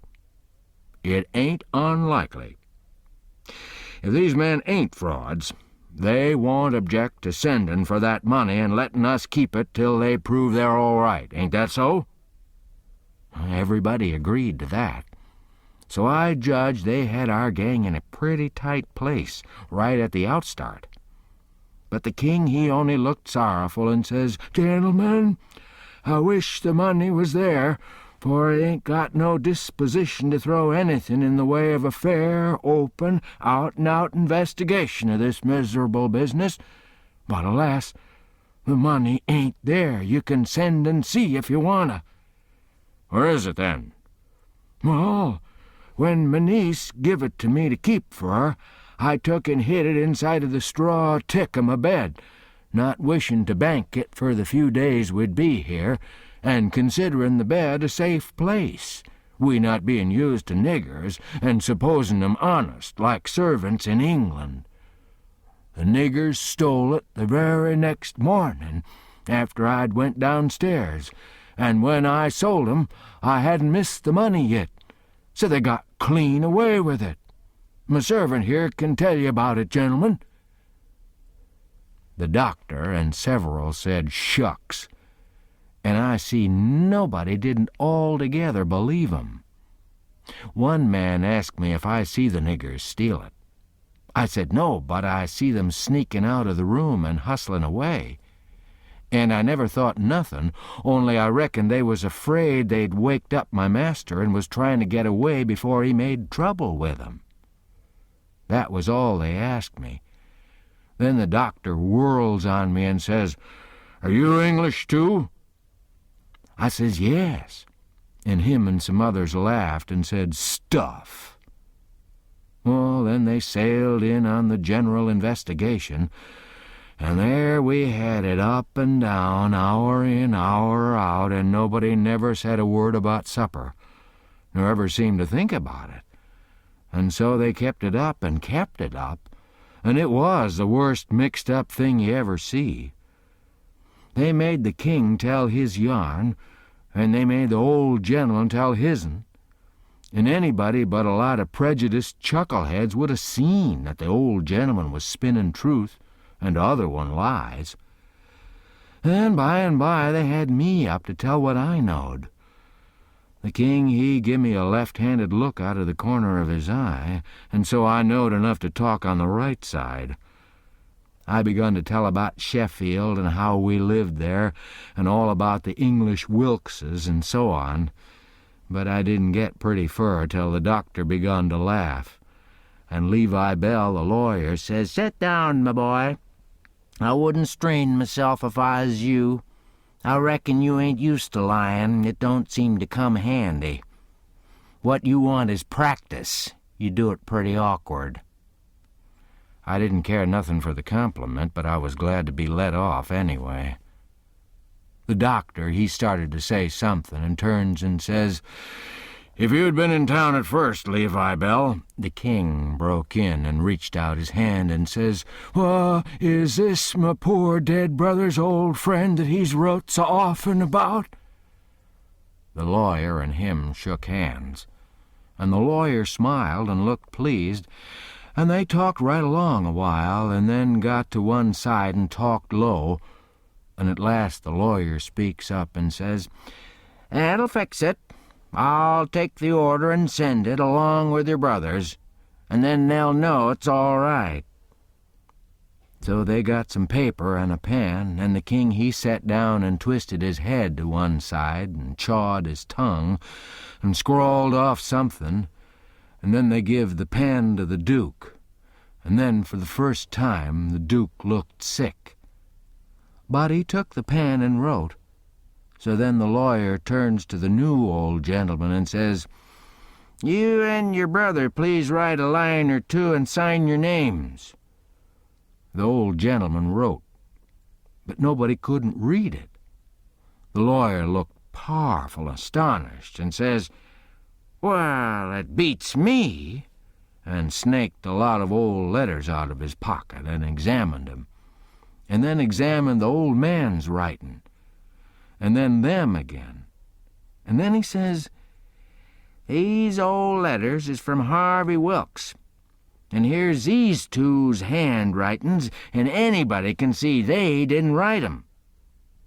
The king and the Duke looked sold and foolish, I tell you, to see how the lawyer had took 'em in. "And here's this old gentleman's handwriting, and anybody can tell easy enough he didn't write 'em. Fact is, the scratches he makes ain't properly writing at all. Now here's some letters from—" The new old gentleman says, "If you please let me explain.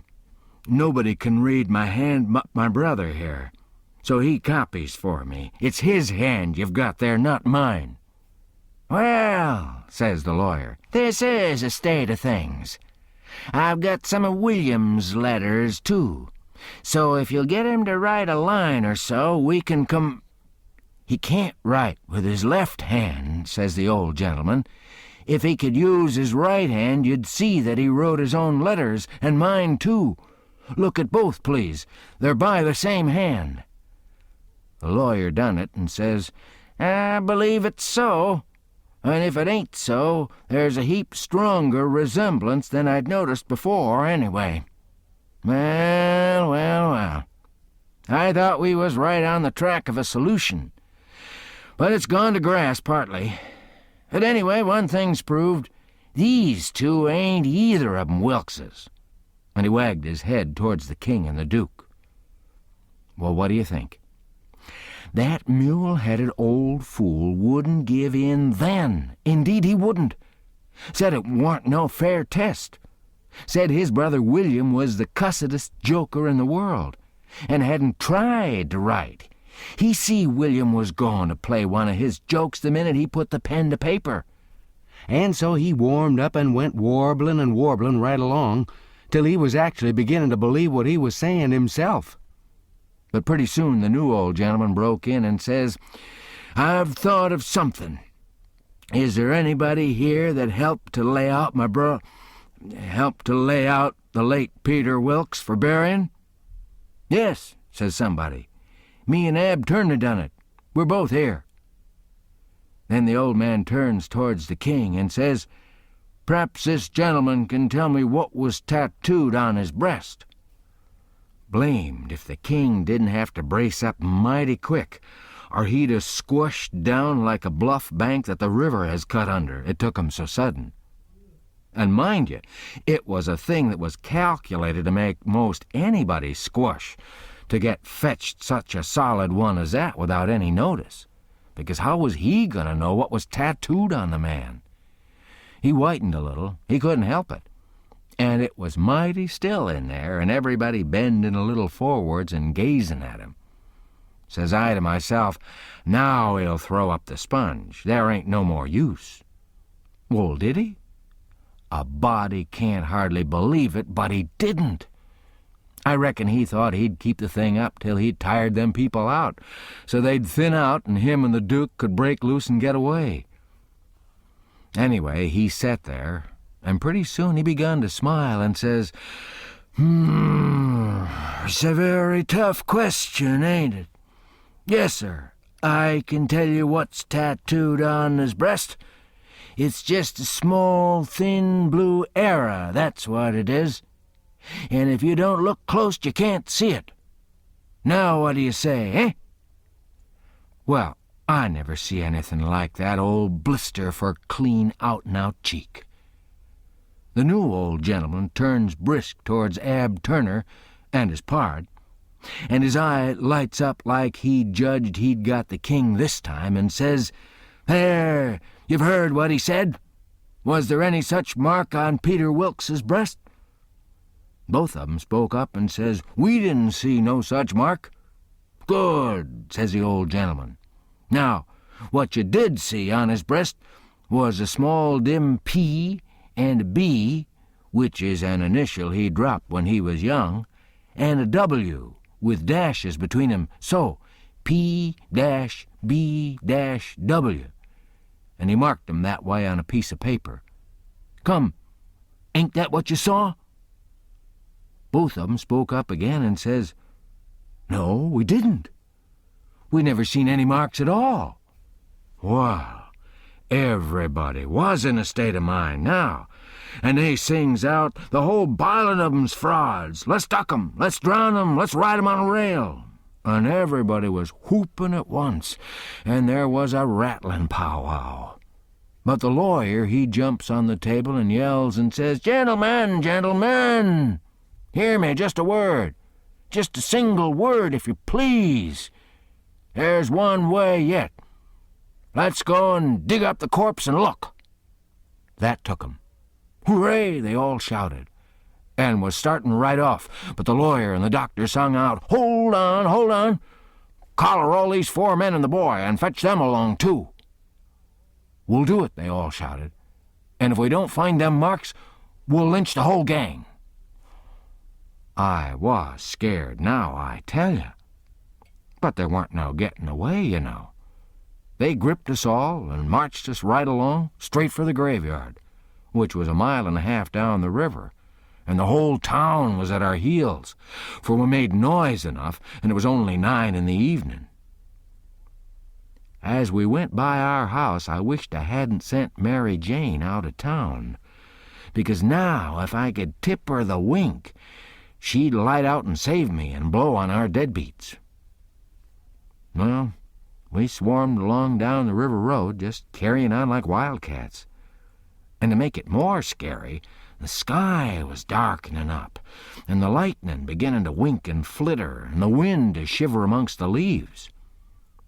This was the most awful trouble and most dangersome I ever was in, and I was kind of stunned. Everything was going so different from what I'd allowed for.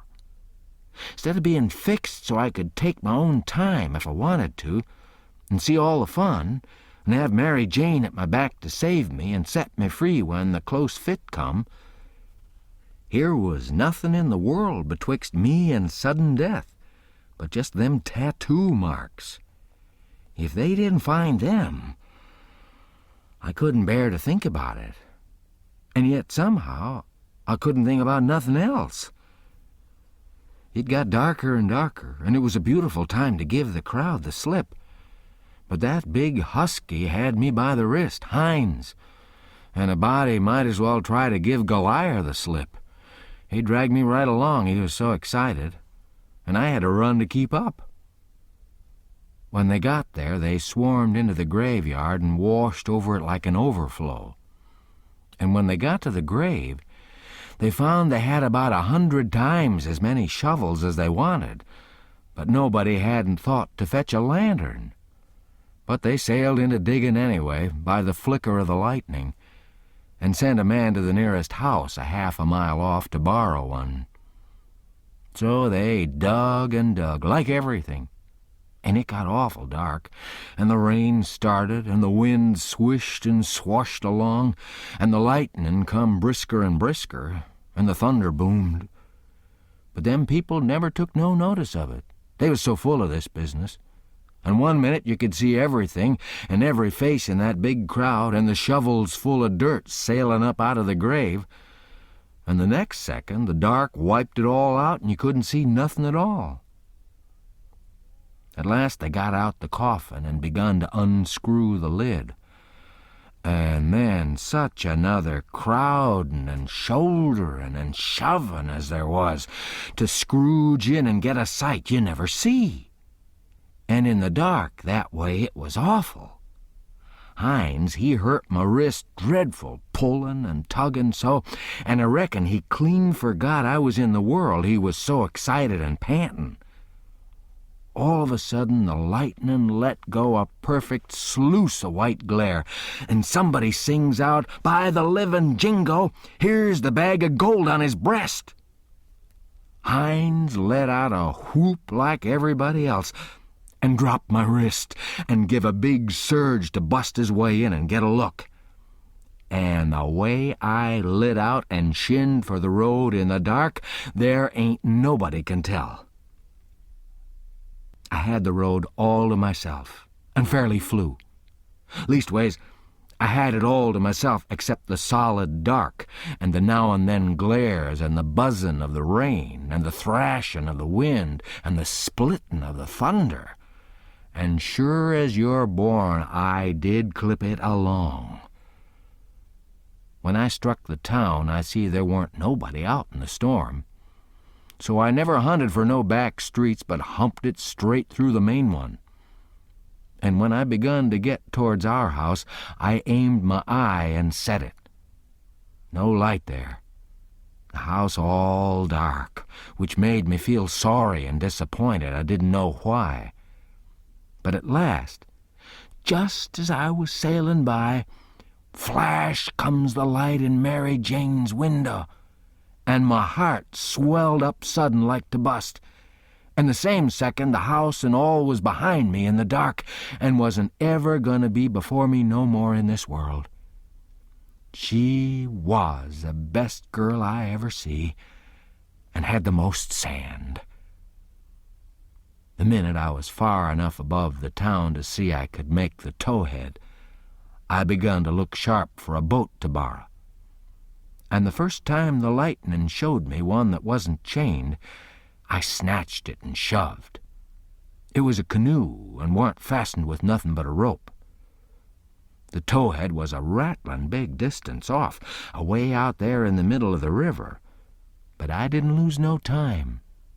And when I struck the raft at last, I was so fagged I'd a just laid down to blow and gasp if I could afforded it. But I didn't. As I sprung aboard, I sung out, "Out with you, Jim, and set her loose. Glory be to goodness we're shut of 'em." Jim lit out, and was a-comin' for me with both arms spread, he was so full of joy. But when I glimpsed him in the lightning, my heart shot up in my mouth, and I went overboard backwards, for I forgot he was old King Lear and a drownded Arab all in one, and it almost scared the livers and lights out of me.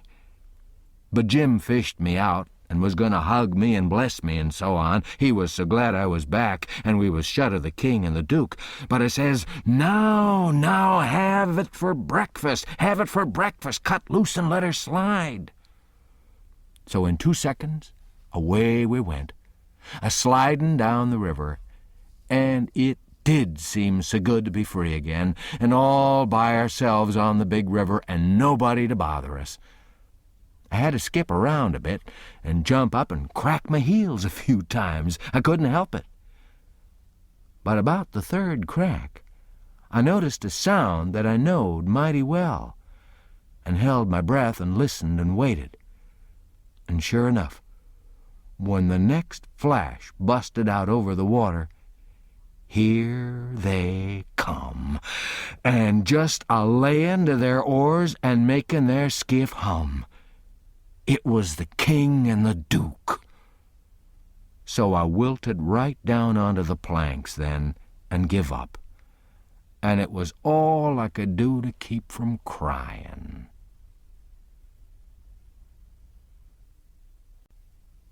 Chapter 30. When they got aboard, the king went for me and shook me by the collar and says, "Trying to give us the slip, was ye, you pup? Tired our company, eh?" I says, "No, your majesty, we warn't. Please don't, your majesty." "Quick, then, and tell us what was your idea, or I'll shake the insides out of you." "Honest, I'll tell you everything, just as it happened, your majesty. The man that had a hold of me was very good to me, and kept saying he had a boy about as big as me that died last year, and he was sorry to see a boy in such a dangerous fix. And when they was all took by surprise by finding the gold, and made a rush for the coffin, he lets go of me and whispers, 'Heel it now, or they'll hang you sure.' And I lit out. It didn't seem no good for me to stay. I couldn't do nothing, and I didn't want to be hung if I could get away. So I never stopped running till I found the canoe. And when I got here, I told Jim to hurry or they'd catch me and hang me yet, and said I was afeard you and the Duke wasn't alive now, and I was awful sorry, and so was Jim, and was awful glad when we see you coming. You may ask Jim if I didn't." Jim said it was so, and the king told him to shut up, and said, "Oh, yes, it's mighty likely," and shook me up again, and said he reckoned he'd drowned me. But the Duke says, "Let go of the boy, you old idiot. Would you have done any different? Did you inquire round for him when you got loose? I don't remember it." So the king let go of me and begun to cuss that town and everybody in it. But the Duke says, "You better a blame sight give yourself a good cussin', for you're the one that's entitled to it most. You hain't done a thing from the start that had any sense in it, except comin' out so cool and cheeky with that imaginary blue arrow mark. That was bright. It was right down bully, and it was the thing that saved us. For if it hadn't been for that, they'd have jailed us till them Englishmen's baggage come, and then the penitentiary, you bet.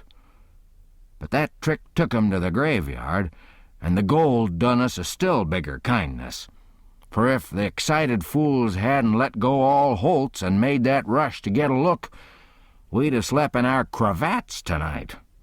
Cravats warranted to wear, too, longer than we'd need 'em. They was still a minute thinking. Then the king says, kind of absent-minded like, "And we reckon the niggers stole it." That made me squirm.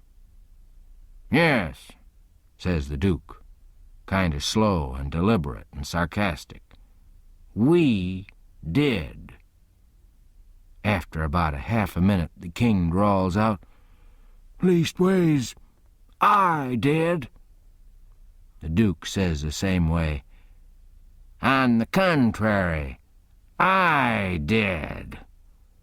The king kind of ruffles up and says, "Looky here, Bilgewater, what are you referring to?" The Duke says pretty brisk, "When it comes to that, maybe you'll let me ask what was you referring to?" "Shucks," says the king, very sarcastic. "But I don't know. Maybe you was asleep and didn't know what you was about." The Duke bristles right up now and says, "I'll let up on this cussed nonsense. Do you take me for a blame fool? Don't you reckon I know who hid that money in that coffin?" "Yes, sir. I know you do know. Because you done it yourself." "It's a lie." And the Duke went for him. The king sings out, "Take your hands off, go my throat. I take it all back." The Duke says, "Well, you just own up first that you did hide that money there, intending to give me the slip one of these days, and come back and dig it up and have it all to yourself." "Wait just a minute, Duke. Answer me this one question, honest and fair. If you didn't put the money there, say it, and I'll believe you, and take back everything I said." "You old scoundrel, I didn't, and you know I didn't. There now." "Well, then, I believe you. But answer me only just this one more. Now, don't get mad. Didn't you have it in your mind to hook the money and hide it?" The Duke never said nothing for a little bit. Then he says, "Well, I don't care if I did. I didn't do it anyway. But you not only had it in mind to do it, but you done it." "I wish I may never die if I done it, Duke, and that's honest. I won't say I weren't going to do it, because I was. But somebody got in ahead of me." "It's a lie. You done it, and you gotta say you done it, or—" The king began to gurgle, and then he gasps out, "Enough! I own up." I was very glad to hear him say that. It made me feel much more easier than what I was feeling before. So the Duke took his hands off and says, "If you ever deny it again, I'll drown you. It's well for you to sit there and blubber like a baby. It's fitting for you, after the way you've acted. I never see such an old ostrich for wanting to gobble everything. And I a-trusting you all the time, like you was my own father. You ought to been ashamed of yourself to stand by and hear it saddled onto a lot of poor niggers, and you never say a word for 'em. It makes me feel ridiculous to think I was soft enough to believe that rubbage. Cuss you, I can see now why you was so anxious to make up the deficit. You wanted to get what money I'd got out of the Nonesuch and one thing or another and scoop it all." The king says, timid and still snuffling, "Why, Duke, it was you that said make up the deficit. It warn't me." "Dry up. I don't want to hear no more out of you," says the Duke. "And now you see what you got by it. They got all their own money back, and all of ourn but a shekel or two besides. Go along to bed, and don't you deficit me no more deficits long's you live." So the king sneaked into the wigwam and took to his bottle for comfort. Then before long the Duke tackled his bottle. And so in about a half an hour they was as thick as thieves again, and the tighter they got, the lovinger they got, and went off a-snoring in each other's arms. They both got powerful mellow. But I noticed the king didn't get mellow enough to forget to remember to not deny about hiding the money bag again. That made me feel easy and satisfied. Of course, when they got to snoring, we had a long gabble, and I told Jim everything.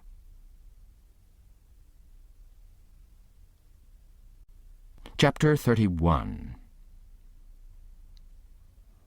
We dasn't stop again at any town for days and days, kept right along down the river. We was down south in the warm weather now, and a mighty long ways from home. We begun to come to trees with Spanish moss on 'em, hanging down from the limbs like long gray beards. It was the first I ever see it growing, and it made the woods look solemn and dismal. So now the frauds reckoned they was out of danger, and they begun to work the villages again. First they done a lecture on temperance, but they didn't make enough for 'em both to get drunk on. Then in another village they started a dancing school, but they didn't know no more how to dance than a kangaroo does, so the first prance they made, the general public jumped in and pranced them out of town. Another time they tried to go at yellocution, but they didn't yellocute long till the audience got up and give 'em a solid good cussin' and made 'em skip out. They tackled missionarying and mesmerizing and doctoring and telling fortunes and a little of everything, but they couldn't seem to have no luck. So at last they got just about dead broke and laid around the raft as she floated along thinking, and never saying nothing, by the half a day at a time, and dreadful blue and desperate. And at last they took a change, and begun to lay their heads together in the wigwam and talk low and confidential 2 or 3 hours at a time. Jim and me got uneasy. We didn't like the look of it. We judged they was studying up some kind of worse deviltry than ever. We turned it over and over, and at last we made up our minds they was going to break into somebody's house or store, or was going into the counterfeit money business or something. So then we was pretty scared, and made up an agreement that we wouldn't have nothing in the world to do with such actions. And if we ever got the least show, we'd give 'em the cold shake and clear out and leave 'em behind. Well, early one morning, we hid the raft in a good, safe place about 2 miles below a little bit of a shabby village named Pikesville, and the king he went ashore and told us all to stay hid whilst he went up to town and smelled around to see if anybody had got any wind of the royal Nonesuch there yet. "House to rob, you mean," says I to myself. "And when you get through robbing it, you'll come back here and wonder what's become of me and Jim and the raft, and you'll have to take it out in wondering." And he said if he weren't back by midday, the Duke and me'd know it was all right, and we was to come along. So we stayed where we was. The Duke, he fretted and sweated around and was in a mighty sour way. He scolded us for everything, and we couldn't seem to do nothing right. He found fault with every little thing. Something was a-brewin', sure. I was good and glad when midday come and no king. We could have a change anyway, and maybe a chance for the change on top of it. So me and the Duke went up to the village and hunted around there for the king. And by we found him in the back room of a little low doggery, very tight, and a lot of loafers bully-ragging him for sport, and he a-cussing and threatening with all his might, and so tight he couldn't walk and couldn't do nothing to them. The Duke, he began to abuse him for an old fool, and the king begun to sass back, and the minute they was fairly at it, I lit out and shook the reefs out of my hind legs, and spun down the river road like a deer, for I see our chance. And I made up my mind that it'd be a long day before they ever see me and Jim again. I got down there all out of breath, but loaded up with joy, and sung out, "Set her loose, Jim, we're all right now." But there warn't no answer, and nobody come out of the wigwam. Jim was gone. I set up a shout, and then another, and then another one, and run this way and that in the woods, whooping and screeching, but it weren't no use. Old Jim was gone. Then I sat down and cried. I couldn't help it. But I couldn't set still long. Pretty soon I went out on the road, trying to think what I better do, and I run across a boy walking and asked him if he'd seen a strange nigger dressed so-and-so, and he says yes. Whereabouts, says I. Down to Silas Phelps' place, 2 miles below here. He's a runaway nigger, and they've got him. Was you looking for him? You bet I ain't. I run across him in the woods about an hour or two ago, and he said if I hollered he'd cut my livers out, and told me to lay down and stay where I was, and I done it. Been there ever since, afeard to come out. Well, he says, you needn't be afeard no more, because they've got him. He run off 'em down south summers. It's a good job they got him. Well, I reckon. There's $200 reward on him. It's like picking up money out in the road. Yes, it is. And I could have had it if I'd been big enough. I see him first. Who nailed him? It was an old feller, a stranger, and he sold out his chance in him for $40 because he's got to go up the river and can't wait. Think of that now. You bet I'd wait if it was 7 year. That's me every time, says I. But maybe his chance ain't worth no more than that if he'll sell it so cheap. Maybe there's something ain't straight about it. But it is, though. Straight as a string. I see the handbill myself. It tells all about him to a dot. Paints him like a picture. And tells the plantation he's from. Below New Orleans. No siree, Bob, there ain't no trouble about that speculation, you betcha.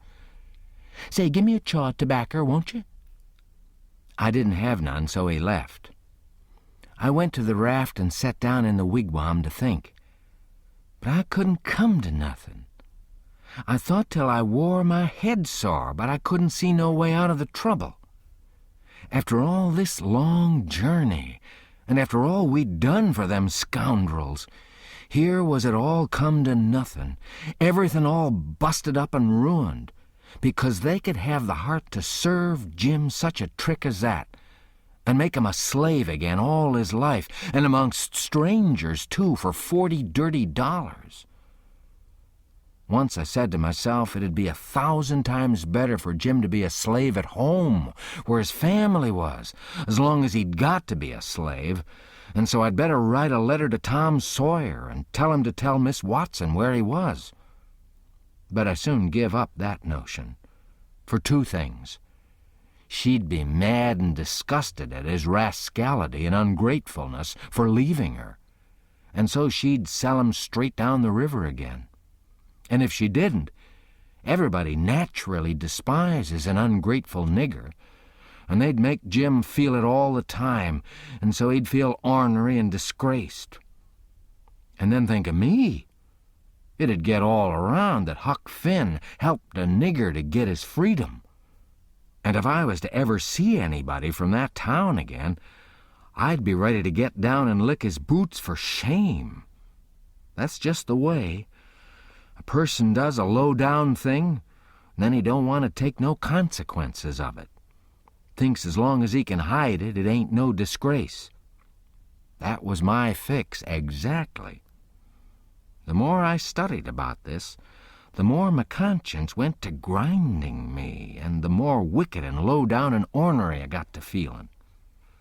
And at last, when it hit me all of a sudden that here was the plain hand of Providence slapping me in the face and letting me know my wickedness was being watched all the time from up there in heaven, whilst I was stealing a poor old woman's nigger that hadn't ever done me no harm, and now was showing me there's one that's always on the lookout and ain't a-gonna allow no such miserable doin's to go only just so fur and no further, I most dropped in my tracks, I was so scared. Well, I tried the best I could to kind of soften it up somehow for myself, by saying I was brung up wicked and so I weren't so much to blame. But something inside of me kept saying, there was the Sunday school, you could 'a' gone to it, and if you'd 'a' done it, they'd 'a' learnt you there that people that acts as I'd been actin' about that nigger goes to everlastin' fire. It made me shiver, and I about made up my mind to pray and see if I couldn't try to quit being the kind of a boy I was and be better. So I kneeled down, but the words wouldn't come. Why wouldn't they? It warn't no use to try and hide it from him, nor from me neither. I knowed very well why they wouldn't come. It was because my heart warn't right. It was because I warn't square. It was because I was playin' double. I was lettin' on to give up sin, but away inside of me I was holdin' on to the biggest one of all. I was trying to make my mouth say I'd do the right thing and the clean thing, and goin' right to that nigger's owner and tell where he was. But deep down in me I knowed it was a lie, and he knowed it. You can't pray a lie. I found that out. So I was full of trouble, full as I could be, and didn't know what to do. At last I had an idea, and I says, I'll go and write the letter, and then see if I can pray. Why, it was astonishing, the way I fell as light as a feather, right straight off, and my troubles all gone. So I got a piece of paper and a pencil, all glad and excited, and sat down and wrote, Ms. Watson, your runaway nigger Jim is down here 2 miles below Pikesville, and Mr. Phelps has got him, and he'll give him up for the reward if you send. Huck Finn. I felt good, and all washed clean of sin, for the first time I'd ever felt so in my life, and I knowed I could pray now. But I didn't do it straight off, but laid the paper down and sat there thinking how good it was all this happened so, and how near I come to being lost and going to hell. And went on thinking, and got to thinking over our trip down the river, and I see Jim before me all the time, in the day and in the night time, sometimes moonlight, sometimes storms, and we a-floating along, talking and singing and laughing. But somehow I couldn't seem to strike no places to harden me against him, but only the other kind. I'd see him standing my watch on top of his'n, 'stead of calling me, so I could go on sleeping, and see him how glad he was when I come back out of the fog, and when I come to him again in the swamp, up there where the feud was, and such like times. And he'd always call me honey and pet me and do everything he could think of for me, and how good he always was. And at last I struck the time I saved him by telling the men we had smallpox aboard, and he was so grateful and said I was the best friend old Jim ever had in the world, and the only one he's got now. And then I happened to look around and see that paper. It was a close place. I took it up and held it in my hand. I was trembling, because I'd got to decide forever betwixt two things, and I knowed it. I studied a minute, sort of holding my breath, and then I says to myself, all right, then I'll go to hell, and I tore it up. It was awful thoughts and awful words, but they was said, and I let 'em stay said, and never thought no more about reforming. I shoved the whole thing out of my head and said I'd take up wickedness again, which was in my line, being brung up to it, and the other warn't. And for a starter, I'd go to work and steal Jim out of slavery again. And if I could think up anything worse, I'd do that too. 'Cause as long as I was in and in for good, I might as well go the whole hog. Then I set to thinking over how to get at it, and turned over considerable many ways in my mind, and at last fixed up a plan that suited me. So then I took the bearings of a woody island that was down the river a piece, and as soon as it was fairly dark, I crept out with my raft and went for it, and hid it there, and then turned in.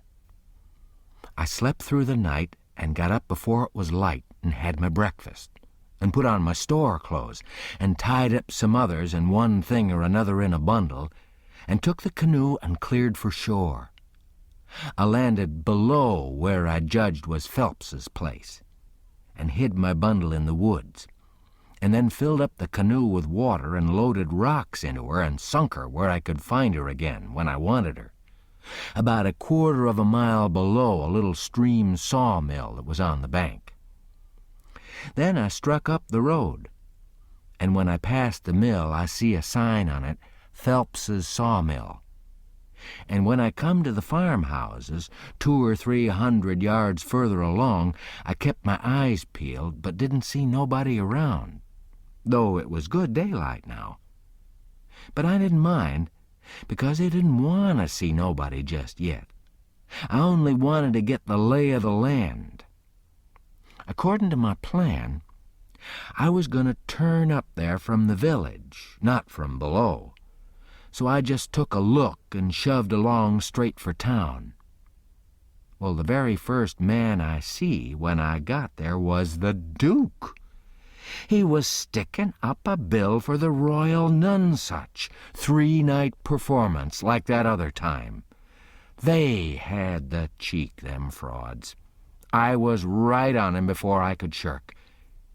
He looked astonished and says, "Hello, where'd you come from?" Then he says, kind of glad and eager, "Where's the raft? Got her in a good place?" I says, "Well, that's just what I was going to ask your grace." Then he didn't look so joyful and says, "What was your idea for asking me?" he says.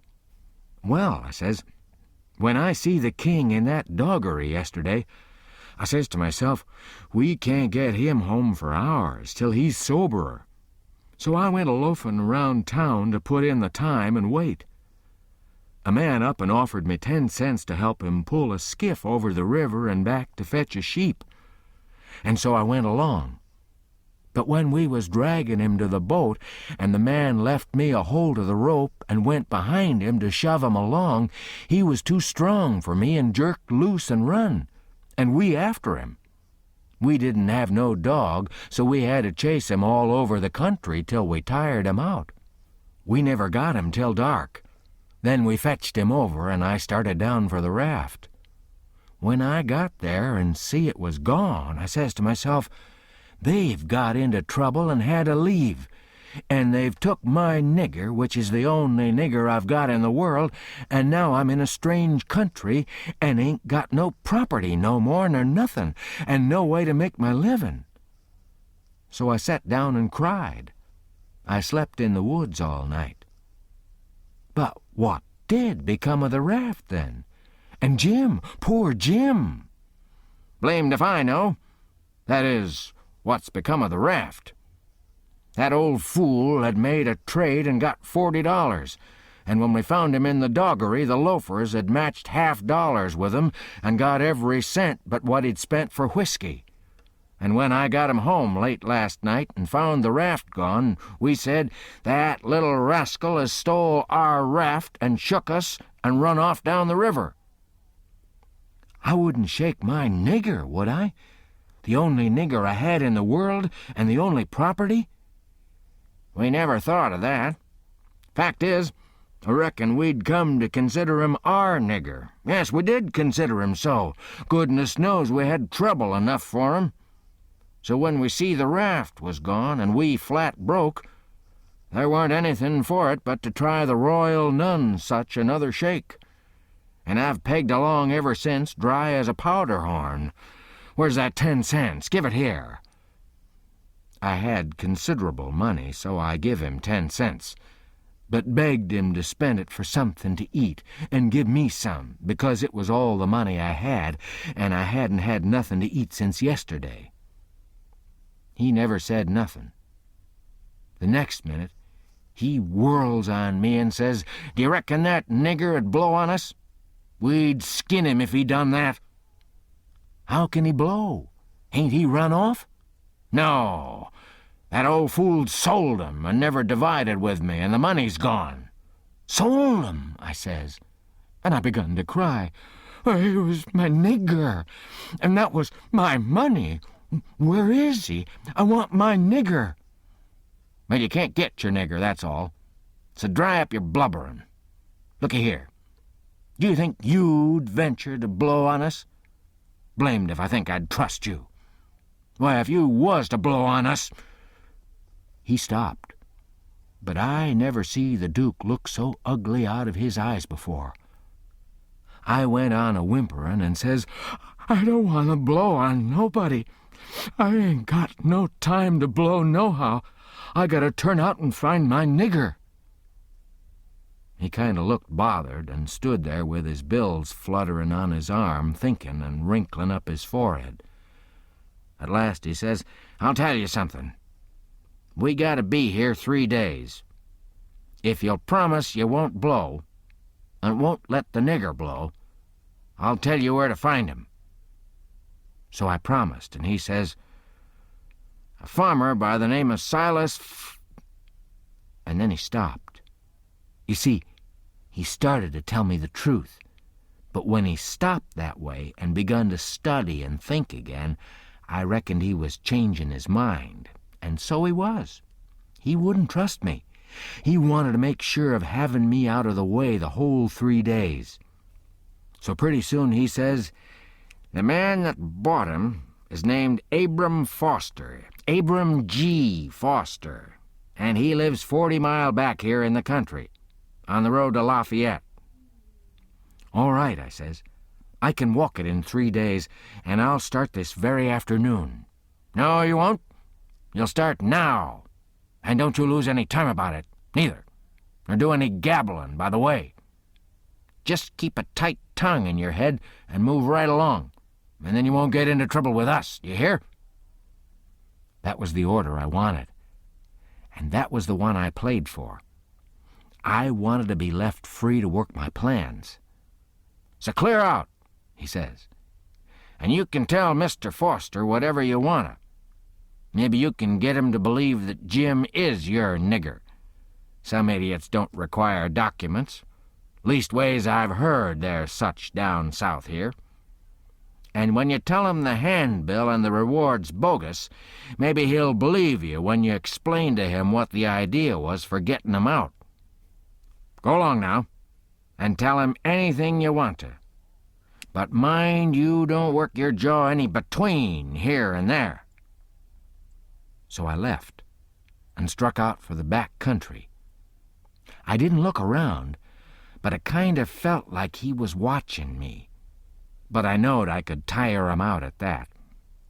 I went straight out in the country as much as a mile before I stopped. Then I doubled back through the woods towards Phelps's. I reckoned I better start in on my plans straight off without fooling around, because I wanted to stop Jim's mouth till these fellas could get away. I didn't want no trouble with their kind. I'd seen all I wanted to of them, and wanted to get entirely shut of 'em. Chapter 32. When I got there, it was all still and Sunday-like, and hot and sunshiny. The hands was gone to the fields, and there was them kind of faint dronings of bugs and flies in the air that makes it seem so lonesome and like everybody's dead and gone. And if a breeze fans along and quivers the leaves, it makes you feel mournful because you feel like it's spirits whisperin', spirits that's been dead ever so many years. and you always think they're talking about you. As a general thing, it makes a body wish he was dead too and done with it all. Phelps's was one of these little one-horse cotton plantations, and they all look alike. A rail fence around a 2-acre yard, a stile made out of logs sawed off and upended in steps, like barrels of a different length to climb over the fence with, and for the women to stand on when they're going to jump onto a horse. Some sickly grass patches in the big yard, but mostly it was bare and smooth, like an old hat with the nap rubbed off. Big double log house for the white folks, hewed logs with the chinks stopped up with mud or mortar, and these mud stripes between whitewashed some time or another. Round log kitchen, with a big, broad, open but roofed passage joining it to the house. Log smokehouse back of the kitchen. 3 little log nigger cabins in a row t'other side of the smokehouse. 1 little hut all by itself away down against the back fence, and some outbuildings down a piece the other side. Ash hopper and a big kettle to bile soap in by the little hut. Bench by the kitchen door with a bucket of water and a gourd. Hound asleep there in the sun.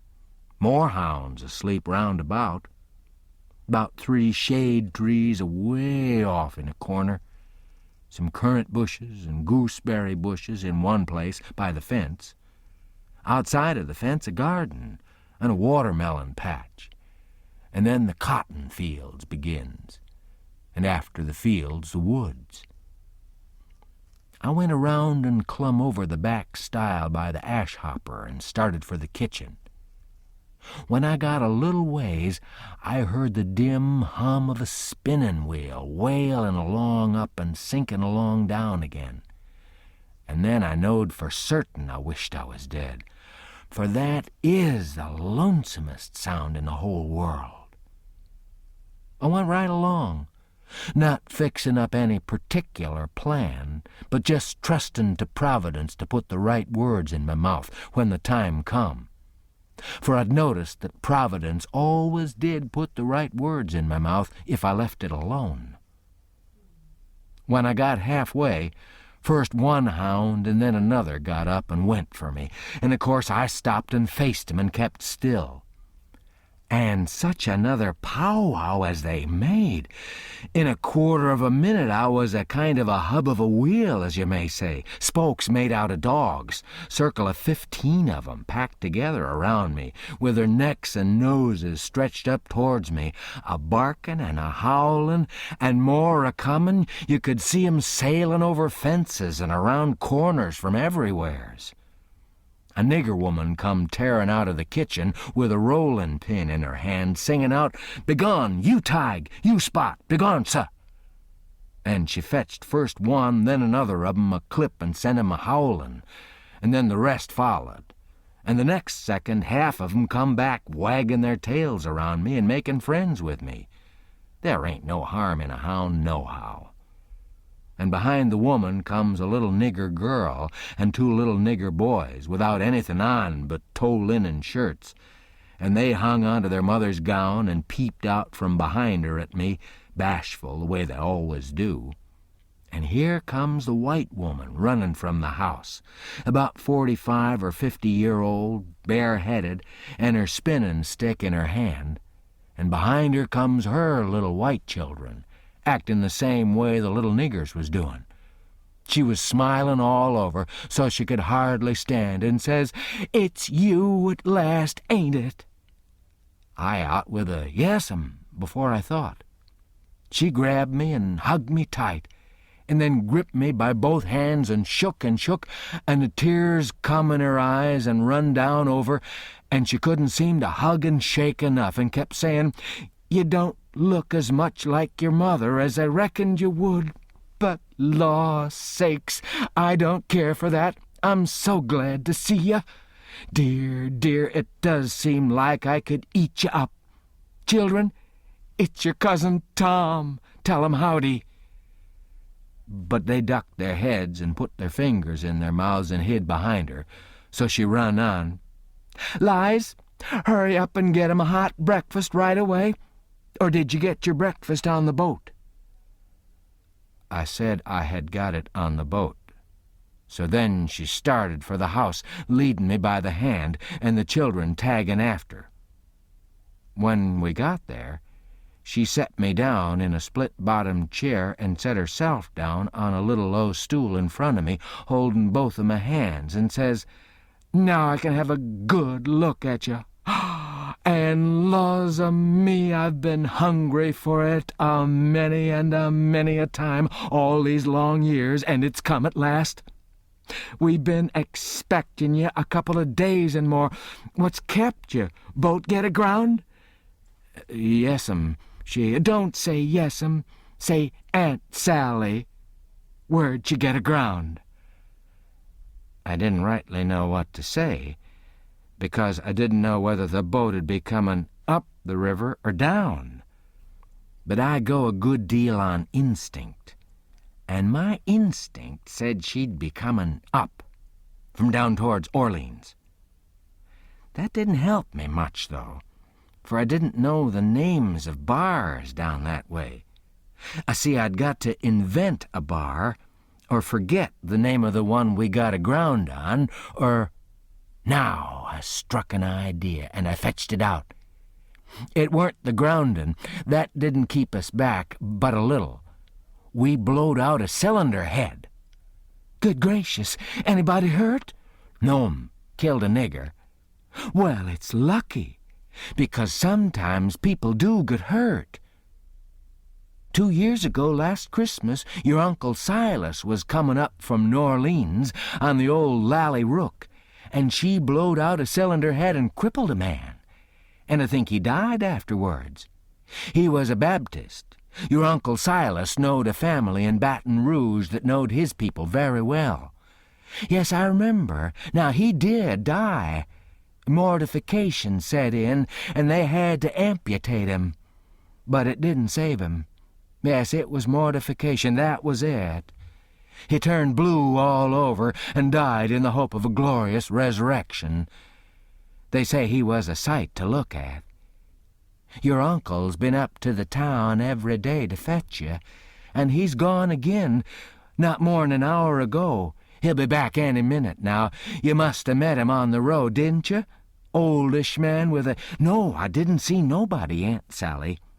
The boat landed just at daylight, and I left my baggage on the wharf boat and went looking around the town and out a piece in the country to put in the time and not get here too soon.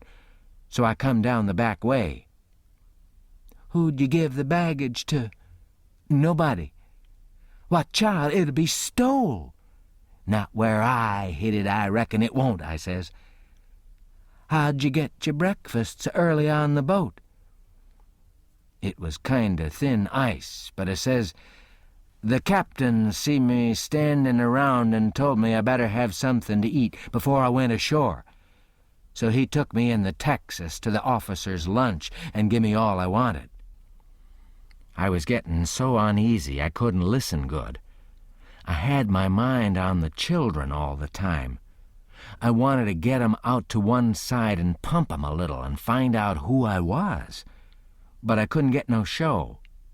Miss Phelps kept it up and run on so.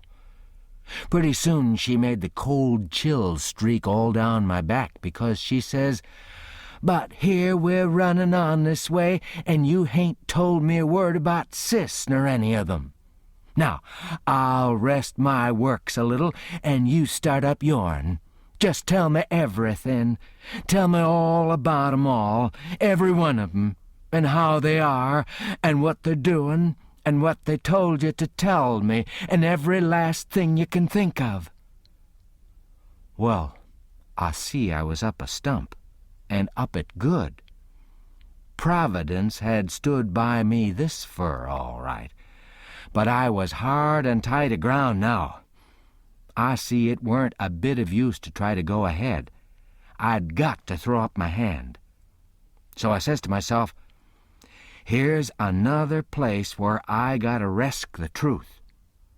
I opened my mouth to begin, but she grabbed me and hustled me in behind the bed and says, "Here he comes. Stick your head down lower there. That'll do. You can't be seen now. Don't you let on you're here. I'll play a joke on him.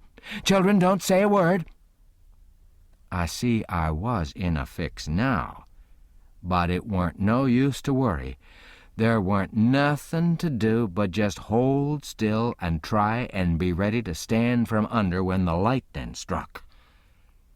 I had just one little glimpse of the old gentleman when he come in. Then the bed hit him. Mrs. Phelps, she jumps for him and says, "Has he come?" "No," says her husband. "Goodness gracious," she says. "What in the world can have become of him?" "I can't imagine," says the old gentleman, "and I must say it makes me dreadful uneasy." "Uneasy," she says. "I'm ready to go distracted. He must have come, and you've missed him along the road. I know it's so. Something tells me so." "Why, Sally, I couldn't miss him along the road. You know that." "But, oh, dear, dear, what will Sis say? He must have come. You must have missed him. He—" "Oh, don't distress me any more than I'm already distressed. I don't know what in the world to make of it. I'm at my wit's end. And I don't mind acknowledging I'm right down scared. But there's no hope that he's come, for he couldn't come and me miss him. Sally, it's terrible, just terrible. Something's happened to the boat, sure." "Well, Sallis, look yonder, up the road. Ain't that somebody coming?" He sprung to the window at the head of the bed, and that gave Mis' Phelps the chance she wanted. She stooped down quick at the foot of the bed and give me a pull, and out I come. And when he turned back from the window, there she stood a-beamin' and a-smilin' like a house afire, and I standin' pretty meek and sweaty alongside. The old gentleman stared and says, "Well, who's that?" "Who do you reckon it is?" "I hain't no idea. Who is it?" "It's Tom Sawyer." By jings, I most slumped through the floor. But there weren't no time to swap knives. The old man grabbed me by the hand and shook and kept on shaking. And all the time how the woman did dance around and laugh and cry, and then how they both did fire off questions about Sid and Mary and the rest of the tribe. But if they was joyful, it warn't nothing to what I was, for it was like being born again. I was so glad to find out who I was. Well, they froze to me for 2 hours, and at last, when my chin was so tired it couldn't hardly go any more, I'd told them more about my family, I mean the Sawyer family, than ever happened to any 6 Sawyer families. And I explained all about how we blowed out a cylinder head at the mouth of White River, and it took us 3 days to fix it, which was all right and worked first rate, because they didn't know but what it would take 3 days to fix it. If I'd have called it a bolt head, it would have done just as well. Now I was feeling pretty comfortable all down one side, and pretty uncomfortable all up the other. Being Tom Sawyer was easy and comfortable, and it stayed easy and comfortable till by and by I hear a steamboat coughing along down the river. Then I says to myself, "S'pose Tom Sawyer come down on that boat. And s'pose he steps in here any minute and sings out my name before I can throw him a wink to keep quiet. Well, I couldn't have it that way. It wouldn't do at all. I must go up the road and waylay him. So I told the folks I reckoned I'd go up to the town and fetch down my baggage. The old gentleman was for going along with me, but I said no, I could drive the horse myself, and I'd rather he wouldn't take no trouble about me. Chapter 33. So I started for town in the wagon. And when I was halfway, I see a wagon coming, and sure enough, it was Tom Sawyer. And I stopped and waited till he come along. I says, "Hold on." And it stopped alongside, and his mouth opened up like a trunk and stayed so. And he swallowed 2 or 3 times like a person that's got a dry throat, and then says, "I ain't ever done you no harm. You know that. So then what you want to come back and ha'nt me for?" I says, "I hain't come back. I hain't been gone." When he heard my voice, it righted him up some, but he weren't quite satisfied yet. He says, "Don't you play nothing on me, because I wouldn't on you. Honest Injun now, you ain't a ghost?" "Honest Injun, I ain't," I says. Well, that ought to settle it, of course. But I can't somehow seem to understand it, no way. Looky here, weren't you ever murdered at all?" "No, I weren't ever murdered at all. I played it on 'em. You come in here and feel of me if you don't believe me." So he done it, and it satisfied him. And he was that glad to see me again he didn't know what to do. And he wanted to know all about it right off, because it was a grand adventure and mysterious, and so it hit him where he lived. But I said leave it alone till by and by, and told his driver to wait, and we drove off a little piece, and I told him the kind of fix I was in, and what did he reckon we better do. He said let him alone a minute and don't disturb him. So he thought, and pretty soon he says, "It's all right, I got it. Take my trunk in your wagon and let on it's yourn, and you turn back and fool along slow so as to get to the house about the time you oughta, and I'll go towards town a piece and take a fresh start and get there a quarter or a half an hour after you. And you needn't let on you know me at first." I says, "All right, but wait a minute. There's one more thing, a thing that nobody don't know but me, and that is, there's a nigger here that I'm trying to steal out of slavery, and his name is Jim, old Miss Watson's Jim." He says, "What? What, Jim is—" He stopped and went to studying. I says, "I know what you'll say. You'll say it's dirty, low-down business, but what if it is?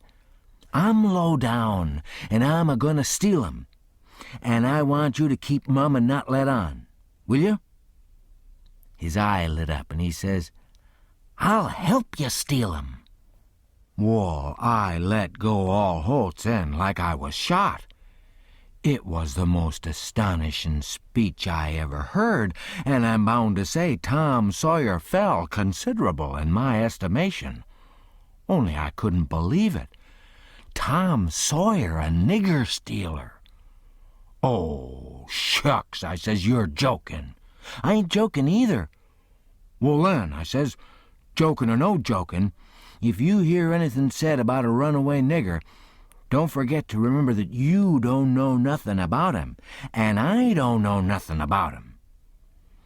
Then we took the trunk and put it in my wagon, and he drove off his way, and I drove mine. But of course I forgot all about driving slow on accounts of being glad and full of thinking, so I got home a heap too quick for that length of a trip. The old gentleman was at the door, and he says, "Why, this is wonderful. Whoever would have thought it was in that mare to do it? I wish we'd a timed her. And she ain't sweated a hair, not a hair. It's wonderful. Why, I wouldn't take $100 for that horse now. I wouldn't, honest. And yet I'd have sold her for 15 before and thought 'twas all she was worth." That's all he said. He was the innocentest, best old soul I ever see. But it weren't surprising, because he weren't only just a farmer, he was a preacher, too, and had a little one-horse log church down back of the plantation, which he built it himself at his own expense, for a church and schoolhouse, and never charged nothing for his preaching.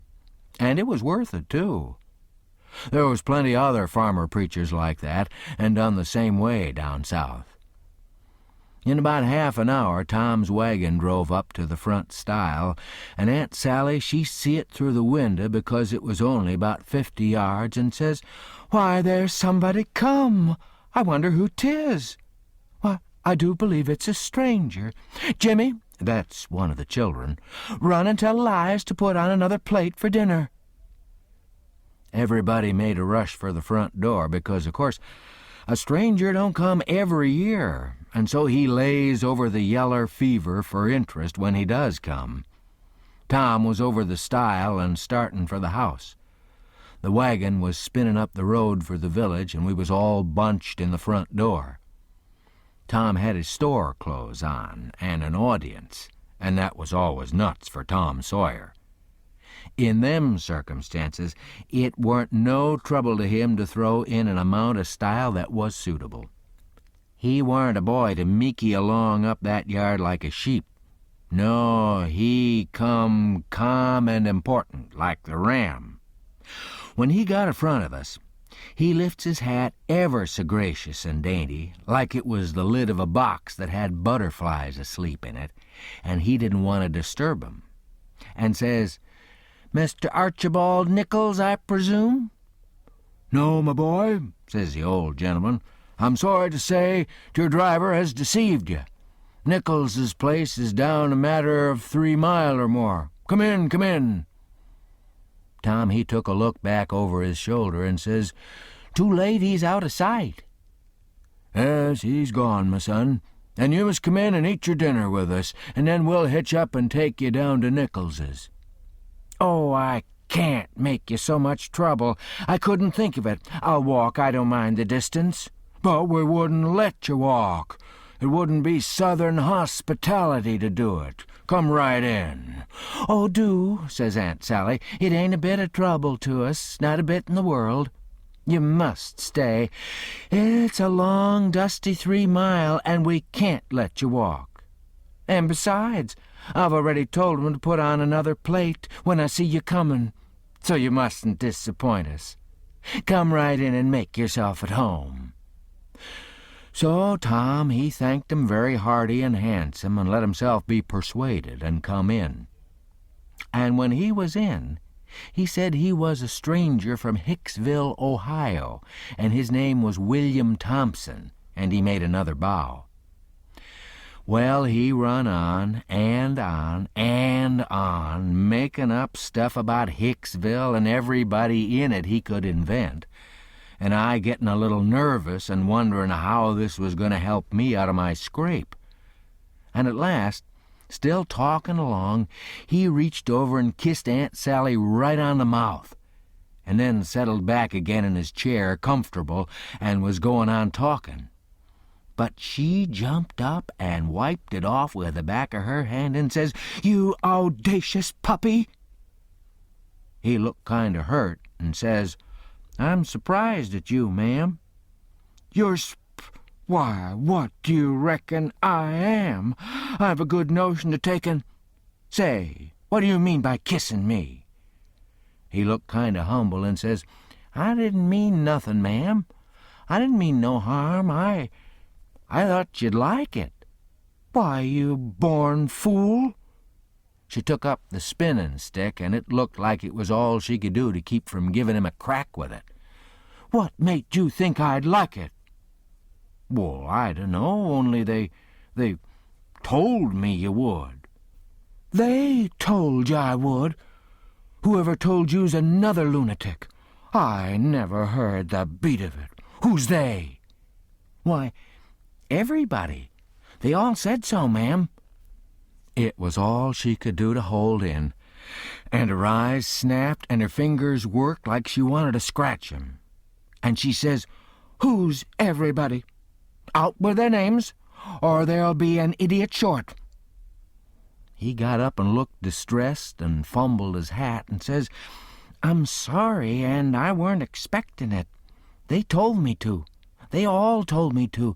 They all said kiss her, and said she'll like it.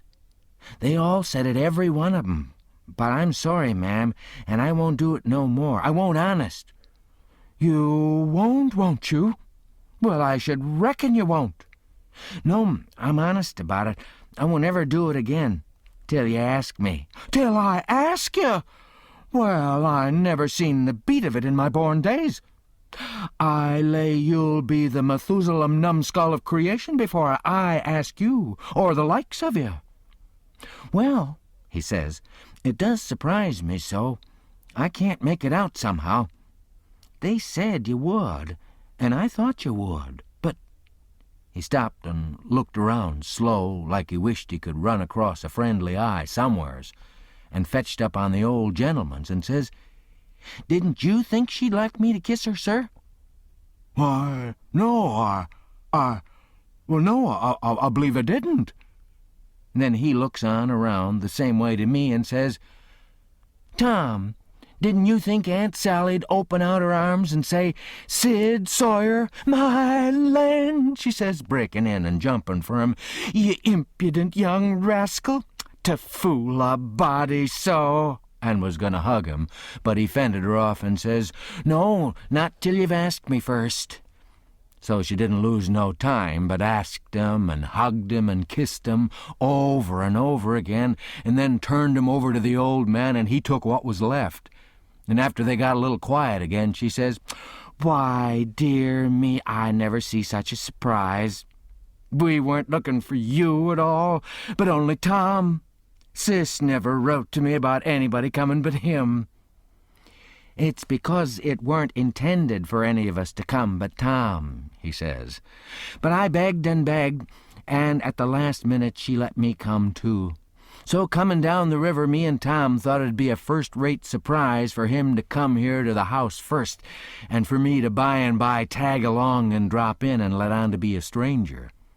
But it was a mistake, Aunt Sally. This ain't no healthy place for a stranger to come." "No, not impudent whelp, Sid. You ought to had your jaws boxed. I ain't been so put out since I don't know when. But I don't care. I don't mind the terms. I'd be willing to stand 1,000 such jokes to have you here. Well, to think of that performance. I don't deny it. I was most putrefied with astonishment when you give me that smack." We had dinner out in that broad open passage betwixt the house and the kitchen. And there was things enough on that table for 7 families, and all hot, too. None of your flabby tough meat that's laid in a cupboard in a damp cellar all night and tastes like a hunk of old cold cannibal in the morning. Uncle Silas, he asked a pretty long blessing over it, but it was worth it. And it didn't cool it a bit, neither, the way I've seen them kind of interruptions do lots of times. There was a considerable good deal of talk all the afternoon, and me and Tom was on the lookout all the time, but it weren't no use. They didn't happen to say nothing about any runaway nigger, and we was afraid to try to work up to it. But at supper that night, one of the little boys says, "Pa, mayn't Tom and Sid and me go to the show?" "No," says the old man, "I reckon there ain't going to be any. And you couldn't go if there was, because the runaway nigger told Burton and me all about that scandalous show, and Burton said he'd tell the people. So I reckon they've drove the audacious loafers out of town before this time." So there it was. But I couldn't help it. Tom and me was to sleep in the same room and bed. So, being tired, we bid good night and went up to bed right after supper and clumb out of the window and down the lightning rod and shoved for the town. For I didn't believe anybody was going to give the king and the duke a hint, and so if I didn't hurry up and give 'em one, they'd get into trouble sure. On the road, Tom, he told me all about how it was reckoned I was murdered and how Pap disappeared pretty soon and didn't come back no more, and what a stir there was when Jim run away. And I told Tom all about our royal none-such rapscallions and as much of the raft voyage as I had time to. And as we struck into town and up through the middle of it, it was as much as half after 8 then, here comes a ragin' rush of people with torches and an awful whoopin' and yellin' and bangin' tin pans and blowin' horns, and we jumped to one side to let 'em go by, and as they went by, I see they had the king and the duke a-straddle of a rail. That is, I knowed it was the king and the duke, though they was all over tar and feathers, and didn't look like nothin' in the world that was human. Just looked like a couple of monstrous big soldier plumes. Well, it made me sick to see it, and I was sorry for them poor pitiful rascals. It seemed like I could never feel any hardness against 'em any more in the world. It was a dreadful thing to see. Human beings can be awful cruel to one another. We see we was too late, couldn't do no good. We asked some stragglers about it, and they said everybody went to the show looking very innocent, and laid low and kept dark till the poor old king was in the middle of his cavortins on the stage. Then somebody give a signal, and a house rose up and went for 'em. So we poked along back home, and I weren't feelin' so brash as I was before, but kind of ornery and humble and to blame somehow, though I hadn't done nothin'. But that's always the way. It don't make no difference whether you do right or wrong. A person's conscience ain't got no sense and just goes for 'em anyway. If I had a yeller dog that didn't know no more than a person's conscience does, I'd pison him. Takes up more room than all the rest of a person's insides, and yet ain't no good nohow. Tom Sawyer, he says the same.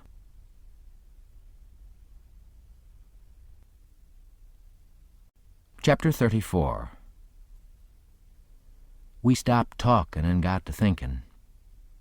By and by, Tom says, "Looky here, Huck, what fools we are to not think of it before.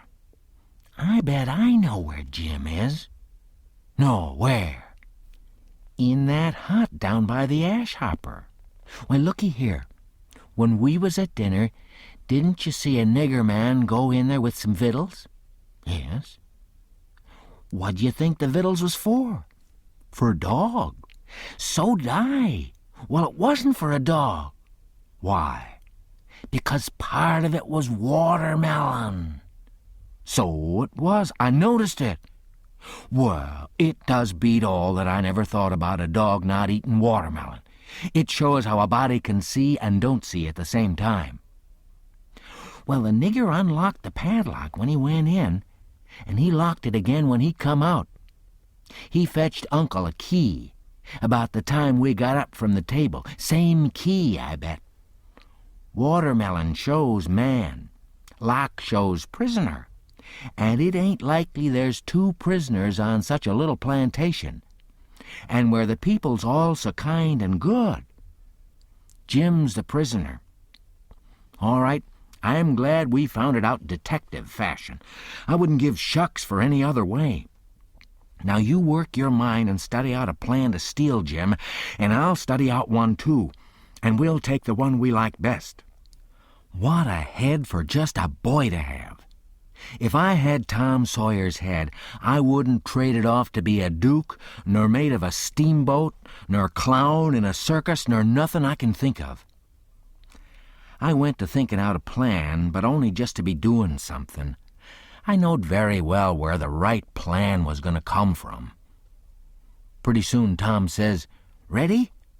"Yes," I says. "All right, bring it out." "My plan is this," I says. "We can easy find out if it's Jim in there. Then get up my canoe tomorrow night and fetch my raft over from the island. Then the first dark night that comes, steal the key out of the old man's britches after he goes to bed and shove off down the river on the raft, with Jim hiding daytimes and running nights the way me and Jim used to do before. Wouldn't that plan work?" "Work? Why, certainly it'd work, like rats a-fightin'. But it's too blame simple. There ain't nothing to it. What's the good of a plan that ain't no more trouble than that? It's as mild as goose milk. Why, Huck, it wouldn't make no more talk than breaking into a soap factory. I never said nothing, because I weren't expectin' nothing different. But I knowed mighty well that whenever he got his plan ready, it wouldn't have none of them objections to it. And it didn't. He told me what it was, and I see in a minute it was worth 15 of mine for style, and it'd make Jim just as free a man as mine would, and maybe get us all killed besides. So I was satisfied, and said we'd waltz in on it. I needn't tell what it was here, because I knowed it wouldn't stay the way it was. I knowed he'd be changing it around every which way as we went along, and heaving in new bulliness wherever he got a chance. And that's what he done. Well, one thing was dead sure, and that was that Tom Sawyer was in earnest, and was actually going to help steal that nigger out of slavery. That was the thing that was too many for me. Here was a boy that was respectable and well brung up, and had a character to lose, and folks at home that had characters, and he was bright and not leather-headed, and knowin' and not ignorant, and not mean but kind. And yet here he was, without any more pride or rightness or feelin' than to stoop to this business and make himself a shame, and his family a shame, before everybody. I couldn't understand it, no way at all. It was outrageous, and I knowed I ought to just up and tell him so, and so be his true friend and let him quit the thing right where he was and save himself. And I did start to tell him, but he shut me up and says, "Don't you reckon I know what I'm about? Don't I generally know what I'm about?" "Yes." "Didn't I say I was going to help steal the nigger?" "Yes." "Well, then?" That's all he said, and that's all I said. It weren't no use to say any more, because when he said he'd do a thing, he always done it. But I couldn't make out how he was willin' to go into this thing. So I just let it go, and never bothered no more about it. If he was bound to have it so, I couldn't help it. When we got home, the house was all dark and still, so we went on down to the hut by the ash hopper for to examine it. We went through the yard so as to see what the hounds 'ud do. They knowed us and didn't make no more noise than country dogs is always doing when anything comes by in the night. When we got to the cabin, we took a look at the front and the two sides, and on the side I weren't acquainted with, which was the north side, we found a square window hole up tolerable high, with just one stout board nailed across it. I says, "Here's the ticket. This hole's big enough for Jim to get through if we wrench off the board." Tom says, "It's as simple as tit-tat-toe, 3 in a row, and as easy as playing hooky. I should hope we can find a way that's a little more complicated than that, Huck Finn."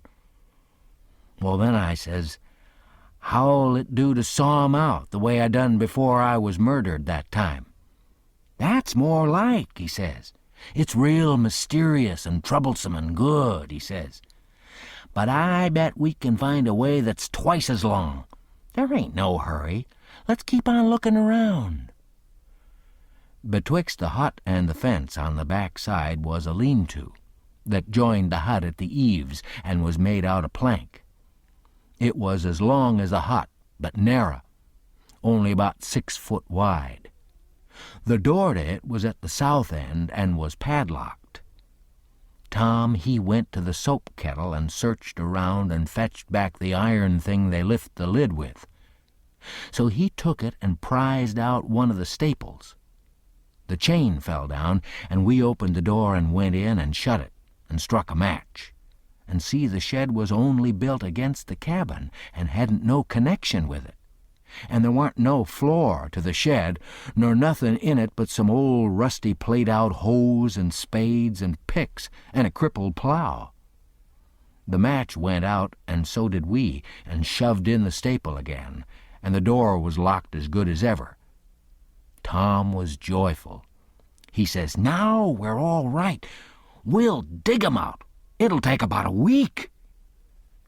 Then we started for the house, and I went in the back door. You only have to pull a buckskin latch string. They don't fasten the doors. But that weren't romantical enough for Tom Sawyer. No way would do him, but he must climb up the lightning rod. But after he got up halfway about 3 times and missed fire and fell every time, and the last time most busted his brains out, he thought he'd got to give it up. But after he was rested, he allowed he'd give her one more turn for luck, and this time he made the trip. In the morning we was up at break of day, and down to the nigger cabins to pet the dogs and make friends with the nigger that fed Jim, if it was Jim that was being fed. The niggers was just getting through breakfast and starting for the fields, and Jim's nigger was piling up a tin pan with bread and meat and things. And whilst the others was leaving, the key come from the house. This nigger had a good-natured, chuckle-headed face, and his wool was all tied up in little bunches with thread. That was to keep witches off. He said the witches was pestering him awful these nights, and making him see all kinds of strange things and hear all kinds of strange words and noises, and he didn't believe he was ever witched so long before in his life. He got so worked up and got to running on so about his troubles, he forgot all about what he'd been a-going to do. So Tom says, "What's the victuals for? Going to feed the dogs?" The nigger kind of smiled around gradually over his face, like when you heave a brickbat in a mud puddle. And he says, "Yes, Mars said, a dog. Cur'us dog, too. Does you want to go and look at him?" "Yes." I hunched Tom and whispers, "You going right here in the daybreak? That weren't the plan." "No, it weren't, but it's the plan now." So drat him, we went along, but I didn't like it much. When we got in, we couldn't hardly see anything, it was so dark. But Jim was there sure enough and could see us, and he sings out, "Why, Huck, and good land, ain't that Mr. Tom?" I just knowed how it'd be. I just expected it. I didn't know nothing to do. And if I had, I couldn't have done it, because that nigger busted in and says, "Why, the gracious sakes, do he know you, gentlemen?" We could see pretty well now. Tom, he looked at the nigger steady and kind of wondering, and says, "Does who know us?" "Why, this here runaway nigger." "I don't reckon he does. But what put that into your head?" "What put it there? Did he just this minute sing out like he knowed you?" Tom says in a puzzled-up kind of way, "Well, that's mighty curious. Who sung out? When did he sing out? What did he sing out?" And turns to me perfectly calm and says, "Did you hear anybody sing out?" Of course, there weren't nothing to be said but the one thing, so I says, "No, I ain't heard nobody say nothing." Then he turns to Jim and looks him over like he never see him before and says, "Did you sing out?" "No, sir," says Jim. "I ain't said nothing, sir." "Not a word?" "No, sir, I ain't said a word." "Did you ever see us before?" "No, sir, none as I knows on." So Tom turns to the nigger, which was looking wild and distressed, and says kind of severe, "What do you reckon's the matter with you, anyway? What made you think somebody sung out?" "Oh, it's the dad-blam witches, sir, and I wished I was dead, I do. They's always at it, sir, and they do most kill me, they skeers me so. Please don't tell nobody about it, sir, or old Mars Silas, he'll scold me, 'cause he say they ain't no witches. I just wish to goodness he was here now. Then what would he say? I just bet he couldn't find no way to get around it this time. But it's always just so. People that saw it stays saw it. They won't look into nothing and find out for theirselves. And when you find out and tell 'em about it, they don't believe you." Tom give him a dime and said we wouldn't tell nobody, and told him to buy some more thread to tie up his wool with. And then he looks at Jim and says, I wonder if Uncle Silas is going to hang this nigger. If I was to catch a nigger that was ungrateful enough to run away, I wouldn't give him up, I'd hang him." And whilst the nigger stepped to the door to look at the dime and bit it to see if it was good, he whispers to Jim and says, "Don't ever let on to know us. And if you hear any digging going on nights, it's us. We're going to set you free." Jim only had time to grab us by the hand and squeeze it. Then the nigger come back. And we said we'd come again sometime if the nigger wanted us to. And he said he would, more particular if it was dark, because the witches went for 'em mostly in the dark, and it was good to have folks around then. Chapter 35. It'd be most an hour yet till breakfast, so we left and struck down into the woods, because Tom said we gotta have some light to see how to dig by, and a lantern makes too much and might get us in trouble. What we must have was a lot of them rotten chunks that's called foxfire and just makes a soft kind of glow when you lay 'em in a dark place. We fetched an armful and hid it in the weeds and sat down to rest. And Tom says, kind of dissatisfied, "Blame it, this whole thing is just as easy and awkward as it can be. And so it makes it so rotten difficult to get up a difficult plan. There ain't no watchman to be drugged. Now there ought to be a watchman. There ain't even a dog to give a sleeping mixture to. And there's Jim chained by one leg with a 10-foot chain to the leg of his bed. Why, all you gotta do is lift up the bedstead and slip off the chain. And Uncle Silas, he trusts everybody. He sends the key to the punkin-headed nigger and don't send nobody to watch the nigger. Jim could have got out of that window hole before this, only there wouldn't be no use trying to travel with a 10-foot chain on his leg. But drat it, Huck, it's the stupidest arrangement I ever see. You gotta invent all the difficulties.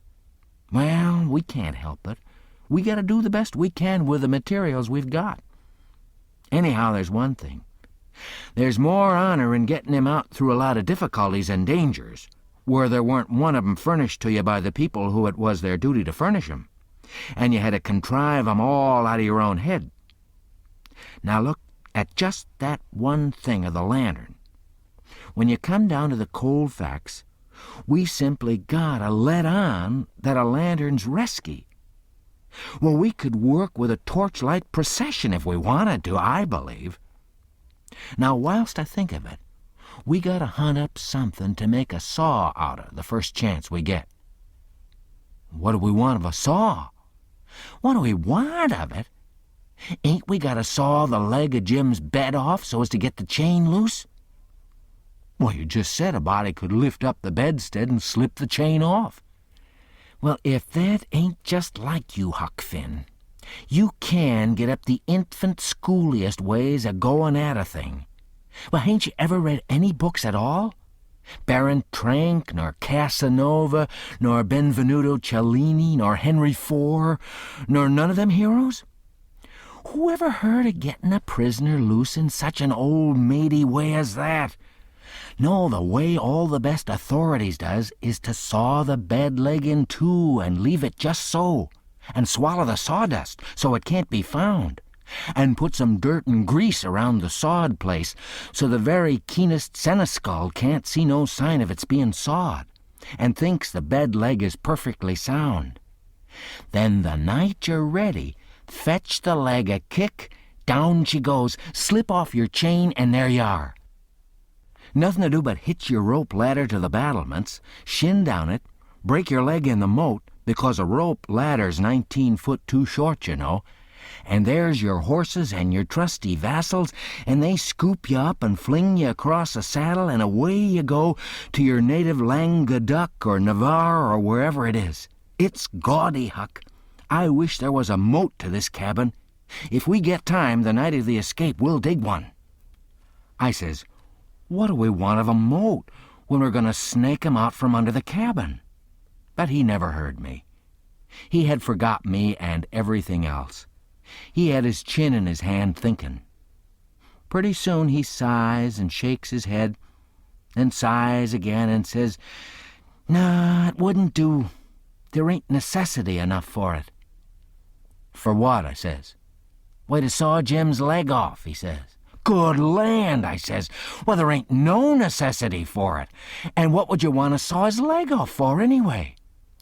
"Well, some of the best authorities has done it. They couldn't get the chain off, so they just cut their hand off and shoved. And a leg'd be better still. But we gotta let that go. There ain't necessity enough in this case. And besides, Jim's a nigger and wouldn't understand the reasons for it and how it's the custom in Europe, so we'll let it go. But there's one thing. He can have a rope ladder. We can tear up our sheets and make him a rope ladder easy enough. And we can send it to him in a pie. It's mostly done that way, and I've et worse pies." "Why, Tom Sawyer, how you talk," I says. "Jim ain't got no use for a rope ladder." "He has got a use for it. How you talk, you better say. You don't know nothing about it. He's gotta have a rope ladder. They all do." "What in the nation can he do with it?" "Do with it? He can hide it in his bed, can't he? That's what they all do, and he's got it too. Huck, you don't ever seem to want to do anything that's regular. You want to be starting something fresh all the time. S'pose he don't do nothing with it. Ain't it there in his bed for a clue after he's gone? And don't you reckon they'll want clues? Course they will. And you wouldn't leave 'em any? That'd be a pretty howdy-do, wouldn't it? I never heard of such a thing." "Well," I says, "if it's in the regulations and he's got to have it, all right, let him have it. Because I don't wish to go back on no regulations. But there's one thing, Tom Sawyer. If we go to tearing up our sheets to make Jim a rope ladder, we're going to get into trouble with Aunt Sally just as sure as you're born. Now, the way I look at it, a hickory bark ladder don't cost nothing and don't waste nothing, and is just as good to load up a pie with and hide in a straw tick as any rag ladder you can start. And as for Jim, he ain't had no experience, so he don't care what kind of a— Oh, shucks, Huck Finn! If I was as ignorant as you, I'd keep still, that's what I'd do. Who ever heard of a state prisoner escaping by a hickory bark ladder? Why, it's perfectly ridiculous." "Well, all right, Tom. Fix it your own way. But if you'll take my advice, you'll let me borrow a sheet off the clothesline." He said that'd do. And that give him another idea, and he says, "Borrow a shirt, too." "What do we want of a shirt, Tom?" "Want it for Jim to keep a journal on." "Journal your granny. Jim can't write." "S'pose he can't write? He can make marks on the shirt, can't he? If we make him a pan out of an old pewter spoon or a piece of old iron barrel hoop." "Why, Tom, we can pull a feather out of a goose and make him a better one, and quicker, too. Prisoners don't have geese running around the dungeon keep to pull pens out of, you muggins. They always make their pens out of the hardest, toughest, troublesomest piece of old brass candlestick or something like that they can get their hands on. And it takes 'em weeks and weeks and months to file it out, too, because they gotta do it by rubbing it on the wall. They wouldn't use a goose quill if they had it. It ain't regular." "Well, then, what'll we make 'em the ink out of?" "Many makes it out of iron rust and tears. But that's the common sort and women. The best authorities use their own blood. Jim can do that. And when he wants to send any little common, ordinary, mysterious message to let the world know where he's captivated, he can write it on the bottom of a tin plate with a fork and throw it out of the window. The Iron Mask always done that, and it's a blame good way, too. Jim ain't got no tin plates. They feed him in a pan. That ain't anything. We can get him some. Can't nobody read his plates. That ain't got nothing to do with it, Huck Finn. All he's got to do is write on the plate and throw it out. You don't have to be able to read it. Why, half the time you can't read anything a prisoner writes on a tin plate or anywhere else. Well, and what's the sense in wasting the plates? Why, blame it all, it ain't the prisoner's plates. But it's somebody's plates, ain't it? Well, supposing it is. What does the prisoner care who's... He broke off there because we heard the breakfast horn blowing, so we cleared out for the house. Along during that morning, I borrowed a sheet and a white shirt off of the clothesline, and I found an old sack and put 'em in it, and we went down and got the foxfire and put that in too. I called it borrowing, because that was what Pap always called it. But Tom said it weren't borrowing, it was stealing. He said we was representing prisoners, and prisoners don't care how they get a thing, so they get it. And nobody don't blame 'em for it either. It ain't no crime in a prisoner to steal the thing he needs to get away with, Tom said. It's his right. And so, as long as we was representing a prisoner, we had a perfect right to steal anything on this place we had the least use for, to get ourselves out of prison with. He said if we weren't prisoners, it'd be a very different thing, and nobody but a mean, ornery person would steal when he weren't a prisoner. So we allowed we'd steal everything there was that come in handy. And yet he made a mighty fuss one day after that when I stole a watermelon out of the nigger patch and eat it. And he made me go and give the niggers a dime, without telling 'em what it was for. Tom said that what he meant was we could steal anything we needed. Well, I says, I needed the watermelon. But he said I didn't need it to get out of prison with. There's where the difference was. He said if I'd have wanted it to hide a knife in and smuggle it to Jim to kill the seneschal with, it'd have been all right. So I let it go at that, though I couldn't see no advantage in my representing a prisoner if I got to set down and chaw over a lot of gold leaf distinctions like that every time I see a chance to hog a watermelon. Well, as I was saying, we waited that morning till everybody was settled down to business, and nobody in sight around the yard. Then Tom, he carried the sack into the lean-to, whilst I stood off a piece to keep watch. By and by he come out, and we went and sat down on the wood pile to talk. He says, everything's all right now except tools, and that's easy fixed. Tools? I says. Yes. Tools for what? But to dig with. We ain't a-gonna gnaw 'em out, are we? Ain't them old crippled picks and things in there good enough to dig a nigger out with? I says. He turns on me looking pitying enough to make a body cry and says, Huck Finn, did you ever hear of a prisoner having picks and shovels and all the modern conveniences in his wardrobe to dig himself out with? Now, I want to ask you, if you got any reasonableness in you at all, what kind of a show would that give him to be a hero? Why, they might as well lend him the key and be done with it.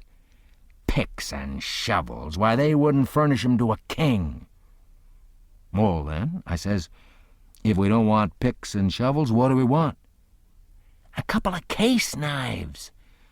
To dig the foundations out from under that cabin with? Yes. Confound it, it's foolish, Tom. It don't make no difference how foolish it is. It's the right way, and it's the regular way. And there ain't no other way that ever I heard of. And I've read all the books that gives any information about these things. They always dig out with a case knife. And not through dirt, mind you. Generally, it's through solid rock, and it takes 'em weeks and weeks and weeks, and forever and ever. Well, look at one of them prisoners in the bottom dungeon of the Castle Deef in the harbor of Marseilles that dug himself out that way. How long was he at it, you reckon? I don't know. Well, guess. Oh, I don't know, a month and a half? 37 years. And he come out in China. That's the kind. I wish the bottom of this fortress was solid rock. Jim don't know nobody in China. What's that got to do with it? Neither did that other fella. But you're always a-wandering off on a side issue. Why can't you stick to the main point? All right, I don't care where he comes out, so he comes out. And Jim don't either, I reckon. But there's one thing, anyway.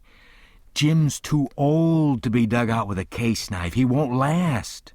Yes, he will last, too. You don't reckon it's going to take 37 years to dig out through a dirt foundation, do you? How long will it take, Tom? Well, we can't risk being as long as we oughta, because it mayn't take very long for Uncle Silas to hear from down there by New Orleans. He'll hear Jim ain't from there, then his next move will be to advertise Jim or something like that, so we can't risk being as long digging him out as we oughta. By rights, I reckon, we ought to be a couple of years, but we can't. Things being so uncertain, what I recommend is this, that we really dig right in as quick as we can. And after that we can let on to ourselves that we was at it 37 years. Then we can snatch 'em out and rush 'em away the first time there's an alarm. Yes, I reckon that's the best way. Now there's sense in that, I says. Letting on don't cost nothing. Letting on ain't no trouble. And if it's any object, I don't mind letting on we was at it 150 year. It wouldn't strain me none after I got my hand in. So I'll mosey along now and smooch a couple of case knives. Smooch 3, he says. We want one to make a saw out of. Tom, if it ain't unreg'lar and irreligious to suggest it, I says, there's an old rusty saw blade around yonder sticking under the weatherboarding behind the smokehouse. He looked kind of weary and discouraged like and says, It ain't no use to try to learn you nothing, Huck. Run along and smooch the knives. 3 of 'em. So I done it. Chapter 36. As soon as we reckoned everybody was asleep that night, we went down the lightning rod and shut ourselves up in the lean-to, and got out our pile of foxfire and went to work. We cleared everything out of the way, about 4 or 5 foot along the middle of the bottom log. Tom said he was right behind Jim's bed now, and we'd dig in under it, and when we got through, there couldn't nobody in the cabin ever know there was any hole there, because Jim's counterpin hung down most to the ground, and you'd have to raise it up and look under to see the hole. So we dug and dug with the case knives till most midnight, and then we was dog-tired and our hands was blistered, and yet you couldn't see we'd done anything, hardly. At last I says, This ain't no 37-year job. This is a 38-year job, Tom Sawyer. He never said nothing, but he sighed, and pretty soon he stopped digging. And then for a good little while I knowed he was thinking. Then he says, It ain't no use, Huck. It ain't a-gonna work. If we was prisoners, it would, because then we'd have as many years as we wanted and no hurry, and we wouldn't get but a few minutes to dig every day while they was changing watches, and so our hands wouldn't get blistered, and we could keep it up right along year in, year out, and do it right, and the way it ought to be done. But we can't fool along. We gotta rush. We ain't got no time to spare. If we was to put in another night this way, we'd have to knock off for a week to let our hands get well. Couldn't touch a case knife with 'em sooner. Well, then, what are we going to do, Tom? I'll tell you. It ain't right, and it ain't moral, and I wouldn't like it to get out, but there ain't only just the one way. We got to dig 'em out with the picks, and let on it's case knives. Now you're talking, I says. Your head gets leveler and leveler all the time, Tom Sawyer, I says. Picks is the thing, moral or no moral. And as for me, I don't care shucks for the morality of it nohow. When I start in to steal a nigger, or a watermelon, or a Sunday school book, I ain't no ways particular how it's done, so it's done. What I want is my nigger, or what I want is my watermelon, or what I want is my Sunday school book. And if a pick's the handiest thing, that's the thing I'm a-gonna dig that nigger or that watermelon or that Sunday school book out with. And I don't give a dead rat what the authorities thinks about it nother. Well, he says, there's excuse for picks, and letting on in a case like this. If it weren't so, I wouldn't approve of it. Nor I wouldn't stand by and see the rules broke, because right is right, and wrong is wrong. And a body ain't got no business doing wrong when he ain't ignorant and knows better. It might answer for you to dig Jim out with a pick, without any letting on, because you don't know any better. But it wouldn't for me, because I do know better. Give me a case knife. He had his own by him, but I handed him mine. He flung it down and says, "Give me a case knife." I didn't know just what to do. But then I thought. I scratched around amongst the old tools and got a pickaxe and give it to him. And he took it and went to work and never said a word. He was always just that particular, full of principle. So then I got a shovel, and we picked and shoveled turnabout and made the fur fly. We stuck to it about a half an hour, which was as long as we could stand up, but we had a good deal of a hole to show for it. When I got upstairs, I looked out at the window and see Tom doing his level best with the lightning rod, but he couldn't come it. His hands was so sore. At last he says, "It ain't no use. It can't be done. What do you reckon I better do? Can't you think up no way?" "Yes," I said, "but I reckon it ain't reg'lar. Come up the stairs and let on it's a lightning rod." So he done it. Next day, Tom stole a pewter spoon and a brass candlestick in the house, for to make some pens for Jim out of, and 6 tallow candles. And I hung around the nigger cabins and laid for a chance and stole 3 tin plates. Tom said it wasn't enough. But I said nobody wouldn't ever see the plates that Jim throwed out, because they'd fall in the dog fennel and Jimson weeds under the window hole. Then we could tote 'em back and he could use 'em over again. So Tom was satisfied. Then he says, "Now the thing to study out is how to get the things to Jim." "Take 'em in through the hole," I says, "when we get it done." He only just looked scornful, and said something about nobody ever heard of such an idiotic idea, and then he went to studying.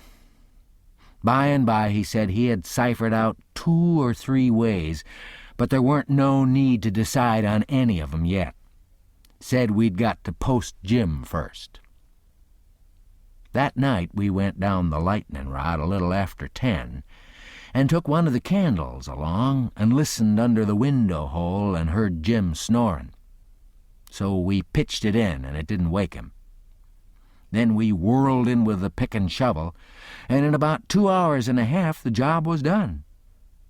We crept in under Jim's bed and into the cabin, and pawed around and found the candle and lit it, and stood over Jim a while, and found him looking hearty and healthy, and then we woke him up gentle and gradual.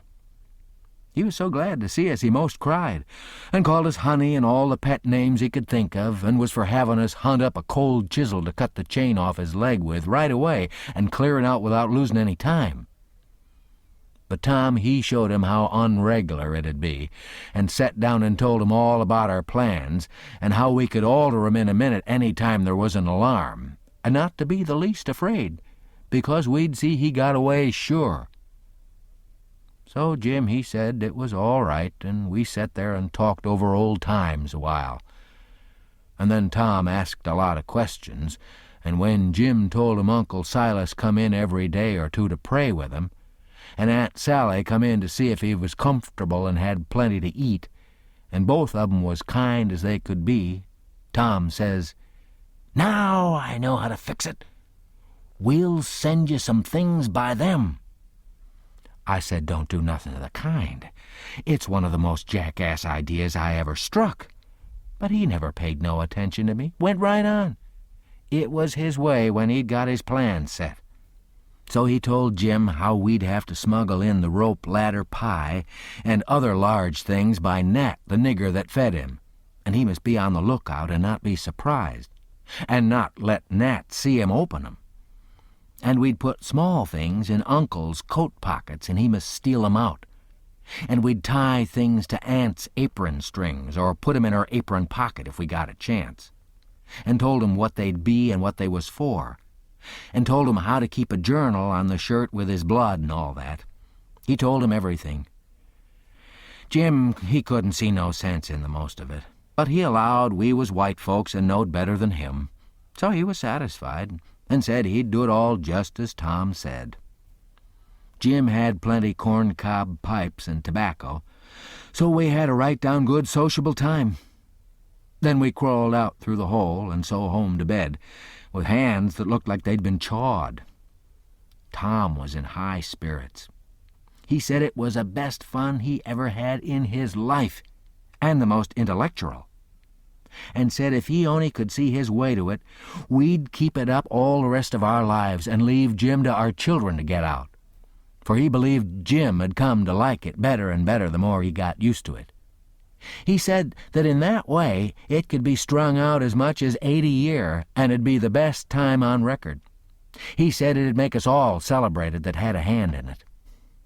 In the morning we went out to the woodpile and chopped up the brass candlestick into handy sizes, and Tom put them and the pewter spoon in his pocket. Then we went off to the nigger cabins, and while I got Nat's notice off, Tom shoved a piece of candlestick into the middle of a corn pone that was in Jim's pan, and we went along with Nat to see how it'd work, and it just worked noble. When Jim bit into it, it most mashed all his teeth out, and there weren't ever anything could have worked better. Tom said so himself. Jim, he never let on but what it was only just a piece of rock or something like that that's always getting into bread, you know. But after that, he never bit into nothing but what he jabbed his fork into it in 3 or 4 places first. And whilst we was standing there in the dimmish light, here comes a couple of the hounds bulging in from under Jim's bed, and they kept on piling in till there was 11 of 'em, and there weren't hardly room in there to get your breath. By jings, we forgot to fasten that lean-to door. The nigger, Nat, he only just hollered witches once and keeled over onto the floor amongst the dogs and begun to groan like he was dying. Tom jerked the door open and flung out a slab of Jim's meat, and the dogs went for it, and in 2 seconds he was out himself and back again and shut the door. And I knowed he'd fixed the other door, too. Then he went to work on the nigger, coaxing him and petting him, and asked him if he'd been imagining he saw something again. He raised up and blinked his eyes around and says, "Marse Sid, you'll say I's a fool, but if I didn't believe I see most 1,000,000 dogs or devils or something, I wished I may die right here in these tracks. I did most surely. Marse Sid, I felt 'em. I felt 'em, sir. They was all over me. Dad fetch it, I just wished I could get my hands on one of them witches just once, only just once. It's all I'd asked. But mostly I wish they'd let me alone, I does." Tom says, "Well, I tell you what I think. What makes 'em come here just at this runaway nigger's breakfast time? It's because they're hungry, that's the reason. You make 'em a witch pie, that's the thing for you to do." "But my land, Marse Sid, how's I going to make 'em a witch pie? I don't know how to make it. I ain't ever heard of such a thing before." "Well, then, I'll have to make it myself." "Oh, will you do it, honey? Will ya? I'll worship the ground under your foot, I will." "All right, I'll do it, seeing it's you, and you've been good to us and showed us the runaway nigger. But you gotta be mighty careful. When we come around, you turn your back, and then whatever we've put in the pan, don't you let on you see it at all. And don't you look when Jim unloads the pan. Something might happen. I don't know what. And above all, don't you handle the witch things." "Handle 'em, Marse Sid? What is you a-talking about? I wouldn't lay the weight of my finger on 'em, not for 100,000 billion dollars, I wouldn't."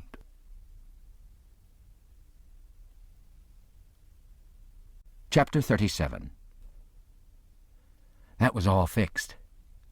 So then we went away and went to the rubbish pile in the backyard, where they keep the old boots and rags and pieces of bottles and wore-out tin things and all such truck, and scratched around and found an old tin wash pan and stopped up the holes as well as we could to bake the pie in, and took it down cellar and stole it full of flour, and started for breakfast, and found a couple of shingle nails that Tom said 'd be handy for a prisoner to scrabble his name and sorrows on the dungeon walls with, and dropped one of 'em in Aunt Sally's apron pocket, which was hanging on a chair, and t'other we stuck in the band of Uncle Silas's hat, which was on the bureau, because we heard the children say their pa and ma was going to the runaway nigger's house this morning, and then went to breakfast.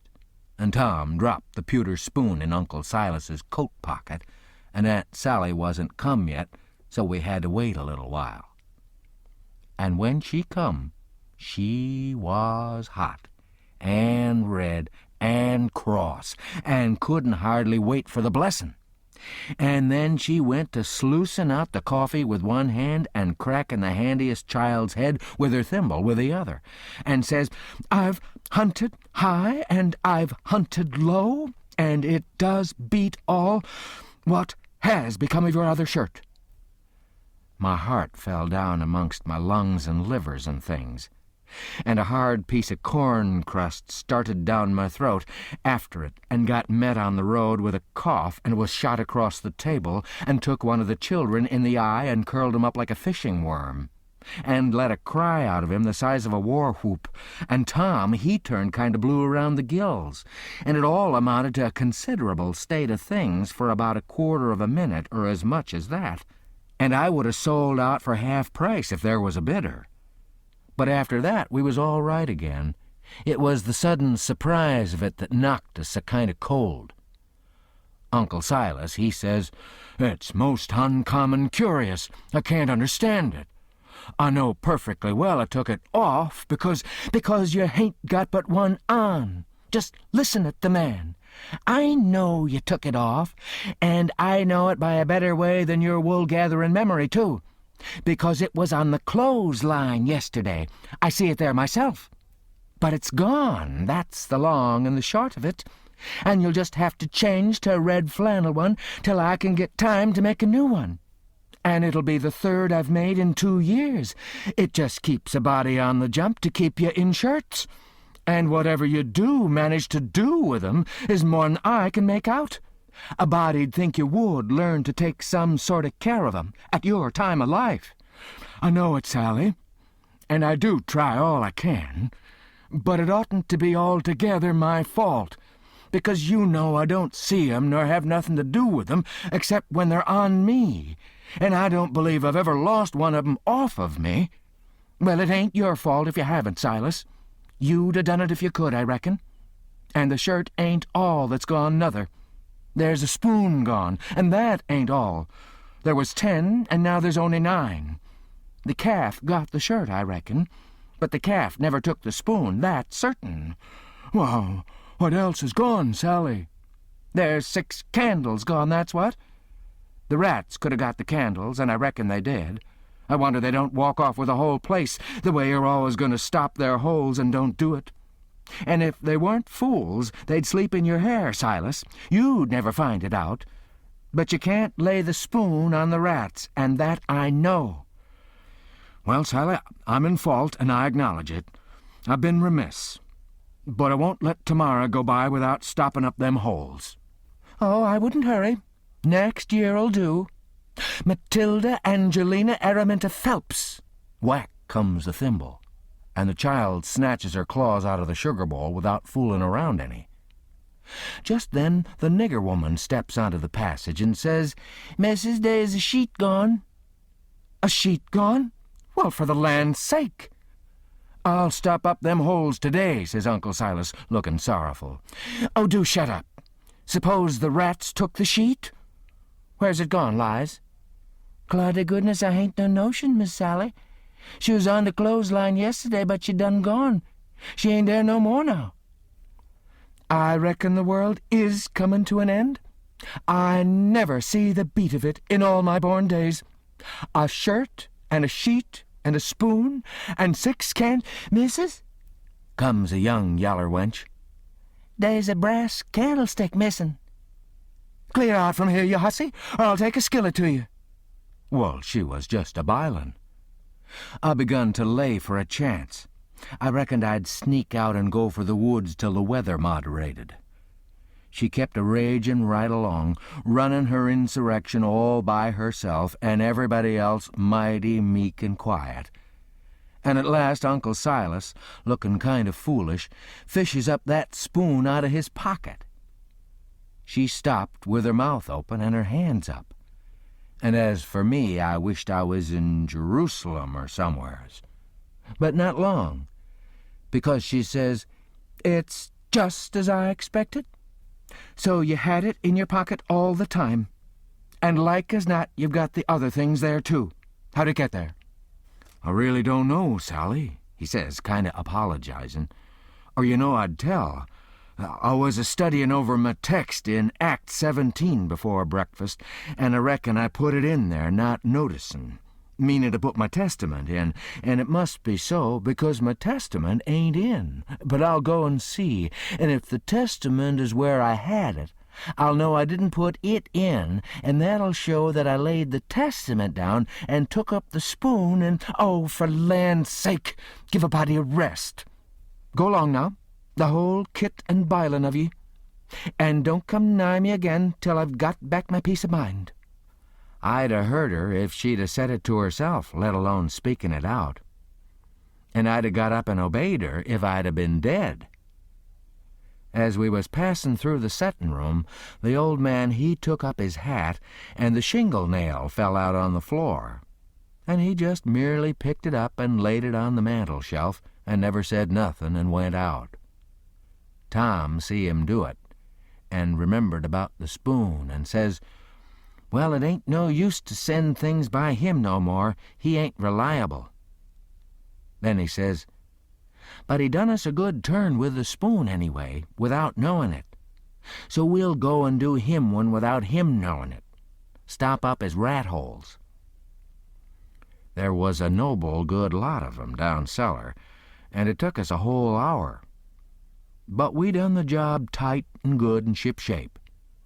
Then we heard steps on the stairs and blowed out our light and hid. And here comes the old man with a candle in one hand and a bundle of stuff in t'other, lookin' as absent-minded as year before last. He went a-moonin' around first to one rat-hole and then another, till he'd been to 'em all. Then he stood about 5 minutes pickin' the tallow drip off of his candle and thinkin'. Then he turns off slow and dreamy towards the stairs, sayin', "Well, for the life of me, I can't remember when I done it. I could show her now that I weren't to blame on account of the rats. But never mind, let it go. I reckon it wouldn't do no good." And so he went on a-mumblin' upstairs, and then we left. He was a mighty nice old man, and always is. Tom was a good deal bothered about what to do for a spoon, but he said we'd got to have it. So he took a think. When he'd ciphered it out, he told me how we was to do. Then we went and waited around the spoon basket till we see Aunt Sally coming. And then Tom went to counting the spoons and laying 'em out to one side, and I slid one of 'em up my sleeve, and Tom says, "Why, Aunt Sally, there ain't but 9 spoons yet." She says, "Go along to your play and don't bother me. I know better, I counted 'em myself." "Well, I've counted 'em twice, Auntie, and I can't make but 9. She looked out of all patience, but of course she come to count, anybody would. "I declare to gracious, there ain't but 9, she says. "Why, what in the world? Plague take the things, I'll count 'em again." So I slipped back the one I had, and when she got done counting, she says, "Hang the troublesome rubbage, there's 10 now." And she looked huffy and bothered both. But Tom says, "Why, Auntie, I don't think there's 10. "You numbskull, didn't you see me count 'em?" "I know, but, well, I'll count 'em again." So I smooched one, and they come out 9, same as the other time. Well, she was in a tearing way, just a trembling all over, she was so mad. But she counted and counted till she got that addled she'd start to count in the basket for a spoon sometimes, and so 3 times they come out right, and 3 times they come out wrong. Then she grabbed up the basket and slammed it across the house and knocked the cat galley west. And she said clear out and let her have some peace, and if we come bothering around her again betwixt that and dinner, she'd skin us. So we had the odd spoon, and dropped it in her apron pocket whilst she was giving us our sailing orders. And Jim got it all right, along with her shingle nail before noon. We was very well satisfied with this business, and Tom allowed it was worth twice the trouble it took, because he said now she couldn't ever count them spoons twice alike again to save her life, and wouldn't believe she'd counted 'em right if she did, and said that after she'd about counted her head off, for the next 3 days he judged she'd give it up and offer to kill anybody that wanted her to ever count 'em any more. So we put the sheet back on the line that night and stole one out of her closet and kept on putting it back and stealing it again for a couple of days, till she didn't know how many sheets she had any more, and said she didn't care and weren't a-going to bullyrag the rest of her soul out about it and wouldn't count 'em again not to save her life. She'd rather die first. So we was all right now. As to the shirt and the sheet and the spoon and the candles, by the help of the calf and the rats and the mixed-up countin'. And as to the candlestick, it warn't no consequence. It'd blow over by and by. But that pie was a job. We had no end of trouble with that pie. We fixed it up away down in the woods and cooked it there. And we got it done at last, and very satisfactory, too. But not all in one day, and we had to use up 3 washpans full of flour before we got through, and we got burnt pretty much all over in places, and eyes put out with the smoke, because, you see, we didn't want nothing but a crust, and we couldn't prop it up right, and she'd always cave in.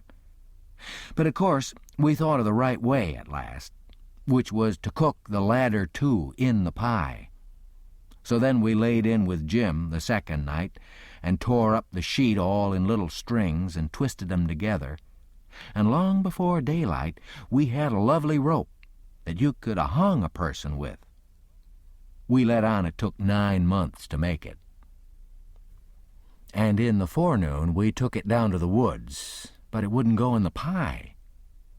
Being made of a whole sheet that way, there was rope enough for 40 pies if we'd a wanted 'em, and plenty left over for soup or sausage or anything you choose. We could have had a whole dinner. But we didn't need it. All we needed was just enough for the pie, and so we throwed the rest away. We didn't cook none of the pies in the washpan, afraid the solder'd melt. But Uncle Silas, he had a noble brass warming pan, which he thought considerable of, because it belonged to one of his ancestors, with a long wooden handle that come over from England with William the Conqueror in the Mayflower or one of them early ships, and was hid away up garret with a lot of other old pots and things that was valuable not on account of being any account, because they weren't, but on account of them being relicts, you know. And we snaked her out private and took her down there, but she failed on the first pies because we didn't know how. But she come up smiling on the last one. We took and lined her with dough and set her in the coals and loaded her up with rag rope and put on a dough roof and shut down the lid and put hot embers on top and stood off 5 foot with a long handle, cool and comfortable, and in 15 minutes she turned out a pie that was a satisfaction to look at. But the person that ate it would want to fetch a couple of kegs of toothpicks along, for if that rope ladder wouldn't cramp him down to business, I don't know nothing what I'm talking about, and lay him in enough stomachache to last him till next time, too. Nat didn't look when we put the witch pie in Jim's pan, and we put the 3 tin plates in the bottom of the pan under the victuals. And so Jim got everything all right, and as soon as he was by himself, he busted into the pie and hid the rope ladder inside of his straw tick, and scratched some marks on a tin plate and throwed it out of the window hole.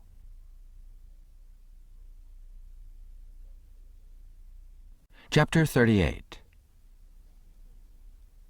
Making them pens was a distressed, tough job, and so was the saw, and Jim allowed the inscription was going to be the toughest of all. That's the one which the prisoner has to scrabble on the wall.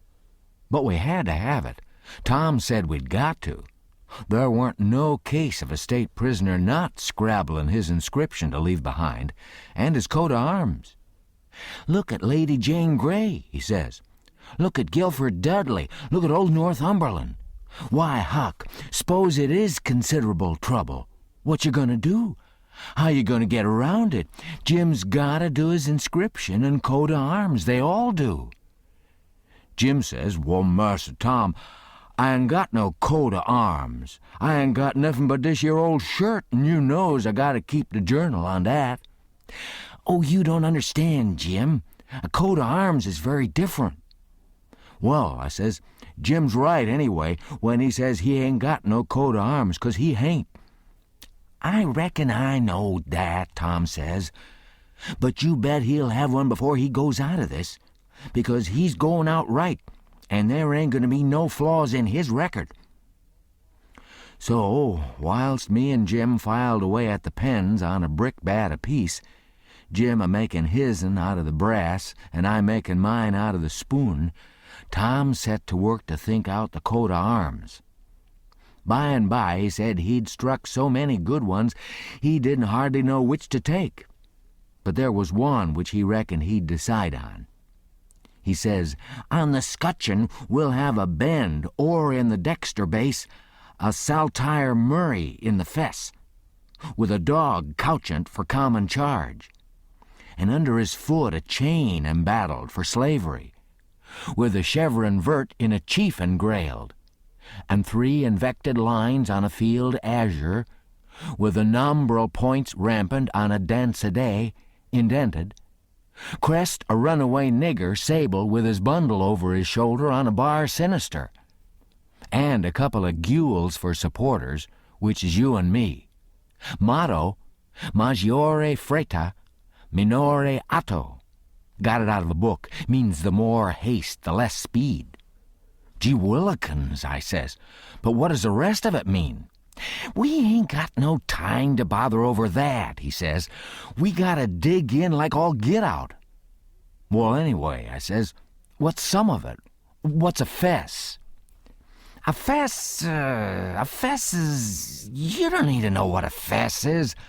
I'll show him how to make it when he gets to it." "Shucks, Tom," I says, "I think you might tell a person. What's a bar sinister?" "Oh, I don't know, but he's got to have it. All the nobility does." That was just his way. If it didn't suit him to explain a thing to you, he wouldn't do it. You might pump at him a week, it wouldn't make no difference. He'd got all that coat of arms business fixed, so now he started in to finish up the rest of that part of the work, which was to plan out a mournful inscription. Said Jim got to have one, like they all done. He made up a lot and wrote 'em out on a paper and read 'em off so. 1. Here a captive heart busted. 2. Here a poor prisoner forsook by the world and friends fretted out his sorrowful life. 3. Here a lonely heart broke and a worn spirit went to its rest after 37 years of solitary captivity. 4. Here, homeless and friendless, after 37 years of bitter captivity, perished a noble stranger, natural son of Louis XIV. Tom's voice trembled whilst he was reading him, and he most broke down. When he got done, he couldn't no way make up his mind which one for Jim to scrabble onto the wall. They was all so good.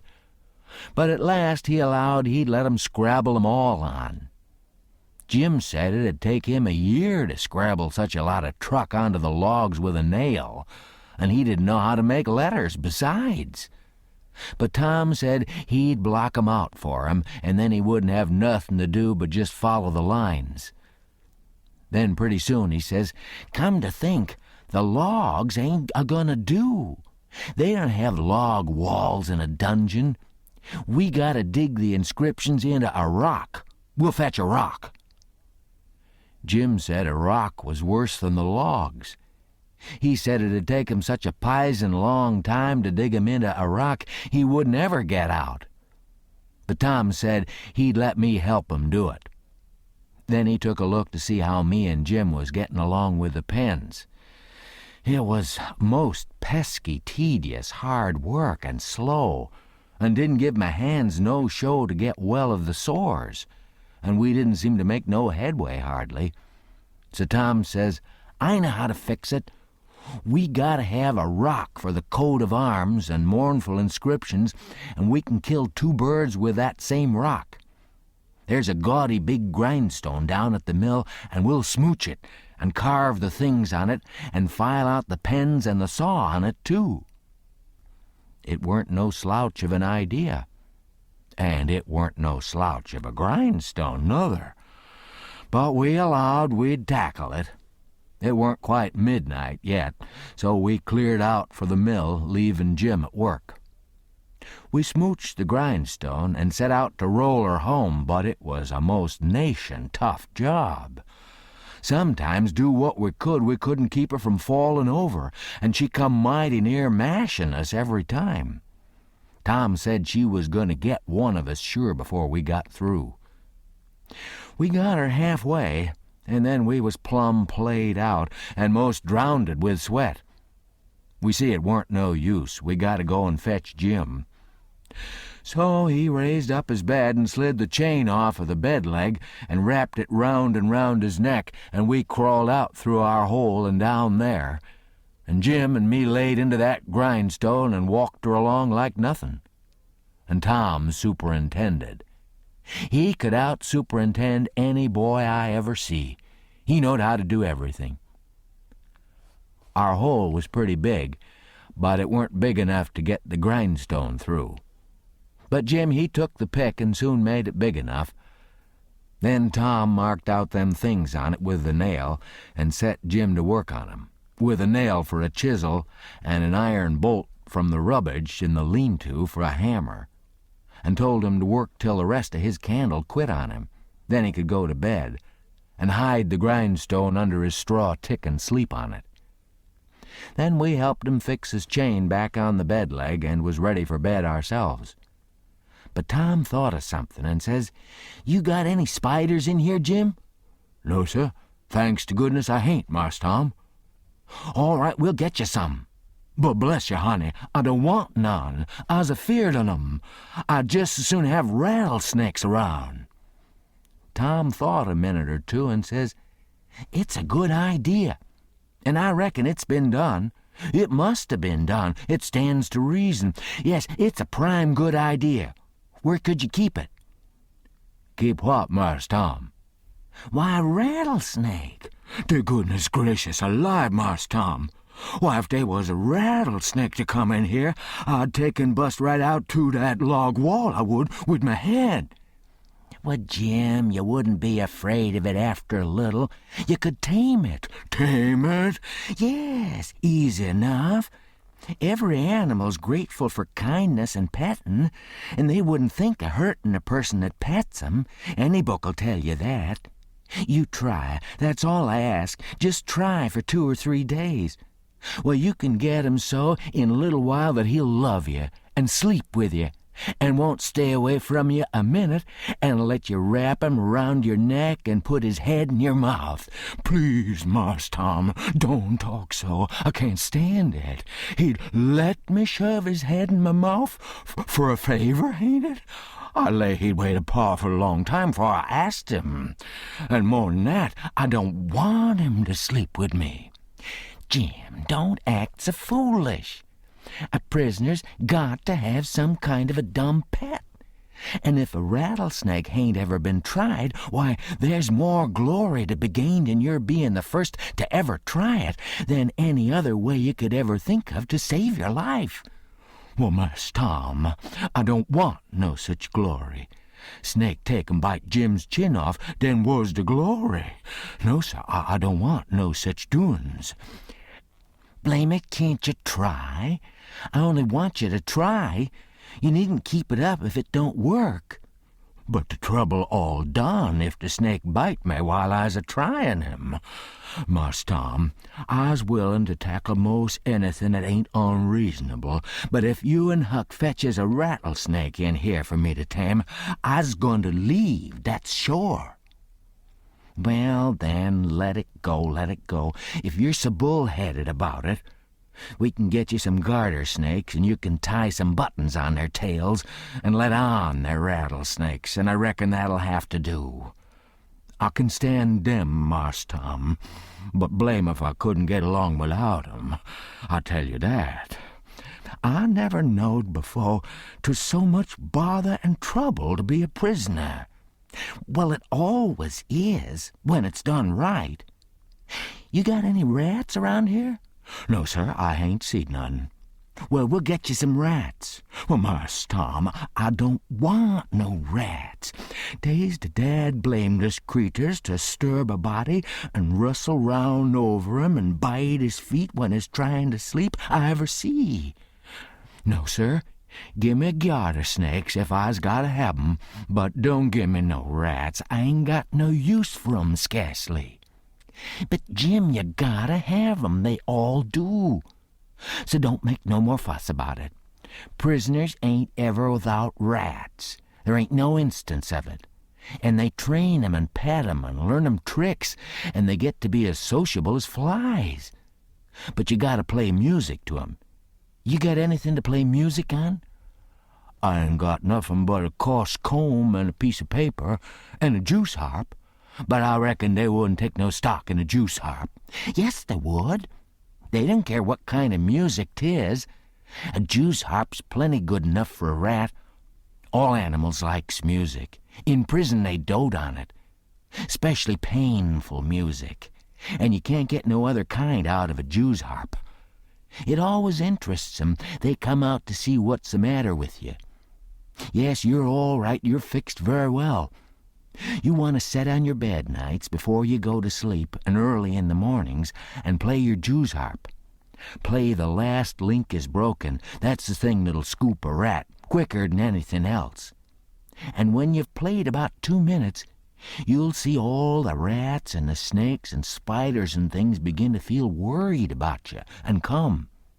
And they'll just fairly swarm over you and have a noble good time. Yes, they will, I reckon, Marse Tom. But what kind of time is Jim having? Blessed if I can see the pint. But I'll do it if I gotta. I reckon I better keep the animals satisfied and not have no trouble in the house. Tom waited to think over and see if there wasn't nothing else. And pretty soon he says, "Oh, there's one thing I forgot. Could you raise a flower in here, do you reckon?" "I don't know, but maybe I could, Marse Tom. But it's tolerable dark in here, and I ain't got no use for no flower nohow, and she'd be a powerful sight of trouble." "Well, you try it anyway. Some other prisoners has done it." "One of them big cattail-looking mullein stalks would grow in here, Marse Tom, I reckon. But she wouldn't be worth half the trouble she'd cost." "Don't you believe it. We'll fetch you a little one, and you plant it in the corner over there and raise it. And don't call it mullein. Call it pitchiola. That's its right name, when it's in a prison. And you want to water it with your tears." "Why, I got plenty of spring water, Marse Tom." "You don't want spring water. You want to water it with your tears. It's the way they always do." "Well, Marse Tom, I lay I can raise one of them mullein stalks twice with spring water, whiles another man's a-startin' one with tears." "That ain't the idea. You gotta do it with tears."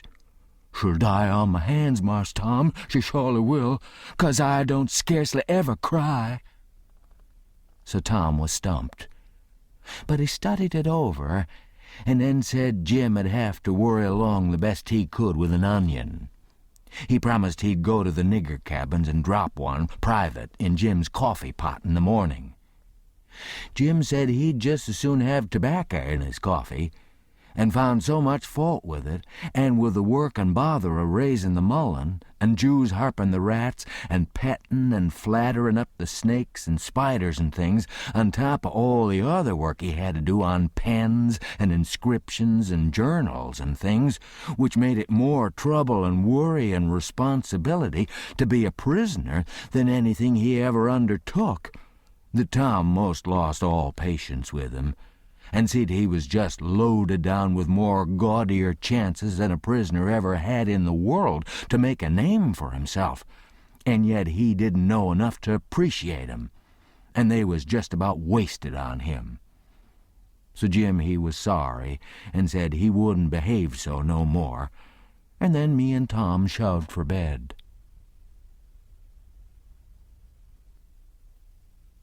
Chapter 39. In the morning we went up to the village and bought a wire rat trap, and fetched it down and unstopped the best rat hole, and in about an hour we had 15 of the bulliest kind of ones. And then we took it and put it in a safe place under Aunt Sally's bed. But while we was gone for spiders, little Thomas Franklin Benjamin Jefferson Alexander Phelps found it there, and opened the door of it to see if the rats had come out. And they did. And Aunt Sally, she come in. And when we got back, she was a-standing on top of the bed raising Cain, and the rats was doing what they could to keep off the dull times for her. So she took and dusted us both with a hickory, and we was as much as 2 hours catching another 15 or 16, drat that meddlesome cub, and they weren't the likeliest nother, because the first haul was the pick of the flock. I never see a likelier lot of rats than what that first haul was. We got a splendid stock of sorted spiders and bugs and frogs and caterpillars and one thing or another, and we liked to got a hornet's nest, but we didn't. The family was at home. We didn't give it right up, but stayed with 'em as long as we could, because we allowed we'd tire 'em out or they'd got to tire us out. And they done it. Then we got alicampane and rubbed on the places and was pretty near all right again, but couldn't set down convenient. And so we went for the snakes and grabbed a couple of dozen garters and house snakes and put 'em in a bag and put it in our room. And by that time it was supper time, and a rattling good honest day's work. And hungry? Oh, no, I reckon not. And there weren't a blessed snake up there when we went back. We didn't half tie the sack, and they worked out somehow and left. But it didn't matter much, because they was still on the premises somewheres, so we judged we could get some of 'em again. No, there weren't no real scarcity of snakes about the house for a considerable spell. You'd see 'em drippin' from the rafters in places every now and then, and they generally landed in your plate or down the back of your neck, and most of the time where you didn't want 'em. Well, they was handsome and striped, and there weren't no harm in a million of 'em, but that never made no difference to Aunt Sally. She despised snakes, be the breed what they might, and she couldn't stand 'em no way you could fix it. And every time one of 'em flopped down on her, it didn't make no difference what she was doing. She'd just lay that work down and light out. I never see such a woman. And you could hear her whoop to Jericho. You couldn't get her to take a hold of one of them with the tongs, and if she turned over and found one in bed, she'd scramble out and lift a howl that you'd think the house was afire. She disturbed the old man so that he said he could most wish there hadn't ever been no snakes created.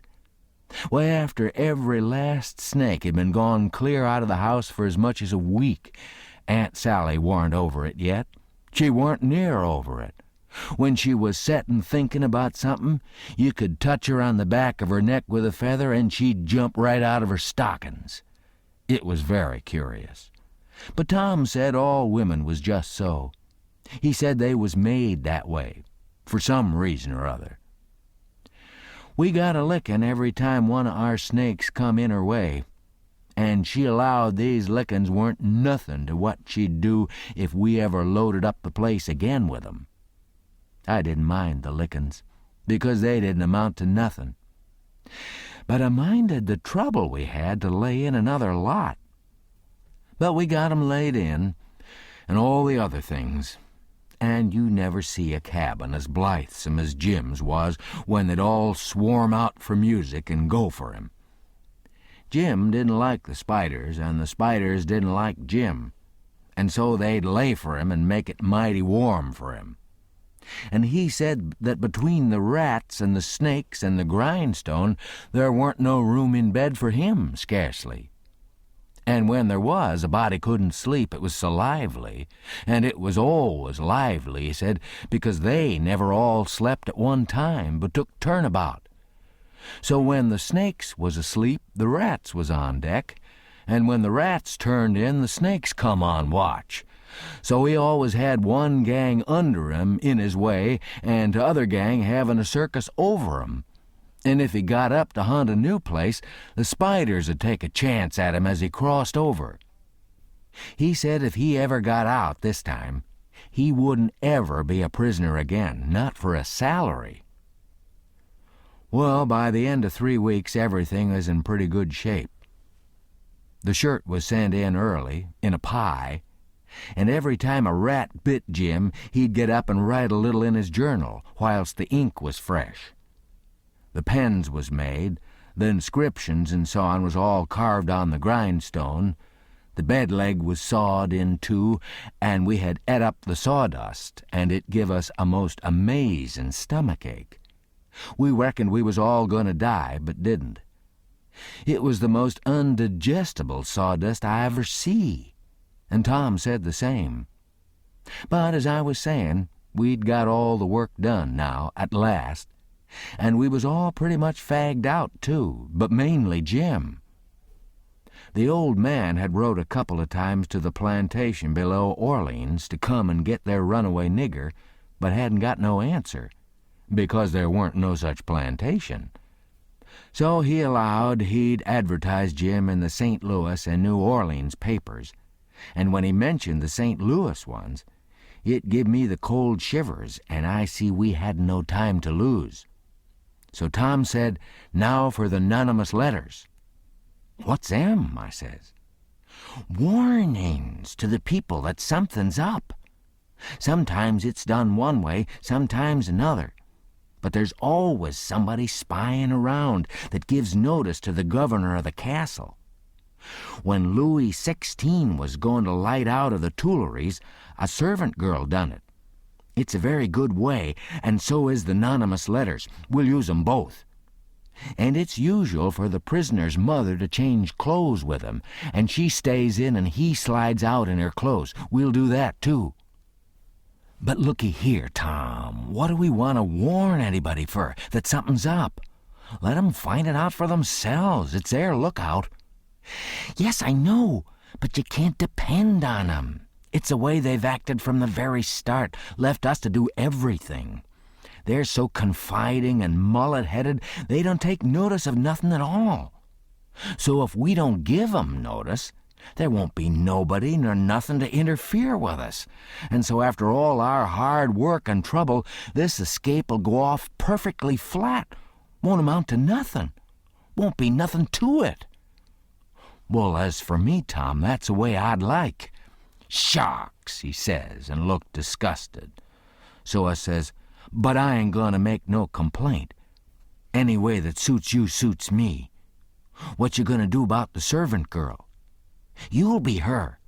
You slide in the middle of the night and hook that yeller girl's frock. What, Tom, that'll make trouble next morning, because of course she probably hain't got any but that one. I know, but you don't want it but 15 minutes to carry the anonymous letter and shove it under the front door. All right, then I'll do it. But I could carry it just as handy in my own togs. You wouldn't look like a servant girl then, would you? No, but there won't be nobody to see what I look like anyway. That ain't got nothing to do with it. The thing for us to do is just to do our duty and not worry about whether anybody sees us do it or not. Ain't you got no principle at all? All right, I ain't saying nothing. I'm the servant girl. Who's Jim's mother? I'm his mother. I'll hook a gown from Aunt Sally. Well, then you'll have to stay in the cabin when me and Jim leaves. Not much. I'll stuff Jim's clothes full of straw and lay it on his bed to represent his mother in disguise. And Jim'll take the nigger woman's gown off of me and wear it, and we'll all evade together. When a prisoner of style escapes, it's called an evasion. It's always called so when a king escapes, for instance. And the same with a king's son. It don't make no difference whether he's a natural one or an unnatural one. So, Tom, he wrote the anonymous letter, and I smooched the yeller wench's frock that night and put it on and shoved it under the front door the way Tom told me to. It said, "Beware. Trouble is brewin'. Keep a sharp lookout. Unknown friend." Next day we stuck a picture which Tom drawed in blood of a skull and crossbones on the front door, and next night another one of a coffin on the back door. I never see a family in such a sweat. They couldn't have been worse scared if the place had been full of ghosts layin' for 'em behind everything and under the beds and shiverin' through the air. If a door banged, Aunt Sally, she jumped and said, "Ouch!" If anything fell, she jumped and said, "Ouch!" If you happened to touch her when she warn't noticin', she done the same. She couldn't face no way and be satisfied, because she allowed there was something behind her every time.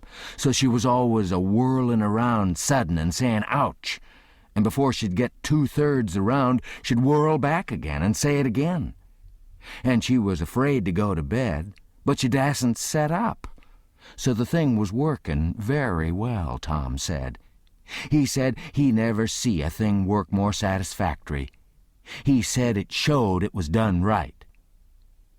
So he said, "Now for the grand bulge."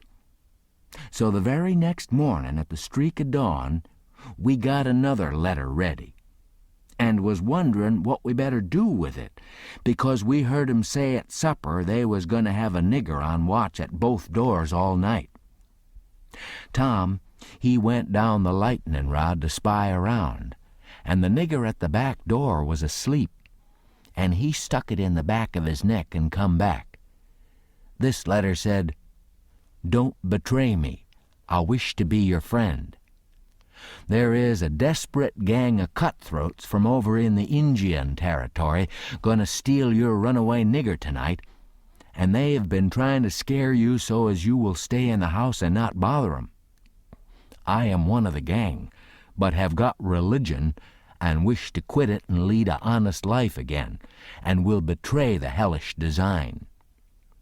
They will sneak down from northards along the fence at midnight exact with a false key, and go in the nigger's cabin to get 'em.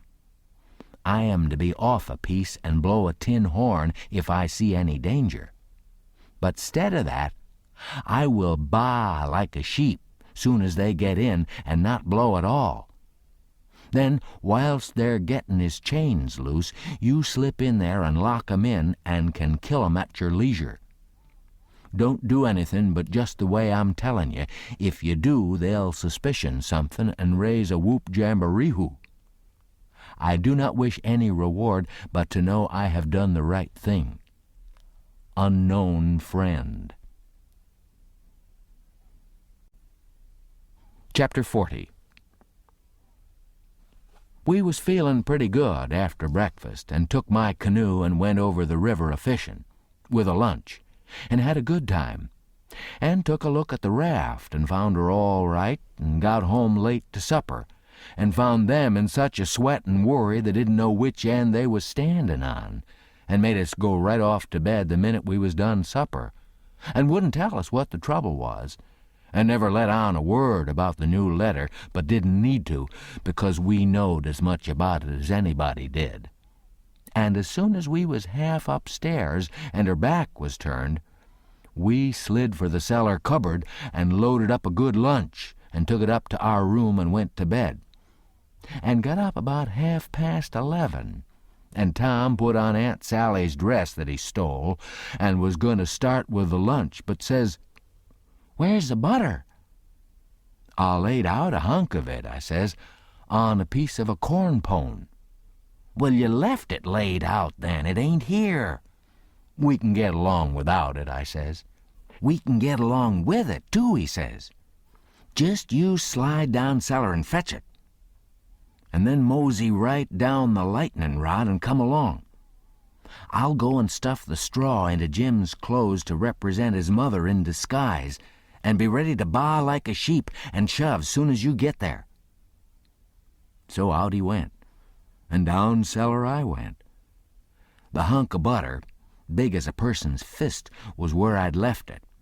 So I took up the slab of corn pone with it on and blowed out my light and started upstairs, very stealthy. And got up to the main floor all right, but here comes Aunt Sally with a candle.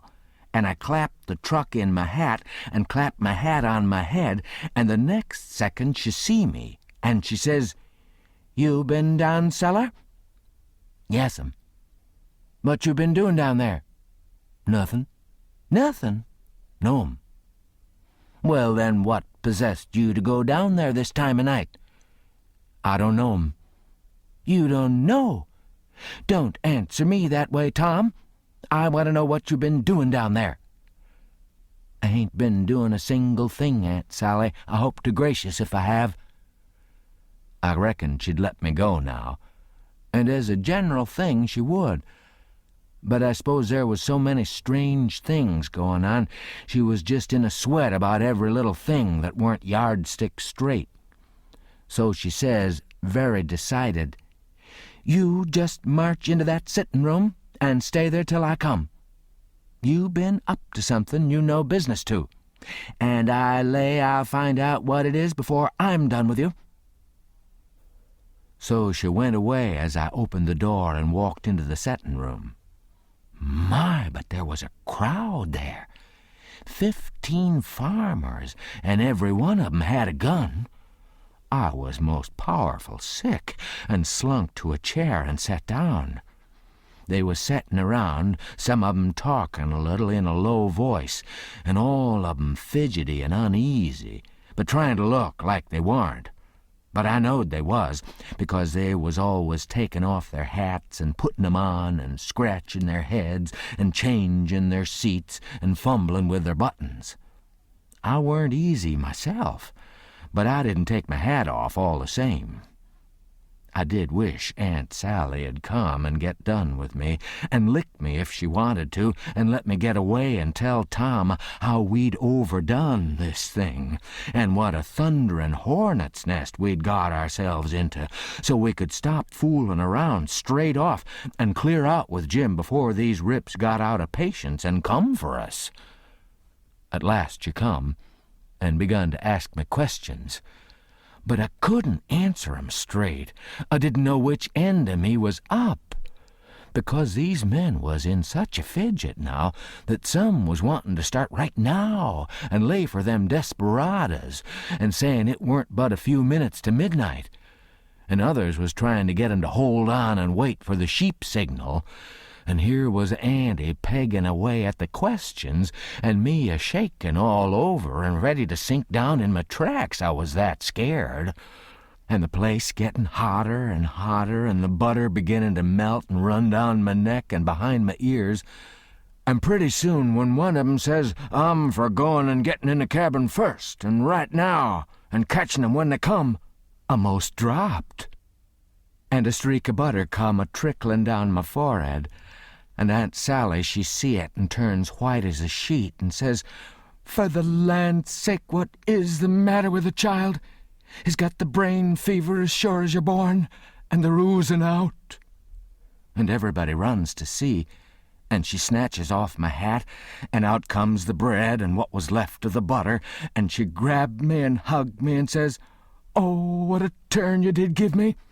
and how glad and grateful I am it ain't no worse, for luck's against us, and it never rains but it pours, and when I see that truck I thought we'd lost you, for I knowed by the color and all it was just like your brains 'd be if... Dear, dear, why ain't you tell me that was what you'd been down there for? I wouldn't have cared. Now clear out to bed, and don't let me see no more of you till morning."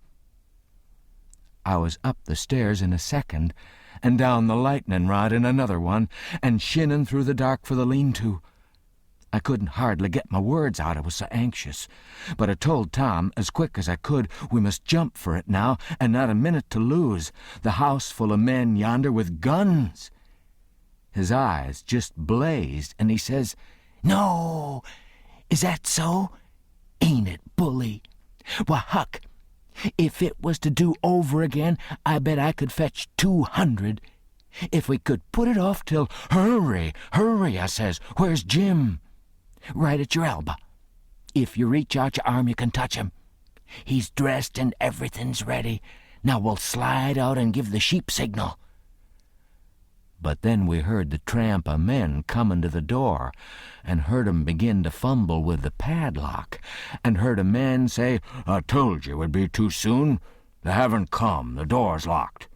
Here, I'll lock some of you into the cabin, and you lay for 'em in the dark and kill 'em when they come, and the rest scatter around a piece and listen if you can hear 'em coming." So in they come, but couldn't see us in the dark, and most trod on us whilst we was hustling to get under the bed. But we got under all right and out through the hole, swift but soft. Jim first, me next, and Tom last, which was according to Tom's orders. Now we was in the lean-to, and heard trampin's close by outside. So we crept to the door, and Tom stopped us there and put his eye to the crack, but couldn't make out nothing, it was so dark, and whispered and said he'd listen for the steps to get further, and when he nudged us, Jim must glide out first and him last. So he set his ear to the crack and listened and listened and listened, and the steps a scraping around out there all the time, and at last he nudged us, and we slid out and stooped down, not breathing, and not making the least noise, and slipped stealthy towards the fence in Injun file, and got to it all right, and me and Jim over it, but Tom's britches catched fast on a splinter on the top rail, and then he hear the steps comin', so he had to pull loose, which snapped the splinter and made a noise, and as he dropped in our tracks and started, somebody sings out, "Who's that? Answer or I'll shoot." But we didn't answer. We just unfurled our heels and shoved. There was a rush, and then a bang, bang, bang, and the bullets fairly whizzed around us. We heard 'em sing out, "Here they are! They've broke for the river. After 'em, boys, and turn loose the dogs." So here they come full tilt.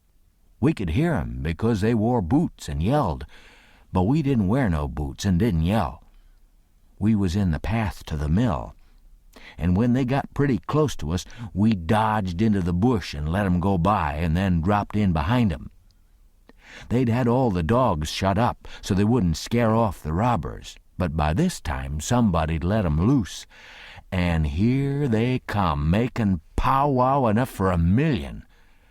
But they was our dogs, so we stopped in our tracks till they catched up, and when they see it warn't nobody but us, and no excitement to offer 'em, they only just said howdy and tore right ahead towards the shouting and clattering. And then we up steam again and whizzed along after 'em till we was nearly to the mill, and then struck up through the bush to where my canoe was tied, and hopped in and pulled for dear life towards the middle of the river, but didn't make no more noise than we was obleeged to. Then we struck out easy and comfortable for the island where my raft was, and we could hear 'em yelling and barking at each other all up and down the bank, till we was so far away the sounds got dim and died out. And when we stepped onto the raft, I says, "Now, old Jim, you're a free man again." and I bet you won't ever be a slave no more." "And mighty good job it was, too, Huck. It is planned beautiful, and it is done beautiful, and they ain't nobody can get up a plan that's more mixed up and splendid than what that one was." We was all as glad as we could be, but Tom was the gladdest of all, because he had a bullet in the calf of his leg. When me and Jim heard that, we didn't feel so brash as what we did before. It was hurting him considerable and bleeding. So we laid him in the wigwam and tore up one of the Duke's shirts for to bandage him. But he says, "Gimme the rags, I can do it myself. Don't stop now, don't fool around here. And the evasion booming along so handsome. Man the sweeps and set her loose. Boys, we done it elegant. 'Deed we did. I wish we'd a had the handling of Louis XVI. There wouldn't have been no son of St. Louis ascend to heaven, wrote down in his biography. No, sir, we'd a whooped him over the border. That's what we'd a done with him. And done it just as slick as nothing at all, too. Man the sweeps, man the sweeps." But me and Jim was consulting and thinking. And after we'd thought a minute, I says, "Say it, Jim." So he says, "Well then, this is the way it looked to me, Huck. If it is him that is being set free, and one of the boys was to get shot, would he say, 'Go on and save me, never mind about a doctor for to save this one'? Is that like Marse Tom Sawyer? Would he say that? You bet he wouldn't. Well then, is Jim going to say it? No, sir. I don't budge a step out in this place, doubt a doctor, not if it's 40 year." I knowed he was white inside, and I reckoned he'd say what he did say. So it was all right now, and I told Tom I was a-going for a doctor. He raised considerable row about it, but me and Jim stuck to it and wouldn't budge. So he was for crawling out and setting the raft loose himself, but we wouldn't let him. Then he give us a piece of his mind, but it didn't do no good. So when he see me getting the canoe ready, he says, "Well then, if you're bound to go, I'll tell you the way to do when you get to the village. Shut the door and blindfold the doctor tight and fast, and make him swear to be silent as the grave, and put a purse full of gold in his hand, and then take and lead him all around the back alleys and everywheres in the dark, and then fetch him here in the canoe in a roundabout way amongst the islands, and search him and take his chalk away from him, and don't give it back to him till you get him back to the village, or else he'll chalk this raft so he can find it again. It's the way they all do." So I said I would and left, and Jim was to hide in the woods when he see the doctor comin', till he was gone again. Chapter 41. The doctor was an old man, a very nice, kind-looking old man when I got him up. I told him me and my brother was over on Spanish Island hunting yesterday afternoon, and camped on a piece of a raft we found, and about midnight he must have kicked his gun in his dreams, for it went off and shot him in the leg. And we wanted him to go over there and fix it, and not say nothing about it, nor let anybody know, because we wanted to come home this evening and surprise the folks. "Who is your folks?" he says. "The Phelpses, down yonder." "Oh," he says. And after a minute he says, "How'd you say he got shot?" "He had a dream," I says, "and it shot him." "Singular dream," he says. So he lit up his lantern and got his saddlebags, and we started. But when he see the canoe, he didn't like the look of her.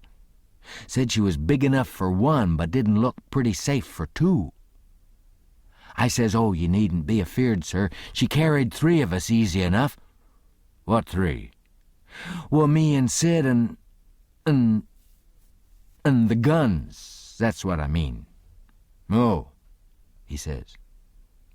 But he put his foot on the gunwale and rocked her, and shook his head and said he reckoned he'd look around for a bigger one. But they was all locked and chained, so he took my canoe and said for me to wait till he come back. Or I could hunt around further, or maybe I better go down home and get them ready for the surprise if I wanted to. But I said I didn't, so I told him just how to find the raft, and then he started. I struck an idea pretty soon. I says to myself, s'posen he can't fix that leg just in 3 shakes of a sheep's tail, as the sayin' is. S'posen it takes him 3 or 4 days. What are we going to do? Lay around there till he lets the cat out of the bag? No, sir. I know what I'll do. I'll wait, and when he comes back, if he says he's got to go any more, I'll get down there too if I swim, and we'll take and tie him and keep him and shove out down the river, and when Tom's done with him, we'll give him what it's worth, or all we got, and then let him get ashore. So then I crept into a lumber pile to get some sleep, and next time I waked up, the sun was away up over my head. I shot out and went for the doctor's house, but they told me he'd gone away in the night some time or other and weren't back yet. Well, thinks I, that looks powerful bad for Tom, and I'll dig out for the island right off. So away I shoved and turned the corner and nearly rammed my head into Uncle Silas's stomach. He says, "Why, Tom, where you been all this time, you rascal?" "I hain't been nowheres," I says, "only just hunting for the runaway nigger, me and Sid." "Why, wherever did you go?" he says. "Your aunt's been mighty uneasy." "She needn't," I says, "because we was all right. We followed the men and the dogs, but they outrun us and we lost 'em. But we thought we heard 'em on the water, so we got a canoe and took out after 'em and crossed over, but couldn't find nothing of 'em. So we cruised along up shore till we got kind of tired and beat out, and tied up the canoe and went to sleep, and never waked up till about an hour ago. Then we paddled over here to hear the news, and Sid's at the post office to see what he can hear, and I'm a-branching out to get something to eat for us, and then we're going home." So then we went to the post office to get Sid, but just as I suspicioned, he warn't there. So the old man, he got a letter out of the office, and we waited a while longer, but Sid didn't come. So the old man said, "Come along, let Sid foot it home, or canoe it," when he got done fooling around. But we'd ride. I couldn't get him to let me stay and wait for Sid, and he said there weren't no use in it, and I must come along and let Aunt Sally see we was all right. When we got home, Aunt Sally was that glad to see me, she laughed and cried both, and hugged me and gimme one of them lickin's of hern that don't amount to shucks, and said she'd serve Sid the same when he come. And the place was plumb full of farmers and farmers' wives to dinner, and such another clack a body never heard. Old Mrs. Hotchkiss was the worst. Her tongue was a-goin' all the time. She says, "Well, Sister Phelps, I've ransacked that 'ere cabin over, and I believe the nigger's crazy. I says so to Sister Damrell, didn't I, Sister Damrell? Say I, he's crazy, say I. Them's very words I said. You all heard me. He's crazy, say I. Everything shows it, say I. Look at that 'ere grindstone, say I. Want to tell me 'any creature 's in his right mind's going to scrabble all them crazy things onto a grindstone, say I? Here's such and such a person busted his heart, and here's so-and-so pegged along for 37 year and all that, natural son of Louis somebody and such everlasting rubbage. He's plumb crazy, say I. It's what I says in the first place, it's what I says in the middle, and it's what I says last and all the time. The nigger's crazy, crazy's Nebuchadnezzar, say I. And look at that 'ere ladder made out'n rags, Sister Hotchkiss, says old Mrs. Damrell. What in the name of goodness could he ever want of—" "The very words I was a-sayin' no longer ago than this minute to Sister Utterbreck. and she'll tell you so herself. Says she, look at that 'ere rag ladder, says she. And say I, yes, look at it, say I. What could he have wanted of it, say I. Says she, Sister Hotchkiss, says she. But how in the nation they ever get that grindstone in there anyway? And who dug that 'ere hole? And who... My very words, Brer Penrod. I was a-sayin', pass that 'ere saucer of molasses, won't you? I was a-sayin' to Sister Dunlap just this minute, how did they get that grindstone in there, say I? 'Thout help, mind you, 'thout help, there's where 'tis. Don't tell me, say I, there was help, say I. And there was a plenty help, too, say I. There's been a dozen a helpin' that nigger, and I lay I'd skin every last nigger on this place, but I'd find out who done it, say I. And moreover, say I, A dozen, says you? 40 couldn't have done everything that's been done. Look at them case knife saws and things. How tedious they've been made. Look at that bed leg sawed off with 'em. A week's work for 6 men. Look at that nigger made out in straw on the bed. And look at... You may well say it, Brer Hightower. It's just as I was a-sayin' to Brer Phelps, his own self. See, what do you think of it, Sister Hotchkiss, see? Think of what, Brer Phelps, say I? Think of that bed leg sawed off that-a-way, see? Think of it, say I lay it never sawed itself off, say I. Somebody sawed it, say I. That's my opinion. Take it or leave it. It mayn't be no count, say I, but sich as it is, it's my opinion, say I. And even if anybody can start a better one, say I, let him do it, say I, that's all. I says to Sister Dunlap, say I, Why, dog my cats, there must have been a house full of niggers in there every night for 4 weeks to have done all that work, says Phelps. Look at that shirt. Every last inch of it covered over with secret African writing done with blood. Must have been a raft of 'em at it right along, all the time almost. Why, I'd give $2 to have it read to me. And as for the niggers that wrote it, I allow I'd take and lash 'em till... People to help 'em, Brother Marples? Well, I reckon you'd think so if you'd been in this house for a while back. Why, they've stole everything they could lay their hands on, and we a-watchin' all the time, mind you. They stole that shirt right off of the line. And as for that sheet they made the rag ladder out of, there ain't no tellin' how many times they didn't steal that. And flour, and candles, and candlesticks, and spoons, and the old warmin' pan, and most 1,000 things that I disremember now, and my new calico dress, and me and Silas and my Sid and Tom on the constant watch, day and night, as I was tellin' you. And not a one of us could catch hide nor hair, nor sight nor sound of 'em. And here at the last minute, lo and behold you, they slides right in under our noses and fools us, and not only fools us, but the Injun Territory robbers, too, and actually gets away with that nigger safe and sound, and that with 16 men and 22 dogs right on their very heels at the very time. I tell you, it just bangs anything I ever heard of. Why, sperrits couldn't have done it better and been no smarter. And I reckon they must have been sperrits, because you know our dogs, and there ain't no better. Well, them dogs never even got on the track of 'em once. You explain that to me if you can, any of you. Well, it does beat. Laws alive, I never... So help me, I wouldn't have been... House thieves as well as... Goodness gracious sakes, I'd have been afeard to live in such a... Afraid to live. Why, I was that scared I dasn't hardly go to bed, or get up, or lay down or sat down, Sister Ridgway. Why, they'd steal the very... Why, goodness sakes, you can guess what a kind of fluster I was in by the time midnight come last night. I hope to gracious if I warn't afraid they'd steal some of the family.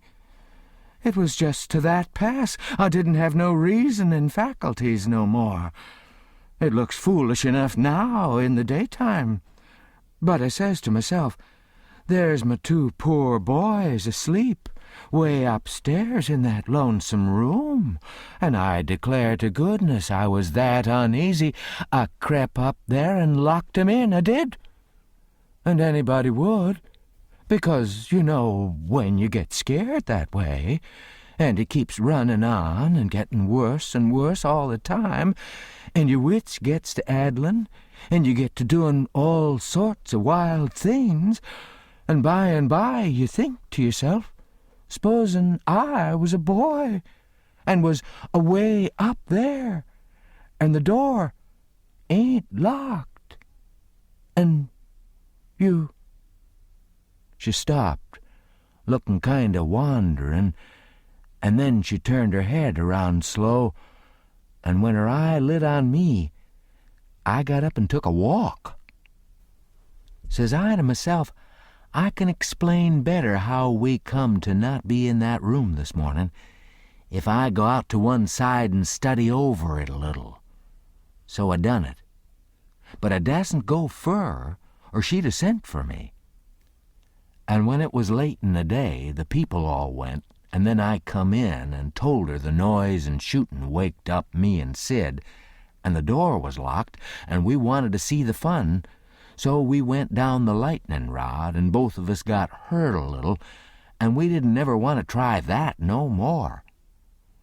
And then I went on and told her all what I told Uncle Silas before, and then she said she'd forgive us, and maybe it was all right enough anyway, and about what a body might expect of boys, for all boys was a pretty harum-scarum lot, as far as she could see.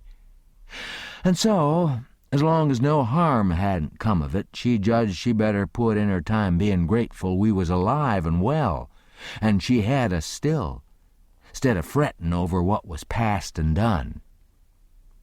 So then she kissed me and patted me on the head and dropped into a kind of brown study, and pretty soon jumps up and says, "Well, laws a mercy, it's most night, and Sid not come yet. What has become of that boy?" I see my chance, so I skips up and says, "I'll run right up to town and get him," I says. "No, you won't," she says. "You'll stay right where you are. One's enough to be lost at a time. If he ain't here to supper, your uncle'll go." Well, he weren't there to supper, so right after supper Uncle went. He come back about 10, a little bit uneasy. Hadn't run across Tom's track. Aunt Sally was a good deal uneasy. But Uncle Silas, he said there weren't no occasion to be. Boys'll be boys, he said, and you'll see this one turn up in the morning all sound and right. So she had to be satisfied. But she said she'd set up for him a while anyway and keep a light burning so he could see it. And then when I went up to bed, she come up with me and fetched her candle and tucked me in, and mothered me so good I felt mean and like I couldn't look her in the face. And she sat down on the bed and talked with me a long time, and said what a splendid boy Sid was, and didn't seem to want to ever stop talking about him, and kept asking me every now and then if I reckoned he could have got lost or hurt or maybe drownded, and might be layin' at this minute somewheres suffering or dead, and she not by him to help him. And so the tears had dripped down silent, and I'd tell her that Sid was all right, and 'd be home in the morning, sure. And she'd squeeze my hand, or maybe kiss me and tell me to say it again, and keep on saying it because it done her good, and she was in so much trouble. And when she was going away, she looked down in my eyes so steady and gentle and says, "The door ain't going to be locked, Tom, and there's the window and the rod, but you'll be good, won't you? And you won't go, for my sake?" Laws knows I wanted to go bad enough to see about Tom, and was all intending to go, but after that I wouldn't have went, not for kingdoms. But she was on my mind, and Tom was on my mind, so I slept very restless. and twice I went down the rod, away in the night, and slipped around front, and see her settin' there by her candle in the window with her eyes towards the road and the tears in 'em. And I wished I could do something for her, but I couldn't, only to swear that I wouldn't never do nothing to grieve her any more. And the third time I waked up at dawn and slid down, and she was there yet, and her candle was most out, and her old gray head was resting on her hand, and she was asleep. Chapter 42. The old man was uptown again before breakfast, but couldn't get no track of Tom. And both of 'em sat at the table, thinking, and not saying nothing, and looking mournful, and their coffee getting cold, and not eating anything. And by the old man says, "Did I give you the letter?" "What letter?" "The one I got yesterday out of the post office." "No, you didn't give me no letter." "Well, I must have forgot it." So he rummaged his pockets, and then went off somewheres where he had laid it down and fetched it and give it to her. She says, "Why, it's from St. Petersburg. It's from Sis." I allowed another walk would do me good, but I couldn't stir. But before she could break it open, she dropped it and run, for she see something, and so did I. It was Tom Sawyer on a mattress, and that old doctor, and Jim in her calico dress, with his hands tied behind him, and a lot of people. I hid the letter behind the first thing that come handy, and rushed. She flung herself at Tom, crying, and says, "Oh, he's dead, I know he's dead." And Tom, he turned his head a little, and muttered something or other which showed he warn't in his right mind. Then she flung up her hands and says, "He's alive, thank God, and that's enough." And she snatched a kiss of him and flew for the house to get the bed ready, and scattering orders right and left at the niggers and everybody else as fast as her tongue could go, every jump of the way. I followed the men to see what they was going to do with Jim, and the old doctor and Uncle Silas followed after Tom into the house. The men was very huffy, and some of 'em wanted to hang Jim, for an example to all the other niggers around there, so they wouldn't be trying to run away like Jim done, and making such a raft of trouble, and keeping a whole family scared most to death for days and nights. But the others said, "Don't do it. It wouldn't answer at all. He ain't our nigger, and his owner'd turn up and make us pay for him, sure." So that cooled 'em down a little, because the people that's always the most anxious for to hang a nigger that ain't done just right is always the very ones that ain't the most anxious to pay for 'em when they've got their satisfaction out of 'em.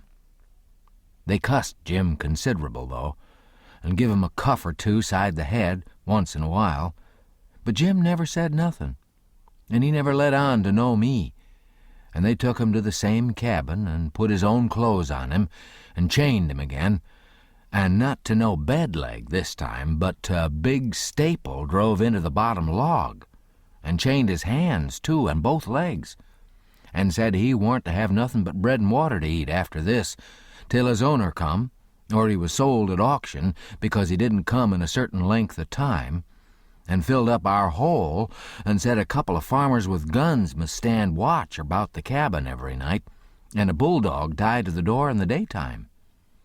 And about this time they was through with the job and was tapering off with a kind of general goodbye cussin', and then the old doctor comes and takes a look and says, "Don't be no rougher on him than you're obleeged to, because he ain't a bad nigger." When I got to where I found the boy, I see I couldn't cut the bullet out without some help, and he weren't in no condition for me to leave to go and get help. And he got a little worse and a little worse, and after a long time he went out of his head and wouldn't let me come anigh him any more, and said if I chalked his raft he'd kill me, and no end of wild foolishness like that. And I see I couldn't do anything at all with him. So I says, I gotta have help somehow. And the minute I says it, out crawls this nigger from somewheres, and says he'll help. And he done it, too, and done it very well. Of course, I judged he must be a runaway nigger, and there I was.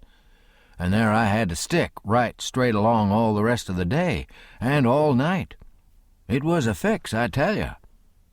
I had a couple of patients with the chills, and of course I'd a liked to run up to town and see 'em, but I dasn't, because a nigger might get away, and then I'd be to blame.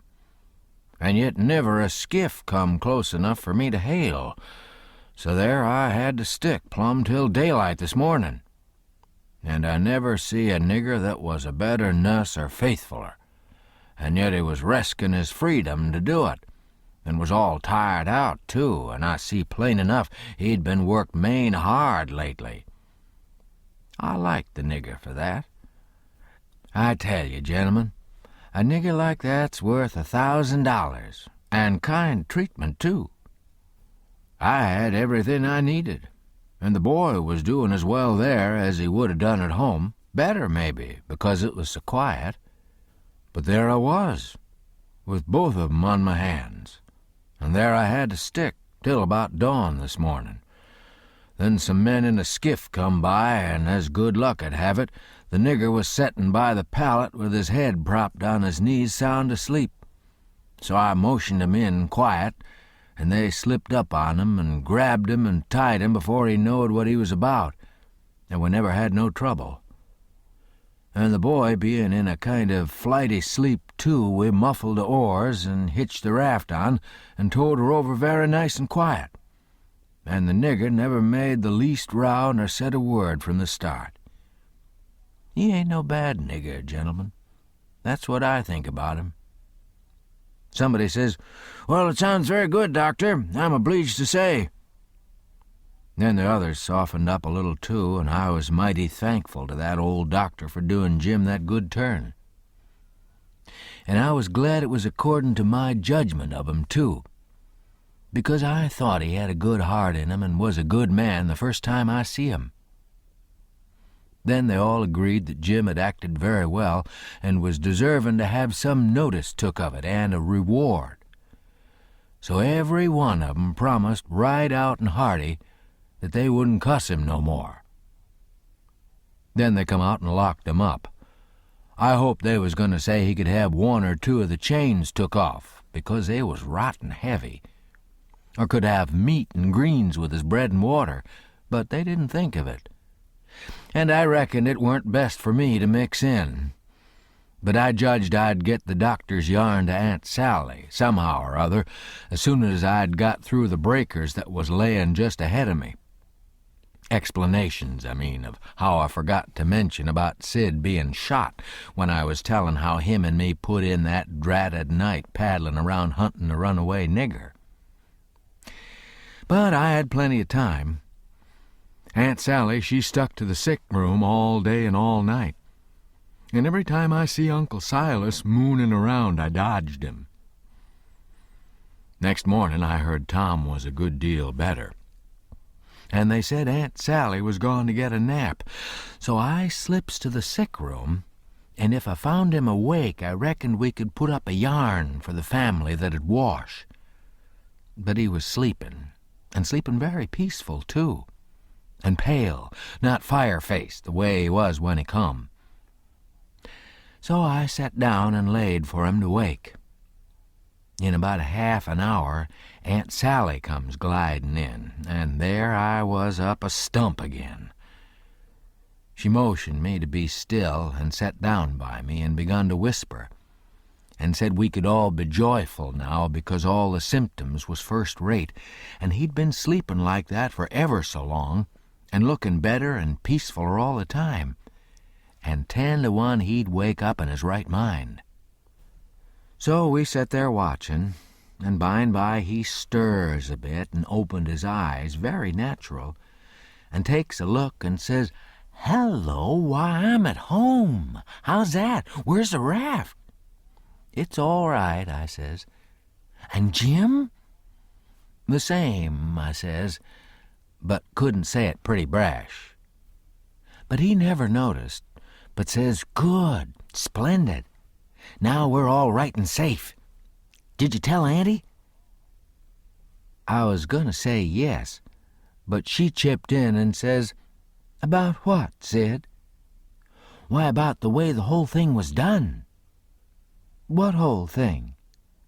"Why, the whole thing. There ain't but one.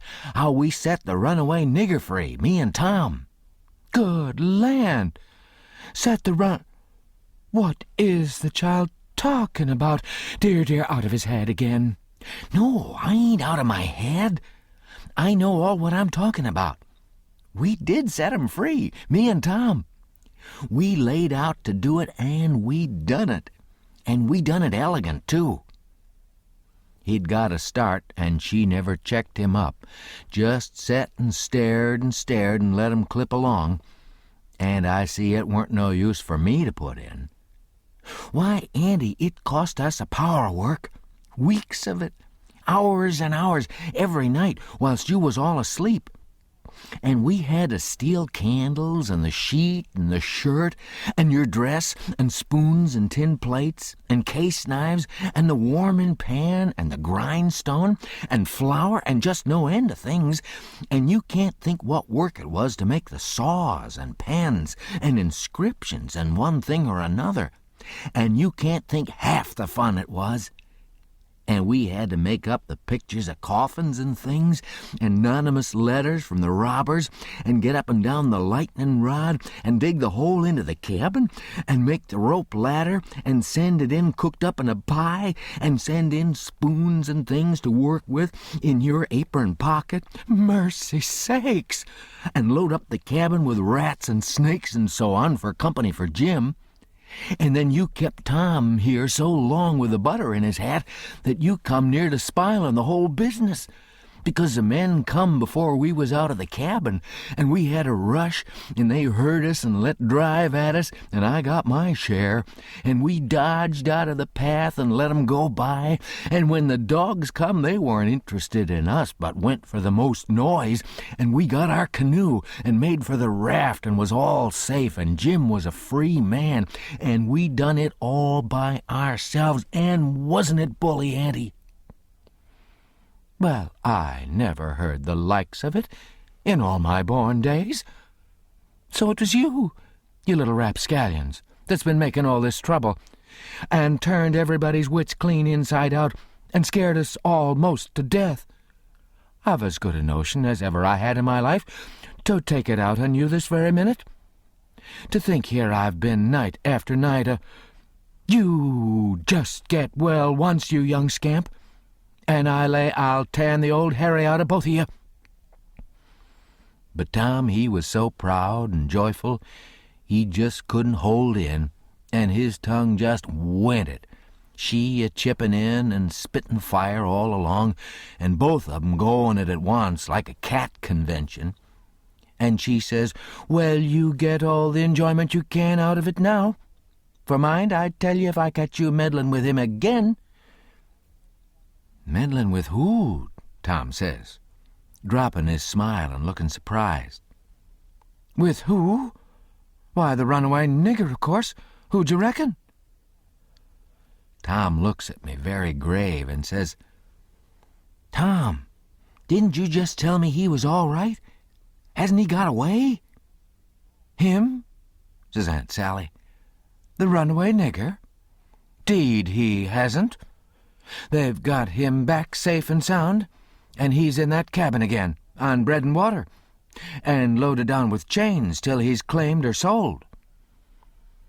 Tom rose square up in bed with his eye hot and his nostrils openin' and shuttin' like gills, and sings out to me, "They hain't no right to shut him up. Shove, and don't you lose a minute. Turn him loose. He ain't no slave. He's as free as any creature that walks this earth." "What does the child mean?" "I mean every word I say, Aunt Sally, and if somebody don't go, I'll go. I've known him all his life, and so has Tom there. Old Miss Watson died 2 months ago, and she was ashamed she ever was going to sell him down the river, and said so. And she set him free in her will." Then what on earth did you want to set him free for, seeing he was already free? Well, that is a question, I must say, and just like a woman. Why, I wanted the adventure of it, and I'd 'a' waded neck-deep in blood to... Goodness alive, Aunt Polly! If she weren't standing right there, just inside the door, looking as sweet and contented as an angel half full of pie, I wish I may never. Aunt Sally jumped for her and most hugged the head off of her and cried over her, and I found a good place for me under the bed, for it was getting pretty sultry for us, seemed to me.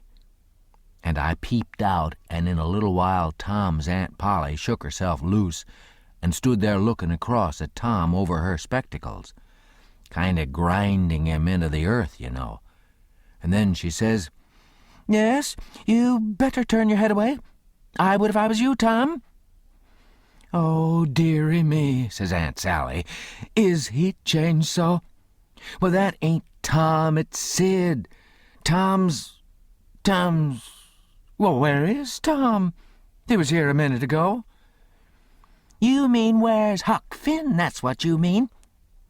I reckon I hain't raised such a scamp as my Tom all these years not to know him when I see him. That would be a pretty howdy-do. Come out from under that bed, Huck Finn." So I done it, but not feeling brash. Aunt Sally, she was one of the mixed-uppest-looking persons I ever see, except one, and that was Uncle Silas, when he come in and they told it all to him.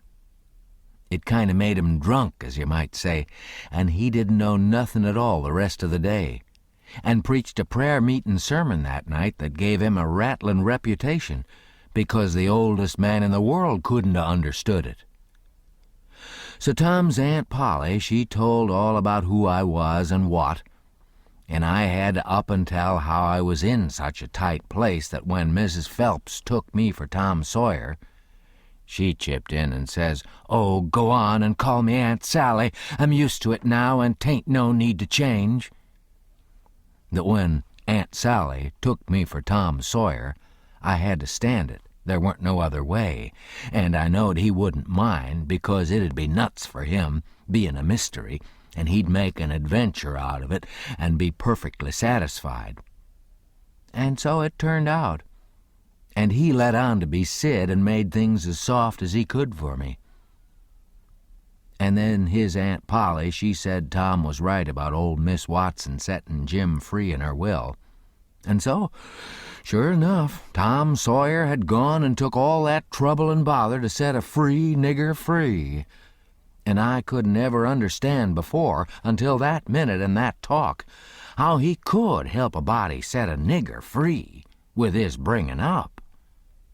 Well, Aunt Polly, she said that when Aunt Sally wrote to her that Tom and Sid had come, all right and safe, she says to herself, "Look at that now. I might have expected it, letting him go off that way without anybody to watch him. So now I gotta go and traipse all the way down the river, 1100 mile, and find out what that creature's up to this time, as long as I couldn't seem to get any answer out of you about it." "Why, I never heard nothing from you," says Aunt Sally. "Well, I wonder.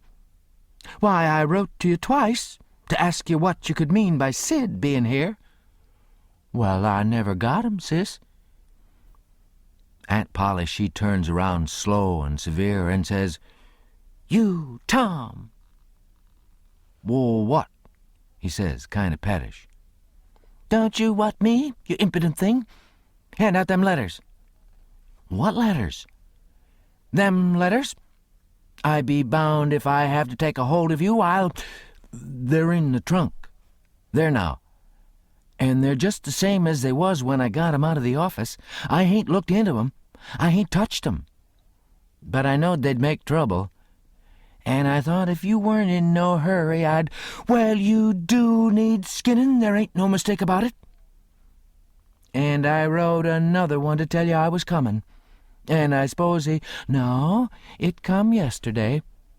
I hain't read it yet, but it's all right. I've got that one. I wanted to offer to bet $2 she hadn't, but I reckon maybe it was just as safe to not to. So I never said nothing. Chapter the last. The first time I catched Tom private, I asked him what was his idea time of the evasion, what it was he'd planned to do if the evasion worked all right, and he managed to set a nigger free that was already free before. And he said what he'd planned in his head from the start, if we got Jim out all safe, was for us to run him down the river on the raft and have adventures plumb to the mouth of the river, and then tell him about his being free, and take him back up home on a steamboat in style, and pay him for his lost time, and write word ahead, and get out all the niggers around, and have 'em waltz him into town with a torchlight procession and a brass band, and then he'd be a hero, and so would we. But I reckoned it was about as well the way it was. We had Jim out of the chains in no time, and when Aunt Polly and Uncle Silas and Aunt Sally found out how good he helped the doctor nurse Tom, they made a heap of fuss over him, and fixed him up prime, and give him all he wanted to eat, and a good time and nothing to do. And we had him up to the sick room, and had a high talk, and Tom give Jim $40 for being prisoner for us a patient, and doing it up so good. And Jim was pleased most to death, and busted out and says, "There now, Huck, what I tell you up down Jackson Island. I told you I got a hairy breast, and what's the sign in it? And I told you I been rich once, and gwine to be rich again, and it's come true, and here she is. There now, don't talk to me. Signs is signs, mind I tell you. And I know just as well that I's gwine to be rich again as I's standing here this minute." And then Tom, he talked along, and says let's all three slide out of here one of these nights and get an outfit and go for howling adventures amongst the Injuns over in the territory for a couple of weeks or two. And I says, all right, that suits me, but I ain't got no money for to buy the outfit, and I reckon I couldn't get none from home because it's likely Pap's been back before now and got it all away from Judge Thatcher and drunk it up. "No, he hain't," Tom says. "It's all there yet, $6,000 and more, and your Pap hain't ever been back since. Hadn't when I come away, anyhow." Jim says, kind of solemn, "He hain't a-comin' back no more, Huck." I says, "Why, Jim?" "Never mind why, Huck, but he ain't comin' back no more." But I kept at him, so at last he says, "Don't you remember the house that was floating down the river, and there was a man in there kivered up, and I went in and unkivered him and didn't let you come in? Well, then you can get your money when you wants it, 'cause that was him." Tom's most well now, and got his bullet around his neck on a watch guard for a watch, and is always seeing what time it is, and so there ain't nothing more to write about. And I'm rotten glad of it, because if I'd a-knowed what a trouble it was to make a book, I wouldn't have tackled it, and ain't a-going to no more. But I reckon I gotta light out for the territory ahead of the rest, because Aunt Sally, she's gonna adopt me and civilize me, and I can't stand it. I been there before. The end. Yours truly, Huck Finn. The end. You've been listening to The Adventures of Huckleberry Finn by Mark Twain, narrated by Norman Dietz.